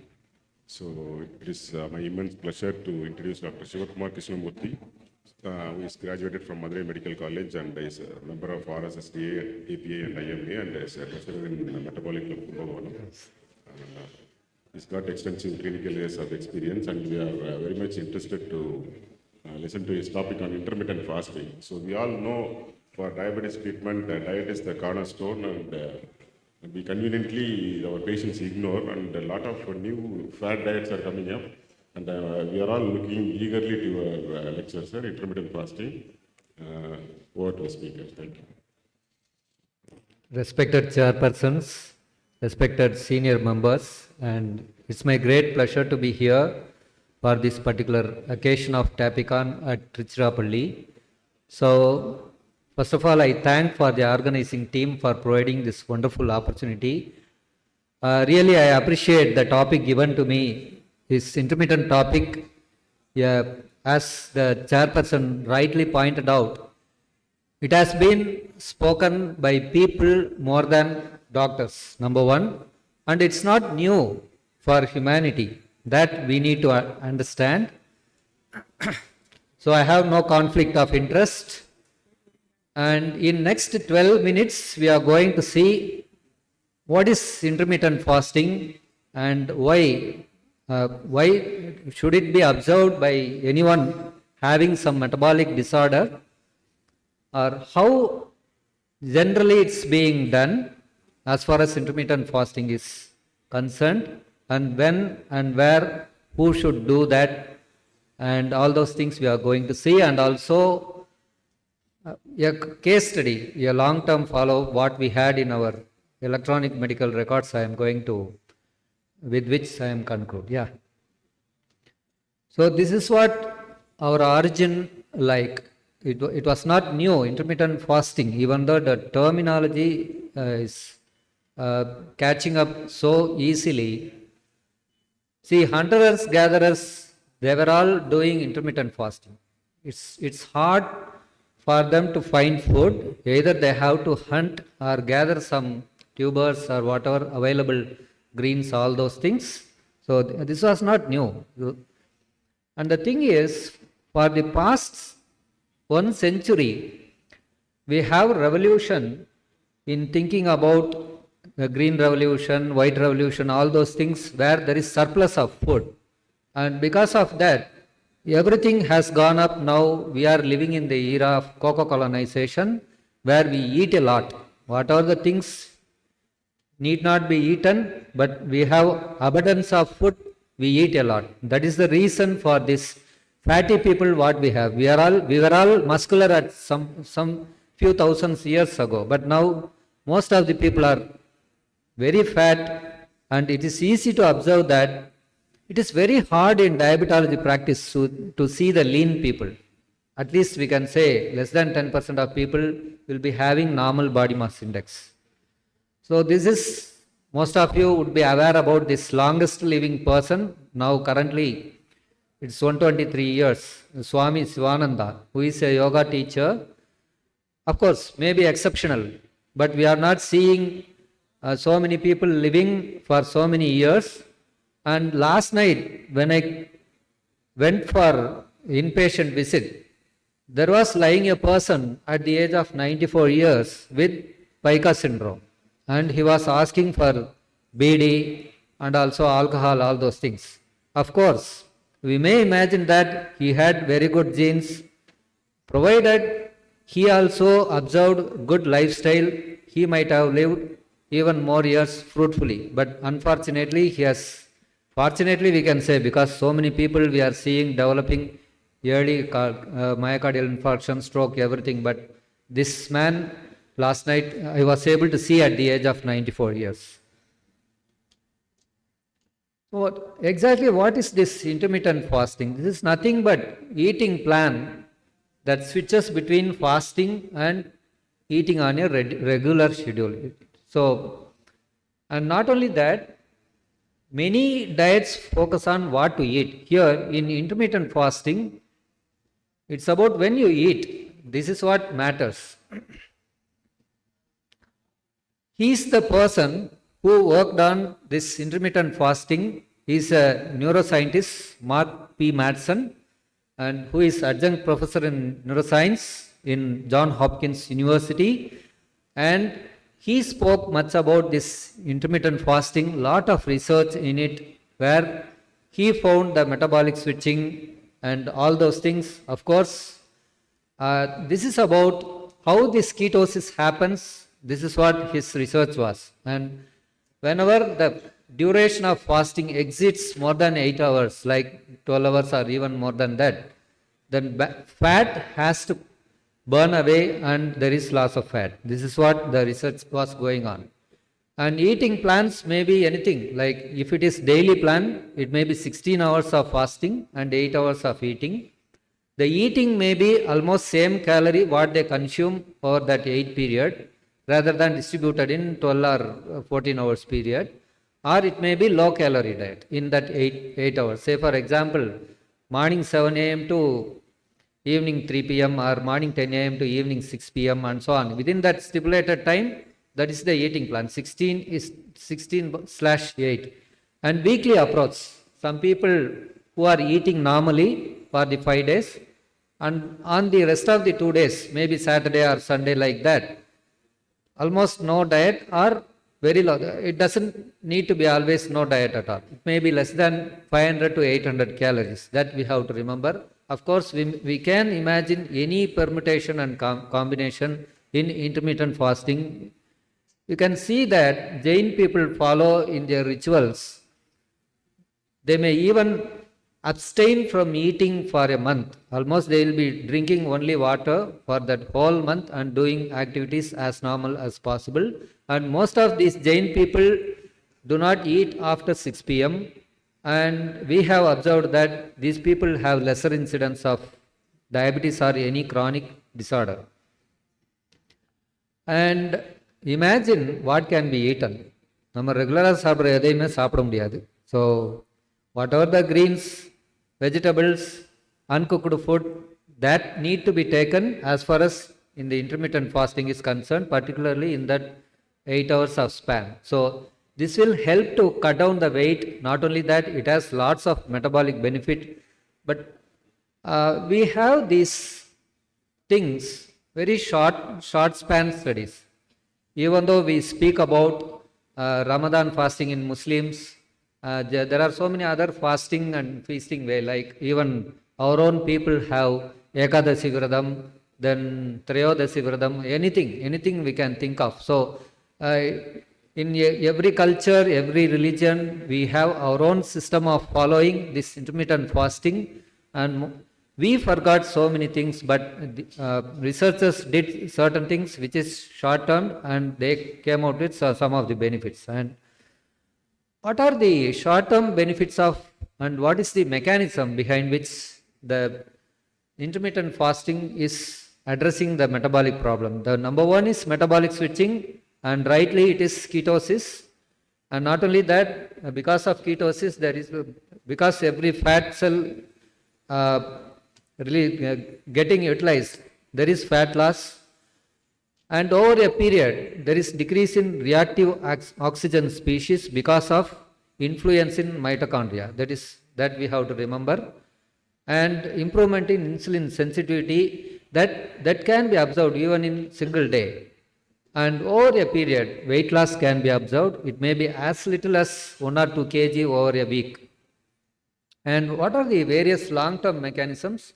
This is, I want to insist the certain points very, very important, because circadian rhythm hypothesis, because we are all aware that during daytime, the basal metabolic rate is relatively higher, and after evening until midnight and early morning, we know the metabolic rate is slowly coming down. But unfortunately, what happens in disruption of circadian rhythm, whatever we call, because of excessive lighting, seeing the mobile, all those things, the circadian rhythm itself get disturbed, but still the metabolic rate is not increased.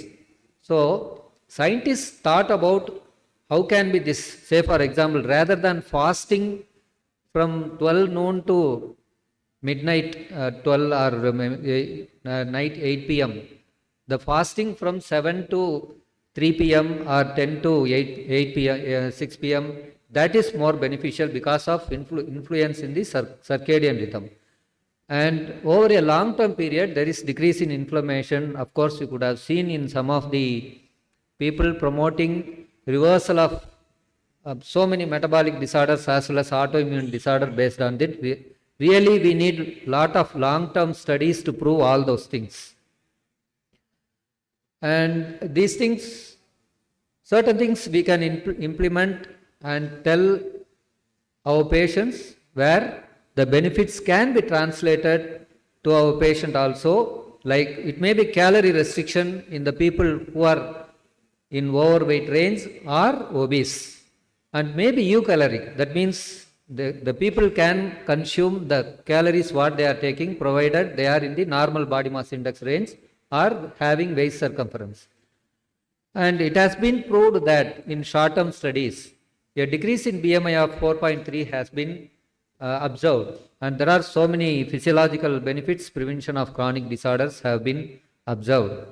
And coming to most important aspect, that is intermittent fasting and influence of exercise. There was a small study where the sports people were enrolled in that particular study. They had Ramadan fasting during that play. That is in one study like soccer, where they played with the same performance and sometimes even better performance than when they were eating normally.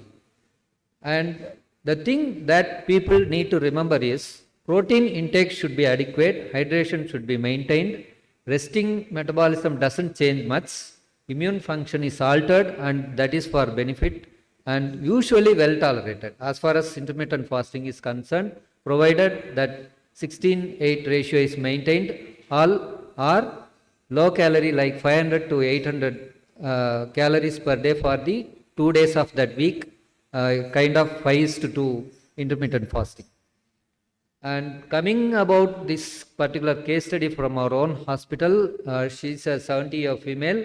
She is diabetic for the past 32 years, and she has been advised to take only fruits at night or anything uncooked, like maybe green vegetables and so on.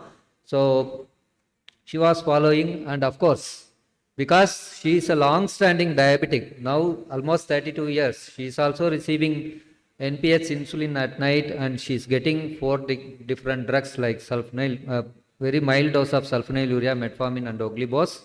So out of which, of course, she is normotensive and she is getting even rosuvastatin for those things along with nutritional supplements. And it is observable that this particular woman able to maintain her weight reduction of 12 kilograms over a period of 11 years of follow-up. And here again, you can see even at the 32 years of diabetes, her A1C, the last A1C in September is 7.2. These benefits, of course, it was told 11 years ago, and she used to tell to her colleagues all those things. See, I am eating fruits only at night and I am enjoying my life. So there is no difficulty. So that kind of observation we are able to make, and body mass index also has come down from 38 to 33, and that is getting sustained. And of course, because long-standing diabetic, she is having diabetic peripheral neuropathy. And coming to most important aspect here, obesity is exactly, we know it is excess calorie intake, they put on weight, and in spite of those things, you could have seen in day-to-day clinical practice, even though they are obese, they are having body mass index more than 30, still they may be anemic. So they may be having malnutrition. Exact opposite is intermittent fasting. It may be eucaloric or low caloric, and we can observe the weight reduction, and of course we have to maintain that no malnutrition happens. So adequate protein intake, relatively low calorie, nutritional supplement, may be natural or supplement sometimes, all those things will be beneficial for our patients. So we need to think what we eat, and it should not be junk foods or too much frequent food. We need to teach our children, and we should encourage them to complement with better solutions rather than providing some chocolates or junk foods to whatever their achievement. That translates in later life into eating junk foods and frequent foods. So let us all live healthy, enjoy eating, do exercise, be stress free, live long. Thank you, one and all.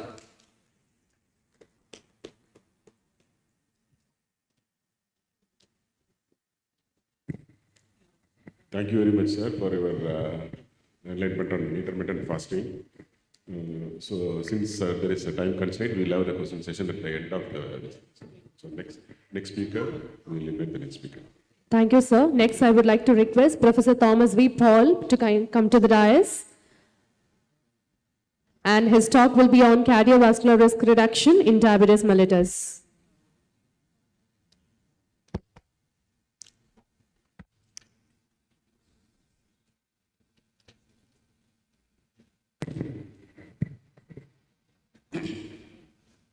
Professor Thomas V. Paul from Vellore is a professor and head of the Department of Endocrinology, Diabetes, Metabolism, Christian Medical College, Vellore.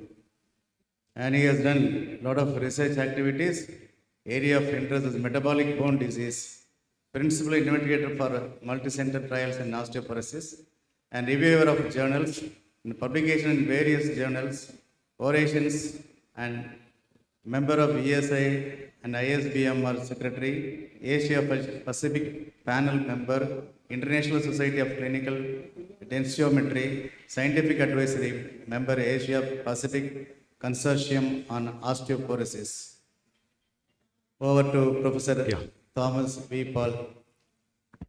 Thank you, chairpersons. At the outset, I'd like to thank the organizing team, Dr. Shivakumar, Srinivas, and Maniraj for giving me this opportunity. I'm standing in front of legends like Professor Vijay. So I am moving away from thick skeleton to powdery sugar.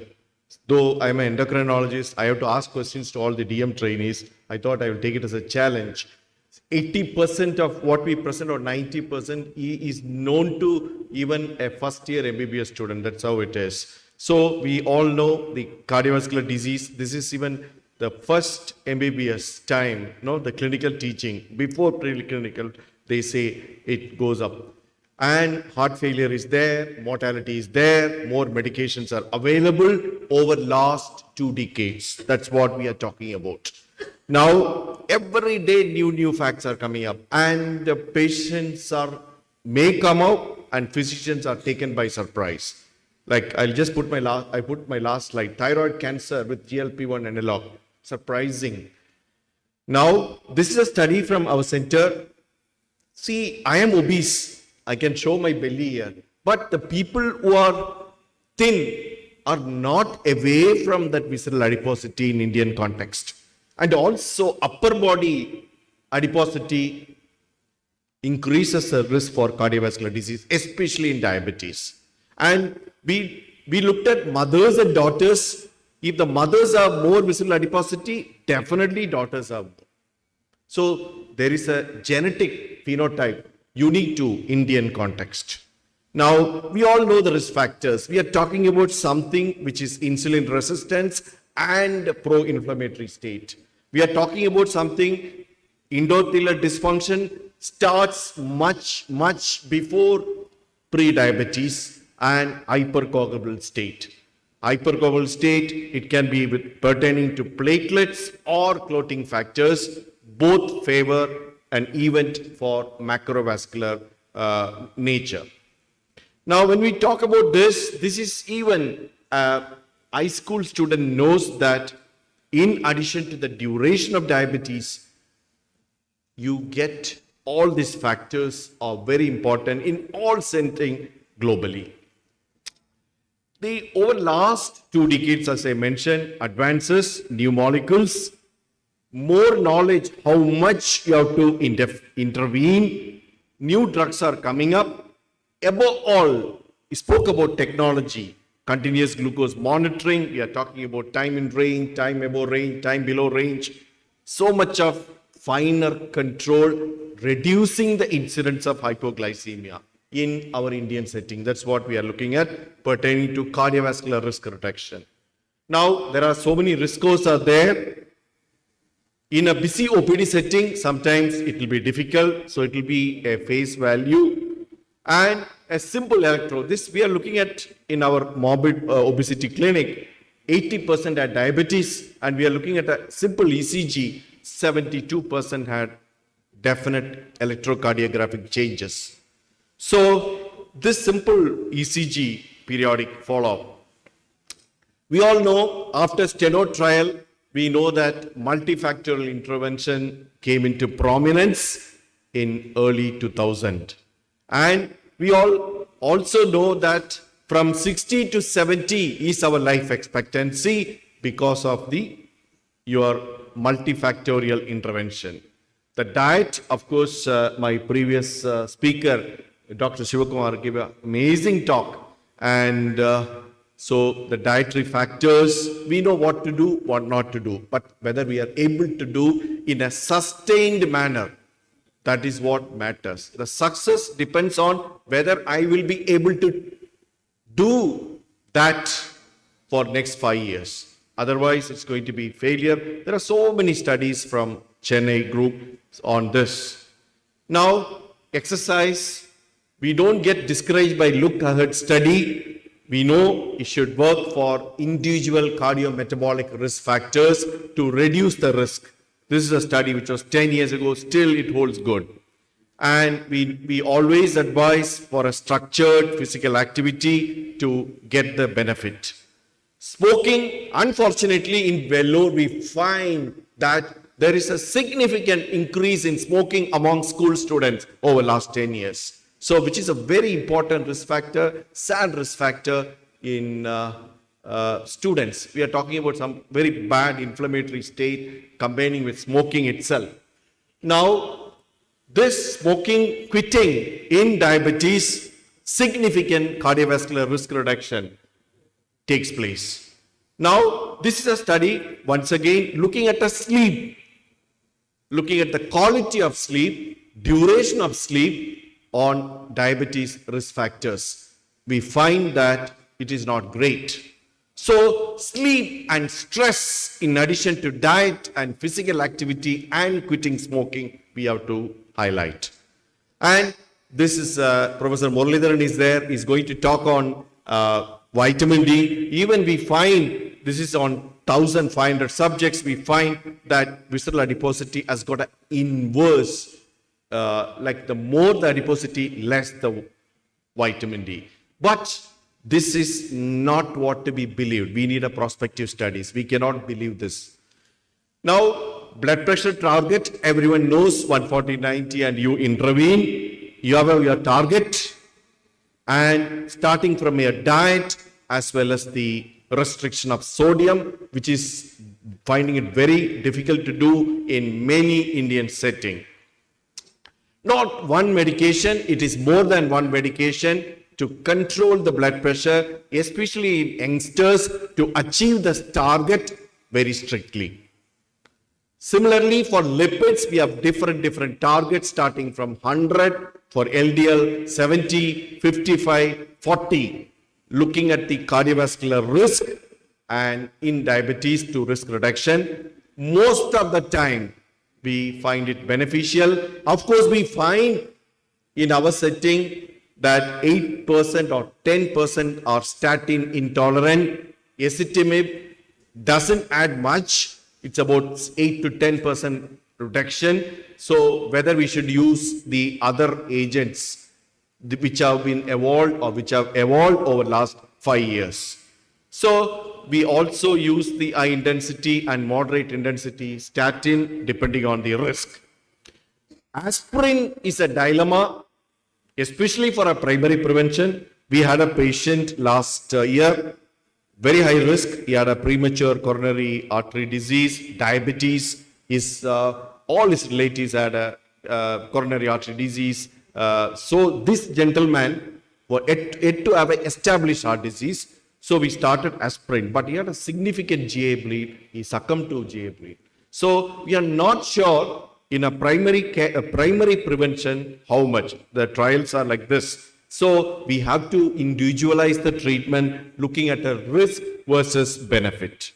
Now, glucose control, of course, this is what we teach medical students from 1990s, late 1990s, DCCT, UKPDS and Kumamoto.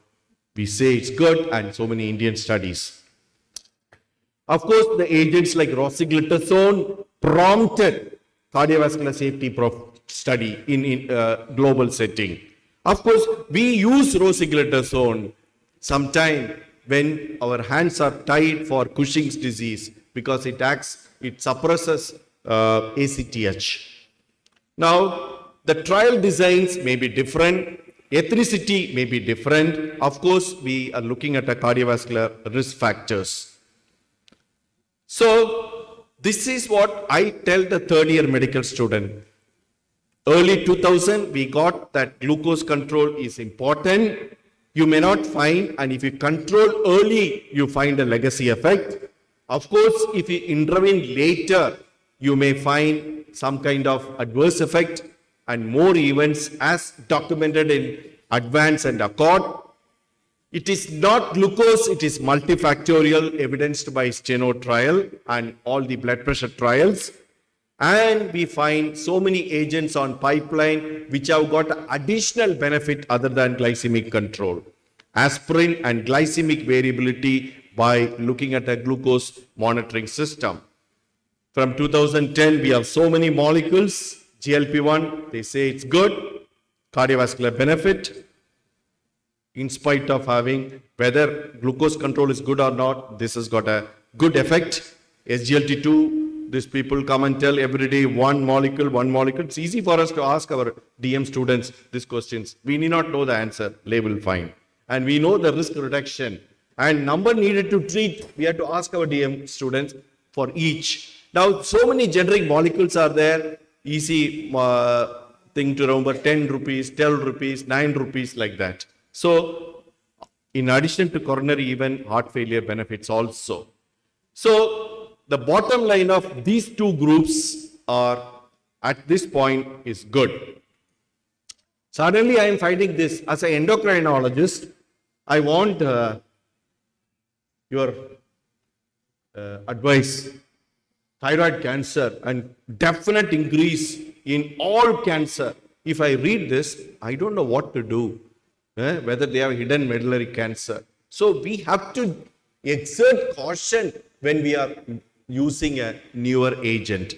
Though they passed phase 3, though they passed FDA approval. In summary, evidence-based medicine and new medications in the field of diabetes, multifactorial approach over last 2 decades.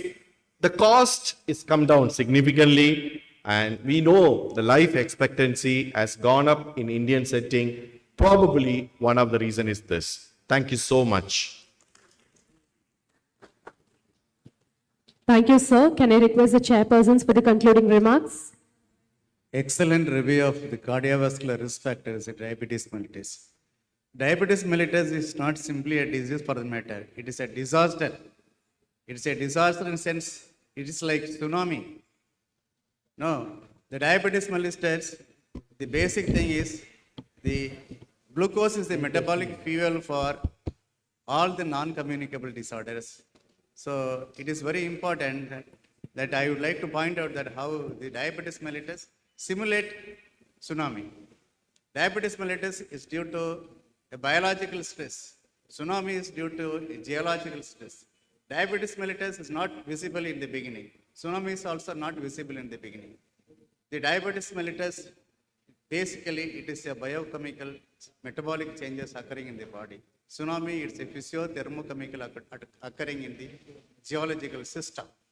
The diabetes mellitus is precipitated by glycemic variability, acute on chronic insulin deficiency, and tsunami is precipitated by earthquake or volcano. So there are excellent comparison and simulating points of diabetes mellitus with the tsunami. All parts of the seashore is affected in tsunami. All system of our body is affected in diabetes mellitus. Acute on chronic attack due to the earthquake, as I told you. The clinical presentation is acute on chronic deficit of insulin lead to tsunami, calamity, and catastrophe.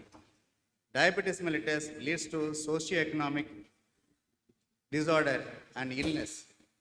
And prevention is by monitoring the seismic giant space in tsunami. Diabetes mellitus is prevented by periodic assessment of glycemic status. The tsunami alert can be prevented by medias and other informative system of management, and diabetes by health education, awareness, and accordingly the management.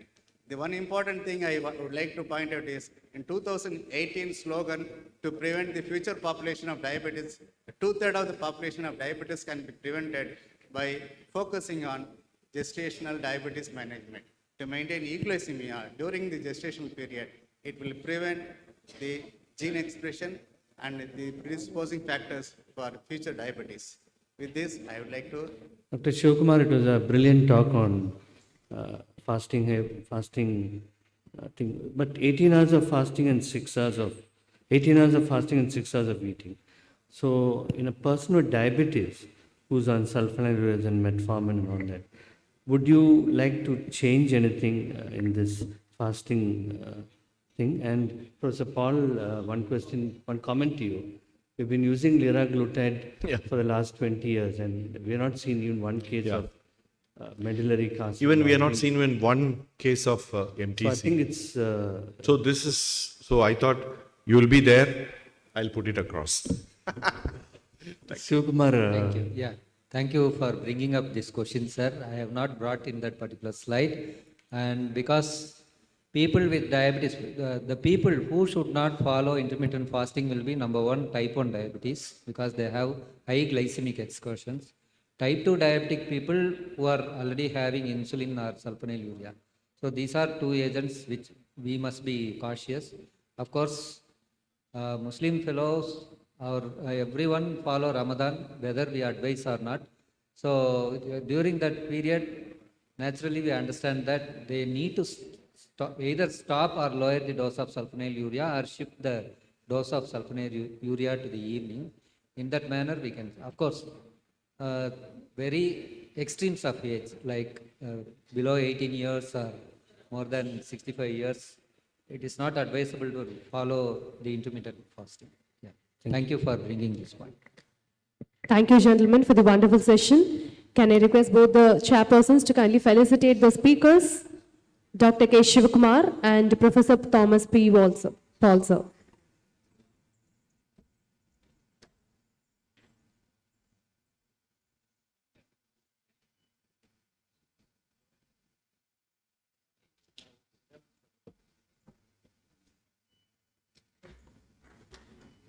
Thank you. I in turn request the speakers to present the memento to the chairpersons, Dr. Ilangovan and Dr. Ramesh, for beautifully chairing the session too.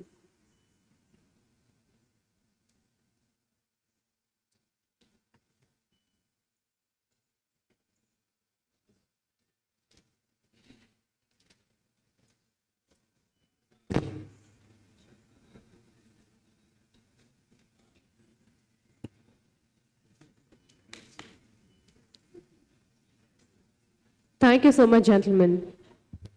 For the next session on endocrinology, I request Dr. S. Sridharan sir to come to the dais to deliver his talk on steroid use and abuse. I also request Dr. Surendra Babu sir and Dr. Balajanathan sir to chair this topic and the next two.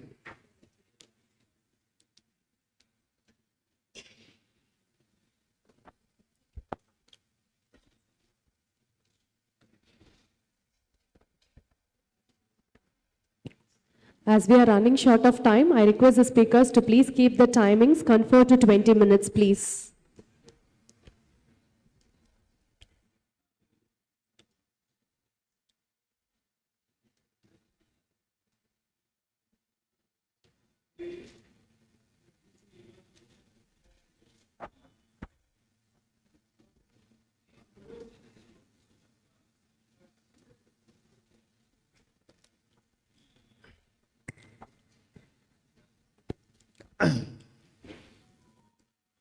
the role of vitamin D. The current status, he is the professor and head of the Department of Endocrinology and Metabolism, Madurai Medical College, and he is a visiting consultant of Vadamalayan Hospital, Madurai, and he was the treasurer in Endocrine Society of Tamil Nadu in 2015 and 2018. He had 34 publications in indexed journals and best outgoing student in MD in JIPMER 2008 and ESI TYSA and AV Gandhi Award, national level winner in 2012 and organizing secretary for ESI's Satellite Symposium in January 2020 and Pediatric Trendo in 2021. I am happy to invite him for his talk on role of steroid use and abuse. So good evening one and all. At the outset, I would like to thank the chairperson and the Tapicon organizing team for giving this opportunity. We'll be discussing regarding the physiology of steroids and what are the mechanisms and what are the therapeutic indications. And I will share some couple of cases regarding the steroid abuse and how to approach, because it is a common day-to-day practice one may come across the steroid abuse patients. So there is an hypothalamic pituitary adrenal axis, and so the circadian rhythm also is maintaining, particularly to the steroids and cortisol, and any stress, maybe emotional or physical stress and inflammations, there is a lot of oversurge of steroids level, and ultimately it is essential and maintaining the normal day-to-day activity. And this slide shows the circadian rhythm, and you can see that the lowest level we can expect at around midnight 11 or 12 midnight, and the peak may be around 6 to 8 a.m. That is a peak. So this the circadian rhythm is very, very essential to take the sample as well as the interpretations of the cortisol estimations. Little bit about the history.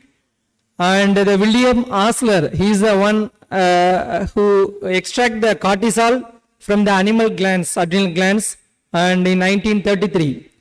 And the subsequent, the two pictures are the Hench and Kentel. So they were the pioneers of steroid usage in rheumatology. And we are celebrating the 100 years of insulin. But this is also one of the agents, it saves millions of lives during particularly the COVID era. So we should know about the history. And they shared the Nobel Prize in around 1950s. This Nobel Prize award, it was shared by these three people, Kendall and Heinz and other. Even though the Thomas Edison's, he described Edison's disease in 1980s. And the steroid was predominantly first used in rheumatoid arthritis. So that was the history of steroids. And subsequently, a lot of steroids has been in pipeline, and the recent additions are the modifiable release of hydrocortisones and other therapies. All steroids, it was appeared in almost the similar eras in 1950s, hydrocortisone, prednisolone, fludrocortisone and methylprednisolone. So this was the journey of steroids, but predominantly it was being used for rheumatoid problem rather than the endocrine in the initial eras, and subsequently there was a lot of science and development and it has been incorporated in the clinical practice. So basically the users can be classified into four categories.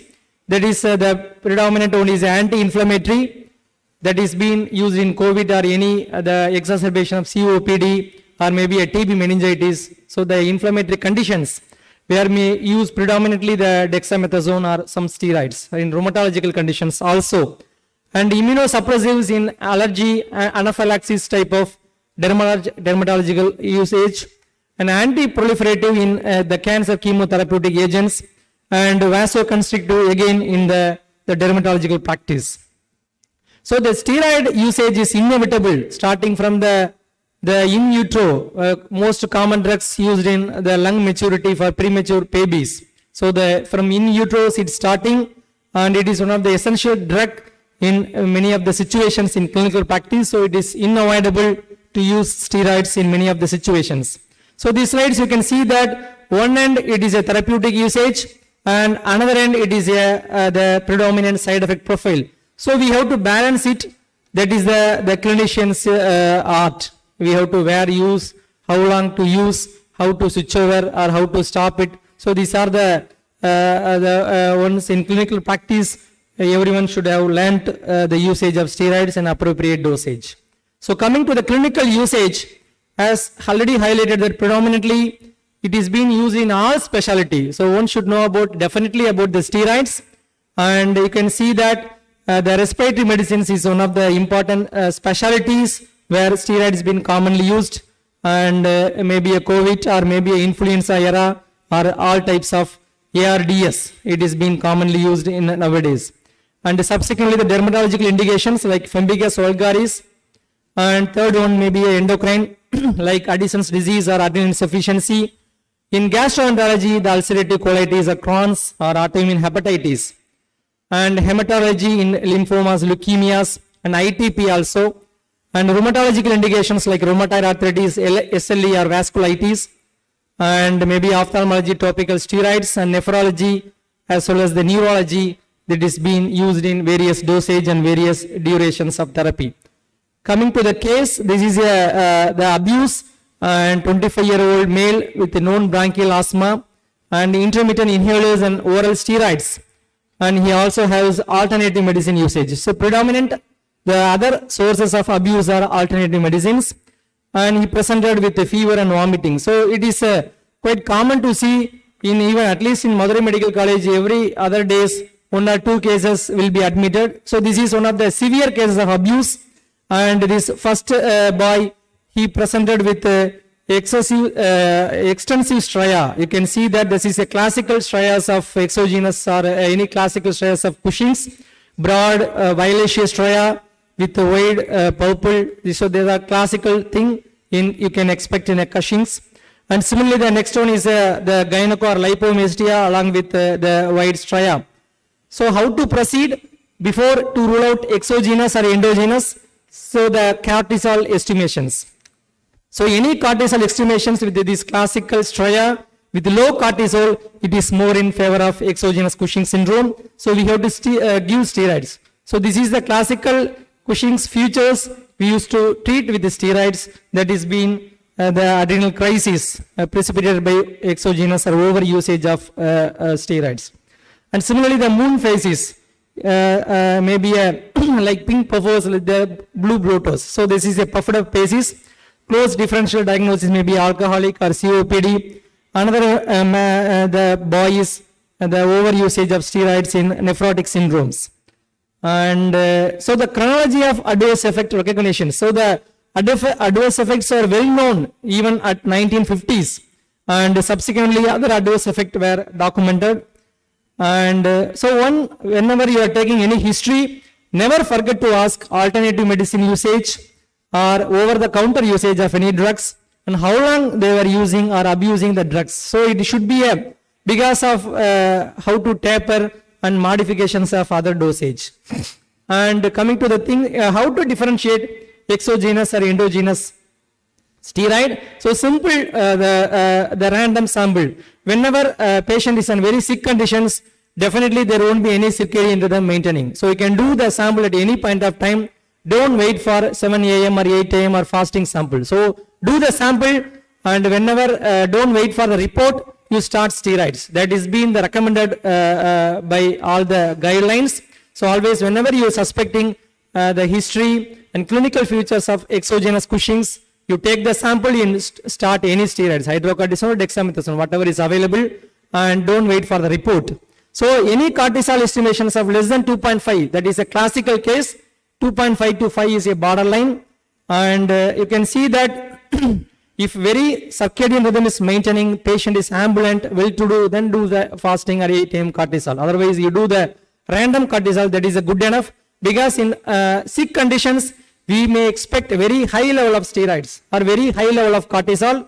In very acute sick conditions or in a septic shock with good adrenal reserve, we may expect the serum cortisol of more than 20. That is the common this thing. More than 20 is the good adrenal reserve in any acute sick conditions. Whereas less than 3 or 2.5, it is a classical case. and in between is a borderline, that is a clinician domain, whether to start or observe based upon the other chronic classical conditions, you can go ahead. So in equivocal conditions, this is the test, co-syntropin stimulation test. And nowadays, we have two agents, it is available in India. Previously, only the actin prolongatum was available. This is one of the corticotrophin agents commonly used by neurologists for the blepharospasms or other spasm related disorders. And indirectly it was being used for the diagnostic purpose. And this is one of the paper from the JAPI, how to calculate the dosage, it is well available. And recently for the past 2 years, this Sun Pharma, they have launched this Syntropac. So this is again one of the synthetic ACTH. So you do the basal sample and give the injections and do 1 hour the cortisol. That is been the 0 and 60 minutes. And any level, usually it should be more than 18. That should be the normal response to the synacton. If it is response is less, then we may indirectly think that it is a adrenal insufficiency. And how to assess, I am not going into the detail. So the metabolic profile and glucose, lipids, all the things should be estimated. So this is the common management. Any patients coming to you with a very classical exogenous Cushing's or adrenal crisis, and so take the sample and you start steroids. The fluid of choice is a normal saline, and you can give 100 milligram of intravenous of hydrocortisones, and subsequently you may give 6-hourly dose or 50 milligram 6-hourly dose. Nowadays, the recent concept, you give continuous infusions like Lasix infusions or furosemide infusions, what we commonly practice in pulmonary edema. Similar things to avoid ups and down in the cortisol level or hydrocortisone level. You can give continuous hydrocortisone infusion 4 milligram to 6 milligram per hour. That is being recommended in ICU setup, provided the good facilities are available. Otherwise, you can give 6-hourly dose because it is a short acting dose.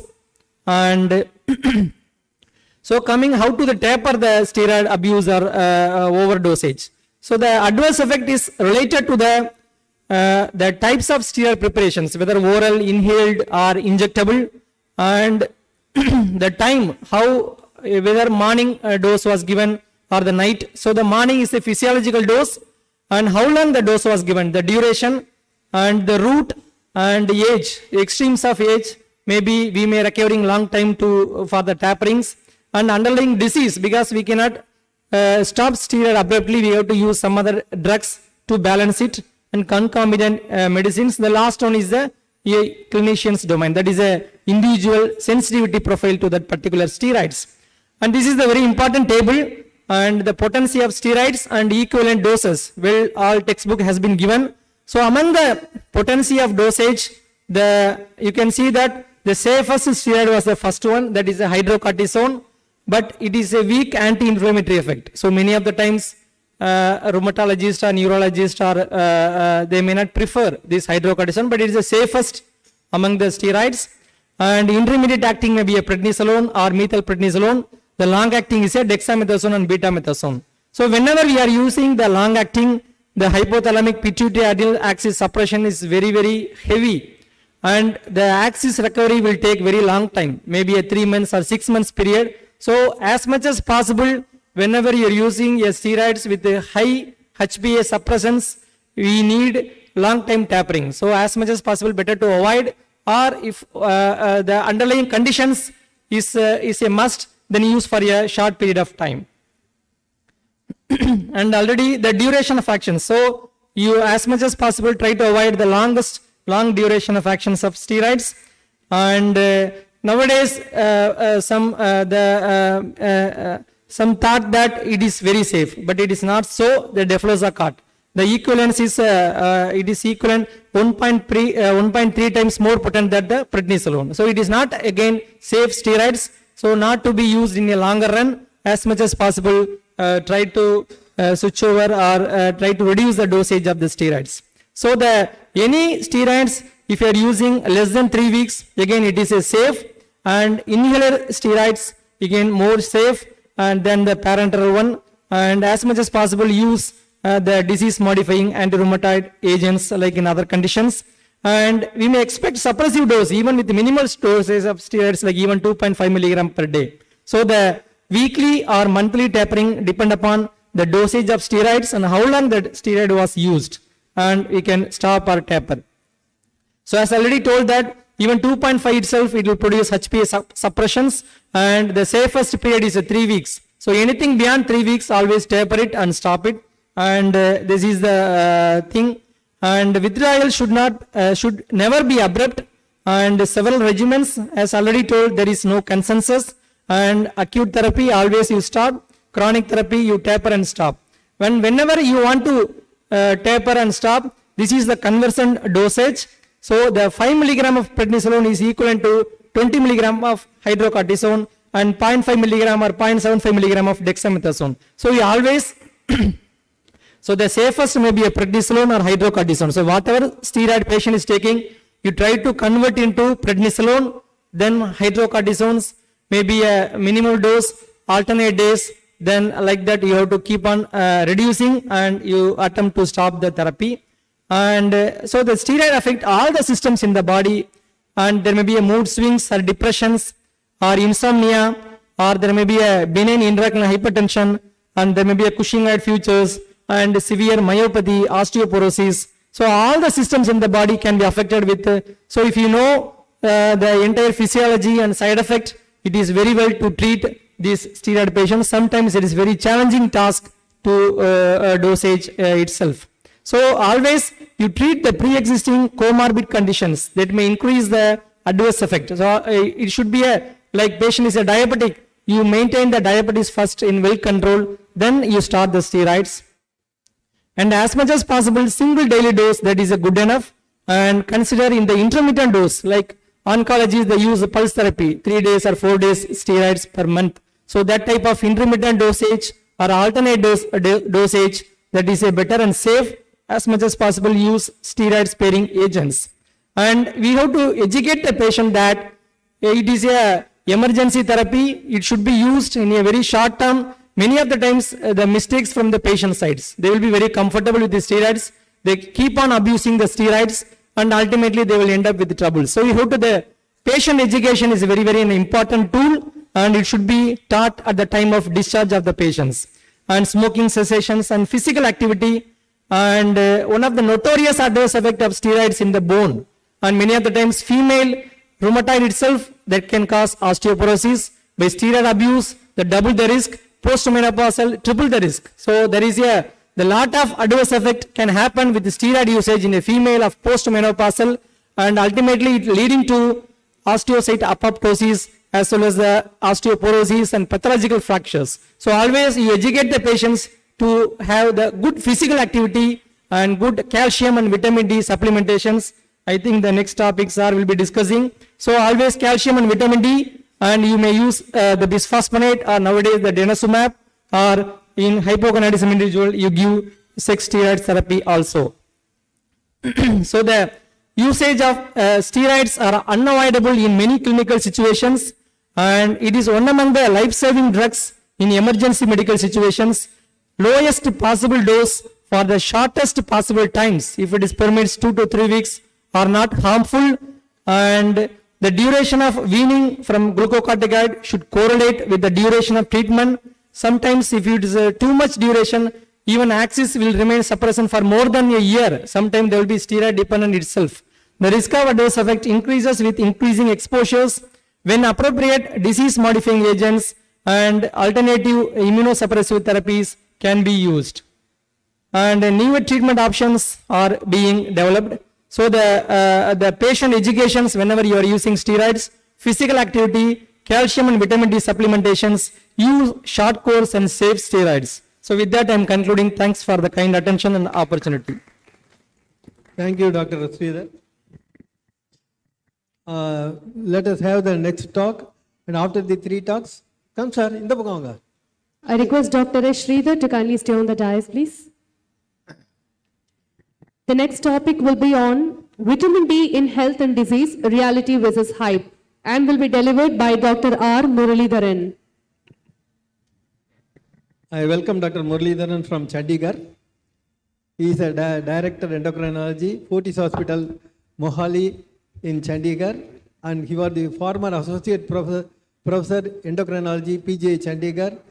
Other qualifications, he was the chairman, Research Grants Committee, Endocrine Society of India, visiting faculty to several institutions, regular faculty in meetings of Endocrine Society of India, Indian Thyroid Society, Indian Menopausal Society. He had 64 publications, 34 national publications, 9 international publications, and he had written 21 chapters in books. So we are meeting a great person in endocrinology, and I welcome him for his talk on the role of vitamin D. Thank you, sir, for the very kind introduction. Visiting Trichy is always a pilgrimage for me, and I'm thankful to my classmate, Professor Anita, for having me over here. I always look forward to this place as a homecoming. Even yesterday, immediately after getting down from the airport, this is where I went, my alma mater, St. Joseph's. For the postgraduates, you can click a picture of this. These are the key references you can read later at leisure, because in the next 18 minutes, I may not be able to cover everything. I've kept it simple, trying to avoid too many graphs and statistics, only underlining the essential messages. Vitamin D, as you know, is a very unique molecule because though it's a nutrient and called a vitamin, it's got more from skin synthesis and exposure to ultraviolet rays of the sunlight than from diet. And even though we have plenty of sunlight, we all have poverty amidst plenty because of our unusual lack of exposure to sunlight. It's not just a vitamin, it's a hormone as well as a paracrine regulator. And vitamin D receptor is ubiquitous, so potential pleiotropic actions are very well described almost in every system of the body, so much so that 3% of the human genome is directly or indirectly regulated by active vitamin D, that is 1,25-dihydroxycholecalciferol. Because of this and its several effects, whether theoretical or practical, on different systems of the body, it has attracted a lot of lay press as well as the general public considering it to be a panacea for all illnesses, and this has been reinforced by doctors also by prescribing vitamin D test for everything. You send a menorrhagia to a gynecology, the first test is vitamin D, and the patient starts telling you that my vitamin D is low and that's why I have menorrhagia. So that's why in this talk, what I'm going to say is how much is hype and how much is science. And already several scientists have highlighted this, whether vitamin D and chronic disease prevention is a mirage or reality. Increasing requests for vitamin D measurements are costly, confusing, and without credibility. This is a beautiful editorial which came in the Lancet. Nature published one, Common Misconceptions about vitamin D Implications for Clinicians.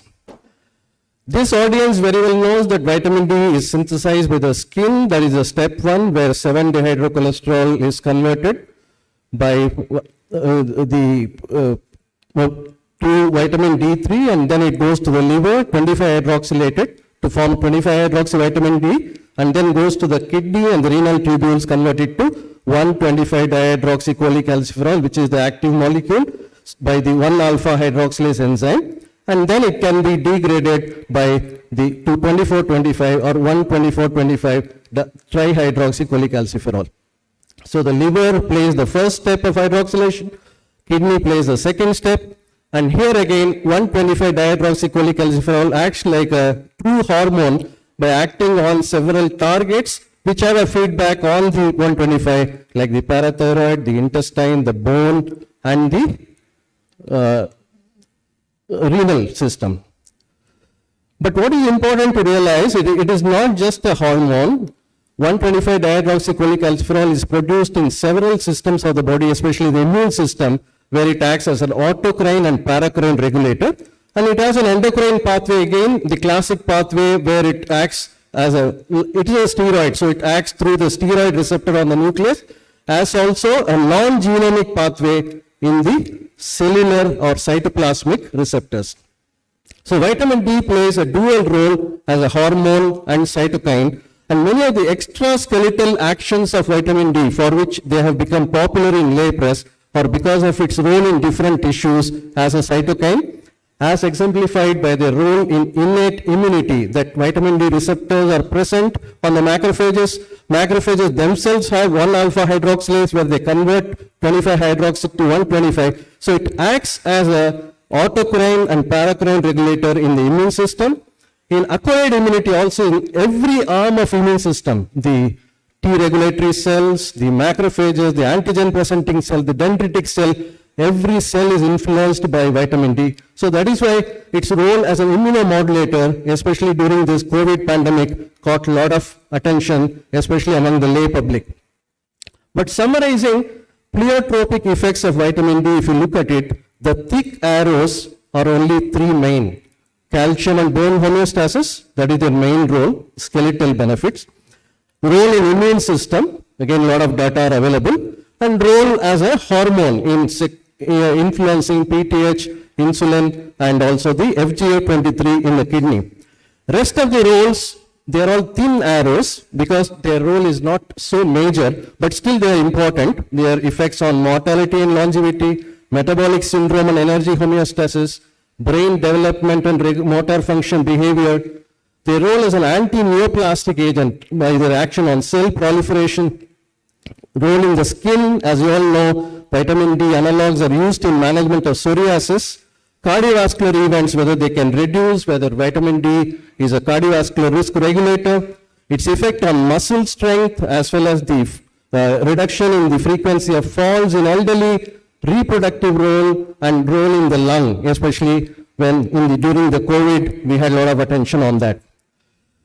When you analyze, when you assess the sufficiency of vitamin D, it is through what is called the 25-hydroxycholecalciferol because it has a longer half-life. It's not influenced by PTH and renal function. It's a good measure of vitamin D status because integration of diet and skin synthesis both are done in this. And there is a wide spectrum of vitamin D deficiency. Whatever cutoff points we have, whether they are really true or arbitrary, we have to look at it. A true deficiency or a severe deficiency will be anything less than 10 nanogram per ml. Between 10 and 30, there is a spectrum progressing from insufficiency or inadequacy to the optimal level, which is considered to be more than 30. Different societies have given different cutoff points. Actually, the Osteoporosis Canada said that less than 10 is only deficiency, rest insufficiency, and more than 30 is sufficiency. The International Osteoporosis Foundation again said that less than 30 is deficiency and more than 30 is sufficiency. The Institute of Medicine, which most of the researchers have followed that, where less than 20 is deficiency, more than 20 protects 97% of population from fractures and falls. So you really need not aim for more than 30. This was their contention. Whereas our own endocrine society, the American Endocrine Society, said that less than 20 is deficiency. Between 21 to 29, we should have an intermediate grade, what is called insufficiency, and more than 30 is the sufficiency. If you look at these criteria, then Indians in several studies are severely deficient, less than 20, roughly 83% of population. Urban hospital staff in several parts of the country where doctors, nurses, severe deficiency. Healthy school children, my friend Dr. Marwaha has been studying this topic in Delhi extensively in the school children, very significant population, both in higher and lower socio-economic strata are vitamin D deficient. Why these rationale for cutoffs have been found out? Clearly related to the secondary hyperparathyroidism which occurs because of vitamin D deficiency, and that is the effect on the bone. So clearly raised PTH will be found when the vitamin D levels are less than 20. Normal PTH but suppressible with exogenous D, that is between 20 and 30. And if anybody has a vitamin D level of more than 30, then their PTH is usually normal. This was the main basis how the cutoff points were designed.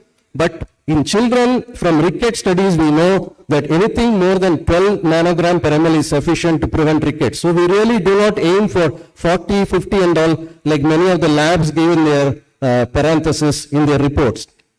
Optimal intestinal calcium absorption, again, we really don't know what is the threshold level.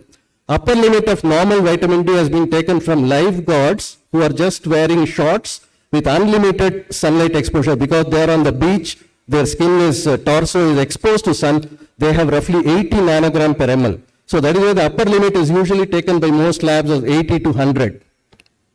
So based on this, the IOM said that 600 international unit per day is enough, except in older subjects where you can go up to 800. Whereas our endocrine society said that in all adults, aim for 1500 to 2000, especially in older subjects, because this is the dose required to maintain it around 30 so that we can prevent secondary hyperparathyroidism and its bone effects.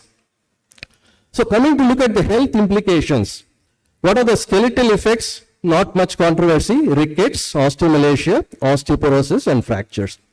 Extraskeletal, muscle strength and stability, immune system, role in infections and autoimmune diseases, especially multiple sclerosis, type 1 diabetes, rheumatoid arthritis, etc. Their role in obesity, metabolic syndrome, as Dr. Thomas Paul alluded to earlier, neoplasia, whether it has a protective role, and respiratory effects. I'll just highlight each one of them without referring to much of these statistics. How such data have come is basically initially from observational studies, then cross-sectional data, then randomized control trials came only in the last few years, and Mendelian randomization studies. I'll just touch upon this. This is one very important area. Subsequently, I'll tell you what these Mendelian randomization studies are. Mostly before 2017, we had such data only, where the large meta-analysis of already available data, 107 systematic reviews, 74 meta-analysis, and RCT is 87, number of outcomes studied 137. If you look at it, every system has been studied, skeletal, not just skeletal. What they found was concordance of outcomes between observational and RCTs is quite weak, and vitamin D alone doesn't reduce fractures or falls in the elderly, which came as a surprise. Vitamin D should have reduced fractures according to what we thought earlier. So that is why the recent landmark vitamin D supplementation RCTs have been published in the last 3-4 years. 2017 to 2020, all these 5 studies were published. The last one has a less number of subjects, the others are impressive number of subjects. The most important among them is quoted on top, what is called the VITAL study, where vitamin D and omega-3 trial. The others were vitamin D assessment trial, there is one on vitamin D to prevent type 2 diabetes, and then there is a Do Health study where vitamin D and omega-3 on health outcomes. But if you quickly go through this graph, you can find that most of these subjects are whites, most of them are 60 and above. Baseline 25-hydroxy D3, none of them were deficient. All of them are already vitamin D replete population, and after giving vitamin D, they have improved further. And follow-up, impressive 5 years in the first study, rest 2.5 to 3 years. The dose were also quite good. 2,000 interventions in one study, in one 2 lakhs stat, and then 1 lakh units every month, and then others also 4,000, 2,000. And then the last study, the Calgary study, which looked at osteoporosis, gave 400, 4,000 and 10,000, 3 different arms.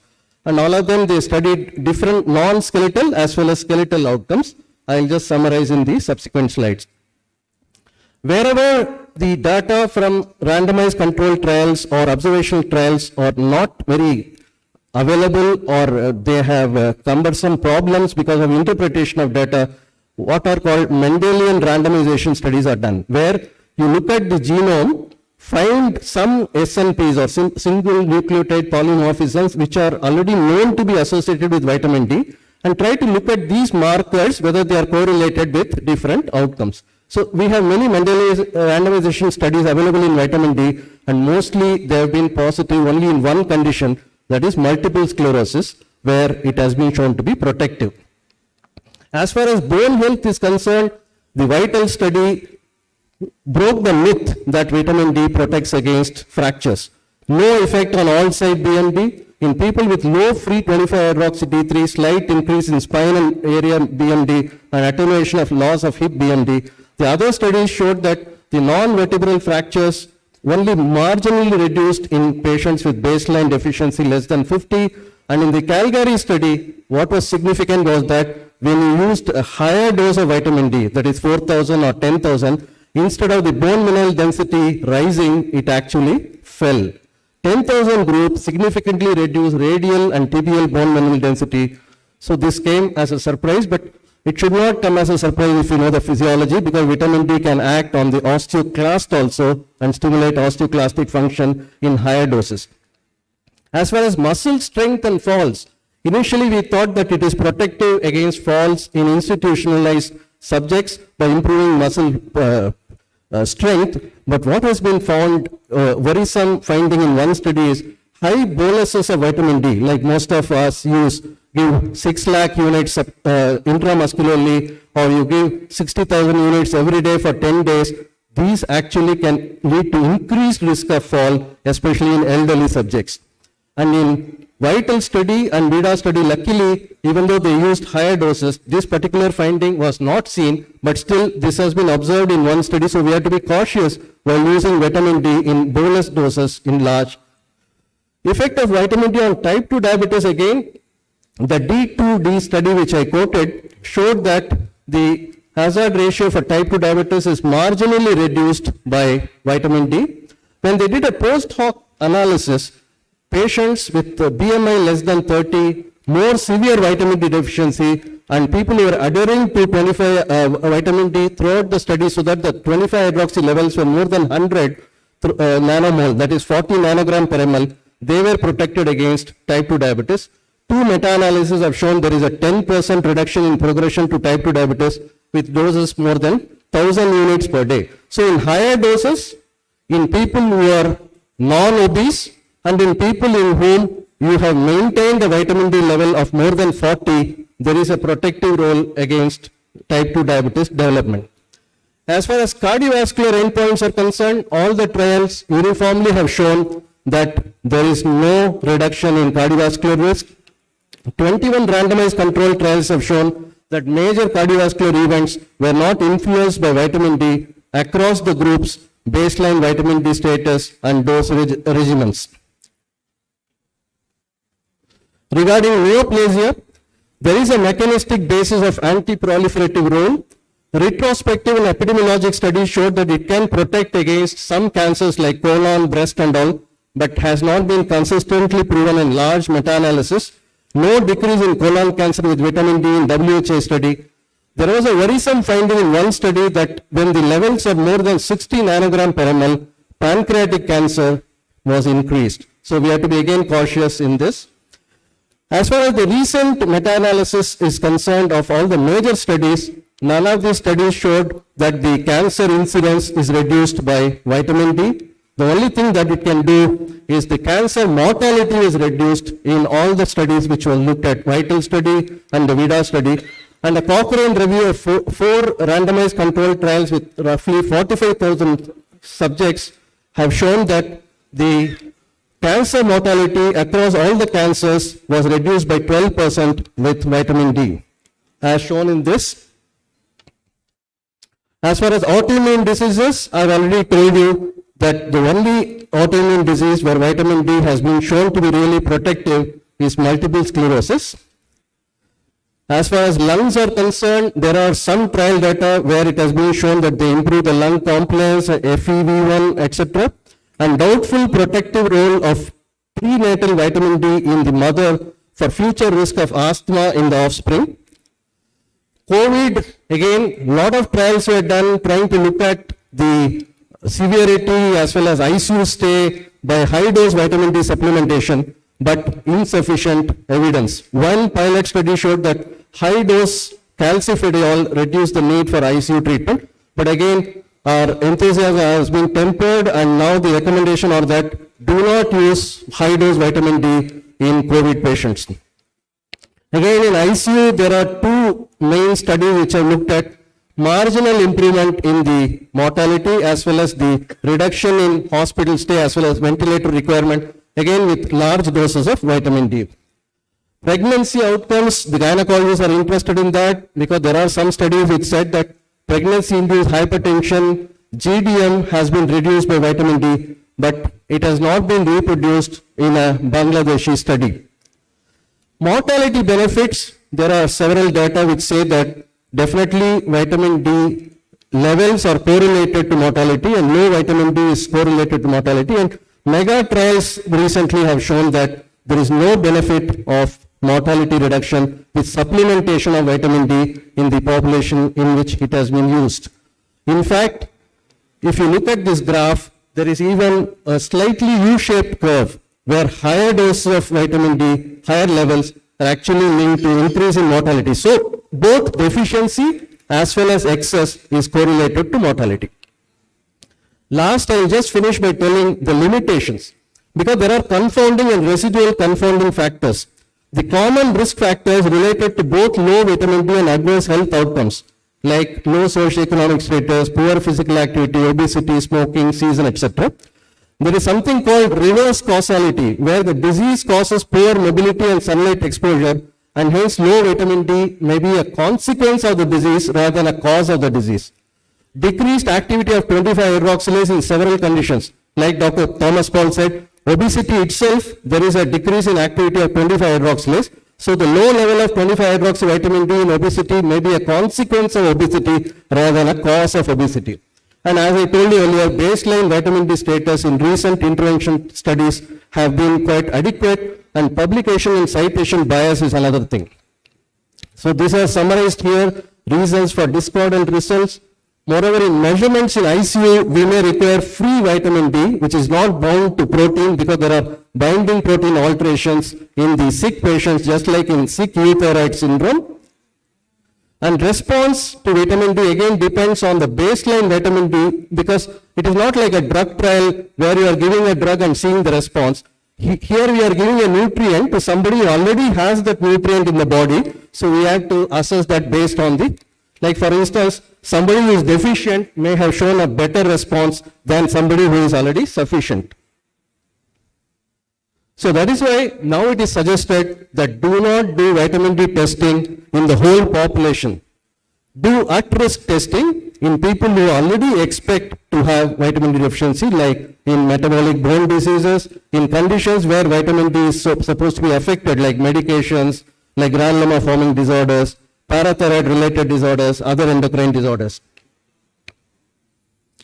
Vitamin D overdose is again a problem, because many orthopedic surgeons are using parenteral vitamin D. As I already told you, in addition to causing hypercalcemia, decrease in bone mineral density as well as increased risk of falls is another problem. And as I again told you, both deficiency and excess are harmful, so you have to temper our enthusiasm. So summarizing my talk, low vitamin D status based on current criteria is very common. Implications for skeletal health are well established. Vitamin D and calcium supplementation can cure nutritional rickets, but have only modest benefits on bone density and fracture risk. Large RCTs in replete subjects have demonstrated no effects on incidence of cancer, CV events, or type 2 diabetes, and no benefits in terms of bone density and risk of falls. Post-hoc analysis of large supplementation trials has only suggested that it can delay progression to type 2 diabetes and improve lung function. So we should not recommend vitamin D as a population screening. It should be only at-risk screening, and indiscriminate testing in asymptomatic subjects and haphazard action based on the results need to be strongly discouraged. So like we are testing thyroid in every patient and trying to treat subclinical hypothyroidism, the other analogy we have now is vitamin D, where we unnecessarily have created a disease which doesn't exist just based on a lab report. Thank you one and all for the patient hearing. Thank you very much, sir.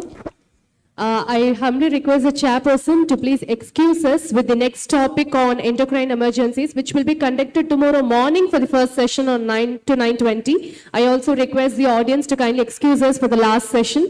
We will be conducting the last session tomorrow morning 9 to 9:20 by Dr. G. Vignesh. Thank you so much for understanding. We now begin the inaugural function now.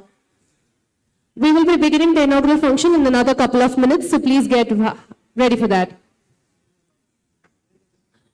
I now like to request the chairperson to kindly felicitate the speakers of this session.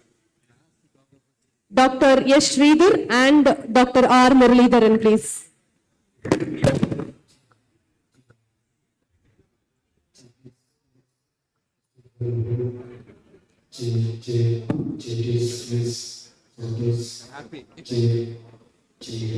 Dear ladies and gentlemen, we now have the inaugural function in the next couple of minutes. Kindly get geared up for the same.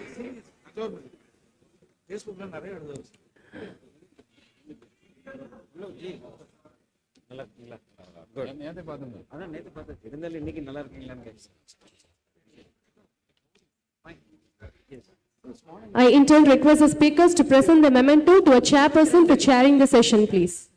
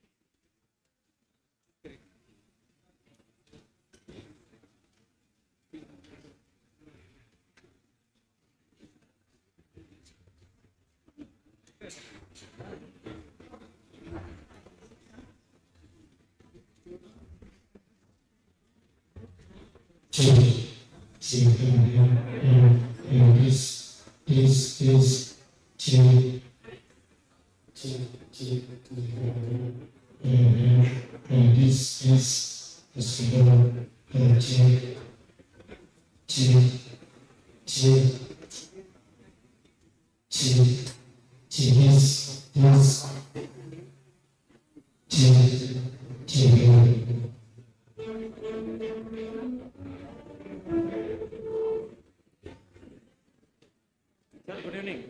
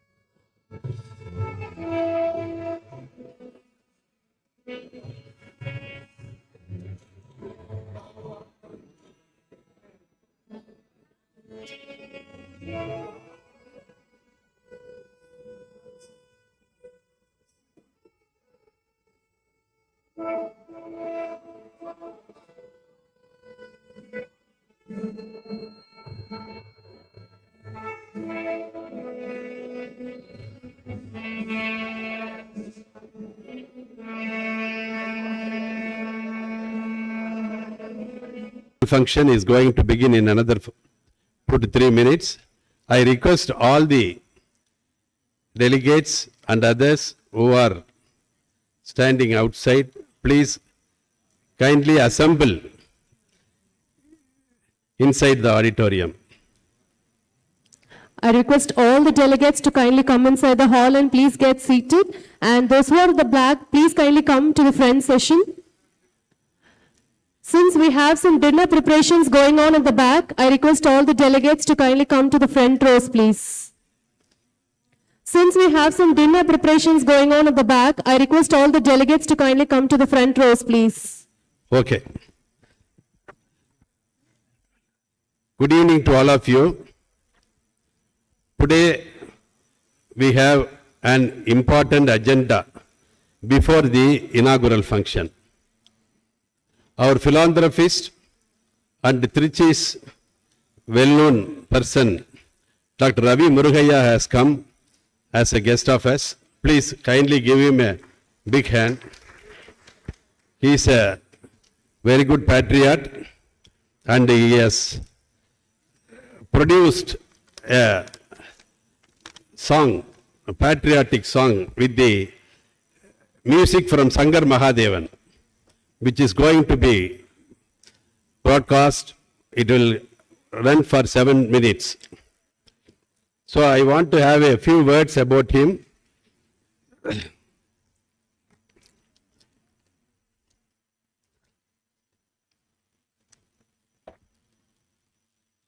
Winners don't do different things. They do things differently, said Shiv Gera. Mr. Ravi Murugaya, the proprietor of Vasan Estate, Trichy, has done one of the largest real estate projects in one single location, which is about 5 kilometers Trichy, by name Vasan Nagar, Vasan Valley and Vasan City. This feat is yet to be achieved by anyone else in our country. He is a well-known industrialist in Trichy for the past 25 years. But more importantly, he is a philanthropist and a true patriot. Being a patriot and a multi-talented personality himself, he has written a patriotic song for our motherland.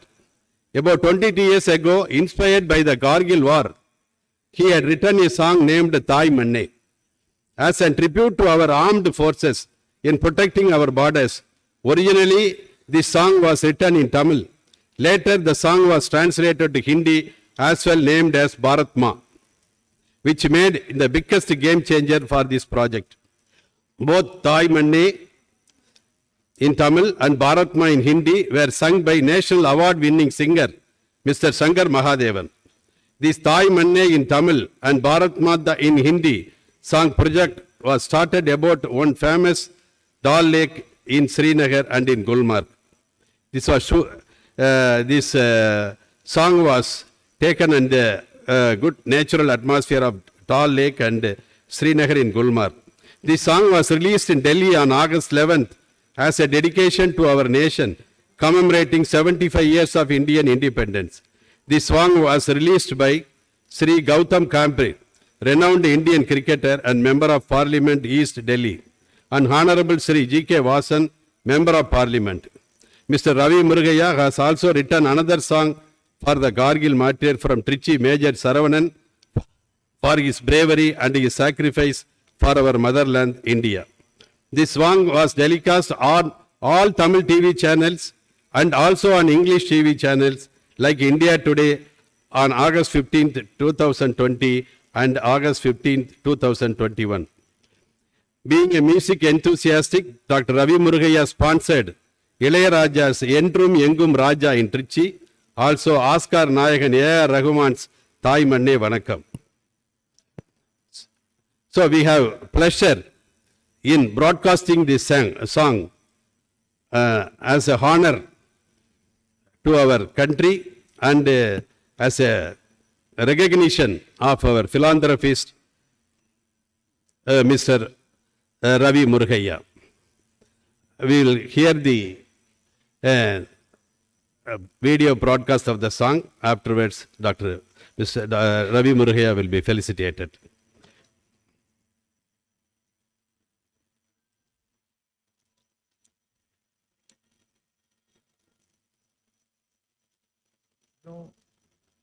Love for my country. Really, I consider myself a Deshbhakt, and patriotic songs are really special to me, and I always find great pleasure, honor, and I really feel it my privilege to be able to sing patriotic songs. Mr. Ravi Murugaya has penned some beautiful lyrics in Tamil called Thai Manne, which is a dedication to our motherland. Where he's such a patriot himself, and he himself loves our land so much that he considers the motherland a replacement for his mother, because he lost his mother at a very young age. And this is a beautiful song which is written in Tamil and also written in Hindi, and it's composed by my very dear friend Gopal, and who has done a beautiful, very emotional, at the same time very motivating tune. So I got an opportunity to sing this. I'd like to congratulate this entire team of Thai Manne and Bharat Ma in Hindi on this amazing occasion of our 75th year of independence. That I really feel privileged and honored that I got an opportunity to sing this song to commemorate this special occasion. So I'd like to wish this entire team all the very best. India is one of the best countries in the whole world. I love my country. Bharat Mata Ki Jai.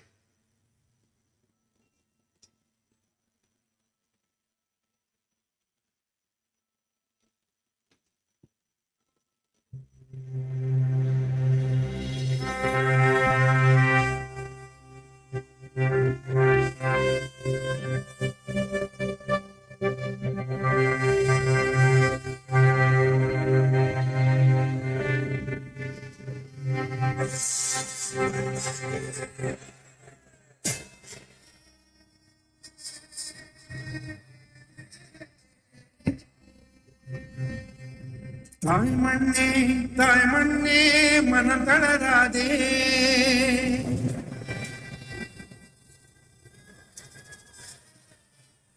Thai Manne, manam tadarade. Vaanode imai potra, imayam namade.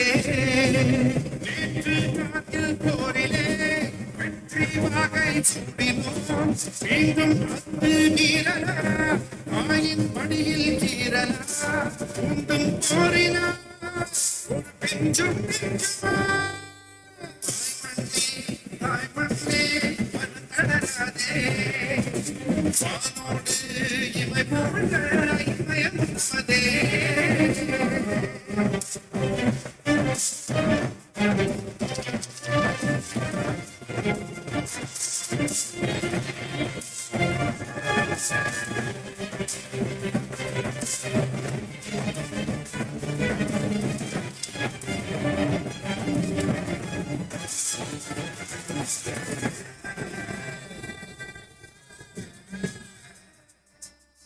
சிந்தனின் கரையோரம் இந்தியாவின் புகழ் பாட வெடிகுண்டு சப்தம் அதை கடல் செய்த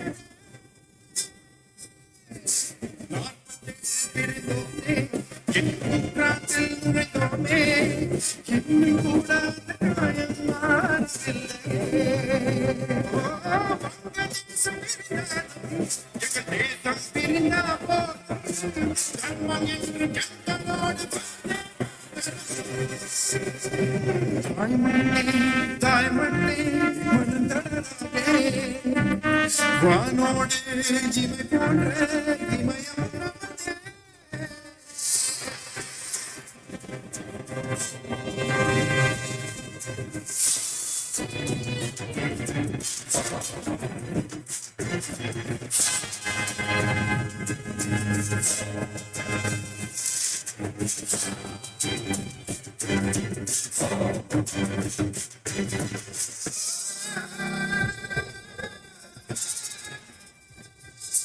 உதிரன்னை நீராய் கொண்டு சடலத்தை படகாய் கொண்டு காஷ்மீரின் ஏரி அன்று வாரி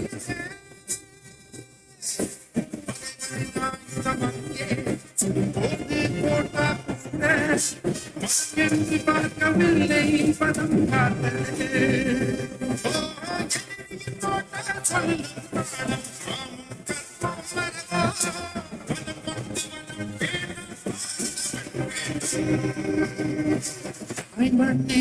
தாய்மண்ணே மனம் தளராதே வானோடு இமை போன்ற இமயமும் நமதே.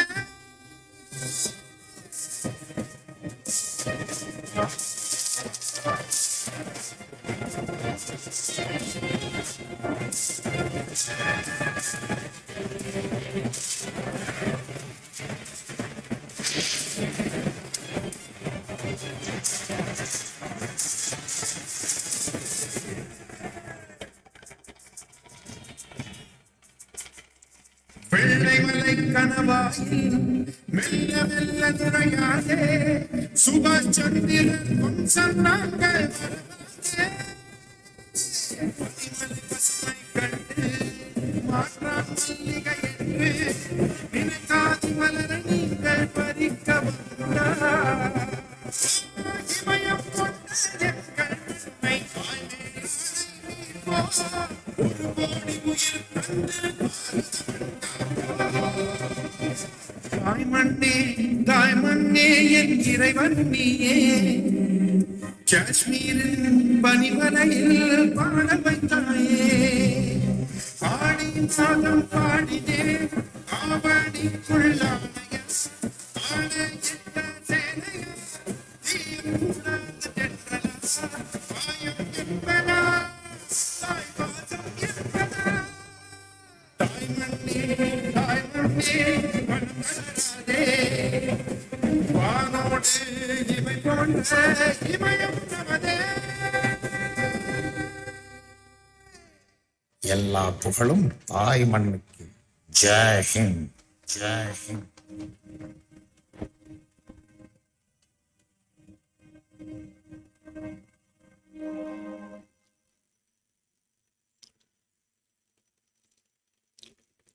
Sir, unimaginable. The lyrics, music, and the photography, and it is really you are a hero, sir. So we have seen this film. Mr. Ravi Murugaya says that this Thaimanne is a special song in his life. He wrote this song just after the Kargil war and has been living with it for the past 22 years, refining and polishing it now and then. This song is one of its kind which will strike an emotional chord and whip up patriotic forever among many Indians. This song is about national integration, preserving the sovereignty and territorial integrity of our motherland. You would like to know that Taimanne has crossed 1 million views on YouTube and Bharat Mata is marching strongly towards 500,000 viewers. With these few words, I invite Ravi Murugaya sir to the dais to be honored by Dr. Pannaya and Dr. Ashraf. Please, sir. Ladies and gentlemen, can we all put our hands up in the air and give a huge round of applause to Dr. Ravi Murugaya, please.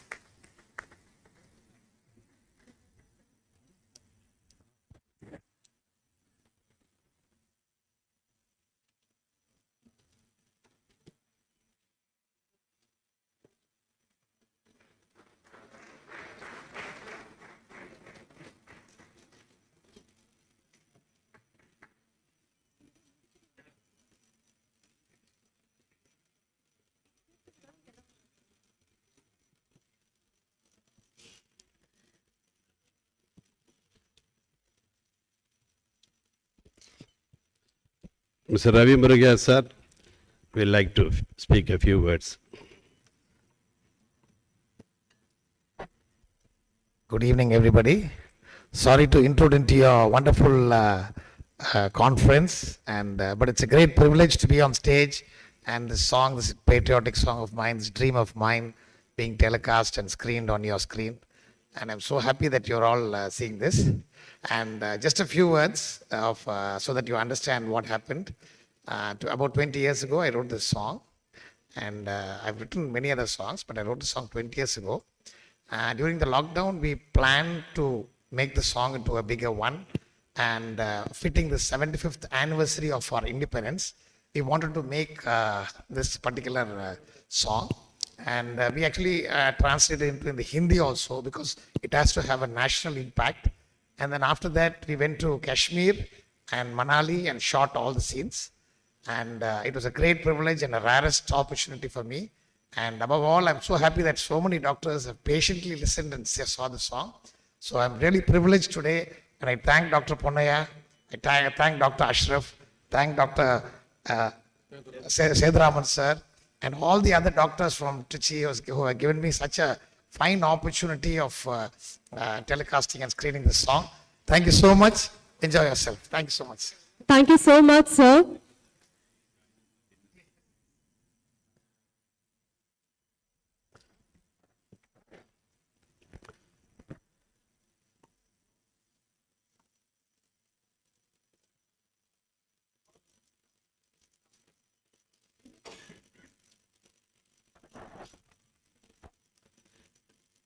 Now, let us proceed to the most important aspect of this conference. It is our duty to have an inaugural function where all the stalwarts of API are going to deliver their felicitation.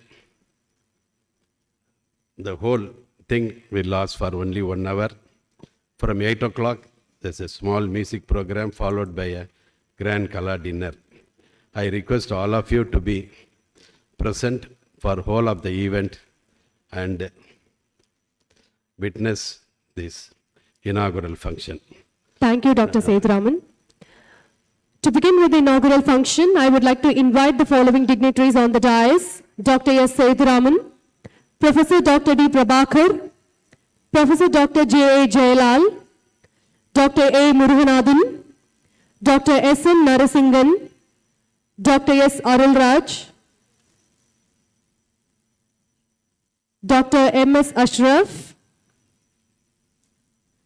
Dr. R. Gunashekaran, Dr. Vijay Vishwanathan, Dr. Isaac Christian Moses, Dr. E. Prabhu, Dr. V. Palniappan, Dr. S. Chandrasekhar, Dr. G. Anita, Dr. L. Muttumani, Dr. S. Ponnaya, Dr. P. Parandaman, and Dr. J. Sangumani. And also the Prince Pius, Dr. Prince Pius. Please come to the dais, sir.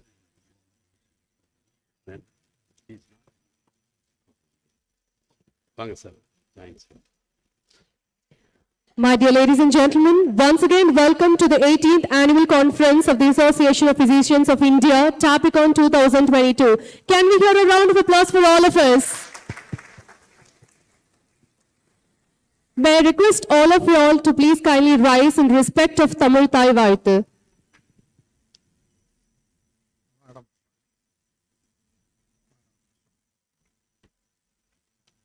நீராறும் கடலுடுத்த நிலமடந்தை கெழிலொழுகும் சீராறும் வதனமென திகழ்வரத கண்டமிதில் தெக்கணமும் அதில் சிறந்த திராவிடனல் திருநாளும் தக்க சிறு பிறை நுதலும் தரித்தனரும் திலகமுமே அத்திலக வாசனை போல் அனைத்துலகும் இன்பமுற எத்திசையும் புகழ் மணக்க இருந்த பெரும் தமிழனங்கே தமிழனங்கே உன் சீரிழமை திறம் வியந்து செயல் மறந்து வாழ்த்துதுமே வாழ்த்துதுமே வாழ்த்துதுமே. God bless all. We now begin the inaugural function with physician prayer by Dr. S. Punnaya.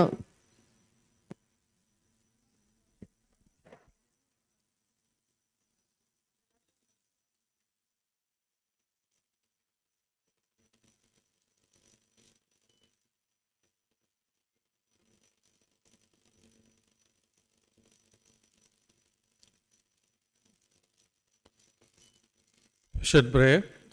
Dear Lord, thou great physician, I kneel before thee.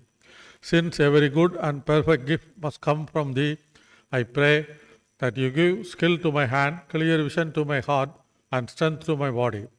I pray that I will always realize that being a physician is a privilege and honor. With the simple faith of a child, I will rely on thee. Thank you. Thank you, sir. I now invite Dr. G. Anita to propose the welcome address.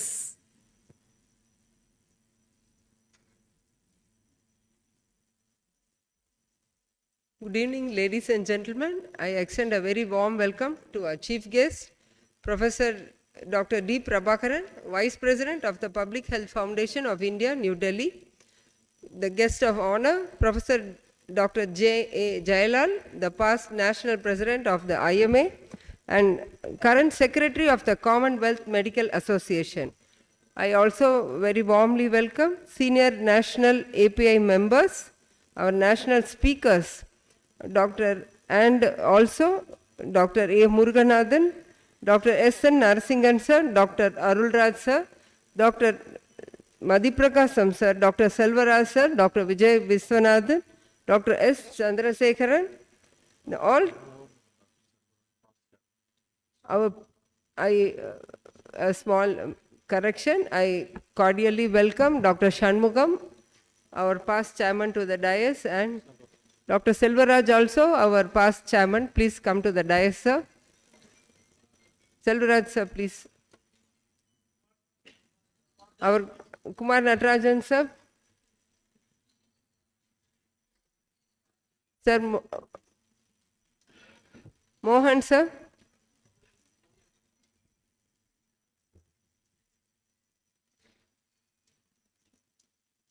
Sorry, sir, that we have not noticed. How would happen, sir?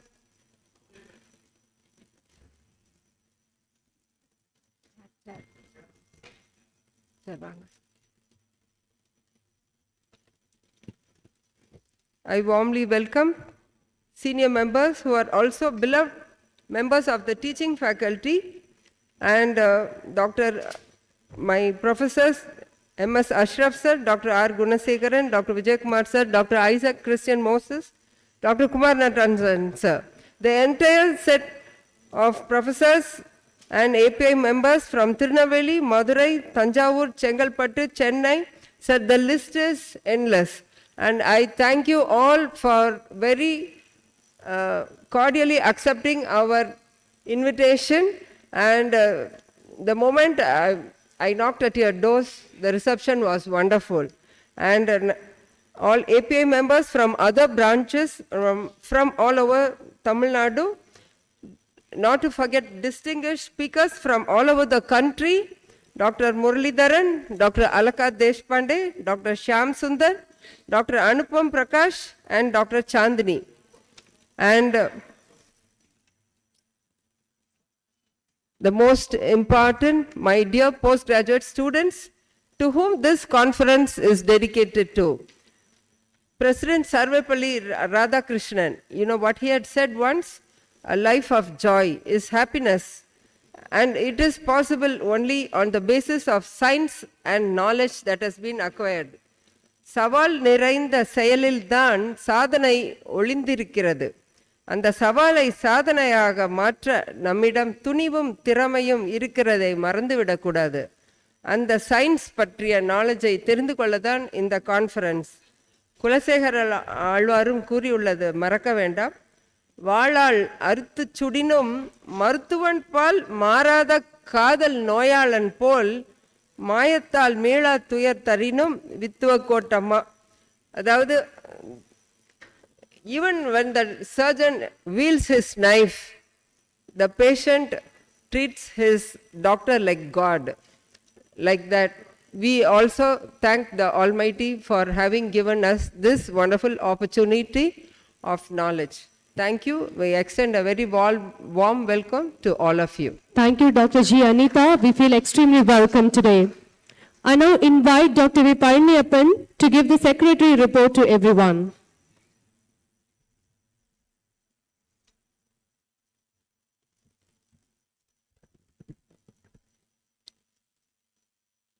Good evening, ladies and gentlemen. On behalf of Tamil Nadu API State Chapter, our heartiest congratulations to Trichy API branch for conducting this mega Tapicon 2022 as a mini Epicon. We'll give a big applause for the Trichy API chapter. Tapicon 2022, the scientific program, really fantastic. It's comparable with the Apicon 2022. And in this scientific program, actually, lot of postgraduate students are participating. More than 450, including oral and poster presentations, were deliberated, were examined by various examiners. Out of that, more than 250 members have become PG member of National API by paying 8,000 rupees. It's a great hallmark for the organizing secretary or organizing chairman of Tapicon. It's a big hallmark. So now Tamil Nadu API State Chapter, now the number is 1,566. So every year this number will increase. Within 2 years we will reach more than 2,000. Because the API have born in 1944 in Chennai with 9 API members. Now the head office is in Bombay. So now our strength is slowly improving. So more than 4 national API president we are having, more than 4 API president from Tamil Nadu. Out of that, the recently Dr. Muruganathan sir, Dr. Arul Raj sir are the patron of Tamil Nadu API State Chapter. Because of them, we are moving together and doing a wonderful job.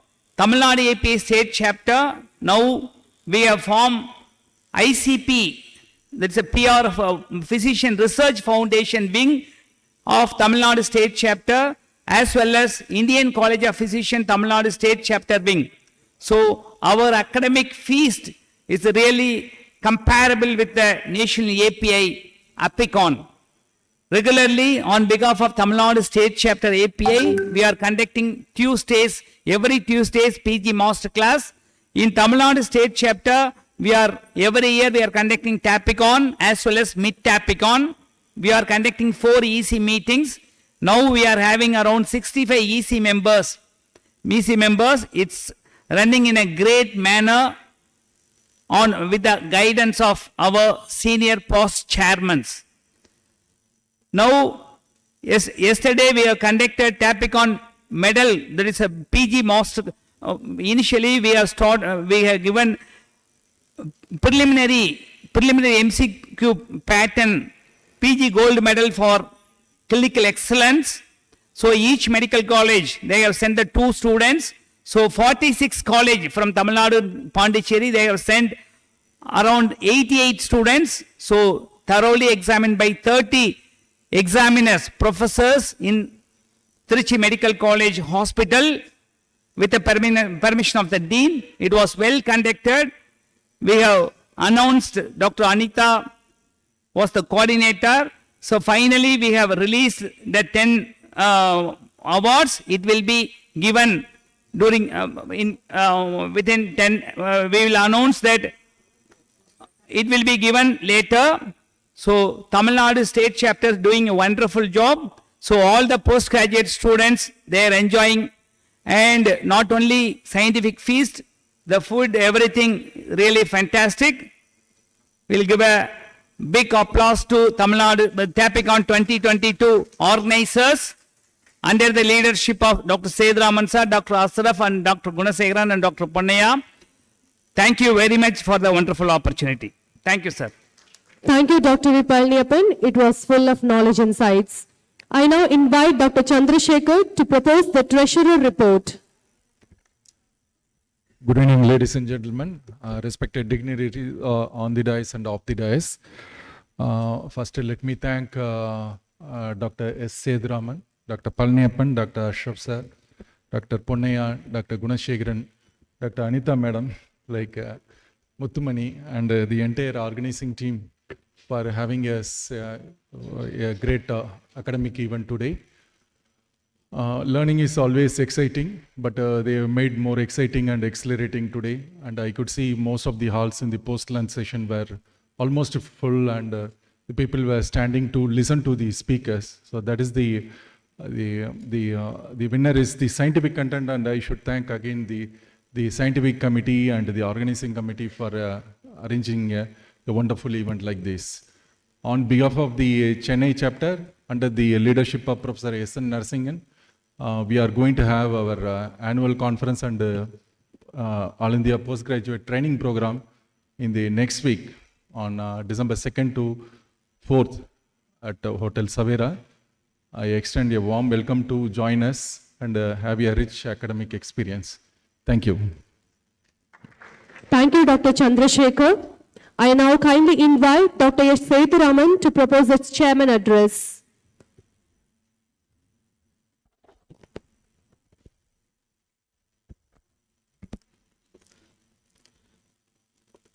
Respected Chief Guest, Dr. D. Prabhakaran,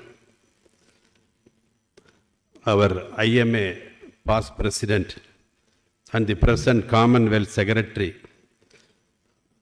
Professor Jayalal, and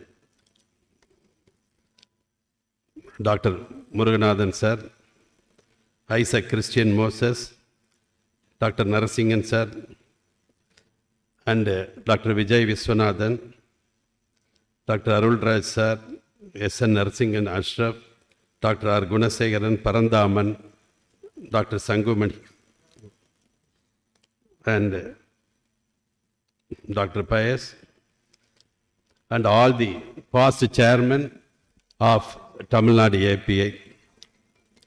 It is the immense pleasure I welcome you all to this inaugural function. இந்த கான்ஃபரன்ஸை நடத்துவதற்கு ரொம்ப சிரமப்பட்டோம், ரொம்ப நாள் எடுத்துக்கிட்டோம். முதல்ல ரிஜிஸ்ட்ரேஷனுக்காக கஷ்டப்பட்டோம், registration வந்துருச்சு. அப்புறம் ஸ்பீக்கருக்காக 1 by 1 ஸ்பீக்கருடைய டைமுக்காக கஷ்டப்பட்டோம். ஸ்பீக்கர் டைம் ஒன்று கொடுப்பாங்க, மாற்றி கொடுப்பாங்க, வர முடியாதுன்பாங்க.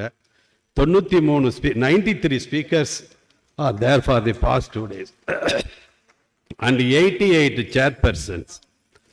To include all of them in the 2 days conference, every alternate days we met.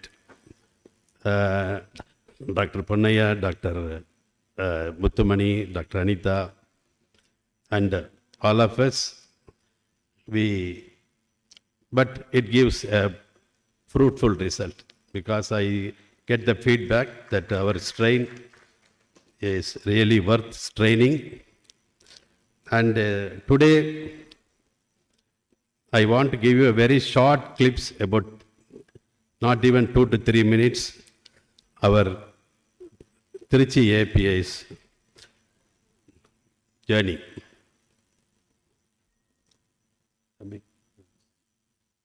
The first slide. Yes. Change.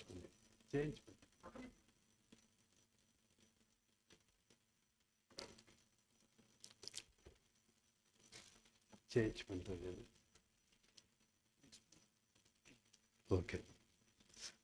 So, this Tiruchirappalli branch was started as a physicians club in the year 1995. This occasion, I must recall the effort by Dr. Chenniyappan. He was the first secretary and he was a very good academician, and he only had, I was the first treasurer. Dr. Ponnaya was the first president of the Physicians Club of Trichy. Later on, it was integrated as APA Trichy Medicine. Many stalwarts like our Sam G.P. Moses and various faculty members all participated in our conference, and old stalwarts M.K. Mani, Dr. Mishra, Dr. Girinath, all we have invited, and they gave lectures in our earlier days. And Solomon Victor was present here in our meeting, and our MSR, a senior professor, also a part of our function, S.S. Lakshmanan, and all these. And there's a good interaction. This is our past chairman, Dr. Sundaram, who is no more, was very interested in all academic activities. And all the dignitaries were used to present in the same premises. It is called as Hotel Sangam earlier. And we used to have a regular MA lecture. And Sam G.P. Moses was very much interested to come to Trichy all the time. And when I took over as the chairman of API at Nagapatnam, Dr. Muruganathan sir and his missus with my family members were in last November. My journey as a chairman in API has begun in that place. And I had an opportunity to visit Pulkotai chapter and all Pulkotai members. We honored the senior physicians of Pulkotai, and this is at KAP Medical College. We conducted a symposium and we presented about 2,000, 3,000 discharge notebooks to the medicine department to be preserved safely. And we have given literatures about the importance of diabetes and other things in the book. We have incorporated these things in the book. And as suggested by Vijay Viswanathan sir, we have printed 10,000 pamphlets about the wearing a correct way of wearing mask, and distributed in all the outpatient department in the government hospital on behalf of the Tamil Nadu APA. And everything needs a little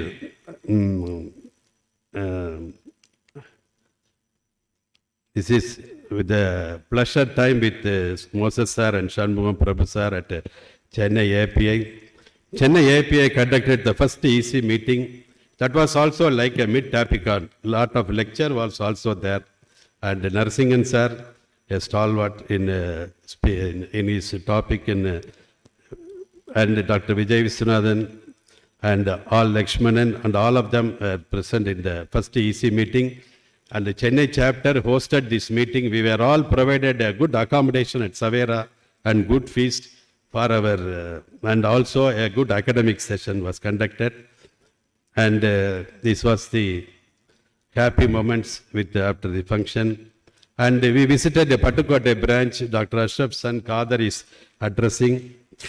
And this was about the Dr. Muruganathan was honored in the Chengalpattu Tapicon.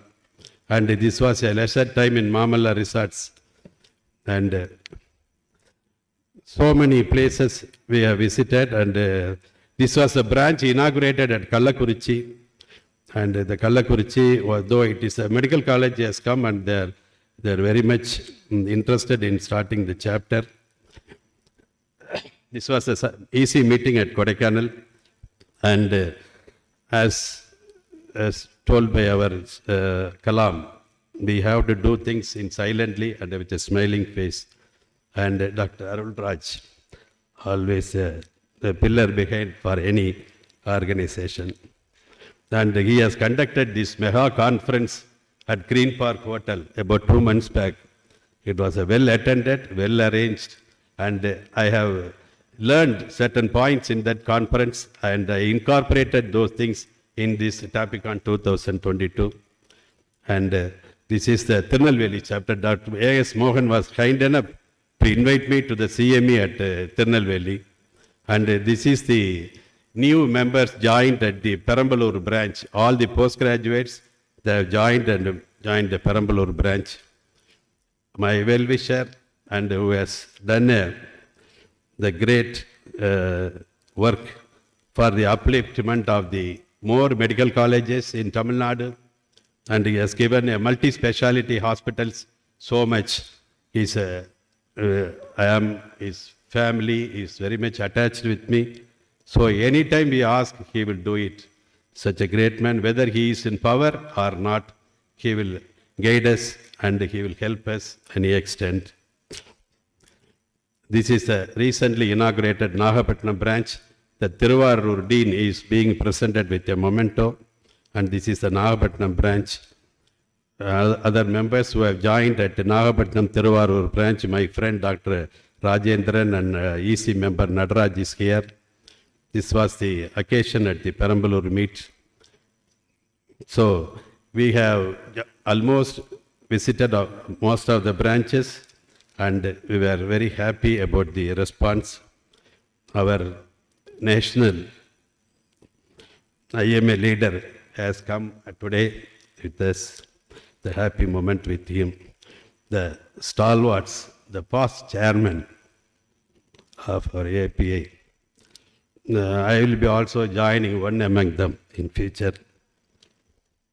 This is the team Tapicon 2022, who were the backbone of this conference. I thank all of them. So with this word, spend time with every person around you and help them with whatever you have to make them happy. Your families, friends and acquaintances. Make them feel special, because you never know when time will take them away from you forever. So, as far as our journey is concerned, do good things to others. This is our motto. Thank you once again. Thank you for the wonderful kind words, Dr. S. Sethuraman. Can we have a huge round of applause, ladies and gentlemen? I now invite the entire dignitaries to please come forward and light the auspicious Kuttuvilakku, please.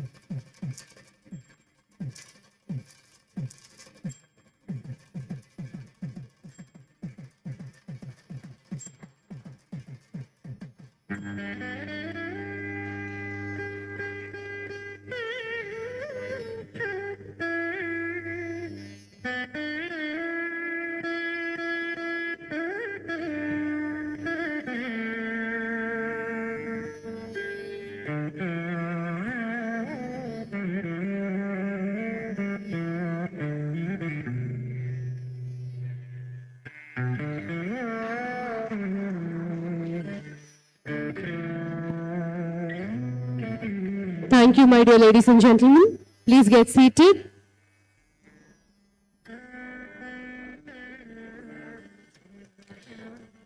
Proceeding forward, we have the chief guest address by Dr. D. Prabhakar. I kindly invite Dr. D. Prabhakar to the dais, please.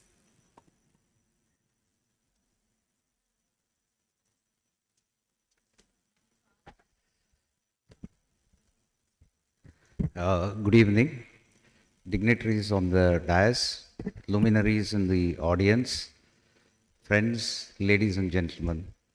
It gives me a great pleasure and a great sense of honor and privilege to be here, and I'm very, very thankful for the organizing committee headed by Dr. Sethuraman and Narasingan, Dr. Muruganathan and others to have invited me to be the chief guest of this important function. Whenever you are invited as a chief guest and are invited to talk, what do you talk? And I've been reflecting and thinking about it. Most people would say, wow, what a feast it was, what an academic feast. It had great luminaries to speak. But I thought I'll speak something slightly different. The first question that I wanted to ask is, why do we need a conference like this? Why do we need a meeting like this? Is it because it is in our blood and our culture?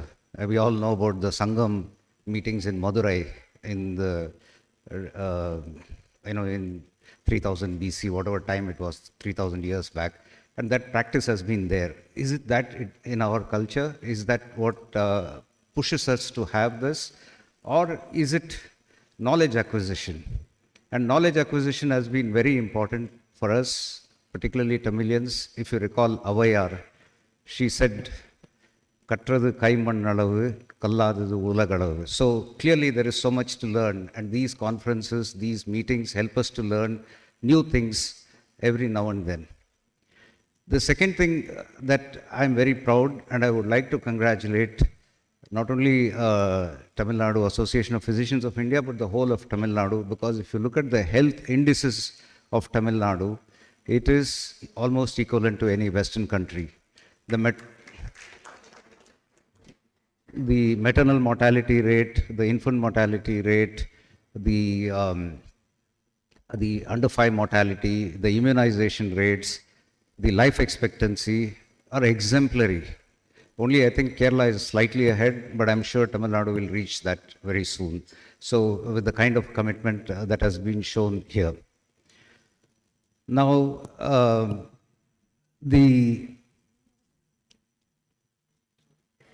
as I reflect upon my journey as a doctor initially, as a cardiologist, I was at All India Institute for 20 years, then I moved on to research.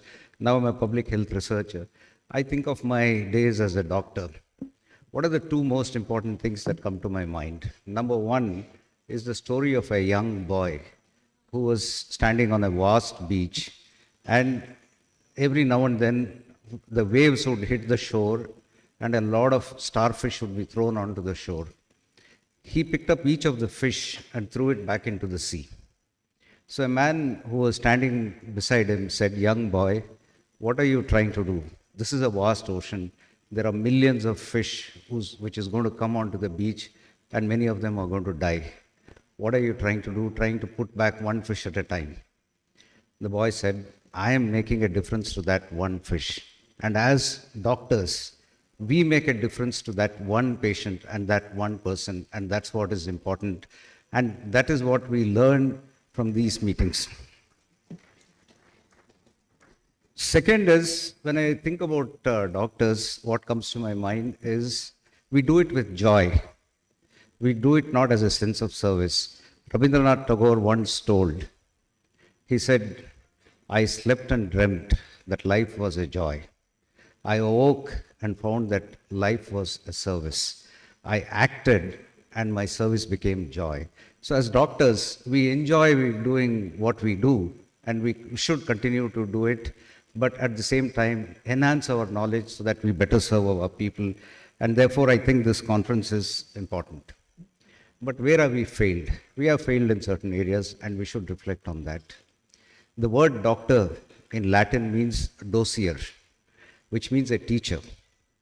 So indeed, doctor is not for treating illness, but to teach how to make people healthy, how to make people think or teach them how to be healthy. And we have somewhat failed in that. We are very focused on treating illnesses, but we have not been focused on keeping wellness. And therefore, we should think as we grow older, particularly there are a lot of young people, as we move into our professions as seniors, we should think how to create that wellness, and that's a very important aspect.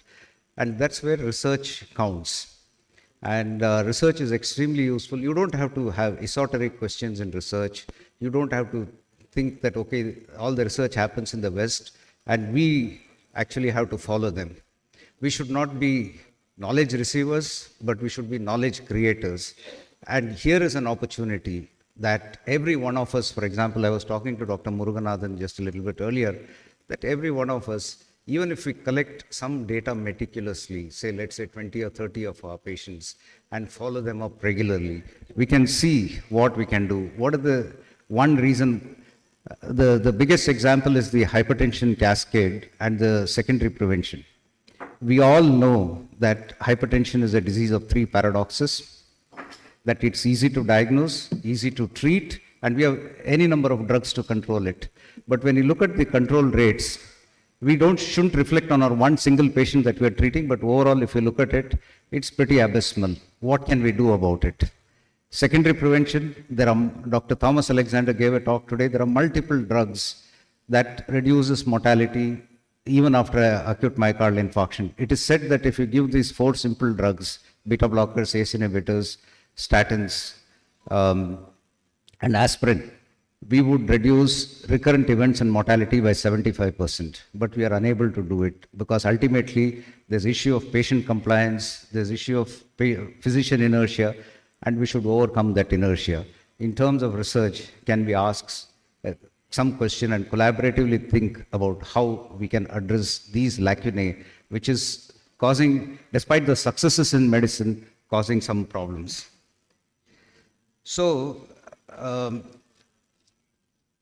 we should also move away from very rigid ideas. We should think new, because as Alvin Toffler, one of the greatest authors of the 20th century, in his iconic book, Future Shock, said, the most successful man of the 20th century is one who learns, unlearns, and relearns. In cardiology, we have a great example.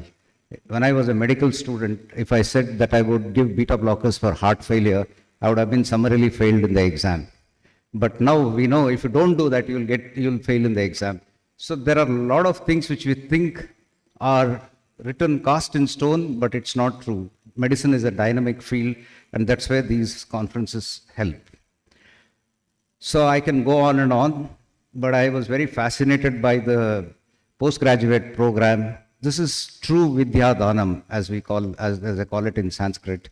True Vidya Dhanam, because unlike the Anna Dhanam, which alleviates hunger for a short time, Vidya Dhanam alleviates that hunger for knowledge throughout a lifetime. I'll stop here, and thank you very much, and congratulations on this wonderful conference. Thank you, Dr. D. Prabhakar, for your kind speech. We now have the important event of releasing of souvenir, and the same address will be done by Dr. J.A. Jayalal. The souvenir will be received by Dr. Isaac Christian Moses. Can I invite the dignitaries to kindly do the needful?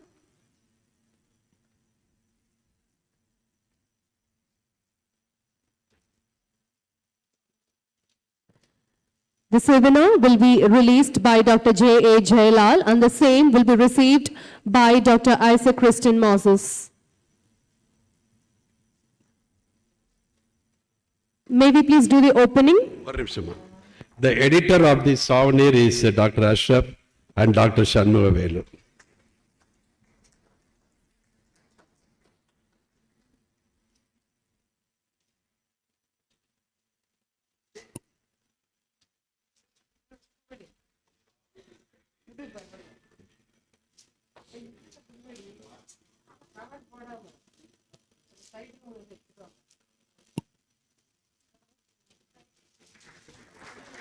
The souvenir will be kept inside all your kit bags.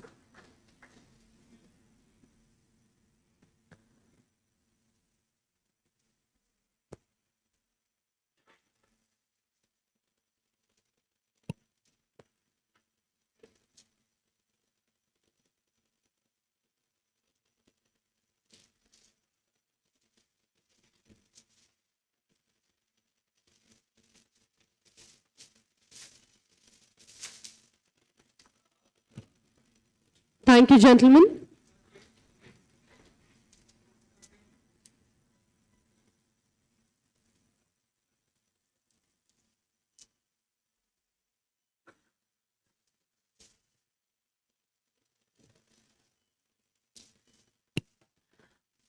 I now humbly request Dr. A. Muruganathan to felicitate Dr. Vijay Vishwanathan.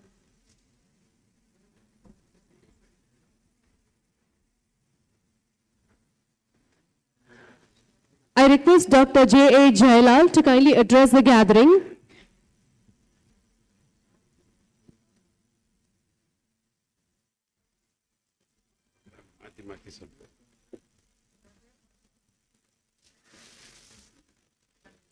கொண்டாமா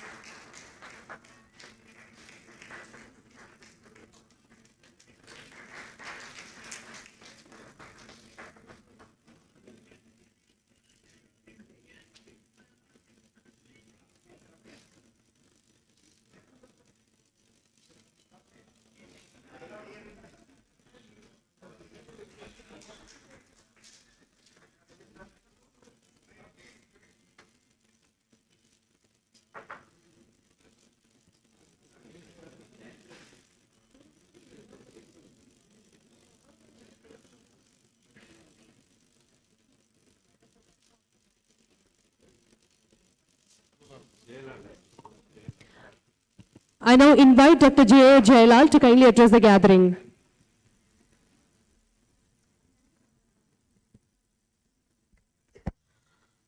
Beloved and distinguished president of this prestigious API state branch of Tamil Nadu, the chief guest of the day, the distinguished leaders of Association of Physicians of India, both at the national level and the state level, and the distinguished members and delegates.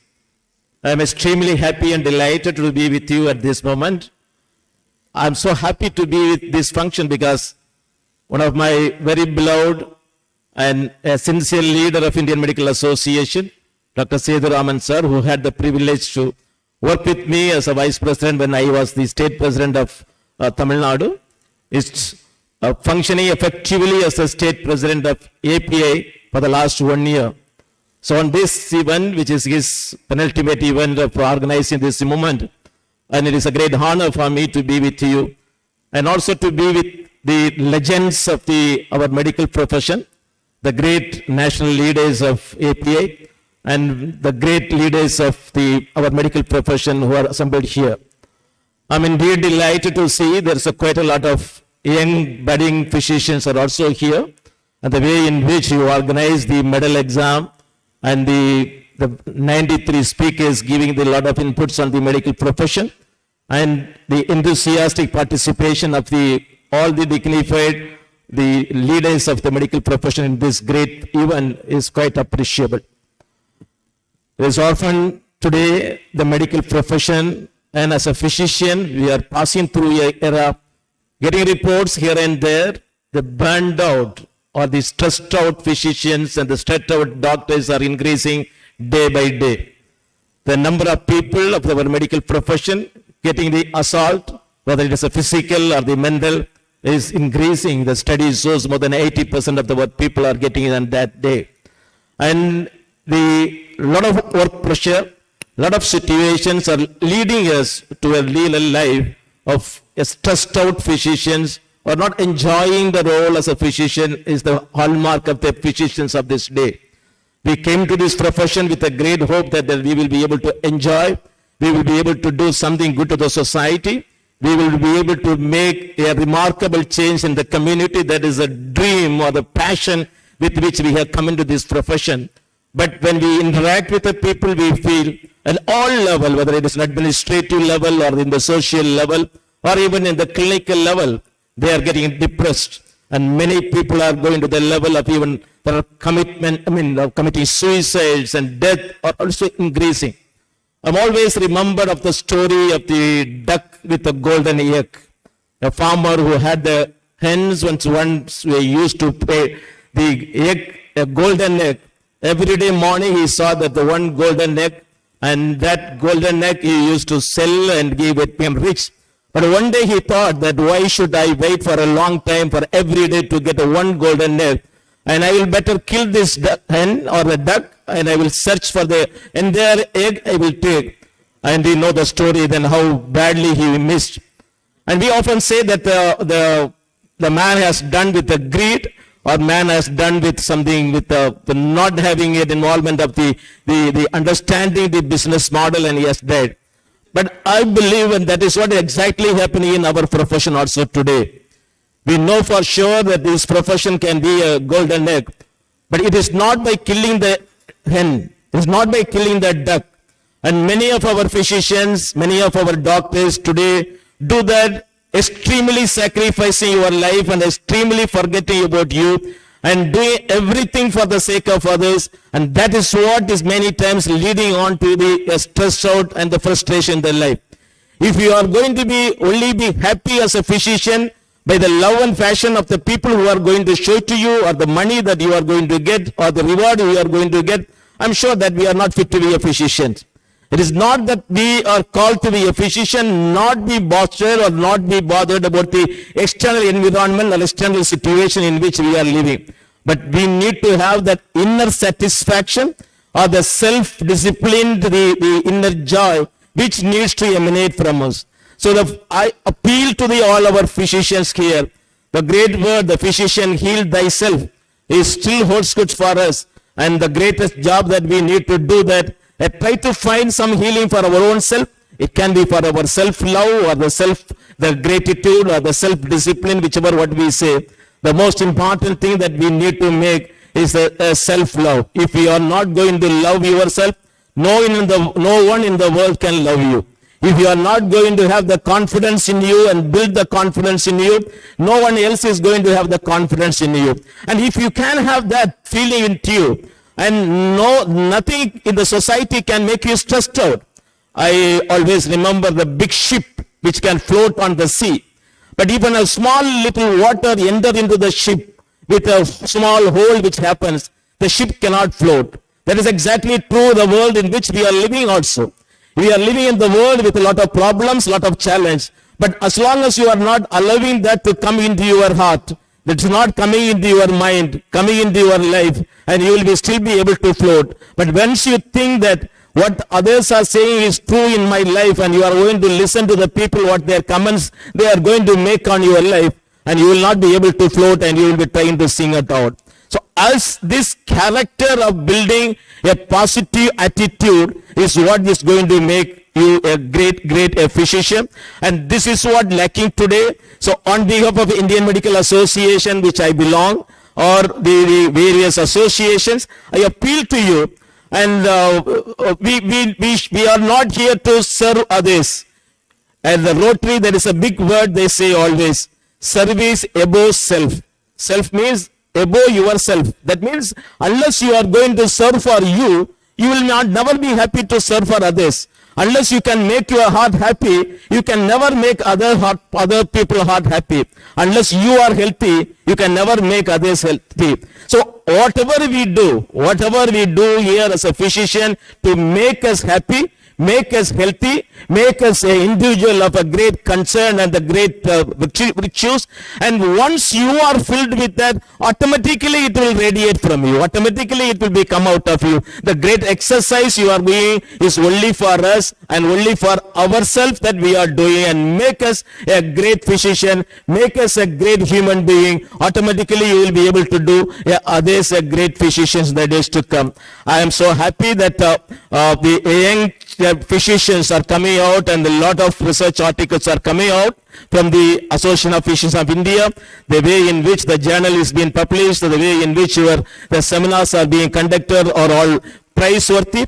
But one thing you remember, we from this Tamil Nadu, we are here, and the world is open in front of us. It is our world is not a shrink between the village in which we are practicing or the district in which we are practicing. The world is quite open. 140, 200 countries are waiting for you.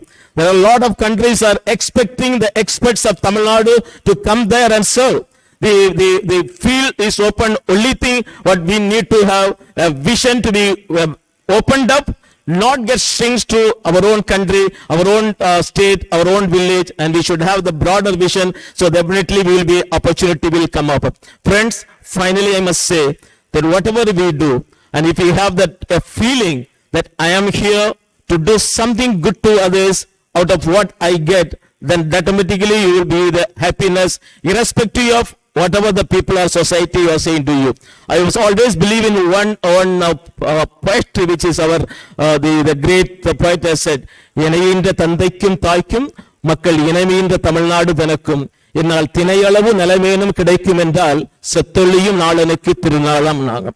The greatest, the way in which and why he is living in this world is only to say something good we will be able to do for others, and that's only as a physician we will be able to do that.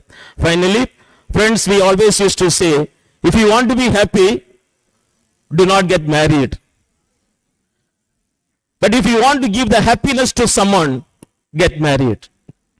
That is absolutely true for the physician also.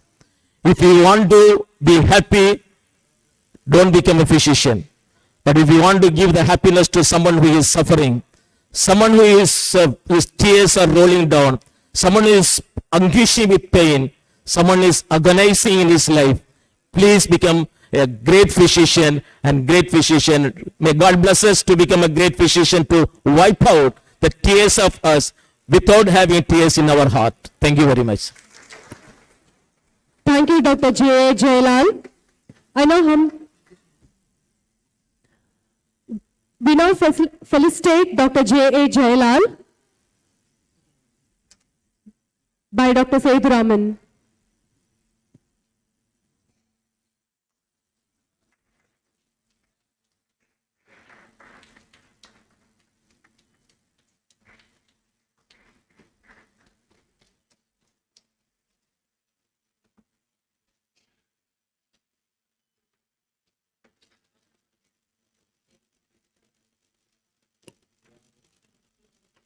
Thank you, gentlemen.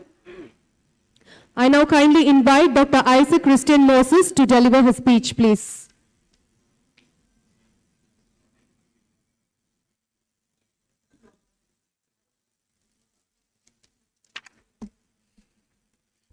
Most respected and honored people on the dais and senior members and faculties of the profession of general medicine, my dear and beloved students.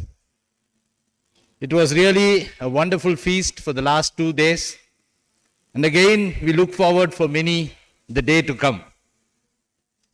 I had great pleasure in receiving this very beautiful souvenir organized by the very well organizers of any function, especially Dr. Sethuraman, Dr. Ashraf, and his whole team, Dr. Ponnaya, the whole team which has done a tremendous job. And I filed this book, which was handed over to me with great pleasure to see knowledge imbibed and indulged and divulged in various ways so that it can be transmitted to the society. We heard the wonderful speech of Dr. Jailal, infusing so much energy into us, saying that we wipe away the tears of people. And how can we wipe away the tears of people? It can be only done when we acquire knowledge. And this knowledge has been given to us in so many ways, by way of teaching, by way of so many methods of education have been passed on. And today, Dr. Ashraf was just telling me as to how this journal and this souvenir has been collected as a collective note with just gist of knowledge in every chapter that you can find in the art of medicine. Let us practice this art of medicine with joy, with happiness, and understand the tears of people, not only for the sake of improving our knowledge, but improve our knowledge to share it to the society. Thank you very much. Thank you, Dr. Isaac Christian Moses. We now felicitate Dr. Isaac Christian Moses.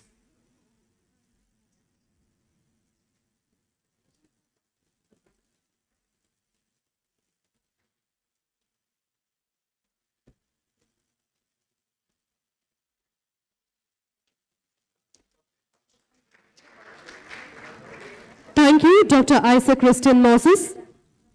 I humbly request Dr. Vijay Vishwanathan to deliver his acceptance speech, please.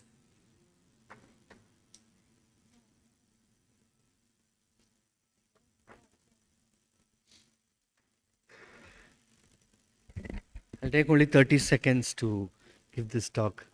So I'd like to thank Professor Sethuraman and his team for this wonderful conference they have organized. And I think I've been blessed with this journal for the last 12 years. And each journal costs 85,000 rupees.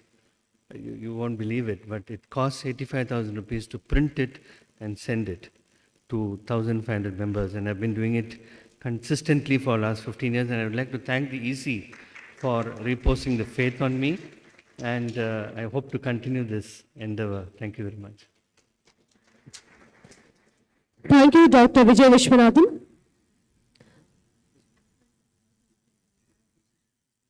We now have the felicitation address by Dr. Y.P. Munjal, past National APA President and Dean, Finance Committee Chairman, via an AV, please.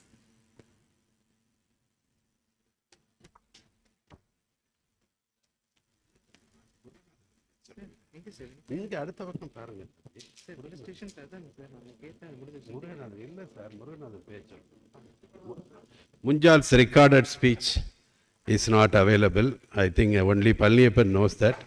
He's not here. So next we will invite Dr. Available, okay.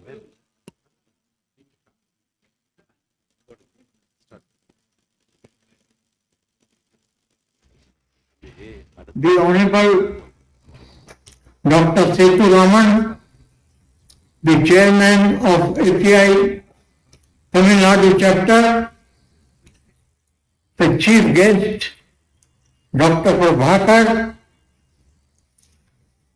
Guest of Honor, Dr. J.A. Jayalal, and other dignitaries. I would like to say it's my proud privilege to be here this evening with you, though with the medium of the recent advances that you can see me, but we are not together.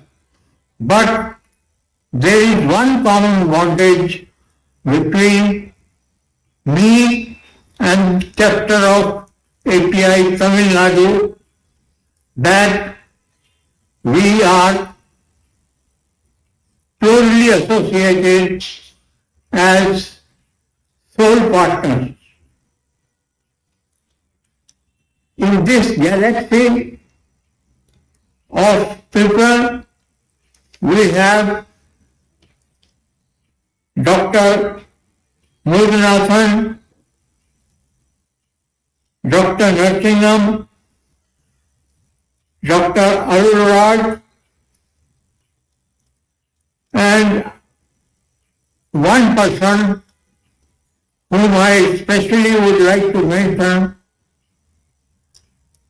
who is known to me much earlier than the API fraternity, and that is Dr.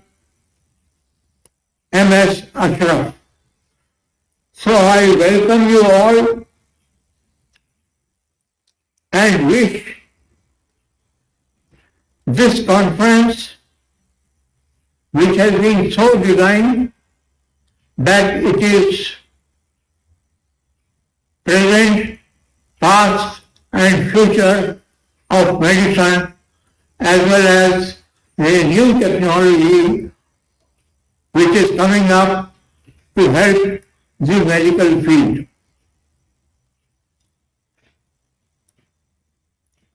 The Tamil Nadu chapter has the unique distinction of having Dr. Vishwanathan as the two-time organizing secretary of the conference, which is a unique honor amongst all the states of API in India.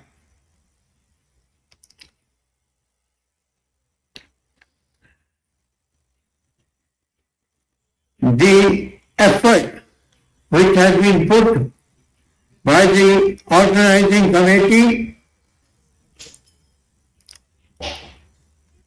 is really praiseworthy, because to have a constellation of speakers of such repute as well as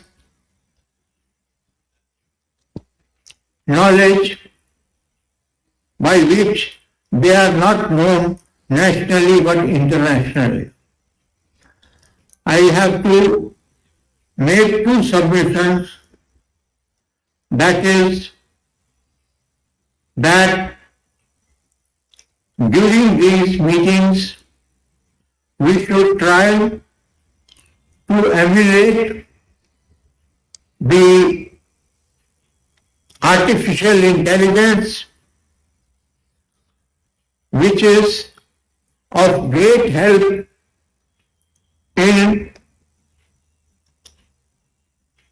solving many medical problems by diagnosis as well as in the management.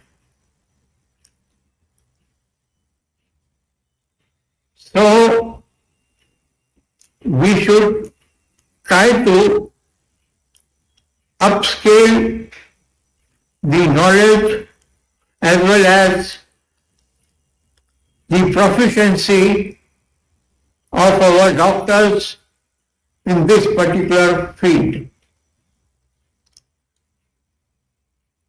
Conferences like this are distilled, a breed form of knowledge to be given to the people. Certain hands-on workshops which have been added are really praiseworthy,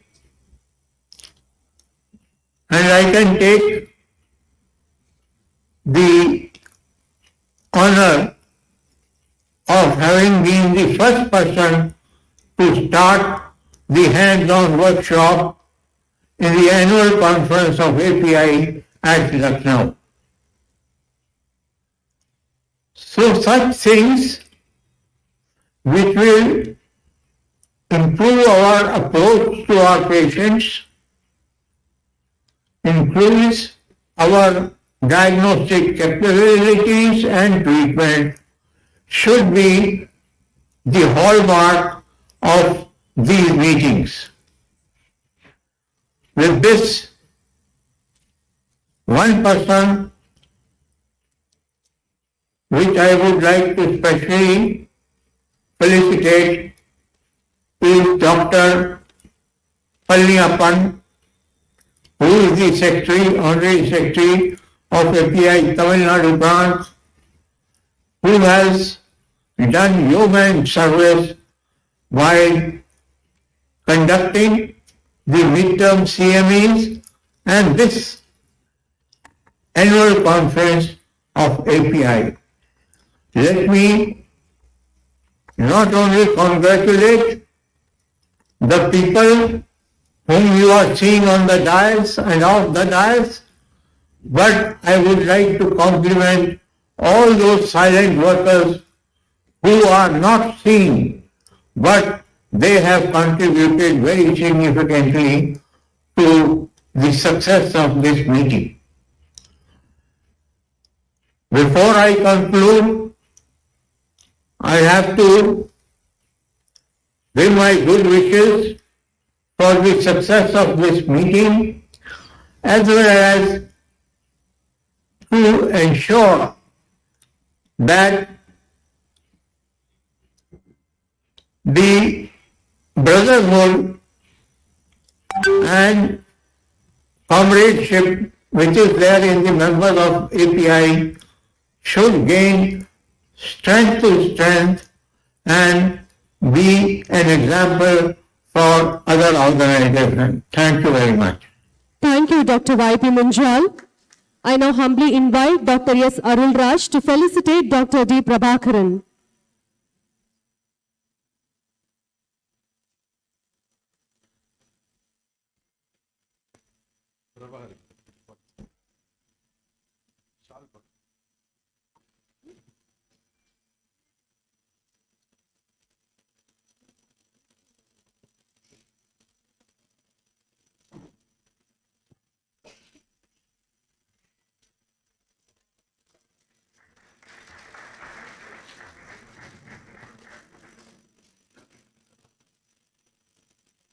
Thank you, gentlemen. I humbly invite Dr. S. Arul Raj to share his words of wisdom.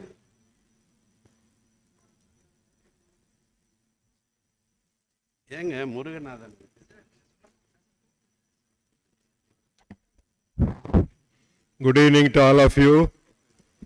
Chair of Tamil Nadu State APA, Dr. Seduraman, guests on the dais, off the dais, it's my pleasure to share my words of wisdom as put in the, invitation with all the leaders of, Association of Physicians of India.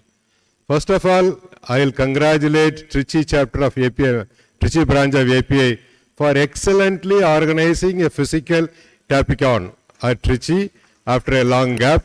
It really, we need to give them, appreciations. Not only the pleasure we had in their support, but the academic, bonanza was really excellent. As somebody was calling, that there were students and doctors who were standing and attending that. That speaks for the success of this conference. I wish them all congratulations and all the best. Now, friends, for API, I always used to say API is science. During my tenure, the theme was, I understand. APA is science. APA stands for science. APA supports science, which you have proved well in Tapicon. But I would like to go further and say that today the pillars of the medical side are the physicians and upcoming physicians. You have one more hand added to that. I see a lot of faces here. Now we have added 2 wings also. That is Indian College of Physicians, which is meant for academic programs. And we have done, we have added PRF also, Physicians Research Foundation. That job is to do research. Now I would like to stress to, APA through the incoming chairman, Dr. Prabhu, that this, ICP should do structured courses for the practicing physicians as well as postgraduates. And it should be accredited by ICP of APA, which is possible. They may all say that they are all reading it for 3 years in medicine program. 3 years they read only for the examination. Remember that for getting that MD degree. After that, for practicing, you need a different type of knowledge. As Jayalal pressurized it, that aspect should be taken care. Sure, we will do that through ICP. The second component, PRF, is there. That APA, that wing was formed to perform research and get Indian data. The main problem is getting Indian data. We are living on international data. We should give India having 140 crores of population and about 77 million of diabetic people must pass on Indian data globally. That can be done only through API, through PRF. Sure, the new team will definitely start that. The youth in the physicians forum can always do that. And before go back, I would like to stress that API was born in Tamil Nadu, Chennai, with our Mudaliyar. And now it is functioning from Mumbai. Good, it is functioning well. But what I would like to stress is API Tamil Nadu chapter should be the leading force in API nationally, which we can do, which we will do. Sure, with my good wishes, let me resume my seat. Thank you very much. Thank you, Dr. S. Arulraj. I humbly invite Dr. A. Muruganathan to felicitate Dr. S. Arulraj.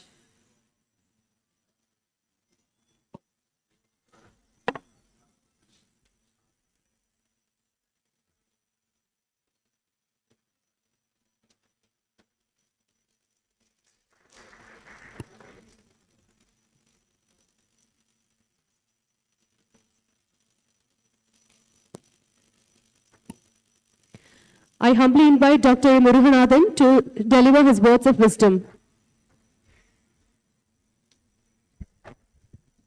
My dear brothers and sisters, I'm really happy to be here. At the outset, I must congratulate, compliment, appreciate and applaud Sethuraman and the Trichy branch for the excellent arrangements.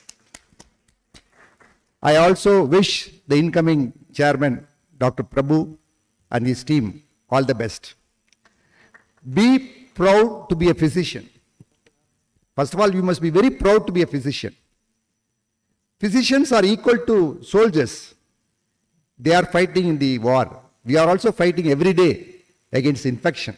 So we have to be equal to soldiers. So I think we must be very proud. And Jailal said, don't get married. Please, don't get his advice. No, you get married. Only if you get married, you know how to act or change according to the situation. Emergencies you can tackle only if you are a married physician. Unmarried physicians cannot tackle any emergency or any situation. So get married. Only thing what I request Jailal, come to us, we'll train you how to balance house and the family. But he's a surgeon. He may not know, because surgeons usually, suppose we say, you operate, he'll operate. That's all. Technically they are good, but mentally we are strong. So I think physicians are always strong. And of course, so I must tell his wife also, because something wrong with him. He was uttering, don't get married if you want to be happy. Jailal, I'm going to come to your house and talk to your wife. She's my sister. So again, ladies and gentlemen, now you have to balance your life. You should give some time for your family also. What Jailal said is very good. Love yourself. If you see in the aeroplane, they say take care of yourself before you take care of others, assistants. So take care of yourself, your family. Then you take care of others. Then only you can do. But how can you do that? You can do with empathy. If you have empathy, that will take care of you also, take care of others also. So be that way. And I follow Dr. Arulraj. We are very proud to be physicians born in Tamil Nadu. But Tamil Nadu is the mecca of medicine. Every specialty in the country, top in the Tamil Nadu only. So we must be very proud to be a physician, that too in Tamil Nadu. So very happy. And December 23rd, when I was the president of the API, I started doing Physicians Day. December 23rd is Physicians Day. National level we are celebrating. So ladies and gentlemen, in your respective branch, celebrate Physicians Day suitably by organizing camps, by organizing CME, by doing some good work, so that everywhere we must know physicians are more, service minded. So celebrate Physicians Day and do all the good you can to all the people you can, in all the ways you can, as long as you can. Godspeed, good luck. Thank you. Thank you, Dr. Muruganathan. I invite Dr. S.N. Narasimhan to felicitate Dr. A. Muruganathan.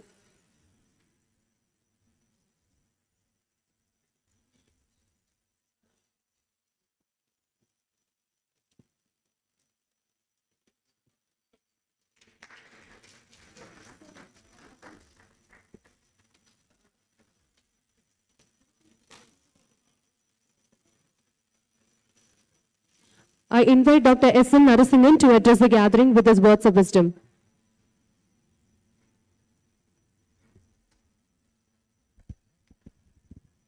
Good evening, everyone. Most respected Chief Guest Dr. Prabhakaran and other dignitaries on the dais and off the dais. I am really surprised in any conference when you conduct a general body meeting or inauguration, only about 10 or 15 people used to be there.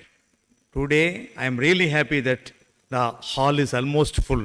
Of course, 1/3 of them are seated here, 2/3 of them are there.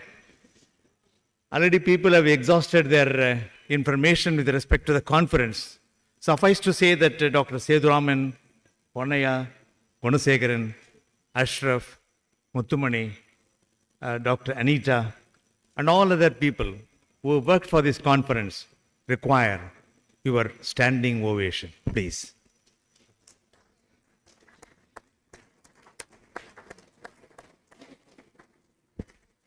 Thank you very much. Dr. Muruganathan was mentioning about the Physicians' Day. I think that was started only in Chennai. API was started in Chennai way back 1944, before I came to this earth, by Dr. Guruswami Mudaliar and others. Only few members were there. Now it is functioning from Mumbai. As has been rightly pointed out by our people who had spoken earlier, that we should show the strength. We should have unity. You should have cooperation. That means you should have a good working force like a Trichy API branch. They have shown the path for us to proceed how to conduct a good conference like this. I am really happy to get associated with all of you and enjoy this hospitality of Trichy branch API, not only yesterday, today, and await to see the things tomorrow. Thank you very much, ladies and gentlemen. Thank you, Doctor. I invite Dr. M.S. Ashraf to felicitate Dr. S.N. Narasimhan.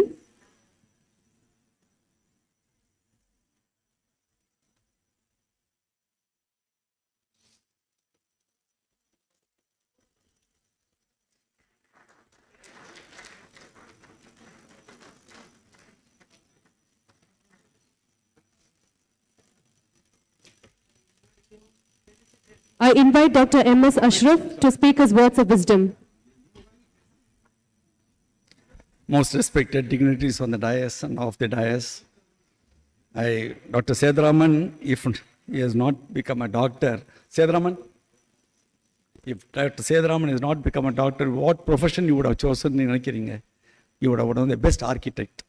I'll tell you what, he's a perfectionist. Neenga sofa la pathina, he'll find out what is wrong with his sofa. And Mari has got a perfectionist attitude. So appreciate Dr. Seduraman and his team for hosting it in a very short time. I know he has passed through a lot of turmoil. And I took in charge of the souvenir. You have been here, your classmates, you have met your classmates, you have met your old colleagues, friends. You enjoyed the day yesterday, today, and tomorrow also you'll enjoy. But at the end of the day, when you leave, after some time, all these memories will fade. Only one thing will bring the memories back to you, and that is a souvenir. I wish you all save this souvenir. The articles we have chosen in such a way that it is very simple and it will be useful to the practitioners. So, the 3 days conference in such an ambience, 3 halls, posters, all this, there are possibilities, there may be some shortcomings. We have done our best, the organizing team under the leadership chairman, Anita, Ponnaya, Dr. Gunasekharan, Dr. Mutthumani, they have done their best. There are so many people who have worked, but there may be. Please carry the pleasant memories. If there are shortcomings, where should you leave it? You leave it to the Mother Kaveri. I see the souvenir, the Mother Kaveri is in full flow. Leave it there, it will get washed away. That is one. And I just want to say one anecdote with my friend, Dr. Muruganathan. We both did MD together. He was in the examination. I have told this in previous conference also, in a lighter vein. He was sitting in the front. I was having another person in the back writing the exam. The postgraduates here, the short note was trichiniasis. I had no idea. I asked Muruganathan, he said he'll tell me later. Exam is going on. I asked our friend at the back, he said, I'll tell you later. Twice, thrice. At the end, he said, trichiniasis வந்து ஒரு பொல்லாத பூச்சி, அது போகாத இடம் இல்லை, இதை வச்சு நீங்கள் பில்டப் பண்ணிக்கிறீங்கன்ட்டார். So this is how we all became friends Muruganathan, and we are all together in IMA. So take care, God bless. Thank you. Thank you, sir. I invite Dr. R. Gunashekaran to give the memento to Dr. M.S. Ashraf.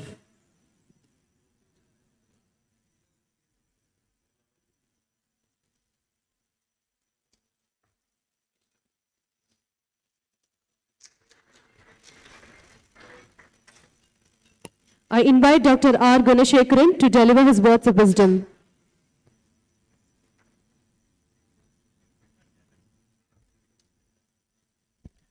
Good evening, everyone. Respected leaders in the dais and leaders of the dais, friends and colleagues, I am extremely delighted today that our friend Dr. Sethuraman's dream comes true today.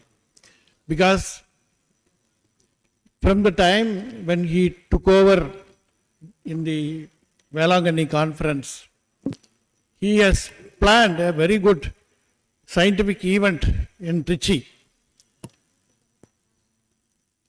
As Dr. M.S. Ashraf told, he is a perfectionist. He wants everything in correct order. That's why he has an orchestra of our friends. Almost all the youngsters in Trichy, more than 50 people, helped him for organizing this great event. But according to his master's voice, only to the tune of Dr. Sethuraman, we, especially Dr. Muttumani, Dr. Anita, Dr. Ponnaya, Sivakumar and other youngsters, they acted according to this. Night and day they worked. That's why today we are seeing this great conference in a nice way. I thank all the organizing team members in this forum and also congratulate our friend Dr. Sethuraman, and a very good souvenir released by the great effort of Dr. M.S. Ashraf without the interference of Dr. Sethuraman. That is also to be appreciated, and I congratulate and welcome Dr. Prabhu, who is going to take over as the next president of APA Tamil Nadu. With these few words, I thank everyone and have a nice time. Thank you. Thank you, Dr. R. Gunashekaran. I invite Dr. P. Parandaman to give the memento to Dr. R. Gunashekaran.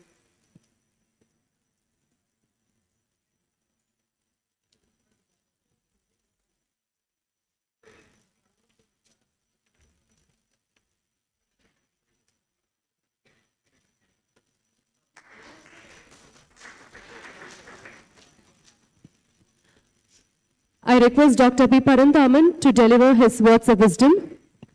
Very good evening. Degrees on the dais and off the dais. It's great experience. I don't think anywhere in the country 90 students have appeared for the gold medal examination and 10 candidates will be selected for gold medal examination. That's a uniqueness of 2020-22 Tapicon. Trichy is made the landmark period in the way of the Tapicon and all. In future, it made us to motivate during further conferences. It should conduct better than this or more than this. So it is motivation for all of us, and it's really great. Congratulations to all the team members, the faculties, Dr. Sethuraman sir, Dr. Anita madam, Ponnaya sir, and Muttumani, and state president, state treasurer, and all our senior members. They helped them, guided them, and a really great feeling when I reach in Trichy by seeing all the students. It's I really, that's what my hearty congratulations to all the team. Thank you very much for the opportunity. Thank you, Dr. P. Paranthaman. I invite Dr. Ponnaya to please give the memento to Dr. P. Paranthaman.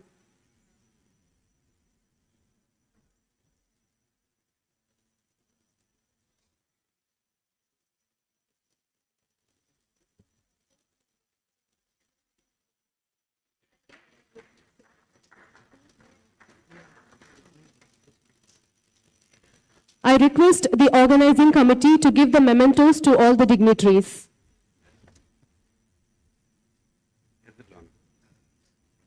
Madam, Anita, madam. Memento to Dr. Our Treasurer, State Treasurer, Dr. Chandrasekharan by Dr. Anita.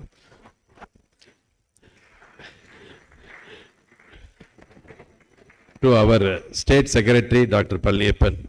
Muthumani. Ponnaya, sir, will give. யாருக்கு மேல நீங்க வந்துருங்க நீங்க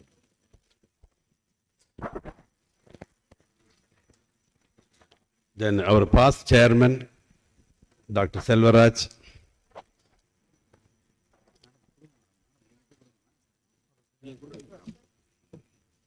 நான் சொல்றேன்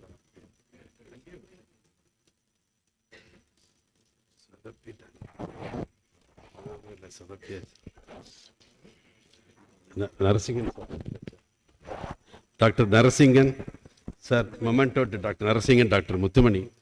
The vachal. Kuttacha. You have paid. Okay, sir. Then to Dr. Prabhu, mementos to Dr. Prabhu, please. Dr. Shanmugam, sir.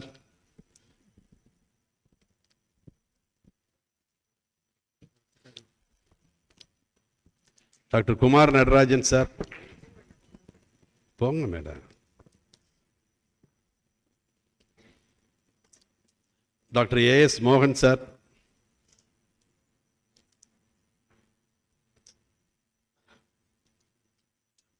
Dr. Avudayappan, sir. Dr. Prince Pius.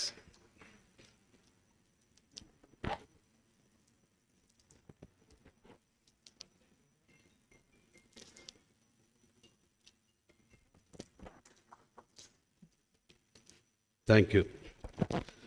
Now, the important aspect is the honoring the postgraduates who have won the gold medal exam. Our ex-dean and the organizing chairman, Dr. Anita, will announce the gold medal winners.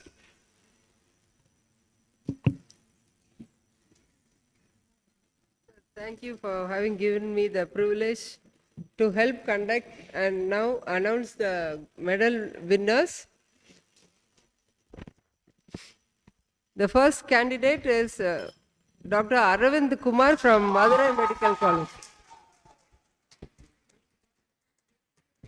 Congratulations to Aravind. Please come to the stage.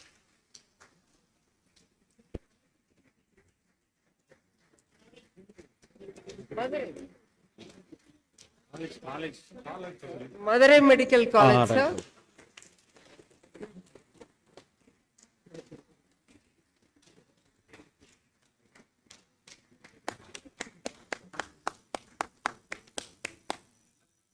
Yes.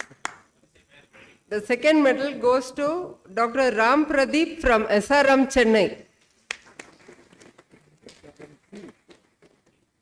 Any of his friends also could collect it on his behalf. The third place is Dr. Mohan Kumar from Velamal. Fourth is Dinakaran from Thoothukudi. The fifth position is Vignesh Prabhakaran from Coimbatore Medical College. Sixth position is Ahaikom Devadasan from CMC Vellore. Seventh is P. Gopi from Chengalpattu Government Medical College. Eighth is Jeffrey Xavier from KMCH Coimbatore. Ninth is Jason Loveland Paul from Apollo Madurai. And 10th is Nihal Sharif from Government Salem Medical College.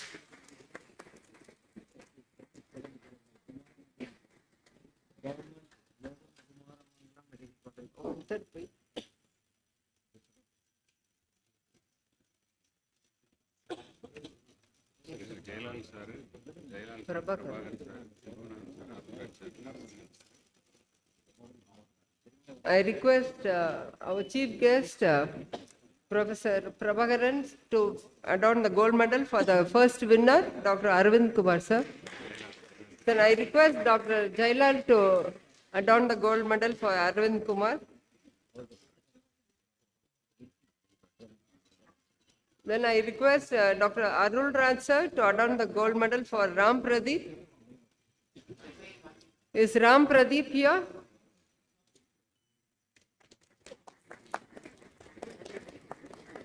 Mohan Kumar from Belamal, is Mohan Kumar here?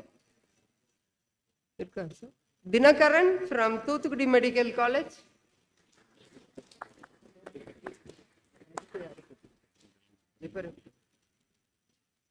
Vignesh from Coimbatore Medical College.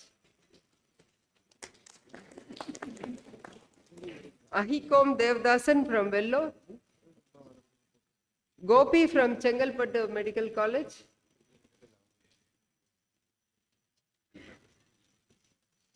Jeffrey Xavier from Coimbatore KMCH.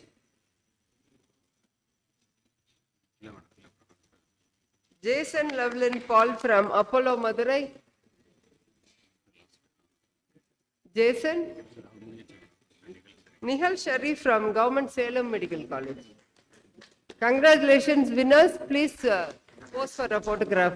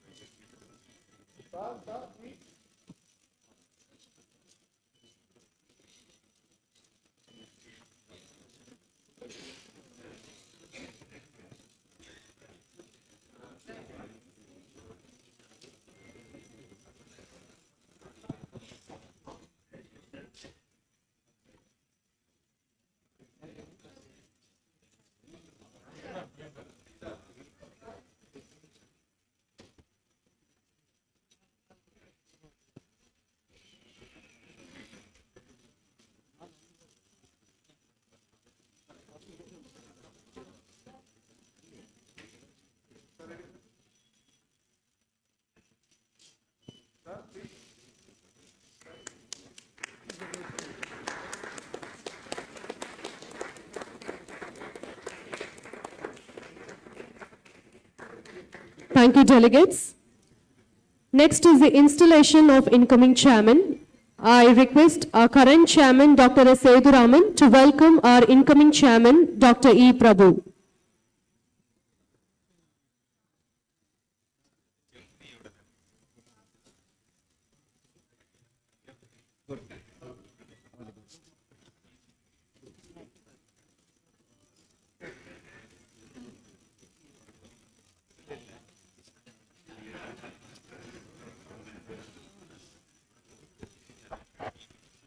With great pleasure, I am installing the incoming president, chairman, Tamil Nadu APA chairman, Dr. E. Prabhu. E. Prabhu, who is going to take over as a chairman. He is a nuclear radiologist who is at the multi-speciality, Oman Durar multi-speciality hospital, head of the nuclear radiology. I wish him all success in his endeavor and in his period as a chairman of Tamil Nadu APA.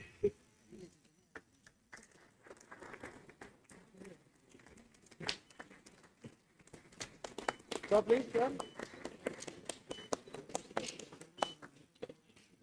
you.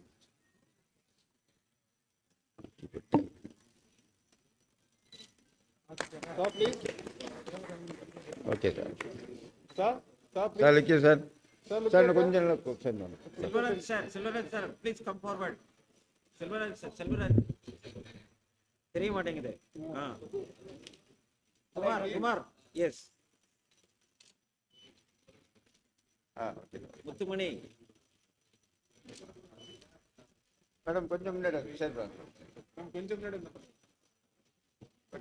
Fires Prince, right. Okay, sir, please. Yes, sir.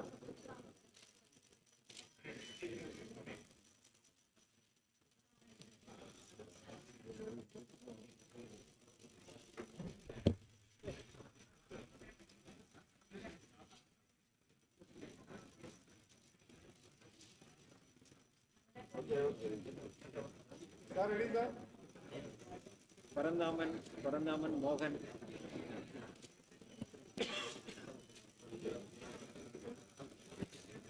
Thank you, delegates. I invite Dr. E. Prabhu to deliver his acceptance speech.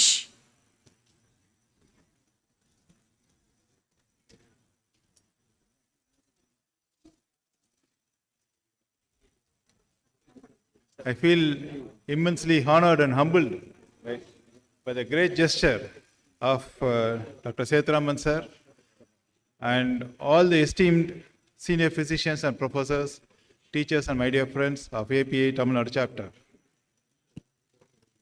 It is because of the immense love of the senior physicians of Tiruchirappalli. I am alive, my friend Dr. Isaac sir is alive, and Dr. Shanmugam sir is alive. We are grateful to you, sir. In fact, there are a lot of the discussion that was happening. We should know where we come from. Sometime in 2005, Dr. Vijay Viswanathan organized his annual conference in which the then Union Health Secretary as Health Minister has participated as the chief guest. And our Dr. Muruganathan sir was the guest of honor. It was at that time he sold the seats of APA Tamil Nadu chapter.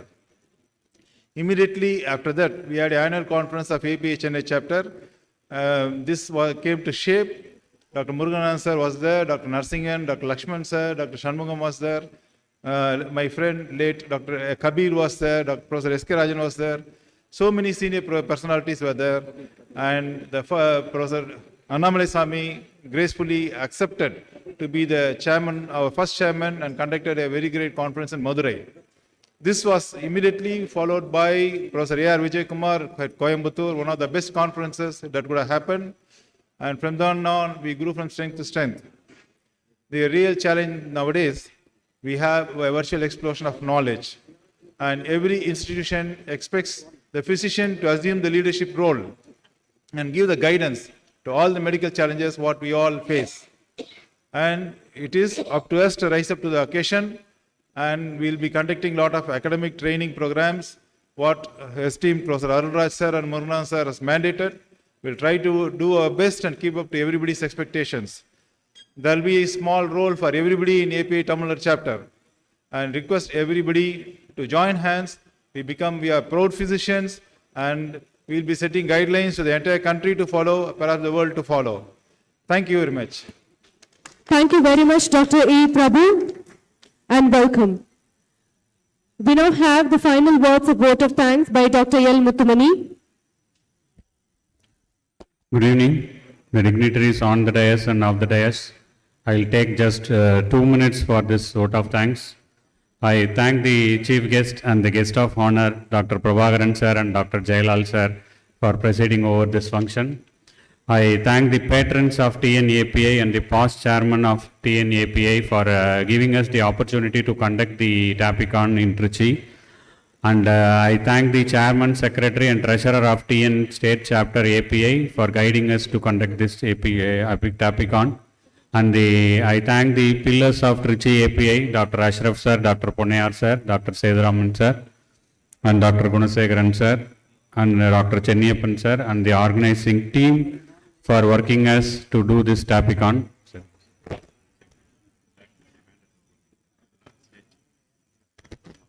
Okay, sir. A check for rupees 1 lakh will be handed over from the Trichy chapter of API to the Tamil Nadu state branch.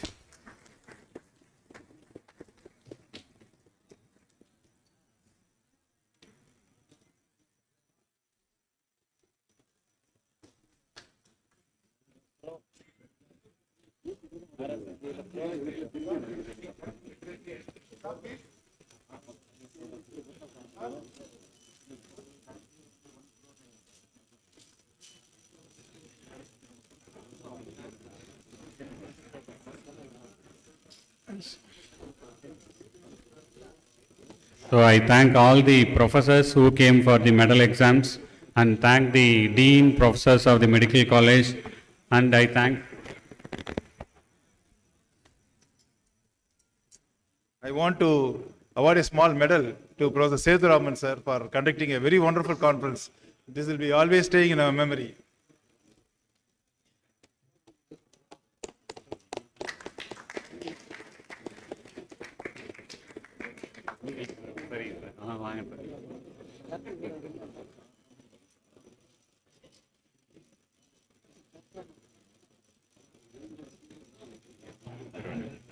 சொல்லிட்டேன் sir.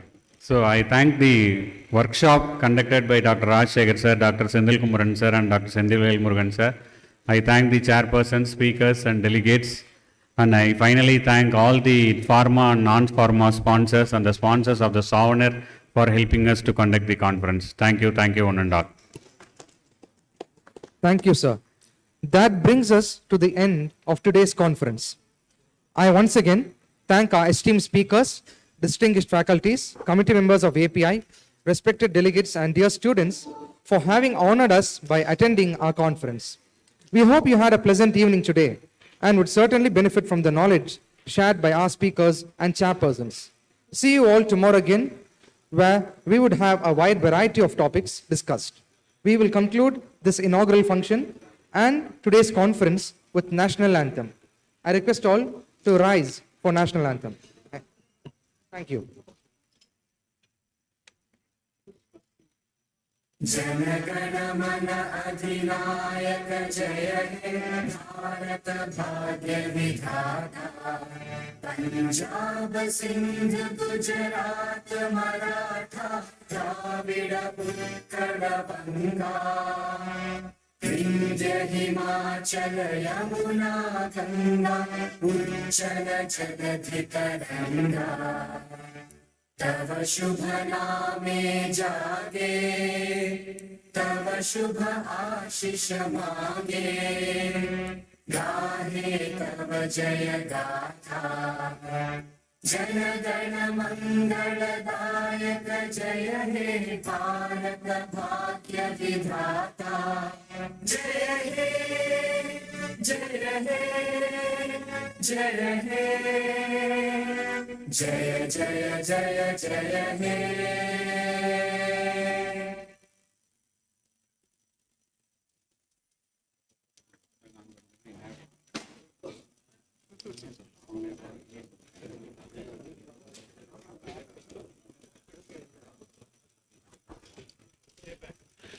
Be a